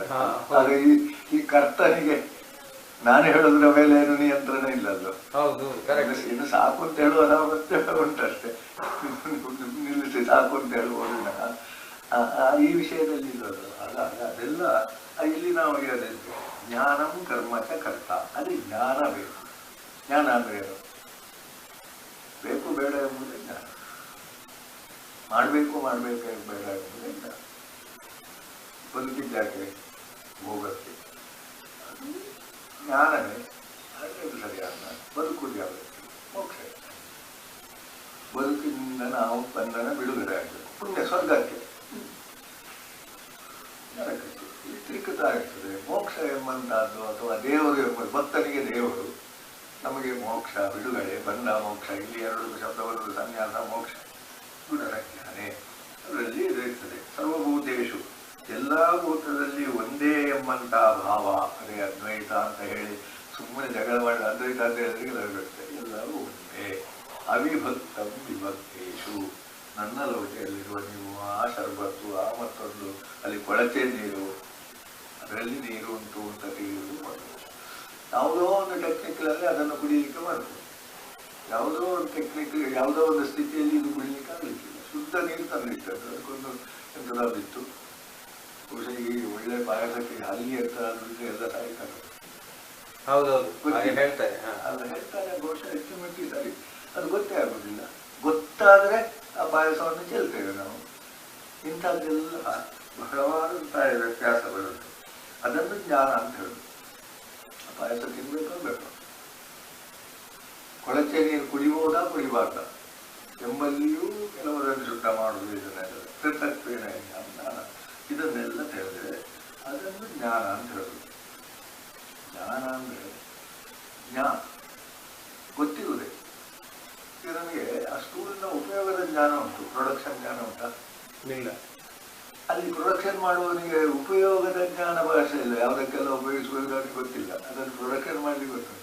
ನೀನು ಮೇಲೆ ಹತ್ತಲಿಕ್ಕೆ ಉಪಯೋಗಿಸೋದು, ಒಬ್ಬರನ್ನು ತಲೆ ಮೇಲೆ ಹೊಡಿಲಿಕ್ಕೆ ಉಪಯೋಗಿಸೋದು. ನಮ್ಮಿಂದ ಅದು ಅವನಿಗೆ ಬಿಟ್ಟು ಅಂತಲ್ಲ. ಪ್ರೊಡಕ್ಷನ್ ಅವನಿಗೇನು, ಪ್ರೊಡಕ್ಷನ್ ಹೇಗಿರಬೇಕು ಎಂಬ ಜ್ಞಾನ ಮಾತ್ರ. ಅದರಿಂದಲೇ ಜ್ಞಾನವೇ ವಿಚಿತ್ರವಾದ. ಹಾಗಾದ್ರೆ ನಮ್ಗೆ ಯಾವುದೇ ಜ್ಞಾನ? ನಾನು ಏನು ಮಾಡಬೇಕು, ನನಗೇನಾಗಬೇಕು, ಮೋಕ್ಷವ, ಸ್ವರ್ಗವ, ನರಕವ, ಮಜಾ ಮಾಡುದ, ಎಂಥದ್ದು ಮಾಡುದ, ಬಿಟ್ಟರು. ಅದನ್ನು ಸಿದ್ದು ಮಹಾಯುಕ್ತ. ಇನ್ನು ಎಂಥದ್ದು ಅಂತ ಹೇಳಿದ್ರೆ, ಇದನ್ನು ಪುನಃ ನಾವು ಮನಗಡುವ ಪ್ರಯೋಜನವನುದ್ದೇಶ್ಯ ಮಂದೋಪಿ ಪ್ರವರ್ತತೆ. ಯಾರೂ ಪ್ರಯೋಜನ ಇಲ್ಲದೆ ಕಳ್ಳ ಬರುವುದು. ಇಲ್ಲಿ ನಮ್ಮ ಹತ್ರ ಏನಿಲ್ಲದ್ರೆ ಕಳ್ಳ ಬರ್ತಾನ? ಇಲ್ಲ. ಇಲ್ಲಿ ಬೊಡ್ಡ ಇದ್ರೆ ಮಾತ್ರ ಅಲ್ಲ, ಬೊಡ್ಡ ಕದ್ದಿ ಬರುದು. ಮಂದೋಪಿ ಅಂತ ಹೇಳಿದ್ರೆ ಪಾಪಿಯೂ ಮಂದನೂ ಬುದ್ಧಿ ಇಲ್ಲ. ಇಲ್ಲಿ ಯಾಕೆ ಬಂದು ಕೂತ್ಕೊಳ್ತಾನೆ ಒಬ್ಬ ಕೇಳುವ ಜಿಜ್ಞಾಸು ಬಂದು ಕೂತ್ಕೊಳ್ಬಹುದೋ ಏನೋ. ನಮ್ಗೇನಾದ್ರೂ ಇದು ಪಬ್ಲಿಕ್ ಅಲ್ಲ, ಅದರಿಂದ ಕಷ್ಟ ಆಗ್ತದೆ. ಇಲ್ಲಿ ಬರ್ತಾರೆ. ನಾವು ಒಳ್ಳೆಯ ಕೆಲಸ ಮಾಡ್ತಾ ಇರೋದು. ಅದೇ ಒಂದು ಡೆಲ್ಲಿಯಲ್ಲಿ ಇದರಲ್ಲಿ ರಾಮಕೃಷ್ಣ ಪರಮಹಂಸರು ಇಂಥ ವಾರ ಪ್ರವಚನ ಅಂತ ಉಂಟಂತೆ. ಆಶ್ರಮದ ಶಿಷ್ಯರು ಯಾರೂ ಬರುವುದಿಲ್ಲ.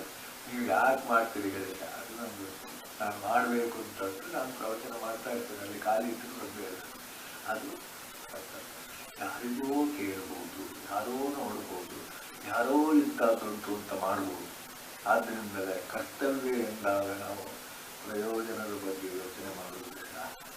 ಆದರೆ ಕರ್ತವ್ಯ ಆದ ಮೇಲೆ ಪ್ರಯೋಜನ ಸಿಕ್ಕಿಯೇ. ಯಾರು ಕೇಳಿಲ್ಲ ಮಾರಾದ್ರೆ. ನೀನು ಯೋಚನೆ ಮಾಡಿದ್ರಿಂದ ನೀನೇನಾಗಿದ್ದಿ? ಆ ವಿಷಯ ಯೋಚನೆ ಮಾಡಿದ್ರಿಂದ, ಏಕಾಂತದಲ್ಲಿ ಯೋಚನೆ ಮಾಡಿದ್ರಿಂದ ಏನಾಗಿದೆ? ಬೆಳೆದಿದ್ದಾನೆ ಇಲ್ಲ. ಅದರಿಂದ ಯಾರೂ ಪ್ರಯೋಜನ ಪಡೆಯಲಿಲ್ಲ. ನಿಮಗೆ ಯಾಕೆ? ನನಗೆ ಪ್ರಯೋಜನ ಆಗಿದೆ ಅಲ್ಲ? ಖಂಡಿತ ಆಗ್ತದೆ. ಈ ಒಳ್ಳೆಯ ವಿಷಯ ಯೋಚನೆ ಮಾಡಿದ ಎತ್ತದ್ದು ಅಷ್ಟೇ. ಅದಕ್ಕೆ ಆದ್ದರಿಂದಲೇ ಅರ್ಹಯಿತು ಪ್ರಯೋಜನ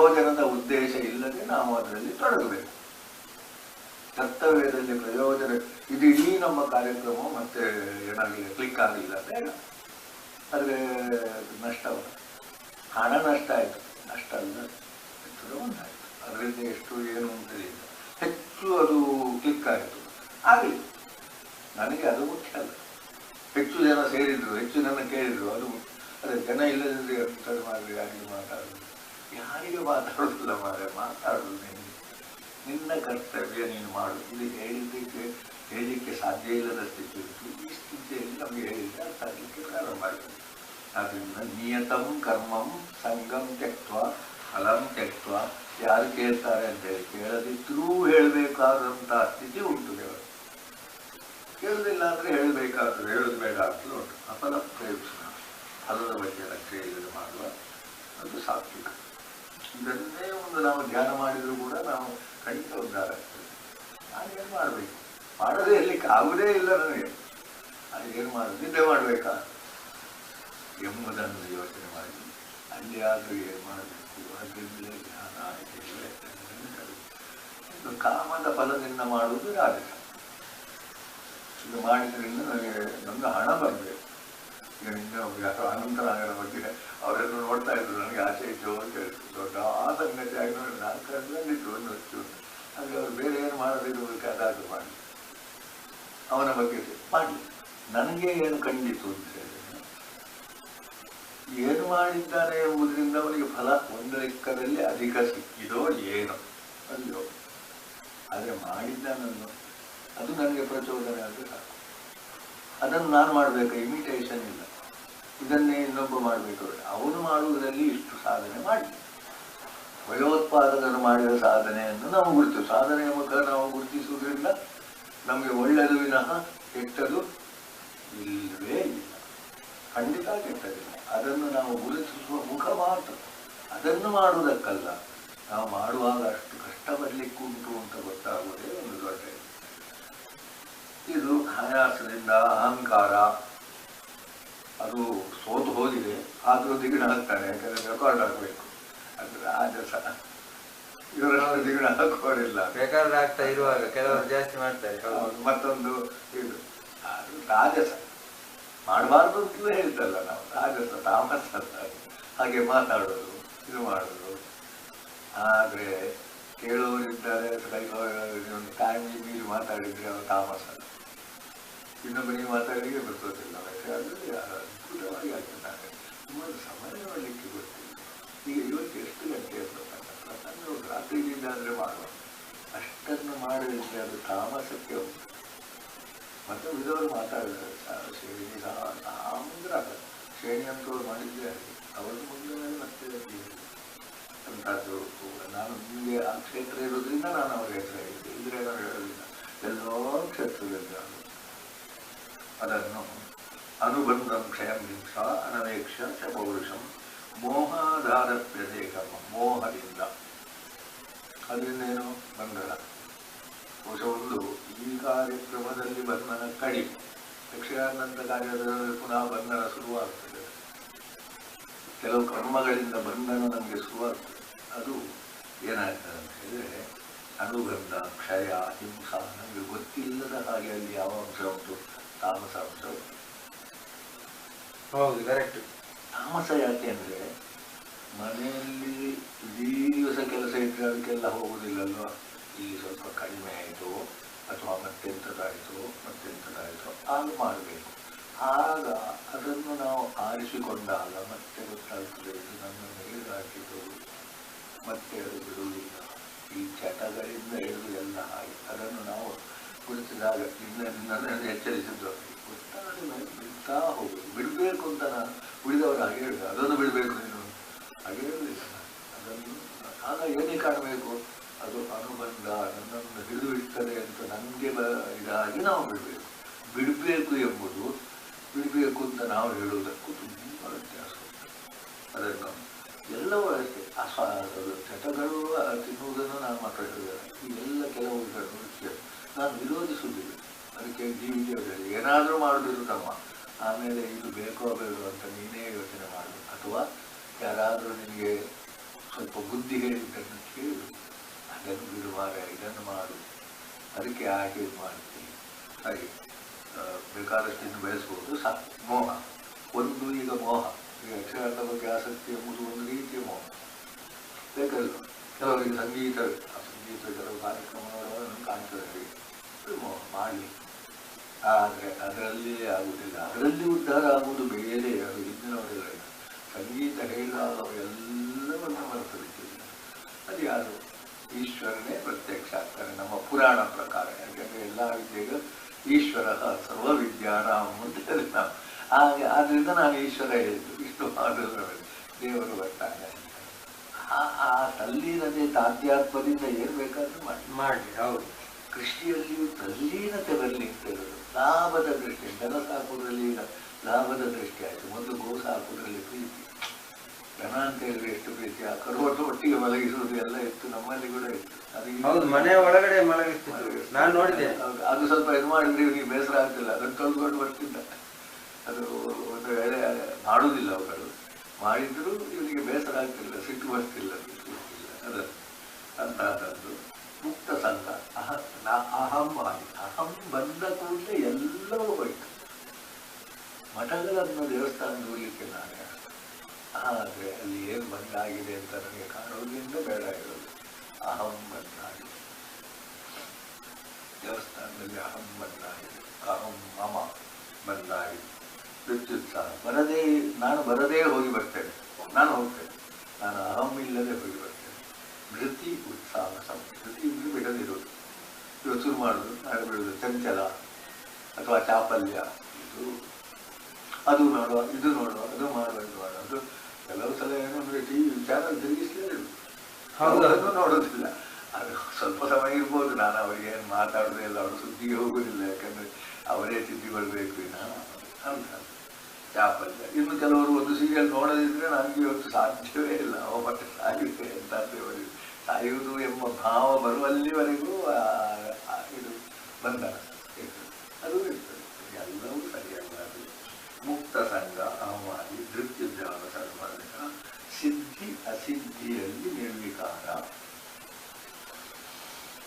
ಎಂಥದ್ದು ಅಂತ ಹೇಳಿದ್ರೆ ಇಲ್ಲಿ ಚೆನ್ನಾಗಿ ಹೇಳ್ತಾನೆ. ಸುಖಂ ವಾ ಯದಿವಾ ದುಃಖಂ, ಪ್ರಿಯಂ ವಾ ಯದಿವಾ ಪ್ರಿಯಂ, ಅದರಲ್ಲಿ ಏನಿಲ್ಲದೆ ಪ್ರಾಪ್ತಂ ಪ್ರಾಪ್ತಂ ಉಪಾಸೀತ, ಪ್ರಾಪ್ತಂ ಪ್ರಾಪ್ತಂ ಉಪಾಸೀತ. ಪ್ರಾಪ್ತವಾದ್ದು ಅಂತ ಹೇಳಿದಾಗ ಅದಷ್ಟಕ್ಕೆ ಪ್ರಾಪ್ತವಲ್ಲ, ನಾವು ಒಪ್ಪಿಕೊಂಡದ್ದು, ಅದೇ ಕರ್ತವ್ಯ ಎಂಬಲ್ಲಿ ಅದು ಬರ್ತದೆ. ಅದನ್ನು ಯಾರೂ ಸರಿಯಾಗಿ ಗುರುತಿಸುವುದಿಲ್ಲ. ಪ್ರಾಪ್ತ ಬಂದದನ್ನು ಮಾಡ್ತೇವೆ, ಅಲ್ಲ ಸಿಕ್ಕಿದ್ದನ್ನು ತಿಂತೇನೆ, ಅದು ಎಲ್ಲಿಯೋ ಉಂಟು. ನಾವು ಬೇರೆ ಬೇರೆ ಉದಾಹರಣೆ ಹೇಳುವಾಗ ಅದು ಅಂತ ಅವಧೂತರಿಗೆ ಮಾತ್ರ ಸಾಧ್ಯ. ನನಗೆ ಸತ್ರೂ ಅದನ್ನು ನಾನು ತಿನ್ನುವುದಿಲ್ಲ ಎಂಬಂತದ್ದು ಬೇಕಾಗಬೇಕ, ಹೌದು, ಸತ್ರೂ ಅದನ್ನು ಕುಡಿಯುವುದಿಲ್ಲ ಅಂತ ಹೇಳುವಂಥದ್ದು ಬೇಕಾಗಬೇಕು. ಹಿಂದೆ ಬಾವಿಯಲ್ಲಿ ನೀರು ತೆಗೆದು ಕುಡಿಯುತ್ತಿದ್ರು ಬೇರೆ ಜಾತಿಯವರಲ್ಲಿ, ಈಗ ಅದನ್ನು ಹೇಳುವುದಿಲ್ಲ ನಾನು. ಆದರೆ ಅದಕ್ಕೆ ಅರ್ಥ ಉಂಟ ಇಲ್ಲ. ಅಲ್ಲಿ ಒಂದು ಕೊಡಪಾನ ತೆಗೆದು ನೀರು ನಾನು ಮಾಡಿದ್ದೆ. ಯಾಕೆ ಆಗ ಅಷ್ಟು ಇದ್ದಿತ್ತು, ಅವರ ಮನೆಯಲ್ಲಿ ಕುಡಿಯಬಾರದು. ಈಗ ಇಲ್ಲ ಅಂತ ಹೇಳಿದ್ರಿಂದ ನಮಗೆ ನಷ್ಟ ಆಗಲಿಲ್ಲ. ಆದರೆ ಇದ್ದದ್ದನ್ನು ನಾನು ಮಾತ್ರ ಮಾಡುವುದಿಲ್ಲ ಎಂಬುದು ಇದಾಗ್ತದೆ. ಅಹಮ್ಮಾಗಿ ಸಮರ್ಥ, ಸಿದ್ಧಿ ಅಸಿದ್ಧಿಯಲ್ಲಿ ನಿರ್ವಿಕಾರನಾಗಿ, ಅದು ಸಾತ್ವಿಕ. ಸಿದ್ಧಿ ಅಸಿದ್ಧಿಯ ಬಗ್ಗೆ ಹೆಚ್ಚು ತಲೆಗೆಡಿಸಿಕೊಳ್ಳೋದೇ ಬೇಡ. ಮಾಡಿದೆಲ್ಲ ವ್ಯರ್ಥ ಆಯಿತು, ಹೋಗಿ ಮಾಡಿದ ಪ್ರಯತ್ನದ ಒಂದು ಫಲ ಉಂಟಲ್ಲ. ಒಳ್ಳೆ ಚಂದದ ಒಂದು ಉದಾಹರಣೆ ಇದೆ, ಯಾರಿಗೂ ಗೊತ್ತಿಲ್ಲ. ಒಬ್ಬ 100 ಜಟ್ಟಿಗಾಳಗಳಲ್ಲಿಯೂ ಸೋತಿದ್ದಾನೆ. ಅಯೋಗ್ಯ ಅಂತ ಹೇಳಬೇಡ, ಅವನ ಇದನ್ನು ಮುಚ್ಚಿ ನೋಡು. ನಾಯಿವನ್ನು ನೀನು ಅಷ್ಟಾಗಬೇಕಾದ್ರೆ ಏನು ಮಾಡಬೇಕಾಗಿತ್ತು? ಅವ ಸೋತಿದ್ದಾನ ಗೆದ್ದಿದ್ದಾನ ಎಂಬುದು ನಿನಗಲ್ಲ. ಗಟ್ಟಿಯಾಗಿ ಅವರು ಮಾಡಿದಂತಹ ಇದರಲ್ಲಿ ಮಾಡಿದ್ದೆ ಅವರು ಆ ಮಟ್ಟಿ ಅಂತ ಹೇಳ್ತಾರೆ. ಅಲ್ಲಿ ಅವು ಮಾಡಿದ ಸಾಧನೆ, ಅವು ತೆಗೆದ ಬಸ್ಕಿ, ಅದರಿಂದ ಏನಾಗಿದೆ ಅಲ್ವಾ? ಆದ್ರಿಂದಲೇ ನಾವು ಸಿದ್ಧಿ ಅಸಿದ್ಧಿಯ ಬಗ್ಗೆಯನ್ನೇ ನೋಡುವುದು. ಅದು ಈಗ ಮೊನ್ನೆ ಪಾಕಿಸ್ತಾನದಲ್ಲಿ ಎಷ್ಟು ಆಯ್ತಂತೆ, ಸೋತ ಕೂಡಲೇ ಅವರನ್ನು ಕೊಲ್ಲಿಕ್ಕೆ ತಯಾರು, ಅವರ ಇವರನ್ನೇ. ಅಂದರೆ ಈ ಕ್ರಿಕೆಟ್ನಲ್ಲಿ ಸೋತ ಕೂಡಲೇ ಎಲ್ಲ ಅವ ಮಾಡಿದ ಕೆಲಸವನ್ನು ಗಮನಿಸುವುದಿಲ್ಲ. ನಮ್ಮ ಮಕ್ಕಳನ್ನು ಹಾಗೆ ತಯಾರು ಮಾಡ್ತೇವೆ. ರಿಸಲ್ಟು, ರ್ಯಾಂಕು, ಪ್ರೈಸು, ಇದು ಬಹಳ ಅಪಾಯ. ಹೇಗೆ ನಾವು ತಪ್ಪಿಸುವುದಕ್ಕೆ ಗೊತ್ತಿಲ್ಲ ನಮಗೆ. ಅಂತಹ ಸ್ಥಿತಿಯಲ್ಲಿ ನಾವು ಬಹಳ ಕಷ್ಟದಲ್ಲಿದ್ದೇವೆ ನಾವು. ಹೌದು ಅದೌದು. ಆದರೆ ಒಂದು ಹೇಳಿದರೆ ನಮ್ಮ ಹಿರಿಯರು ಕಷ್ಟದಲ್ಲಿ ಮಕ್ಕಳಿಗೆ ಊಟ ಹಾಕ್ಲಿಕ್ಕೂ ಇರಲಿಲ್ಲ, ಆದರೆ ಬೆಳೆಸಿದಾರಲ್ಲ. ಮಗು ಬೇಡ ಅಂತ ಹೇಳಿಲ್ಲಲ್ವ. ಈಗ ನಾವು ಎಲ್ಲ ಉಂಟು ನಮ್ಮ ಹತ್ರ, ಅದೇ ಬೇಡ ಅಂತ ಹೇಳ್ತೇವೆ. ಹಾಗಾದರೆ ಎಲ್ಲಿ ನಾವು ತಪ್ಪು ಎಲ್ಲಿಯೂ ಮಾಡ್ಬೋದು. ಹಾಗಂತೇಳಿ ಕಷ್ಟ ಸುಖ ಅಂತೇಳಿ ನೀನು ಮಾಡಬೇಡ. ಸುಖಕ್ಕಾಗಿ ಕಡಿಮೆ, ಸುಖಕ್ಕಾಗಿ ಅದೆಲ್ಲ ಇಲ್ಲ. ಅದನ್ನೆಲ್ಲ ಇದನ್ನು ಬಿಟ್ಟು ಆ ಸಿದ್ಧಿ ನಮಗೆ ಸ್ವಾತಂತ್ರ್ಯವೂ ಇಲ್ಲ, ನಾವು ಪರತಂತ್ರವೂ ಅಲ್ಲ. ಸ್ವಕರ್ಮ ಮಾಡಬೇಕು ಎಂಬುದು ನಮಗೆ ತಿಳಿಯುವುದಷ್ಟೇ ಇರುವುದು. ಏನಂತ ಹೇಳಿದ್ರೆ ಸ್ವಕರ್ಮಣ ತಮಭ್ಯರ್ಥ, ಕರ್ಮವು ನನಗಾಗಿ ಅಲ್ಲ ಅವನಿಗಾಗಿ. ಅವನು ಅಂದ್ರೆ ಯಾರವ? ಒಳಗಿರುವವನೋ ಬ್ರಹ್ಮನೋ ಕೃಷ್ಣನೋ ಇವನೋ ನಮ್ಗೆ ಗೊತ್ತಿಲ್ಲ. ಅಂದ್ರೆ ನನಗೆ ಗೊತ್ತುಂಟು, ನನಗೆ ಗೊತ್ತಿದ್ದದ್ದು ನಿಮಗೆ ಗೊತ್ತಿಲ್ಲ. ನೀವು ಗೊತ್ತು ಮಾಡಿಕೊಳ್ಳೋದು ನಿಮಗೆ. ತಮ್ಮ ಎಂಬುದನ್ನು ಏನು ಅಂತ ಗೊತ್ತು ಮಾಡಿ. ತಮ್ಮ ಅಂದ್ರೆ ಅವನು ಯಾರು? ಜೀವಾತ್ಮ. ಪರಮಾತ್ಮನೋ ಏನು? ಅಲ್ಲಿ ಕರ್ಮ ಇರುವುದು ಜೀವಾತ್ಮನಿಗೆ. ಆದ್ರೆ ಜೀವ ಮಾತ್ರ ಅಲ್ಲ, ಇಲ್ಲಿ ಇದಿದ್ದಾನೆ. ಅದೊಂದು ಕಥೆ ಗೊತ್ತಿಲ್ಲ. ಒಬ್ಬರು ಹೇಳ್ತಾರೆ, ಒಂದೇ ಮರದ ಮೇಲೆ 2 ಹಕ್ಕಿಗಳಿದ್ದಾವೆ, ಒಂದು ಏನು ಮಾಡುವುದಿಲ್ಲ ಅವ ಪರಮಾತ್ಮ, ಒಂದು ಏನೋ ಮಾಡ್ತದೆ ಅದು ಜೀವಾತ್ಮ. ಅದು ಒಳ್ಳೆಯ ಉದಾಹರಣೆ. ಮತ್ತೆ ಯಾವಾಗಲೂ ಹೇಳ್ತಾರೆ, 2 ಹಕ್ಕಿಗಳು ಇರ್ತವೆ, ಒಂದು ಸುಮ್ಮನೆ ಕೂತ್ಕೊಂಡು ಮತ್ತೊಂದು ಹಣ್ಣು ತಿಂತದೆ, ಇದು ಮಾಡ್ತದೆ, ಮೇಲೆ ಆಗ್ತದೆ, ಕೆಳಗೆ ಆಗ್ತದೆ, ಇದು ಜೀವಾತ್ಮ ಅಂತ. ಆದ್ರೆ ಮತ್ತೆ ನೋಡುವಾಗ ಅದು 2 ಒಂದೇ, 2 ಅಲ್ಲ, 2 ಅಂತ ಕಾಣುವುದು ಒಂದೇ. ಅದು ಅಲ್ಲಿ ಬರ್ತದೆ. ಆದ್ರಿಂದ ನಾವು ತಮ್ ಎಂಬುದನ್ನು ಅಹಂ ಎಂಬುದನ್ನು ನಮ್ಗೆ ಒಂದು ಸ್ವಾತಂತ್ರ್ಯ ಇಲ್ಲದಿದ್ರೆ ಭಗವದ್ಗೀತೆಯು ನಮ್ಮನ್ನು ಉದ್ಧಾರ ಮಾಡ್ಲಿಕ್ಕಿಲ್ಲ, ಯಾವುದು ಉದ್ಧಾರ ಮಾಡ್ಲಿಕ್ಕಿಲ್ಲ. ಸಿದ್ಧಿಮಿಂದತಿ ಮಾನವ. ಸಿದ್ಧಿ ಅಂದ್ರೇನು? ಸಿದ್ಧಿ ಅಂದ್ರೇನು? ನನಗೆ ಸಂಬಳ ಸಿಗುವುದು ಸಿದ್ಧಿ? ಹೌದು ಅಲ್ಲ. ಪುಣ್ಯ ಬರುವುದು ಸಿದ್ಧಿ? ಹೌದು ಅಲ್ಲ. ಸ್ವರ್ಗ ಸಿದ್ಧಿ? ಹೌದು ಅಲ್ಲ. ಸಿದ್ಧಿ ಅಂದ್ರೇನು? ಆವಿ ಮೋಡವಾಗುವುದು ಸಿದ್ಧಿ, ಮೋಡ ಮಳೆಯಾಗುವುದು ಸಿದ್ಧಿ, ಮಳೆ ನದಿಯಾಗುವುದು ಸಿದ್ಧಿ, ಹರಿಯುವುದು ಸಿದ್ಧಿ ಅಲ್ಲ. ಎಲ್ಲಿಂದ ಬಂತೋ ಅಲ್ಲಿಗೆ ಹೋಗುವುದು ಸಿದ್ಧಿ. ಸಿದ್ಧಿ ಅಂದ್ರೆ ಏನು ಅಂತ ಹೇಳಿದ್ರೆ ನಾವು ಏನಾಗಿದ್ದೇವೋ ಅದಾಗುವುದು. ಇದು ಏನಾಗಿದ್ದೇವೋ ಅದಲ್ಲ, ಇದು ಆರೋಪಿತ. ಬುದ್ಧಿ, ಮನಸ್ಸು, ದೇಹ, ವಿಶ್ವ ಎಲ್ಲ ಆರೋಪಿತ. ಇದನ್ನೆಲ್ಲವನ್ನು ನಾವು ನೇತಿ ಅಂತ ಹೇಳಿದ್ರೆ ಆ ಒಂದೇ ಆಗಿರುವುದು ಸಿಗ್ತದೆ. ಅದೇ ಸಮುದ್ರ ನೀರಿನ ಉದಾಹರಣೆ ಸುಮಾರು ಅರ್ಥ ಆಗ್ತದೆ. ಸಮುದ್ರದಿಂದ ಹೊರಟಂತದ್ದು ಏನೇನೋ ಆಗ್ತದೆ. ಏನೇನೋ ಆದ್ರೆ ಏನಾಗ್ತದೆ? ಆವಿ ಆದದ್ದು ಮೋಡ ಆಗಬೇಕು, ಮೋಡ ಆದ್ದು ಮಳೆ ಆಗಬೇಕು, ಮಳೆ ಆದ್ದು ಎತ್ತದೋ ಒಂದೊಂದು. ಅಲ್ಲಿಂದಲೇ ಸಮುದ್ರಕ್ಕೆ ಬಿದ್ದರೆ ಮುಗಿದು ಹೋಯ್ತು. ಅದಕ್ಕೆ ಮತ್ತೆ ಹರಿಯಲಿಕ್ಕೆ, ಇದಾಗಲಿಕ್ಕೆ, ಒದ್ದಾಡಲಿಕ್ಕೆ, ಕಷ್ಟಪಡಲಿಕ್ಕೆ, ಕುಡಿಯಲು ಪಡಲಿಕ್ಕೆ, ಕೊಳಕಾಗಲಿಕ್ಕೆ, ಶುದ್ಧ ಆಗಲಿಕ್ಕೆ ಏನಿಲ್ಲ. ಆದರೆ ಅಲ್ಲಿ ಸೇರಿದಾಗ ಸಿದ್ಧಿ. ನಮಗೆ ಪರಮಾತ್ಮ ಜ್ಞಾನ ಬಂದಾಗ ಸಿದ್ಧಿ. ಆದ್ರಿಂದ ಈ ಸಿದ್ಧಿಗಳೆಲ್ಲ ನಿಜವಾಗಿ ಅಲ್ಲ. ಹೌದು, ಈಗ ನಮ್ಮ ಕಾರ್ಯಕ್ರಮ ಸರಿ ಆಯ್ತು, ಅದು ಸಿದ್ಧಿ ಅಲ್ವಾ? ಇವತ್ತು ನಮ್ಗೆ ಊಟ ಮಾಡಿದ ಕೂಡಲೇ ಹಸು ಕಡಿಮೆ ಆಯ್ತು, ಅದು ಸಿದ್ಧಿ ಅಲ್ವಾ? ಹೌದು, ಎಲ್ಲವೂ ಸಿದ್ಧಿಯೇ. ಆದ್ರೆ ನಿಜವಾದ ಸಿದ್ಧಿ ಅಂದ್ರೆ ಏನಾಗಿದ್ದೇವೋ ಅದಾಗುವುದು. ಆಗ ನಾವು ಬ್ರಹ್ಮ ಎಲ್ಲ ಶಬ್ದವನ್ನು ಉಪಯೋಗಿಸುವ, ಅರ್ಥ ಮಾಡಿಕೊಳ್ಳುವ. ಸ್ವಕರ್ಮಣ ಸಮಭ್ಯರ್ಥ ಸಿದ್ಧಿ ವಿಂದತಿ ಮಾನವ. ಹಾಗಾದ್ರೆ ನಿಮ್ಗೆ ಈಗ ಏನ್ ಬೇಕಪ್ಪ? ಸುಖವಾ ದುಃಖವಾ ಇದ?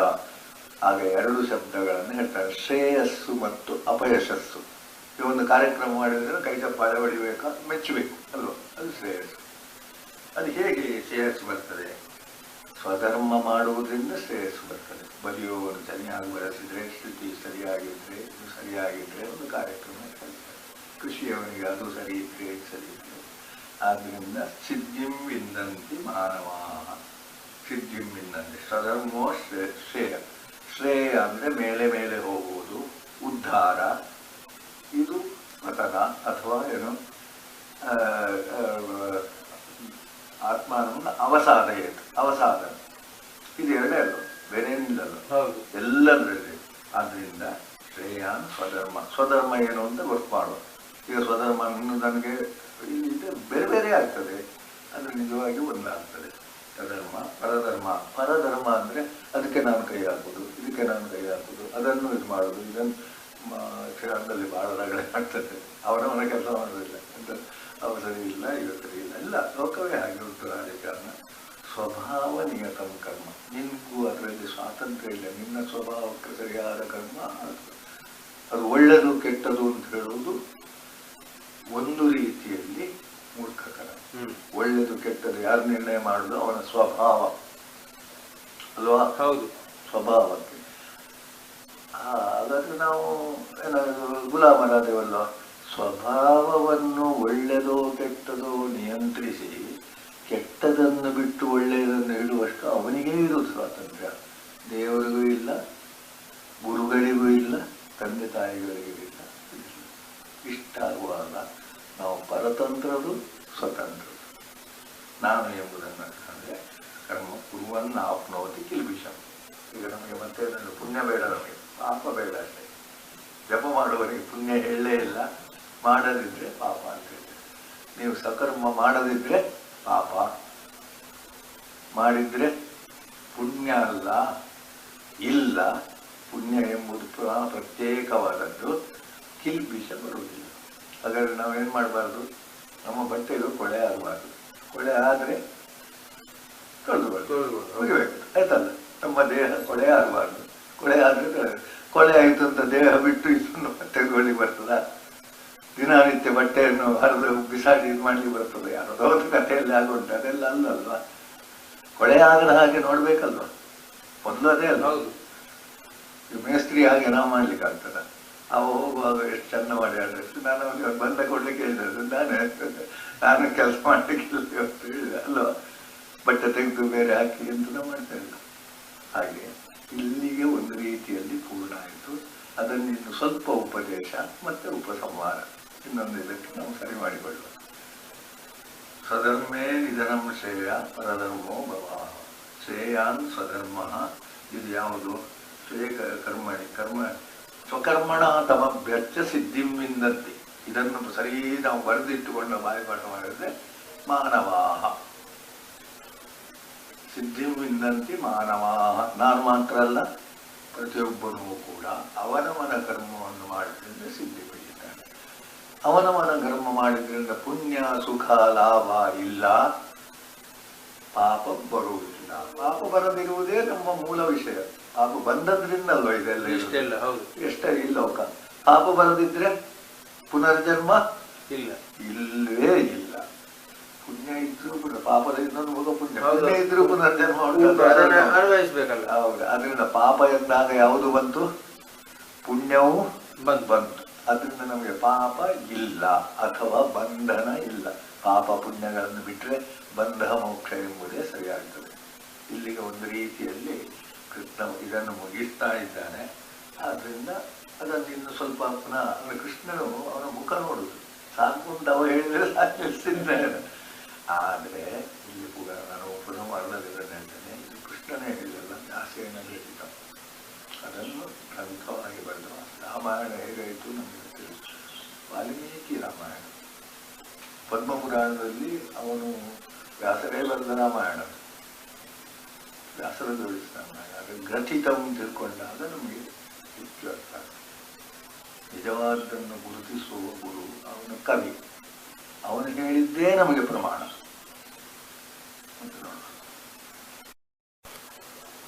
ಉಪದೇಶದ ಕೊನೆಯ ಭಾಗಕ್ಕೆ ನಾವು ಬಂದಿದ್ದೇವೆ. 18 ಅಧ್ಯಾಯದ ಗೀತೆಯಲ್ಲಿ 18ನೇ ಅಧ್ಯಾಯದ ಉಪದೇಶ. ಆಮೇಲೆ ಉಪಸಂಹಾರ. ಇದನ್ನು ಎಷ್ಟು ವಿಸ್ತಾರ ಮಾಡಬಹುದು? ಯಾಕೆ ಅಂತ ಹೇಳಿದ್ರೆ ನಮಗೆ ಇದರ ಉದ್ದೇಶ ಏನು ಅಂತ ತಿಳಿಯಬೇಕು. ಇದರಿಂದ ನಮಗೆ ಏನಾಗಬೇಕು ಅಂತ ತಿಳಿಬೇಕು. ನಮಗೆ ಭಗವದ್ಗೀತೆ ಮುಖ್ಯ ಅಲ್ಲ, ನಮಗೆ ನಾವು ಮುಖ್ಯ. ನಮಗೊಂದು ಉದ್ದೇಶ ಉಂಟು. ಪ್ರಯೋಜನಂ ಅನುದ್ದೇಶ್ಯ ನಮಂದೋಪಿಕ ವರ್ತತೆ. ಆದರೆ ನಿಮಗೆ ಶುರುವಿಗೆ ನಮ್ಮದು ಸ್ವಲ್ಪ ಅಡ್ವರ್ಟೈಸ್ಮೆಂಟ್ ಉಂಟು. ಇದನ್ನು ಓದಿದ್ರೆ ಪುಣ್ಯ ಬರ್ತದೆ, ನಿಮಗೆ ಮತ್ತೆ ಪುನರ್ಜನ್ಮ ಇಲ್ಲ. ಅಡ್ವರ್ಟೈಸ್ಮೆಂಟ್ ಓದಿ ಅಲ್ಲ, ನಾವು ಅದನ್ನು ನೋಡಿ ಮತ್ತೆ ಸೇರಿಸ್ತೇವೆ. ಇದು ನಮ್ಮ ಇದು ಯಾಕೆ ನಮಗೆ ಉದ್ಧಾರದ ನಮ್ಮ ಆತ್ಮ ಉದ್ಧಾರಕ್ಕೆ ಇದು ಸಹಾಯಕ. ಇದರಿಂದ ಉದ್ಧಾರ ಆಗ್ತದೆ ಅಂತ ಹೇಳುವುದು ಅದು ನಿಮ್ಮನ್ನು ಆಕರ್ಷಿಸಕ್ಕೆ. ಇದಾದ್ರೆ ಇದರಿಂದಲೇ ನೀವೆಲ್ಲ ಆಗ್ತೀರಿ ಅಂತ ಹೇಳುದು ಈಗಿನ ಎಲ್ಲ ಒಂದು ಧೋರಣೆಯು ಅದನ್ನು ನಾವು ಸ್ವೀಕರಿಸುವವನಿಗೆ ತೆಗೆದುಕೊಳ್ಬೇಕು. ಮತ್ತೇನಾದ್ರು ಹೇಳ್ಬೇಕು ಅದು. ಆದ್ದರಿಂದ ಇದನ್ನು ನಾವು ಉದ್ಧರೇದಾತ್ಮನಾತ್ಮನು ಅಥವಾ ನಮ್ಮಲ್ಲಿ ಏನಾಗಬೇಕು, ಧರ್ಮವರ್ಧನೆ ಆಗಬೇಕು, ಪಾಪನಾಶ ಆಗಬೇಕು, ನಮ್ಮ ಶತ್ರುಗಳ ವಿನಾಶ ಆಗಬೇಕು.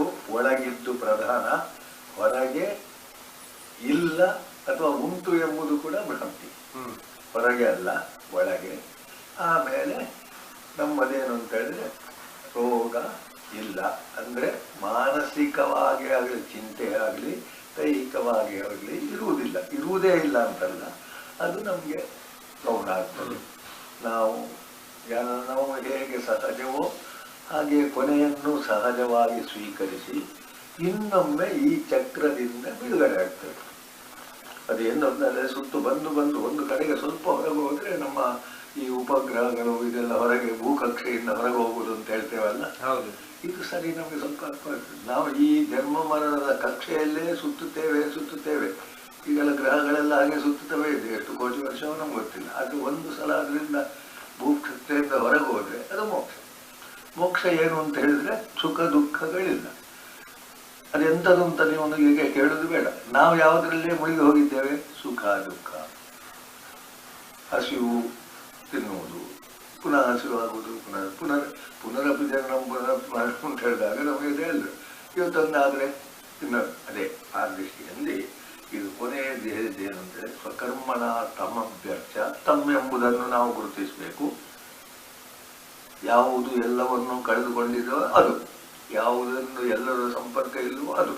ಹೆಸರು ಏನು ಬೇಕೋ ಅದನ್ನು ಹೇಳಿ, ಏಕಂ ಸತ್ ವಿಪ್ರ ಬಹುಧಾ ವದಂತಿ. ತಿಳಿದವರು 1000 ಹೆಸರು ಹೇಳಿ, ನಮಗೆ ಅದರಲ್ಲಿ ಏನು ಲಾಭ ನಷ್ಟ ಇಲ್ಲ. ಆ ಸತ್ಯ ಎಂಬುದು ಹೆಸರಿಗಿಂತಲೂ ಅತೀತ. ಅಹಂ ಎಂಬುದಲ್ಲಿ ಬರುವಾಗ ಅದು ಮಾರ್ಗ ಒಂದು. ಅಹಂ ಎಂಬ ಮಾರ್ಗದಲ್ಲಿ ನಾನು ದೇಹ ಎಂಬುದರಿಂದ ಒಳಗೆ ಅಲ್ಲ ಅಂತ ಹೇಳಿ ಹೋದಾಗ ಅಹಂ ಸಿಗ್ತದೆ. ಅದೇ ಸತ್ತು. ಯಾವುದು ಅಸತ್ತಲ್ಲೋ ಅದನ್ನು ಹುಡುಕಿಕೊಂಡಾಗ ಸಿಗುವುದೇ ಸತ್. ಹೆಸರುಗಳು ಅದಕ್ಕೆ ಪ್ರಧಾನ ಅಲ್ಲ, ಗೌಣ. ಇದನ್ನು ತಿಳಿದುಕೊಳ್ಳದೆ ಓದಿದ್ರೆ ನಾವು ಆ ಹಂತದಲ್ಲೇ ಇರ್ತೇವೆ, ಮತ್ತೇನಿಲ್ಲ ನನಗೆ. ಹಾಗಾದ್ರೆ ಈಗ ಶ್ರೇಯಸ್ಸು ಯಾವುದರಿಂದ? ಸ್ವಧರ್ಮದಿಂದ. ಪತನ ಯಾವುದರಿಂದ? ಅಪಯಶಸ್ಸು ಯಾವುದರಿಂದ? ಅವನ ಸೇರಿದ ಡ್ಯೂಟಿ ಸರಿ ಮಾಡಿದ್ರೆ, ಒಂದು ಪಾತ್ರವನ್ನು ಸರಿಯಾಗಿ ಮಾಡಿದ್ರೆ ಅವನಿಗೆ ಶ್ರೇಯಸ್ಸು ಅಂತ ಇಲ್ಲ. ಅದನ್ನು ಸರಿ ಮಾಡದೆ ಏನೇನು ಮಾಡಿದ್ರೆ ಅವನನ್ನೇನು ಮಾಡ್ತಾರೆ? ತೆಗೀತೇವೆ. ಅಥವಾ ಅವ ಬಂಧನ ನಾವು ಮುಗಿಲೇ ನಾವು ಅಪಯಶಸ್ಸು, ಅವನ ಬಗ್ಗೆ ಕೀರ್ತಿ ಅಲ್ಲ ಬಗ್ಗೆ. ಒಂದು ಉದ್ಯೋಗಕ್ಕೆ ಸೇರಿದ್ರೆ ಶ್ರೇಯಸ್ಸು, ಅದರ ಹಾಗೆ ಜನ್ಮದಲ್ಲಿ ಶ್ರೇಯಸ್ಸು ಅಪಯಶಸ್ಸು. ಇದನ್ನು ನಾವು ಸರಿಯಾಗಿ ತಿಳಿದುಕೊಂಡ್ರೆ ನಮಗೆ ಮತ್ತೆ ಗೊಂದಲ ಏನು? ನಮ್ಮ ಕ್ಷಣದ ಕೆಲಸವೂ ಹೌದು, ಜೀವನವೂ ಹೌದು, ಈ ವಿಶ್ವವೂ ಹೌದು. ಅದನ್ನು ಮಾಡಿಕೊಂಡು ಸ್ವಧರ್ಮ. ಹಾಗಾದರೆ ಸ್ವಭಾವನೀಯತ. ಸ್ವಧರ್ಮ ಎಂದರೂ ಬ್ರಾಹ್ಮಣನಲ್ಲಿಯೂ ಅವನ ಸ್ವಭಾವಕ್ಕೆ ಸರಿಯಾಗಿ ಕರ್ತವ್ಯ ಮಾಡ್ತಾರೆ. ಎಲ್ಲ ಬ್ರಾಹ್ಮಣನು ಹೋಮ ಮಾಡ್ಲಿಕ್ಕೆ ಆಗ್ತದೋ ಇಲ್ಲ ಗೊತ್ತಿಲ್ಲ. ಅಲ್ಲಿ ಮತ್ತೊಂದು ಹೇಳ್ತಾರೆ, ಸಾಮವೇದ ಹೇಳುವವರಿಗೆ ಋಗ್ವೇದ ಹೆಚ್ಚು ಬರಲಿಲ್ಲ. 4 ವೇದ ಕಲಿಬೇಕು, ಆದರೆ ಯಾವುದಲ್ಲೇ ಒಂದಲ್ಲೇ ಒಂದು ಪ್ರಭೇದ, ಅದು ಸ್ವಭಾವದಿಂದ ಬರ್ತದೆ. ಹಾಗಾದ್ರೆ ಈಗ 4 ವರ್ಣ ಅಂತ ಹೇಳಿ ನಾವು ವಿಭಾಗಿಸಿದ್ದೇವೆ ಅಂತಲೇ ಅಲ್ಲದೆ ಅಲ್ಲ, ಗುಣತ್ರಯ ವಿಭಾಗಿಸಿದ್ದೇವೆ. ಅದು ನಮ್ಗೆ ಗುರುತಿಸ್ಲಿಕ್ಕೆ ಹಾಗೆ ಹೇಳಿದ್ದಷ್ಟೆ. ಅವನ ಸ್ವಭಾವಕ್ಕೆ ಸರಿಯಾದ್ದನ್ನು ಮಾಡಬೇಕು. ಹಾಗಾದರೆ ಒಂದೇ ಸ್ವಭಾವದವರಿಂದ ಯಾವುದೂ ಆಗುವುದಿಲ್ಲ. ವಿಭಿನ್ನ ಸ್ವಭಾವದವರು ಬೇಕು. ಲೋಕ ಉಳಿಬೇಕಾದ್ರೆ 4 ವರ್ಣಗಳ ಹೆಸರು ಹೇಳಿದ್ರೆ 4 ವರ್ಣದವರು ಬೇಕು. ಯಾರು ಯಾವ ವರ್ಣ ಎಂಬುದನ್ನು ನಾವು ಸುಮ್ಮನೆ ಗಲಾಟೆ ಮಾಡಲಿಕ್ಕೆ ಉಪಯೋಗಿಸುವಾಗ ಅದು ಆಯಾಯ ಸಂದರ್ಭದಲ್ಲಿ ಅವನ ರೀತಿಯನ್ನು ನೋಡಿ ಹೇಳುವುದು ನಾವು ಅಷ್ಟೇ, ಮತ್ತೇನಿಲ್ಲ. ಆದ್ದರಿಂದ ಸ್ವಭಾವನೀಯ ಸಂಕರ್ಮ ಏನಿಲ್ಲ. ಪುನಃ ಸ್ವರ್ಗ ಪುಣ್ಯದ ಕಡೆಗೆ ತಲೆ ಹಾಕುವುದು ಬೇಡ. ಪಾಪ ಇಲ್ಲ. ಪಾಪ ಇಲ್ಲದಿದ್ರೆ ಜನ್ಮ ಇಲ್ಲ. ಜನ್ಮ ಇಲ್ಲದಿದ್ರೆ ಮೋಕ್ಷ. ನಡುವಿನ ಈ ಮೇಲೆ ಕೆಳಗೆಗಳನ್ನು ನಾವು ಈ ಬಂತಕ್ಕೆ ಬಿಟ್ಟು ಬಿಡ್ಬೋದು. ನಮಗೆ ಕಿಲಿ ವಿಷಯ ಆಗದಿದ್ರೆ ಸರಿ, ಏನೋ ಮಾಡ್ಬೋದು. ಏನು ಮಾಡಿದ್ರು ತೊಂದರೆ. ನಾನಲ್ಲ ಮಾಡೋದು. ಸಂಗಮ್ ತ್ಯಕ್ವ ಸ್ವಧರ್ಮ ಸ್ವಭಾವ ಇದರಿಂದ ನಾವು ಬಂಧಿತರಾಗಿದ್ದೇವೆ ಎಂಬುದನ್ನು ಒಪ್ಪಿಕೊಳ್ಳುವುದೇ ಒಳ್ಳೆಯದು. ಅದರಿಂದ ಏನು ನಮಗೆ ನಷ್ಟ ಏನಿಲ್ಲ. ನಮಗೆ ದಾರಿ ಅದೇ ದಾರಿ ಎಲ್ಲ ಈ ಅಡ್ಡ ದಾರಿಗಳನ್ನು ಮುಚ್ಚಬೇಕು. ಆದರೆ ಎದುರಿನ ಬಾಗಿಲನ್ನು ನಾವು ತೆಗೆದಿಡಬೇಕು.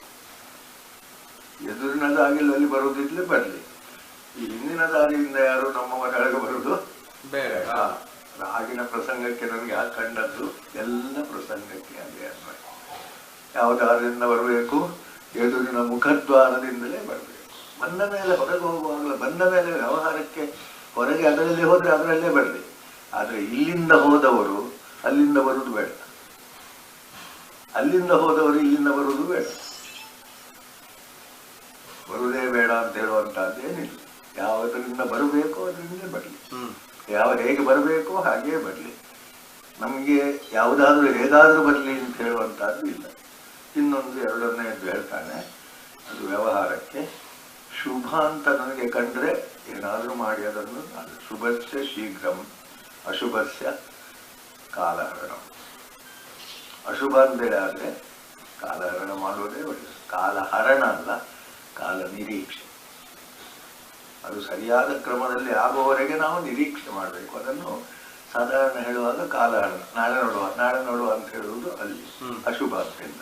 ಶುಭ ಆದರೆ ನಾಳೆ ಅಲ್ಲ, ಇವತ್ತೇ ಮಾಡುವ. ಇವತ್ತು ಕಷ್ಟ ಆದರೂ ಚಿಂತಿಲ್ಲ, ಇವತ್ತೇ ಮುಗಿಸುವ. ಶುಭ ಅಶುಭಗಳಲ್ಲಿ ಹಾಗೆ ನಮ್ಮ ವ್ಯವಸ್ಥೆಯಲ್ಲಿ ಹಾಗೆಲ್ಲ ಬರಬಾರ್ದು. ನಾಳೆ ಇವತ್ತು ಬರುವುದು ನಮ್ಮ ವ್ಯವಸ್ಥೆ ಪ್ರಕಾರ ನಡೀಬೇಕು. ಅದಕ್ಕೇನು ಇದಿಲ್ಲ. ಸಹಜಂ ಕರ್ಮ. ಇನ್ನು ಸಹಜ ಕರ್ಮ ಅಂತ ಹೇಳುವಾಗ ದೋಷ. ಇಲ್ಲಿಗ ನಾವೊಂದು ಕರ್ಮ ಮಾಡ್ತೇವೆ, ಫ್ಯಾನ್ ಹಾಕಿದ್ರೆ ಬೆವರ್ತದೆ ಅಂತ ನಾವು ಇದನ್ನು ಬಿಡುವುದಲ್ಲ, ಇದನ್ನು ನಾವು ಮಾಡದಿರುವುದೂ ಅಲ್ಲ. ಅಥವಾ ಬೆವರು ಹೋಗುವುದಕ್ಕೆ ಬೇಕಾದ ವ್ಯವಸ್ಥೆ ಮಾಡಿ ಇದನ್ನು ಕೇಳಿಸುವುದು ಅಲ್ಲ. ಇದು ನಮಗೆ ಈಗ ಅರ್ಥ ಆಗುವುದರಿಂದ ಹೇಳೋದು. ನಾನು ಕಷ್ಟ ಅಂತ ಹೇಳಿ ಬಿಡುವುದಲ್ಲ, ಕೃಷಿ ಮಾಡುವ ಕಷ್ಟ ಅಂತ ಬಿಡುವುದಲ್ಲ. ಕಷ್ಟವೋ ಸುಖವೋ ಕೃಷಿ ಮಾಡುವುದು ಒಳ್ಳೆ ಆಯಾಸ ಆಗಿರ್ತದೆ, ಒಳ್ಳೆ ಊಟ ಮಾಡ್ಲಿಕ್ಕೆ ಬರ್ತದೆ, ಒಳ್ಳೆ ನಿದ್ದೆ ಮಾಡ್ಲಿಕ್ಕೆ ಬರ್ತದೆ, ಬೇರೆಯವರಿಗೆ ಬರುತ್ತಿಲ್ಲ. ಊಟ ಅಷ್ಟು ಇದಾಗುವುದು ಬೆವರು ಸುರಿಸಿದವನಿಗೆ, ನಿದ್ದೆ ಬರುವುದು, ಸುಖ ನಿದ್ದೆ ಬೇಕಾದ್ರೆ ಅವನು ತಗೊಳ್ಬೇಕು. ಇಲ್ಲಿ ಬಿದ್ದುಕೊಂಡಲ್ಲಿ ಎಚ್ಚರ ಆಗುವಾಗಲೂ ಅವನಾಗಿರ್ತಾನೆ. ಅದರಿಂದ ಅಲ್ಲಿ ಕಷ್ಟ ಅಂತ ಕಂಡದ್ದು ಅದಕ್ಕಿಂತ ಹೆಚ್ಚಿನ ಸುಖ ಇಲ್ಲಿ ಸಿಗ್ತದೆ. ಅಲ್ಲಿ ಸುಖ ಅಂತ ಕಂಡದ್ದು ಇಲ್ಲಿ ದುಃಖ ಬರ್ತದೆ. ನಿದ್ದೆ ಬರುವುದಿಲ್ಲ, ಅದಾಗುವುದಿಲ್ಲ, ಇದಾಗುವುದಿಲ್ಲ. ದೇಹದಲ್ಲಿ ಬೇಗ ಅನಾರೋಗ್ಯ ಶುರುವಾಗ್ತದೆ, ಬೆವರು ಹೋಗಲಿಲ್ಲ. ಇದು ಎಲ್ಲವನ್ನು ನಾವು ಹೇಗೆ ಅನ್ವಯ ಮಾಡಿದ್ರು ಅದು ಅಲ್ಲಿಗೆ ಬರಬೇಕು, ಮತ್ತೇನಿಲ್ಲ. ಹಾಗೆ ಈ ದುಃಖ ಕಷ್ಟ ಹೀಗೆ ಯೋಚನೆ ಮಾಡೋದು ಬೇಡ. ದೋಷ ಅಂತಲೂ ಯೋಚನೆ ಮಾಡೋದು ಬೇಡ. ಸರ್ವಾರಂಭ ಎಲ್ಲದರಲ್ಲಿಯೂ ದೋಷ ಉಂಟು. ಮೊದಲೇ ಕಲಿಬೇಕಾದ್ರೆ ಮೊದಲೆಲ್ಲ ಇಲ್ಲಿ ನೋವಾಗಬೇಕು. ಇದೆಲ್ಲ ಕೈಗೆ ಅದು ಕಿವಿಲಿ ಬಡ್ದು ಕಲಿಬೇಕು. ಇದು ಕಲಿಬೇಕಾದ್ರೆ ಇದಾಗಬೇಕು. ಎಲ್ಲ ಅಷ್ಟೇ. ಮಗ್ಗಿ ಕಲಿಯೋದು ಅವಳದನ್ನು ಒಂದು 3 ಆಗಬೇಕಂದ್ರೆ ಇದ್ದೇ ಆಗಲಿ ಅಂತ ಉಂಟಲ್ಲ. ನಾವು ಅದು ಏನು ಹೇಳಲಿಕ್ಕಿಲ್ಲ.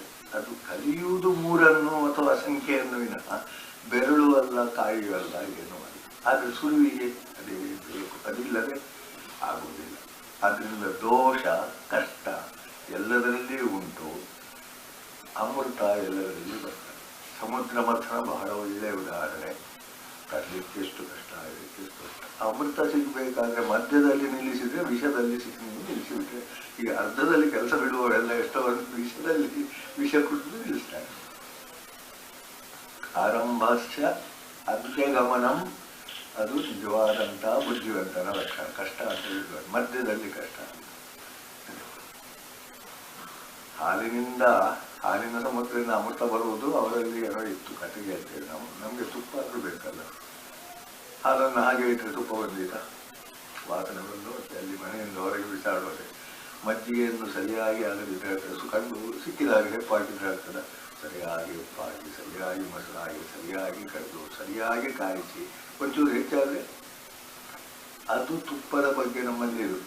ದೇವತೆಗಳನ್ನು ವಶ ಮಾಡಿಕೊಳ್ಬೋದು. ನಮ್ಮಲ್ಲಿ ಎಂಥದ್ದು ಯಾವುದೋ ನಮ್ಮ ಚಿಕ್ಕಂದಿರೊಂದು ಭಾಳ ಹೇಳ್ತಿದ್ರು, ಅವಾಗ ಎಂಥದ್ದು ಹೇಳ್ತೀರಿ, ಇಡೀ ವಿಶ್ವ ನಾಶ ಆಗಲಿ, ಬ್ರಾಹ್ಮಣ ಇದ್ದರೆ ಆಗ್ತದೆ. ಬ್ರಾಹ್ಮಣ ಮತ್ತು ಗೋವು ಏನು, ಬ್ರಾಹ್ಮಣದಲ್ಲಿ ಮಂತ್ರ ಗೋವಿನ ಆವಿಸಿದ್ರೆ ಪುನಃ ಸೃಷ್ಟಿ ಮಾಡಬಹುದು. ವಿಶ್ವಾಮಿತ್ರ ಸೃಷ್ಟಿ ಮಾಡಿದ್ದೆ ಅಂತದ್ದು ಗೊತ್ತಿಲ್ಲ. ಆದರೆ ಯಜ್ಞದಲ್ಲಿ ಸೃಷ್ಟಿ ಮಾಡುವ ಶಕ್ತಿ ಉಂಟು. ಅದಕ್ಕೊಂದು ಬ್ರಹ್ಮ ಅವ ಇವ ಬೇಕಂತ ಹೇಳಿದ. ಮಂತ್ರ ಮತ್ತು ಆಶ್ಯ ಹೇಳ್ತಾನೆ. ಇನ್ನು ಆದ್ಯವನ್ನು ಬೇರೆ ನೋಡಿದ್ರೆ ನಾನು ಸಣ್ಣದಲ್ಲಿ ಅಲ್ಲಿ ಒಬ್ಬರು ನೇತ್ರ ವೈದ್ಯರಿದ್ದು 30 ವರ್ಷ ಆದ ತುಪ್ಪ ಬೇಕು ಅಂತ. ಅದು ಎಷ್ಟು ಜಿಡ್ಡು ಬರ್ತದೆ ಅಂತ ಹೇಳ್ತೇವೋ ಏನೋ ನಾವೀಗ ಅದೆಲ್ಲ ಅರ್ಥ ಆದರೂ ವಾಸನೆ ಇಲ್ಲ. ಶುದ್ಧವಾಗಿ ತುಪ್ಪ ಮಾಡಿದ್ದನ್ನು ನೀರಿನ ಪಸೆ ಬರದ ಹಾಗೆ ಇಟ್ಟು ಬಿಟ್ಟರೆ 30 ವರ್ಷ ಅದು ಕಣ್ಣಿಗೆ ಅಮೃತ. ಅವರು ಆಗ ಈಗಿನ ಟೆಕ್ನಿಕ್ ಒಂದು ಇರಲಿಲ್ಲ. ನೇತ್ರ ವೈದ್ಯರು ಅಂತ ಅವ್ರಿಗೆ ಬಡ್ಡಿ ಇರ್ತಿದ್ರು. ಅವರು ನೋಡ್ತಿತ್ತು. ನಾವು ನನ್ನ ತಂದೆ ನಡೆದುಕೊಂಡು ಮಂಚಗತ್ತಲ್ಲಿ ಅವ್ರಿಗೆ ನೋಡಿದ್ದೇನೆ. ಅಲ್ಲ ಅಂತ ಹೇಳಲಿಕ್ಕೆ ನಮ್ಗೆ ಬರ್ತದ, ಹೌದು ಅಂತ ಹೇಳಲಿಕ್ಕೆ ನಮ್ಗೆ ಗೊತ್ತಿಲ್ಲ. ಲೋಕದ ವಿಷಯವೇ ನಾವು ಅಷ್ಟು ದೂರ ಇರುವಾಗ ಇದರ ವಿಷಯದಲ್ಲಿ ಆದ್ರಿಂದ ಹೌದು ಸಕರ್ಮಣ ತಮಭ್ಯರ್ಥ, ಅಲ್ಲಿ ಕಿಲ್ಬಿಷ ಇಲ್ಲ. ಪುಣ್ಯಕ್ಕಾಗಿ ಮಾಡಿದವರು ನೀವು ರಾಜಸರು, ಅದನ್ನು ಬಿಡಿ. ಸ್ವರ್ಗಕ್ಕಾಗಿ ಸುಖಕ್ಕಾಗಿ ಹಾಗಾದರೆ ಧರ್ಮ ವಿವಾಹಾದಿಗಳು ಕರ್ಮ ಪ್ರಜಾಸಿದ್ಧಂ. ಯಾಕೆಂತೇಳಿದ್ರೆ ಲೋಕ ನನ್ನಿಂದ ಶುರುವಾದ್ದಲ್ಲ, ಲೋಕದಲ್ಲಿದ್ದೇನೆ, ಅದು ಮುಂದುವರಿಯಬೇಕಾದ್ರೆ ಬೇಕಾದ್ರೆ. ನೀನು ಈಗಲೂ ನಾಳೆ ಸಾಯುವವನು ಇವತ್ತು ತೆಂಗಿನ ಮರಕ್ಕೆ ನೀರಬೇಕು. ನೀನು ತೆಂಗಿನಕಾಯಿಯನ್ನು ಹುಟ್ಟುವಾಗಲೇ ಶುರುವಾಗಲೇ ತಿಂದಿದ್ದಿ. ಸಂಪತ್ತಿನ ಶ್ರೀಮಂತರ ಮನೆಯಲ್ಲಿದ್ದರೆ ಅದನ್ನು ಬೆಳೆಸಿ ಬಿಟ್ಟು ಹೋಗು, ಖರ್ಚು ಮಾಡಿ ಬಿಟ್ಟು ಹೋಗಬೇಡ. ಇದು ಧರ್ಮ. ಎಲ್ಲದರಲ್ಲಿಯೂ ಅಷ್ಟೇ ಇರುವುದು. ನಾವು ಯಾವುದನ್ನು ಸುಖ ಅಂತ ಮಾಡ್ತೇವೋ ಅದು ಧರ್ಮ ಆಗಬೇಕು, ಸುಖ ಅಲ್ಲ ಧರ್ಮ. ಸುಖ ಅಂತ ಹೇಳುವುದು ರಾಜಸ ಪ್ರವೃತ್ತಿಯವನ, ಅದರಿಂದ ಸುಖ, ಇದರಿಂದ ಸುಖ. ಇದೆಲ್ಲ ಈಗ ಬೆಡ್ ಮಾಡಿದರೆ ಮನೆ ಒಳ್ಳೆದು ಕಟ್ಟಿದ್ರೆ ಸುಖ, ಅದು ಧರ್ಮ ಪಾಲನೆ. ಎಂಥದೊಂದು ಧರ್ಮ ಅದನ್ನು ಬಿಟ್ಟು ಮಾಡಿದರೆ ಇನ್ನು ಸಹಜ ಧೂಮೇನಾಗ್ನಿ ವ್ಯವಹಾರ. ಅಲ್ಲಿ ಸಹಜ ಇದಕ್ಕೆ ಒಂದು ಸಣ್ಣ ಉದಾಹರಣೆ ಅಂತಾನೆ. ನನಗೆ ಬಿಸಿಲು ಬಿಸಿ ಆಗಬೇಕು, ಹೊಗೆ ಬರಬಾರ್ದು. ನಾವು ಗ್ಯಾಸ್ ಉಂಟು ಅಂತ ಹೇಳ್ತೇವೆ, ಅದು ಬೇರೆ. ಅದರಲ್ಲಿ ಆಗುವ ಪೊಲ್ಯೂಷನ್ ನಮ್ಮ ಈ ಬೆಂಕಿಯಲ್ಲಿ ಆಗುವುದಿಲ್ಲ.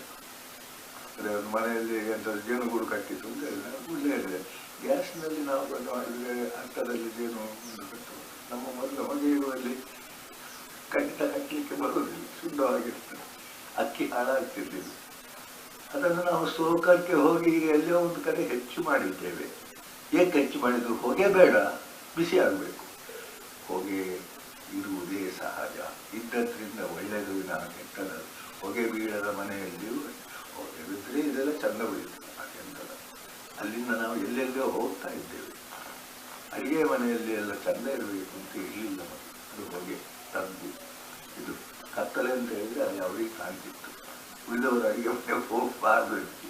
ಹೀಗೆ ಎಲ್ಲ ಇದು ಮಾಡಿದ್ರೆ ಮತ್ತೆ ಬೇರೆ ಬೇರೆ ಇನ್ನು ಆಯುಷನ್ನು ಹೆಚ್ಚು ಬೆಳೆಸೋದು ಬೇಡ.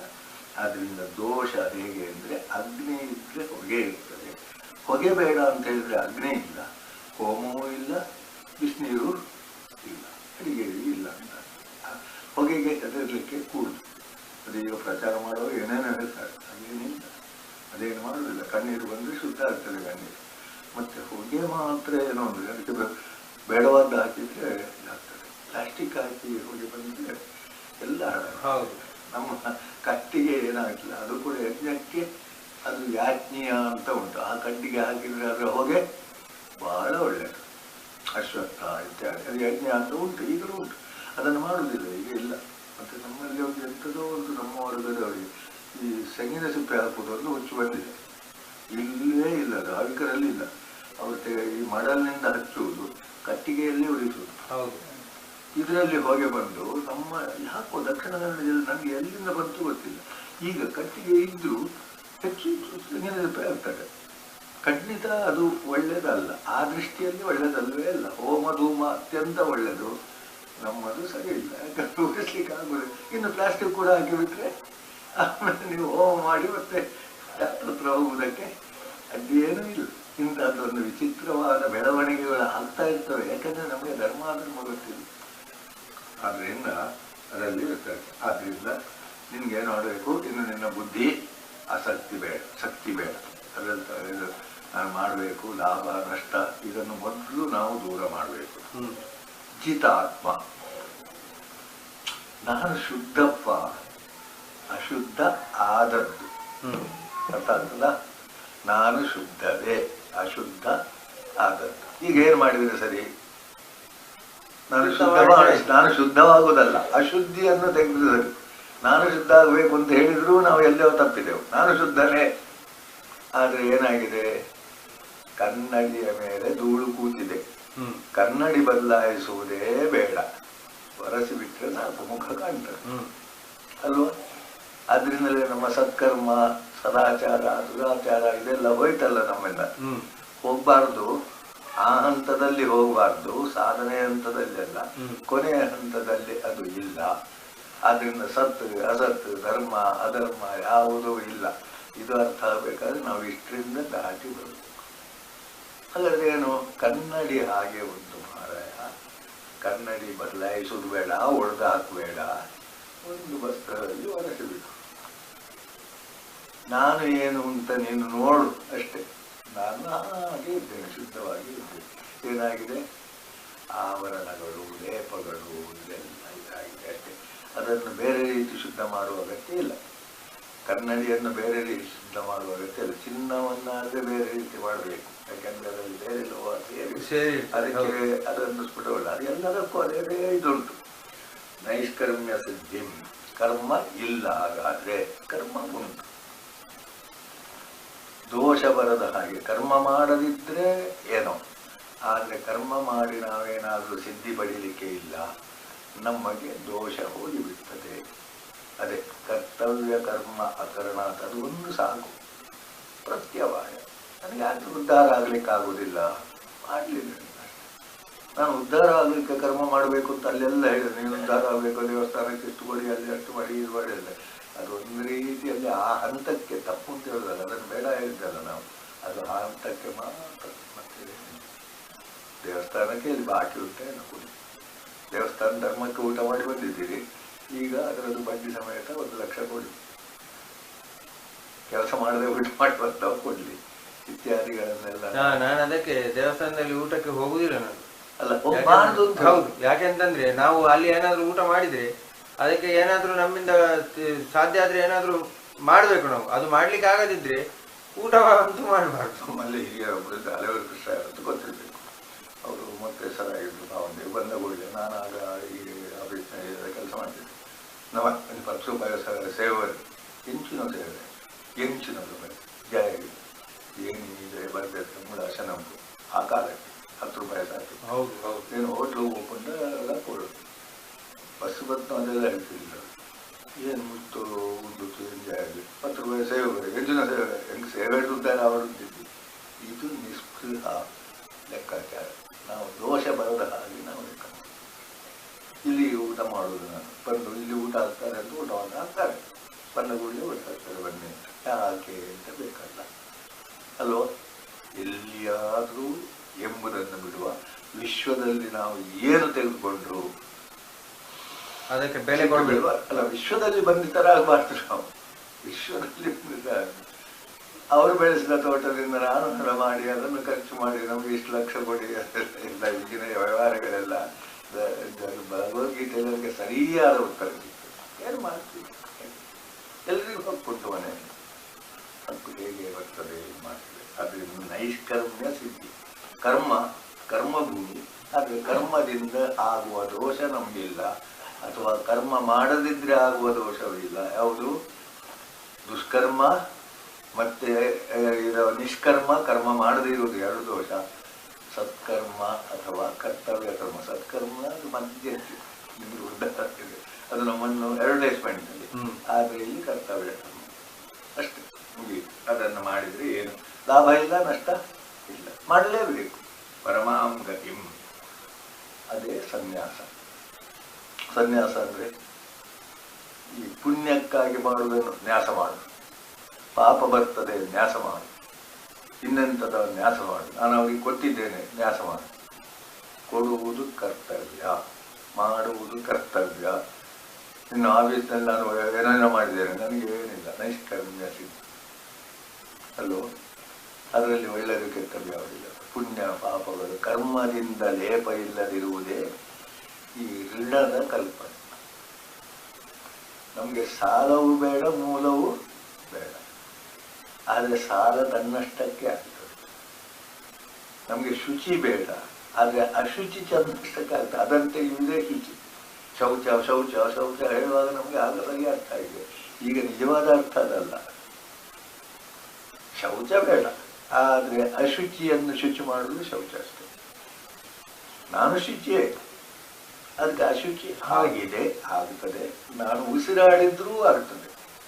ಇಲ್ಲಿ ಪುನಃ ಇನ್ನೊಂದು ನಾವು ಸುಲಭ ಉಸಿರಾಡಿದಾಗ ನಾವು ಸಸಿ ನೆಡು, ಅದು ಅದನ್ನು ಬದಲಾವಣೆ ಮಾಡ್ತದೆ. ನಾವು ಸಸಿ ನೆಡದೆ ಕಾಡು ಕಡಿಯುವುದು, ನಾವು ಉಸಿರಾಡುವುದು, ಈ ಗಾಡಿ ನಡೆಸುವುದು, ಇದೆಲ್ಲ ಮಾಡುವುದು ಪೊಲ್ಯೂಷನ್ ಸಾಯಿದಪ್ಪ ತೊಂದರೆ ಇಲ್ಲ. ಈಗ ಇನ್ನು ನಾವು ಬಹಳ ಗಡಿಬಿಡಿ ಮಾಡೋದು ಎಲ್ಲರೂ ಸಾಯ್ತಾರೆ, ಸಾಯಿ ಸತ್ತು ತೊಂದರೆ ಏನಿಲ್ಲ. ಸತ್ತದ್ದು ಯಾರಿಂದ? ದೇವರಿಂದಲ್ಲ, ಅವರು ಮಾಡಿದ ತಪ್ಪಿನಿಂದ. ಈಗಿನ ರೋಗಗಳು ಆಸ್ಪತ್ರೆಗಳು ಎಲ್ಲ ಯಾರಿಂದ? ಮನುಷ್ಯನಿಂದ ವಿನಃ ನಿಜವಾಗಿ ಇಲ್ಲ. ದನಗಳದ್ದು ಎಂಥದ್ದು ಒಂದೇ ಅವುಗಳಿಗೆ ಯಾರೂ ಇಲ್ಲ. ಮತ್ತೆ ಏನೋ ಒಂದು ಆದ್ರೆ ಸಾಯ್ತಂದ್ರೆ ಅದು ಸಾಯ್ತಾ ಆದರೆ ಸಾಯ್ತದೆ, ಅದು ಸಹಜವಾಗಿ ಸಾಯುವುದೂ ಇಲ್ಲ. ಅವುಗಳ ಒಂದು ಪ್ರಕೃತಿಗೆ ಸರಿಯಾಗಿ ಇರ್ತದೆ. ಮನುಷ್ಯನು 100 ವರ್ಷ ಕ್ಷೀಣ ಆಗ್ಬೋದು, ಬದುಕುವುದಕ್ಕೆ ಏನು ಅಡ್ಡಿ ಇಲ್ಲ. ಅದನ್ನು ಇನ್ನೂ ಪ್ರಾಣಾಯಾಮ ಬೇರೆ ಹೇಳ್ತಾನೆ, ಅದನ್ನು ಬಿಡುವ. ನೈಷ್ಕರ್ಮ್ಯ ಸಿದ್ಧಿ, ಕರ್ಮ ಸಿದ್ಧಿ ಅಲ್ಲ, ಕರ್ಮದಿಂದ ಫಲ ಅಲ್ಲ, ಲಾಭ ಅಲ್ಲ. ಸುರುವಿಗೆಲ್ಲ ನಮ್ಮನ್ನು ಹಾಗೆ ಹೇಳಿದ್ದು ಸರಿಯೇ. ಈಗ ಇಲ್ಲಿ ನಮಗೆ ಅರ್ಥ ಆಗಿಬಿಟ್ರೆ ಭಗವದ್ಗೀತೆ ಕೊನೆಗೆ ಬಂದೇವೆ ನಾವಷ್ಟೇ. ಪರಮಾಂ ಸನ್ಯಾಸೇನಾದಿ ಕರ್ಮದಿಂದ ತ್ಯಾಗದಿಂದ, ಇಂಥ ತ್ಯಾಗವೋ ಕರ್ಮವೋ ಎರಡೂ ಒಂದೇ. ಸನ್ಯಾಸಿಯು ಸುಮ್ಮನೆ ಇರುವುದಿಲ್ಲ, ಆದರೆ ಕರ್ಮ ಮಾಡುವುದಿಲ್ಲ ಅಂತ ಹೇಳ್ತಾನೆ ನಾವು. ನಮಗೆ ಸನ್ಯಾಸಿಗೆ ಕರ್ಮ ಇಲ್ಲ ಅಂತ ಹೇಳ್ತಾನೆ. ಇದು ಎರಡನ್ನು ನಾವು ಅನ್ವಯ ಮಾಡಬೇಕು. ಸ್ವಲ್ಪ ನಿಧಾನ ಮಾಡೋದು ನಾನು ಅದಕ್ಕೆ ನಿಧಾನ ಮಾಡೋದಿದ್ದು ನಮಗೆ ಎಂತನೋ ಒಂದು ಹೇಳಿದ್ರು, ಏನೋ ಒಂದಾಯಿತು. ಈಗಲೂ ಪೂರ್ಣ ಸ್ಪಷ್ಟ ಅಲ್ಲ. ಕಾಲಕ್ಕಾದರೂ ನಮಗೆ ಪ್ರಶ್ನೆ ಹೇಳ್ಬಾರ್ದು. ಈಗ ಪ್ರವಚನದಲ್ಲಿ ಪ್ರಶ್ನೆ ಕೇಳಬೇಕು ಹೇಳುದು, ಪ್ರಶ್ನೆ ಹೇಳದಿದ್ರೆ ಕೇಳುವುದಕ್ಕೆ ಹೇಳದ ಹಾಗೆ ಹೇಳುವುದೇ ನಿಜವಾದ ಪ್ರವಚನ. ಆದರೂ ಅವರ ವ್ಯತ್ಯಾಸದಿಂದ ಎದ್ರೆ ಅದಕ್ಕೆ ಕೊನೆಗಾದರೂ ಸಮಾಧಾನ ಹೇಳುವಷ್ಟು ಇರಬೇಕು. ಎದ್ರೆ ಸಮಾಧಾನ ಮಧ್ಯದಲ್ಲಿ ಒಂದು ಏನಾದರೂ ಬಾಯಿ ಹಾಕಿದ್ರೆ ಅದಕ್ಕೆ ಎಂಥದ್ದು ಹೇಳಲಿಕ್ಕೂ ಇಲ್ಲ. ಬಿಟ್ಟರೆ ಸಿದ್ಧಿಂ ಪ್ರಾಪ್ತೋ ಯದಾ ಬ್ರಹ್ಮ ತದಾಪ್ನೋತಿ. ಈಗ ಸಿದ್ಧಿಂ ಪ್ರಾಪ್ತಿ ಆದರೆ ಬ್ರಹ್ಮ ಪ್ರಾಪ್ತಿ ಆಗ್ತದೆ. ಪ್ರಾಪ್ತಿ ಆಗುವುದೆಂಥದ್ದು? ಇದ್ದದ್ದು ಪ್ರಾಪ್ತಿ ಆಗುವುದು, ಇದ್ದದ್ದು ಗೋಚರ ಆಗ್ತದೆ ಅಷ್ಟೆ. ನಾವು ಅದರಿಂದ ಇಲ್ಲಿ ಶುರು ಮಾಡೋದೇನು, ನಾನು ಶ್ಲೋಕ ಬರೆದಿಟ್ಟು ಬೆಳಿಗ್ಗೆ ಅಂತ ಹೇಳ್ತೇನೆ. ಅಹಂ ಬ್ರಹ್ಮಾಸ್ಮಿ ಶುದ್ಧೋಹಂ ಇತಿ ಭಾವಯೇತ್. ನಾನು ಅಂಥವ, ನನ್ನ ಅಡ್ರೆಸ್ಸು ವಿಳಾಸ ಎಂಥದ್ದು ಬೇಡ. ನಾನು ಪಾಪಿ, ಪಾಪಾತ್ಮಂ. ವಿವೇಕಾನಂದರು ಸ್ವಲ್ಪ ಬೈತಿದ್ರು, ಆದರೆ ಬೈಲಿಕ್ಕೆ ಆಗುವುದಿಲ್ಲ.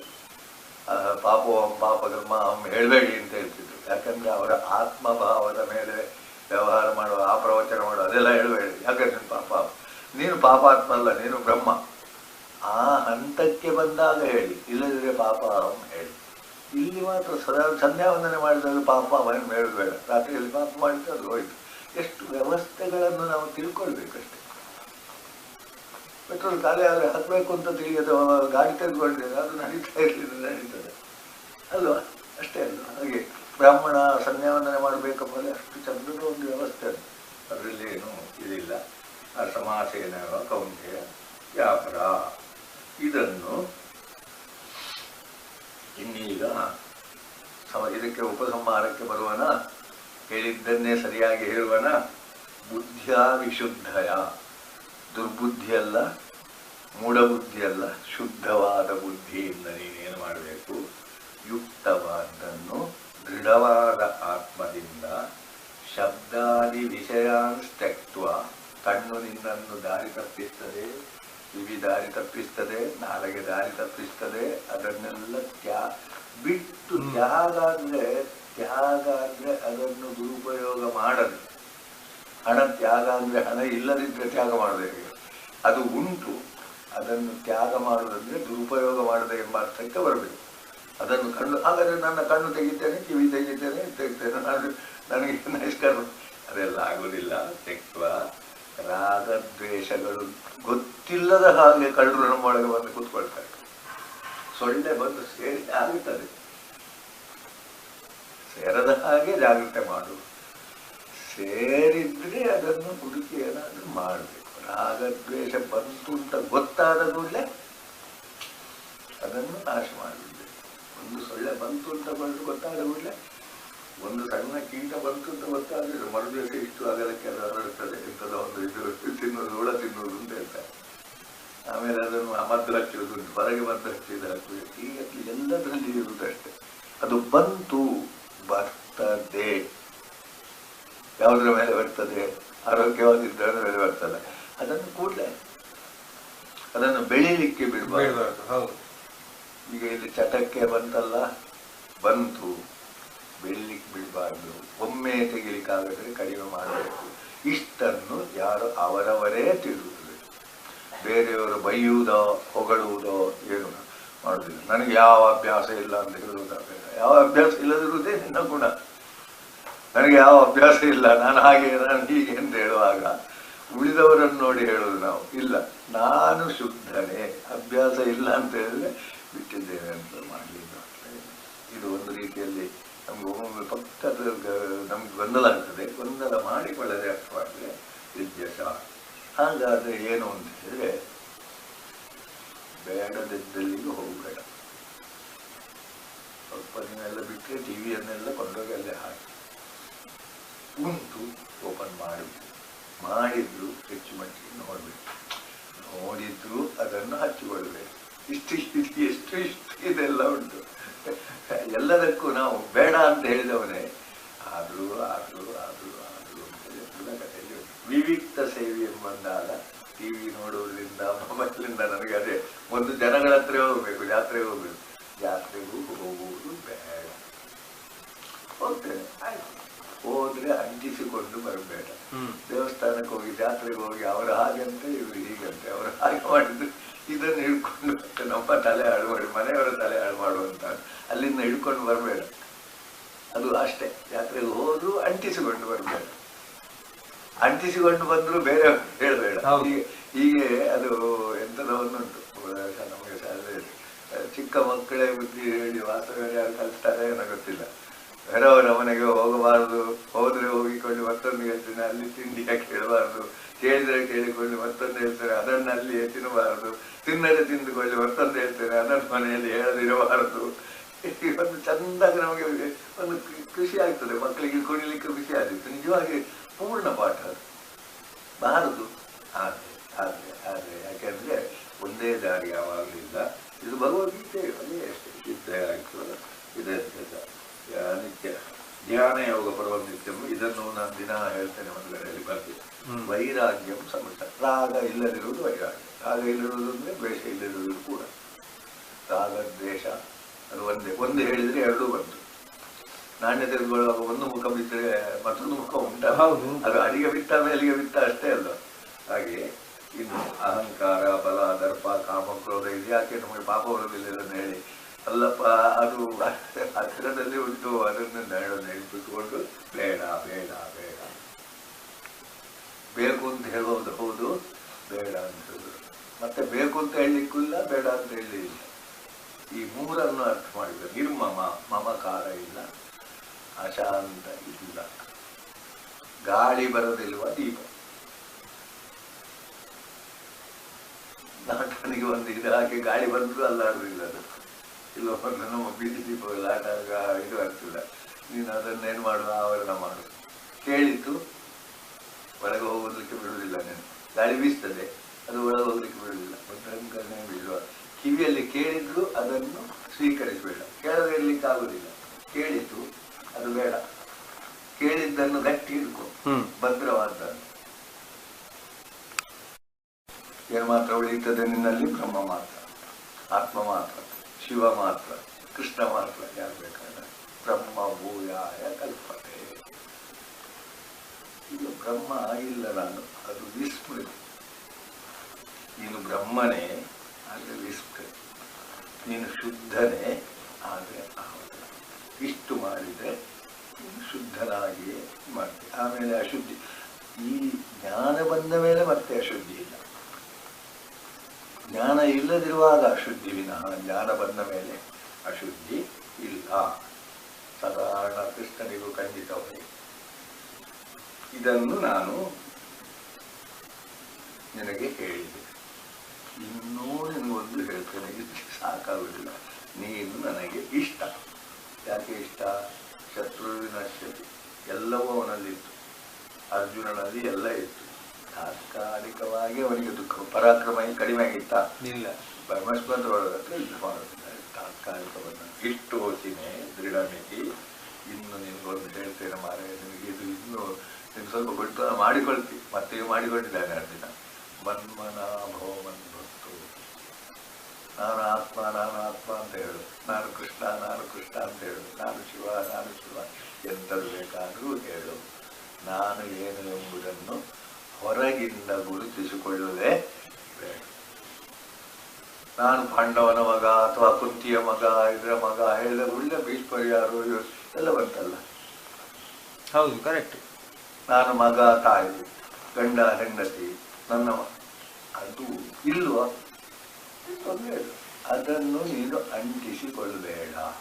ನಾನು ಆತ್ಮ ಎಂಬುದನ್ನು ನೀನು ತಿಳ್ಕೊಂಡೆ. ಮಮ್ಮನಾಭೋ ಮಧ್ಯಾದಿ, ಇದಕ್ಕೊಂದು ಅರ್ಥ ನಮಗೆ ಮಾಡಿಕೊಳ್ಳುವಾಗ ತಪ್ಪು ಮಾಡುವುದೇ ಹೆಚ್ಚಲ್ವ ನಾವು. ಇದಕ್ಕೊಂದು ಸರಿಯಾದ ಅರ್ಥ ಮಾಡಿಕೊಂಡ್ರೆ ಮತ್ತೇನಿಲ್ಲ. ಮಧ್ಯಾದಿ, ನನಗಾಗಿ ನಾನು ಮಾಡುವುದು, ನಾನು ಸಂಪಾದನೆ ಮಾಡಿದೆ ಹೆಂಡತಿ ಮಕ್ಕಳಿಗಾಗಿ ಅಲ್ಲ, ಅವರನ್ನು ಸಾಕಲಿಕ್ಕಾಗಿ ಅಲ್ಲ, ನನಗಾಗಿ, ನನ್ನ ಕರ್ತವ್ಯ ಅಲ್ವಾ. ಅಡಿಗೆ ಮಾಡುವುದು ನನಗಾಗಿ ಅಲ್ಲ, ನನ್ನ ಕರ್ತವ್ಯ. ಉಳಿಸುವುದು ನನಗಾಗಿ ಅಲ್ಲ, ನನ್ನ ಕರ್ತವ್ಯ. ಎಲ್ಲವನ್ನೂ ಅಷ್ಟೇ, ನನಗಾಗಿ ಅಲ್ಲ, ಕರ್ತವ್ಯ. ಯೋಚನೆ ಇನ್ನು ಎಲ್ಲ ಸರ್ವಧರ್ಮ ಪರಿತ್ಯಜ್ಯ, ಧರ್ಮ ಅಂದರೆ ಕರ್ತವ್ಯ, ಕೃತಿ ಎಲ್ಲ, ಇದೆಲ್ಲ ಬಿಟ್ಟು ಬಿಡು. ಮಾಮೇಕಂ ಶರಣಂ ಭಜ. ಅದಕ್ಕೆ ಆತ್ಮಜ್ಞಾನ ಅಂತ ಹೇಳುದು.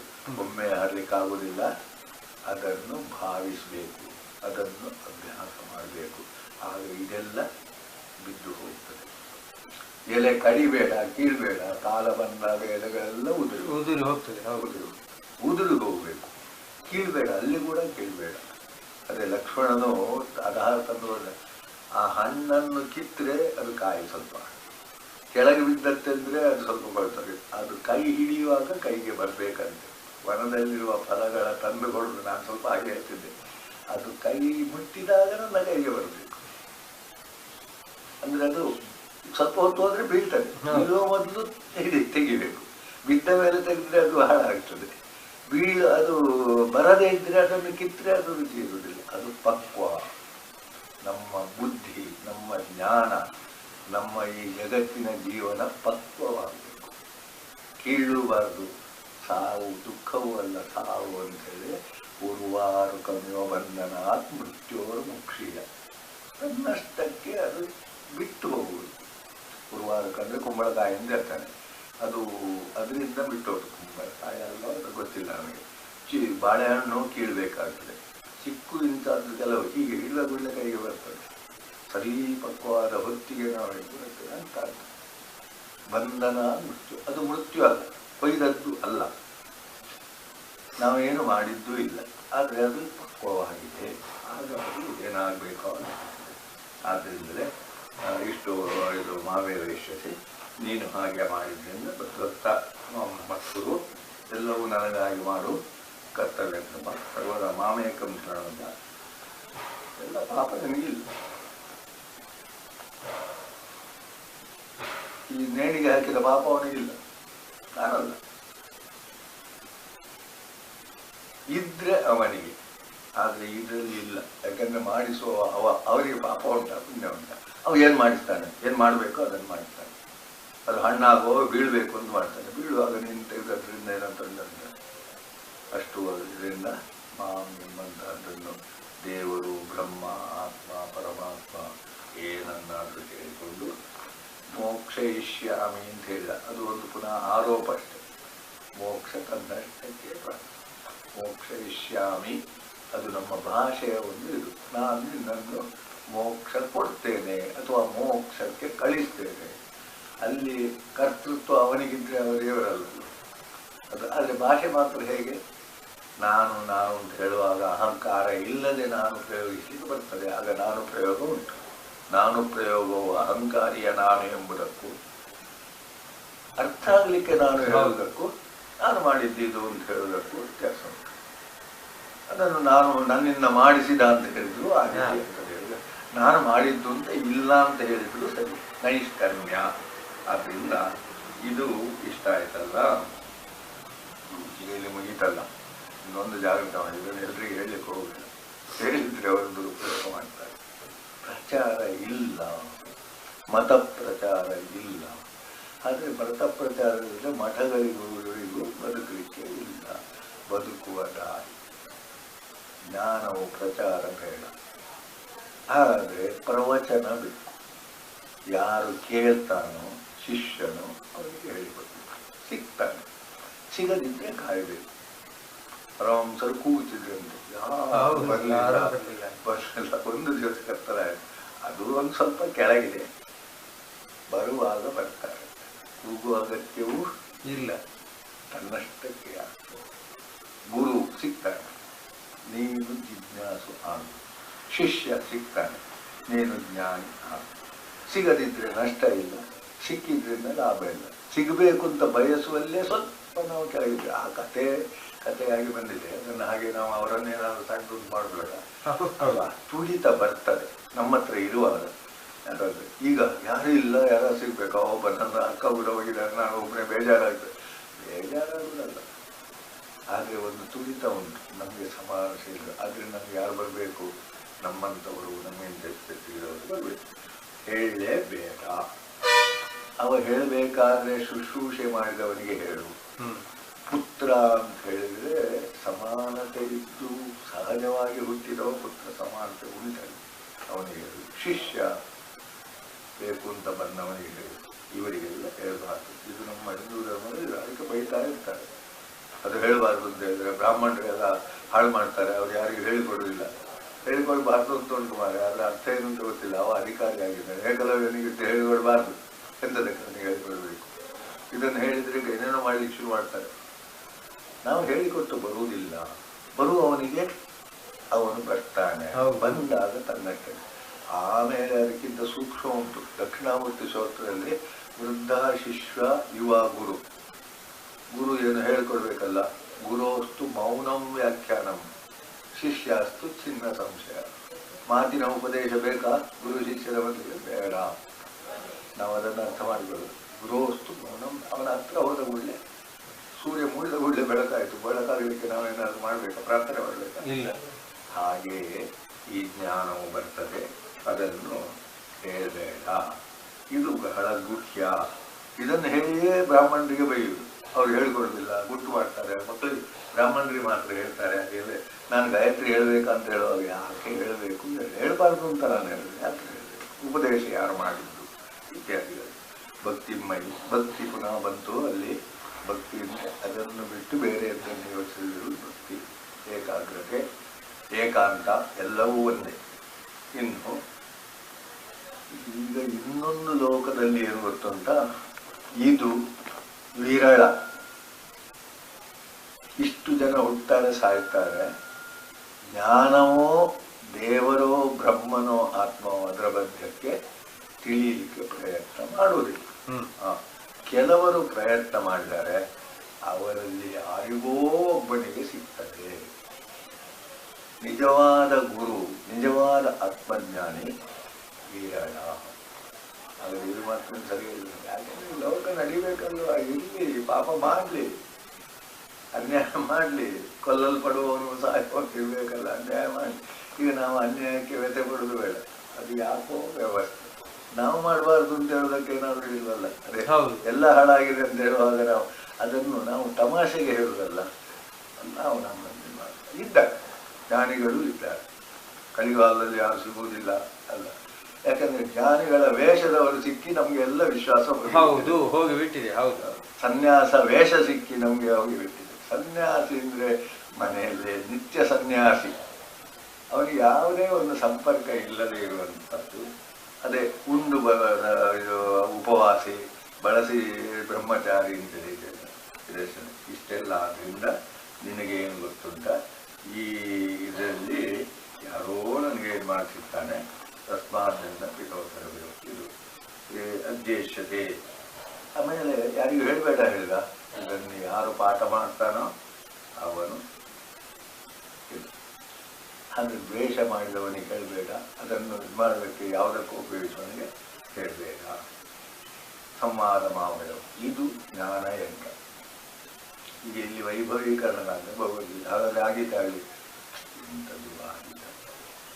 ಆದರೆ ಅದನ್ನೇನು ಮಾಡಬೇಕು? ಅಧ್ಯಯನ ಮಾಡಬೇಕು. ಅದರಿಂದ ಏನು ಸಂಗ್ರಹಿಸಬೇಕು? ಅಮೃತವೋ ತುಪ್ಪದ ಇದು ಕ್ಷೀರದಿಂದ ತುಪ್ಪವೋ. ಕ್ಷೀರ ಇಟ್ಟುಕೊಳ್ಳಲಿಕ್ಕೆ ಸಾಧ್ಯ ಇಲ್ಲ. ಮೊಸರು ಇಟ್ಟುಕೊಳ್ಳಲಿಕ್ಕೆ ಸಾಧ್ಯ ಇಲ್ಲ, ಅದು ಇದಾಯಿತು. ಆದರೆ ಅದು ಇಟ್ಟುಕೊಳ್ಬೇಕಾದ್ರೆ ಏನಾಗಬೇಕು, ಆ ಸ್ಥಿತಿಗೆ ಬರಬೇಕು, ಅದು ಜ್ಞಾನ. ಭಗವದ್ಗೀತೆ ಇಡೀ ಬಾಯಿಪಾಠ ಕಲಿತರೂ ಏನಾಯಿತು, ಹಾಳಾಯಿತು, ಅದು ಬಹುಮಟ್ಟಿಗೆ ಹಾಳಾಗ್ತದೆ. ಉಪಯೋಗ ಮಾಡದಿದ್ದರೆ ಅಂತೂ ನಿರುಪಯೋಗ.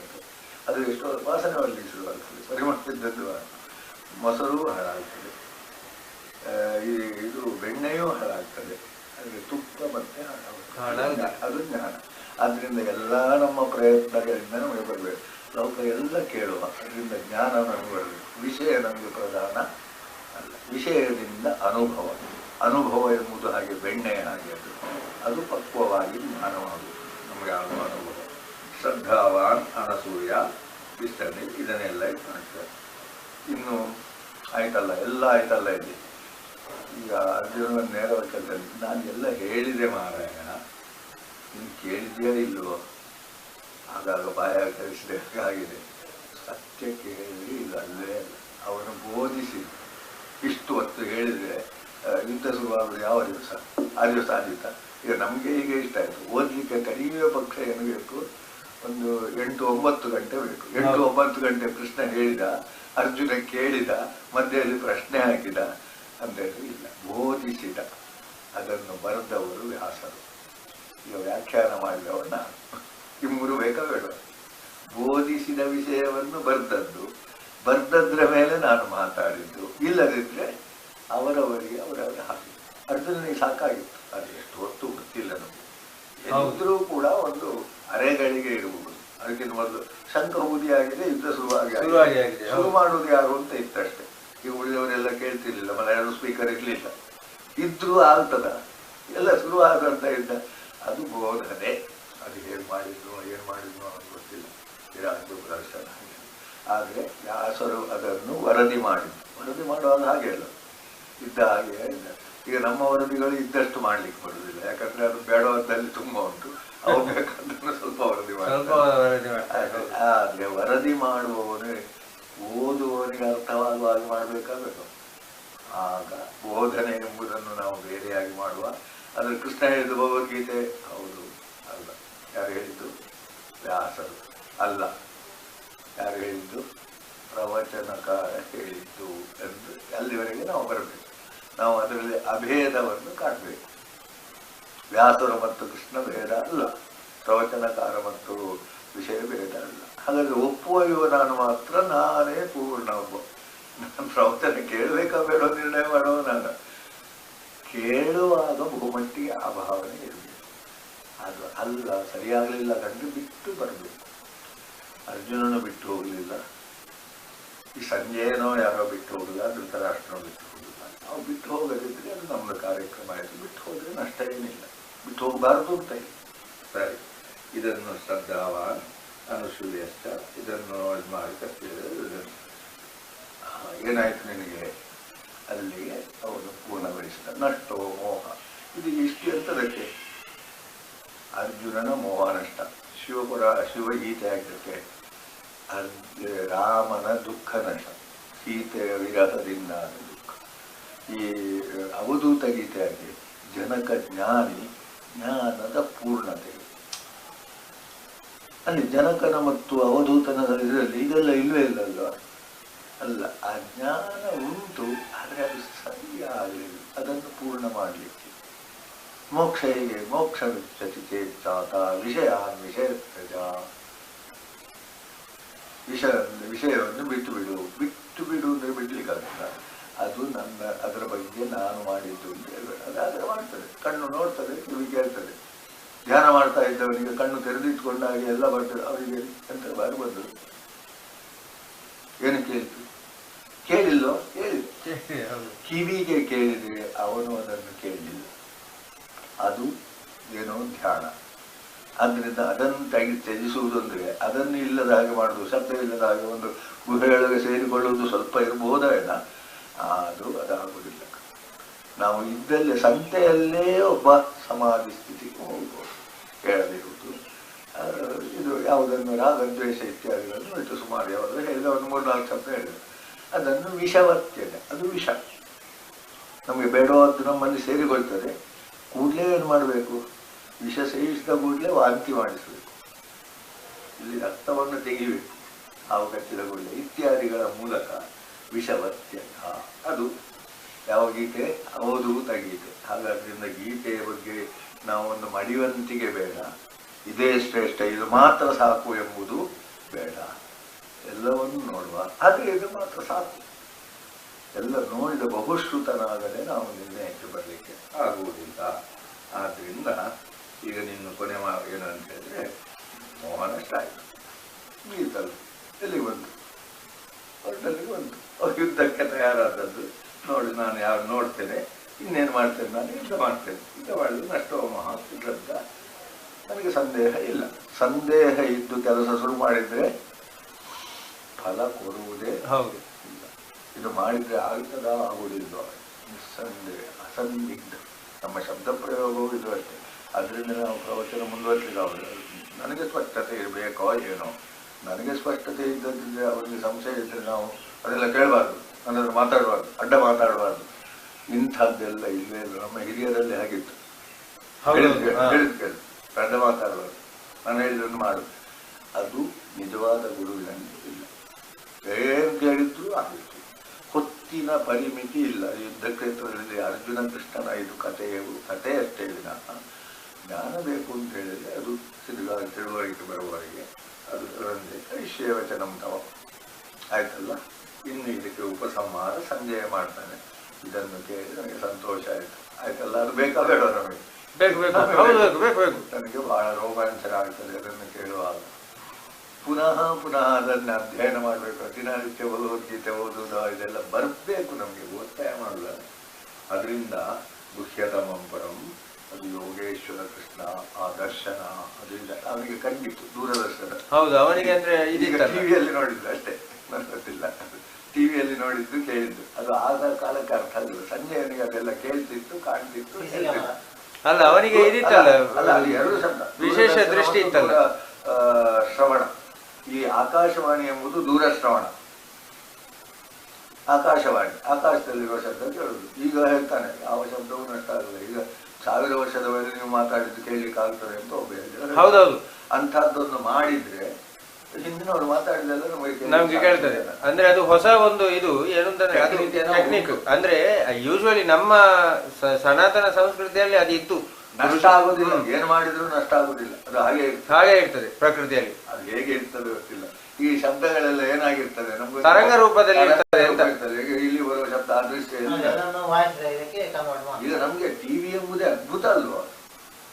ನಮ್ಗೆ ಮೊದಲು ರೇಡಿಯೋ ಅದ್ಭುತ. ನಮ್ಮಲ್ಲಿ ನಾವು ನನ್ನ ತಂಗಿ ಮದುವೆಯಾಗ ರೇಡಿಯೋ ತಂದದ್ದು 10 ಮನೆಯವರೆಲ್ಲ ಓಡಿ ಬಂದಿದ್ದಾರೆ. ರೇಡಿಯೋ ಅದ್ಭುತ ಅಲ್ವಾ? ದೂರವಾಣಿ ಅಲ್ವಾ? ದೂರ ಶ್ರವಣ. ಇದು ದೂರಶ್ರವಣ, ದೂರದರ್ಶನ. ಇದು ಸಂಜಯನಿಗೆ ಇತ್ತು ಅಂತ ಹೇಳಿದಾಗ ಹಿಂದೆ ತಮಾಷೆ ಮಾಡ್ತಿದ್ರು. ಅದೇ ವ್ಯಾಸರು ಕೊಟ್ಟಿದ್ರಿಂದ ಇತ್ತು ಅವರಿಗೆ. ಅಲ್ಲ, ವ್ಯಾಸರು ಅಷ್ಟು ದಿವಸದ ಮಟ್ಟಿಗೆ ಇದು ಕುರುಕ್ಷೇತ್ರ ಮಾತ್ರ ಅಷ್ಟೇ. ಅದು ಕವರ್ ಮಾಡುವ ಏರಿಯಾ ಅದೇ ಕುರುಕ್ಷೇತ್ರ ಮಾತ್ರ. ಅದನ್ನು ನಾವು ಹೇಳಿದ್ದು ಮಾತ್ರ ಎಷ್ಟು ಅವನು ನೋಡ್ಲಿಕ್ಕೆ ಸಾಧ್ಯ ಇದ್ದಾನೆ. ಅವನಿಗೆ ಗೀತೆ ಹೇಳುವಾಗ ಅಲ್ಲಿ ಕೌರವ ಏನು ಮಾಡಿದ್ದಾರೆ ಅಂತ ಅವನಿಗಿಲ್ಲ. ಕೌರವ ಹೇಳುವಾಗ ಇದು ಏನು ಮಾಡಿದ್ದಾರೆ ಪುನಃ ತಾಪತ್ರ ಆಯ್ತು. ಅವನಿಗೆ ಕಾಣ್ತದೆ, ಆದ್ರೆ ಅವನು ಗ್ರಹಿಸಿದಷ್ಟೇ ಹೇಳ್ತಾನೆ. ಮತ್ತೆ ಮಾತ್ರ ದುರ್ಯೋಧನ ಹೊರಗೆ ಹೋದಾಗ ಹುಡುಕಿದಂತೆ, ಎಲ್ಲಿ ಹುಡುಕಿದ್ರು ಕಾಣುವುದಿಲ್ಲ. ಹೌದು, ಅವನಿಗೆ ಇದರಲ್ಲಿ ಅವನೇ ಎದ್ದುಕೊಂಡು ಬಂದು ಹುಡುಕುದು. ಅವ ಹೊರಗೆ ಹೋಗಿದ್ದಾನೆ ಕುರುಕ್ಷೇತ್ರದಿಂದ. ದೂರದರ್ಶನ ನಮ್ಗೆ ಇದು ಎಂತ ನಿಮ್ಗೆ ರೇಂಜ್ ಸಿಗುದಿಲ್ಲ ಅಂತ ಹೇಳಿದ್ರೆ ನೀವೆಂತ ಮಾಡೋದು? ಅದು ವೈಶಂಪಾಯನ. ಅದು ಕುರುಕ್ಷೇತ್ರದ ಸ್ವಲ್ಪ ಅಲ್ಲ. ಅದು ಎಷ್ಟು ಅಲ್ಲಿ ಈಗ ನಮಗೆ ಸರಿ ಅರ್ಥ ಆಗುದಿಲ್ಲ. ರೇಂಜ್ ಸಿಗದಿದ್ರೆ ಅಥವಾ ಅಲ್ಲಿ ಒಂದು ಟಿವಿಯಲ್ಲಿ ಏನೋ ಇದಾದ್ರೆ ಅದು ವಾಲ್ಯೂಮ್ ಇದು ಚೇಂಜ್ ಮಾಡಿದ್ರೆ, ಸ್ಟೇಷನ್ ಚೇಂಜ್ ಮಾಡಿದ್ರೆ ಇಲ್ಲ. ಮಕ್ಕಳಿಗೆ ಕೂಡ ಅದೇ ಕೆಲಸ. ಇದನ್ನು ಸ್ವಲ್ಪ ನೋಡಿದ್ರು ಅಲ್ಲಿ ಎಂತದ ಒಳ್ಳೆದು ನಡೀತದೆ ಅಂತ ಹೇಳೋದು ಚೇಂಜ್ ಮಾಡಿದ್ರು. ಇದು ಈಗಿನ ಟೆಕ್ನಿಕ್ ಇತ್ತು ಎಂಬುದನ್ನು ಅದರದ್ದು ಒಂದು ಸ್ಯಾಂಪಲ್ಗಳನ್ನು ಇಲ್ಲಿ ಹೇಳ್ತಾರೆ. ಸುರುವಿಗೆ ಇದು ಯಾವುದು ಆಕಾಶವಾಣಿ ಮಾತ್ರ ಇದು. ಇಲ್ಲಿ ಒಂದು ಕುರುಕ್ಷೇತ್ರದಲ್ಲಿ ಇದೊಂದು ಸರಿಯಾಗಿದೆ. ಮತ್ತೆ ರಾಮಾಯಣದಲ್ಲಿ ವಾಲ್ಮೀಕಿಗಳ ಜ್ಞಾನ ಚಕ್ಷುವಿನಿಂದ ರಾಮಾಯಣಿಗೆ ಕಾಣ್ತಿತ್ತು. ನಾರದರಿಗೆ ಬ್ರಹ್ಮನು ಒಂದು 10 ವಾಕ್ಯ ರಾಮಾಯಣದ ಶುರುವಿನಲ್ಲಿ ಅದು ಉಂಟು. ಸಂಕ್ಷೇಪ ರಾಮಾಯಣ 4 ಶ್ಲೋಕ, ಚತುಶ್ಲೋಕಿ ಏನೋ ರಾಮಾಯಣ. ನಾರದರು ಇವನಿಗೆ 1 ಅಧ್ಯಾಯದಲ್ಲಿ ಹೇಳಿದರು. ಆಮೇಲೆ ಅವನಿಗೆ ಚಕ್ಷುಷು ಕೊಟ್ಟರು. ನಿಮಗೆ ಇಡೀ ರಾಮ ಹುಟ್ಟದಲ್ಲಿ ಕಂಡಾಗೆ ಬಡಿ ರಾಮ ಹೋಗ್ತಾ ಇದ್ದಾನೆ, ಬರ್ತಾ ಇದ್ದಾನೆ, ಕೂಗ್ತಾ ಇದ್ದಾನೆ. ವಾಲ್ಮೀಕಿಯ ಕಾವ್ಯ ರಚನೆಯೇ ಕಂಡದ್ದು. ಕುಮಾರವ್ಯಾಸ ಅಲ್ಲಿ ಇದು ಮಾಡುವವರೆಗೆ ಅವನಿಗೆ ರಾಮ ಅವನ ಬಟ್ಟೆ ಒಣಗಿದ ಮೇಲೆ ಕಾಂತಿರ್ಲಿಲ್ಲ ಮಾಡ್ತದೆ. ಅದು ಆ ಕಥೆಯನ್ನು ನಾವು ನಂಬಬಹುದು. ಇದು ನಮ್ಮನ್ನು ಮೀರಿದ, ವಿಶ್ವವನ್ನು ಮೀರಿದ ಒಂದು ಶಕ್ತಿಗಳೆಲ್ಲ. ಅದನ್ನು ಹೇಳಿದ್ರೆ ಇವನು ಹೇಳ್ತಾನೆ, ಇವನಿಗೆ ಇದನ್ನು ಉಪಸಂಹಾರ, ಅದನ್ನು ನೋಡಿ ನನಗೆ ರೋಮಾಂಚನ ಆಗ್ತಾ ಇರ್ತದೆ. ಅಂದರೆ ಇದು ಇಷ್ಟು ಕಲೀಲಿಕ್ಕೆ ಸಾಧ್ಯವೇ ಇಲ್ಲ, ಅದು ನಮಗೆ ದರ್ಶನ ಆಯ್ತಲ್ಲ. ಈಗ ನಾವು ಅದನ್ನೆಲ್ಲ ನೋಡ್ಲಿಕ್ಕೆ ಸಾಧ್ಯವೇ ಇಲ್ಲಲ್ಲ. ಟಿ ವಿಯಿಂದ ಏನೆಲ್ಲ ಆಗ್ತದೆ, ಆದರೆ ನಾವು ಮಾತ್ರ ಬೇಡ ತೆಗೆದುಕೊಳ್ಳೋದು ಬೇಡ ಅದನ್ನು ಮಾತ್ರ ಬೇಕಾದ್ರೆ. ಈಗ ನಿಮ್ಮ ಈ ಟೆಕ್ನಿಕ್ಕಿನಿಂದ ಏನೆಲ್ಲ ಸಿಗ್ತದೆ, ಎಲ್ಲ ಸಿಗ್ತದೆ. ಎಲ್ಲವನ್ನೂ ನಿಮಗೆ ತಿಳಿಲಿಕ್ಕಾಗುವುದಿಲ್ಲ, ನಿಮಗೆ ಯಾವುದೋ ಒಂದು. ಆದ್ದರಿಂದ ಶಿಷ್ಯ ಪುನಃ ಪುನಃ ಒಂದು ಸಿಸ್ಟಮ್ ಎತ್ರ ಯೋಗೇಶ್ವರೋ ಕೃಷ್ಣ ಅಂದರೆ ಅದನ್ನು ನಾವು ಕೇಳಬೇಕು ಅಷ್ಟೇ. ಅವನು ಯೋಗೇಶ್ವರ, ಬ್ರಹ್ಮ, ಜಗದ್ಗುರು. ಕುಂತಿ ಮೊದಲೇ ಹೇಳಿದಾಗೆ ನಮತ್ಕೃಷ್ಣಾಯ ಶುದ್ಧಾಯ, ಅಶುದ್ಧಿ ಇಲ್ವೇ ಇಲ್ಲ. ಬ್ರಹ್ಮಣೇ ಪರಮಾತ್ಮನೇ, ಯೋಗೇಶ್ವರಾಯ ಯೋಗಾಯ ವಾಮಹಂ ಶರಣಂಗ. ಅದನ್ನೇ ಮಕ್ಕಳಿಗೆ ಉಪದೇಶ ಮಾಡಿದ್ದು. ಆದ್ದರಿಂದ ಪಾಂಡವರನ್ನು ರಕ್ಷಿಸ. ಹೀಗೆ ನಾವು ಕೃಷ್ಣನನ್ನು ನಾವು ಆಶ್ರಯಿಸಿದ್ರೆ ಕೃಷ್ಣ. ಆಮೇಲೆ ಅವರನ್ನು ಹೇಳುವಂಥ ವತ್ಸ ಬೇಕಲ್ಲ ಅರ್ಜುನ.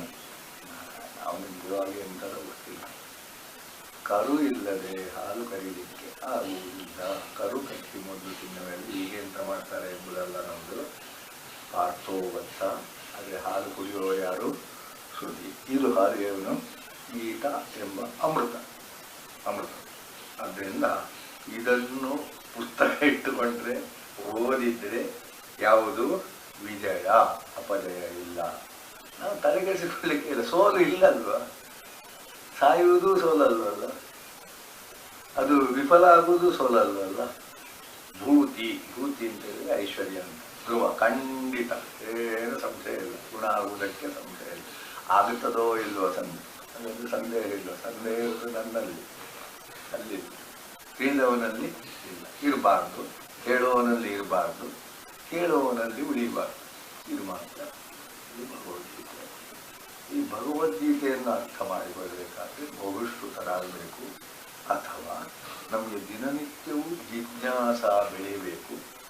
ಜಿಜ್ಞಾಸೆಯು ಯಾವುದರ ಬಗ್ಗೆ ಇರಬೇಕು? ಅಣುಬಾಂಬಿನ ಬಗ್ಗೆ ಇರುವುದು ಜಿಜ್ಞಾಸೆ.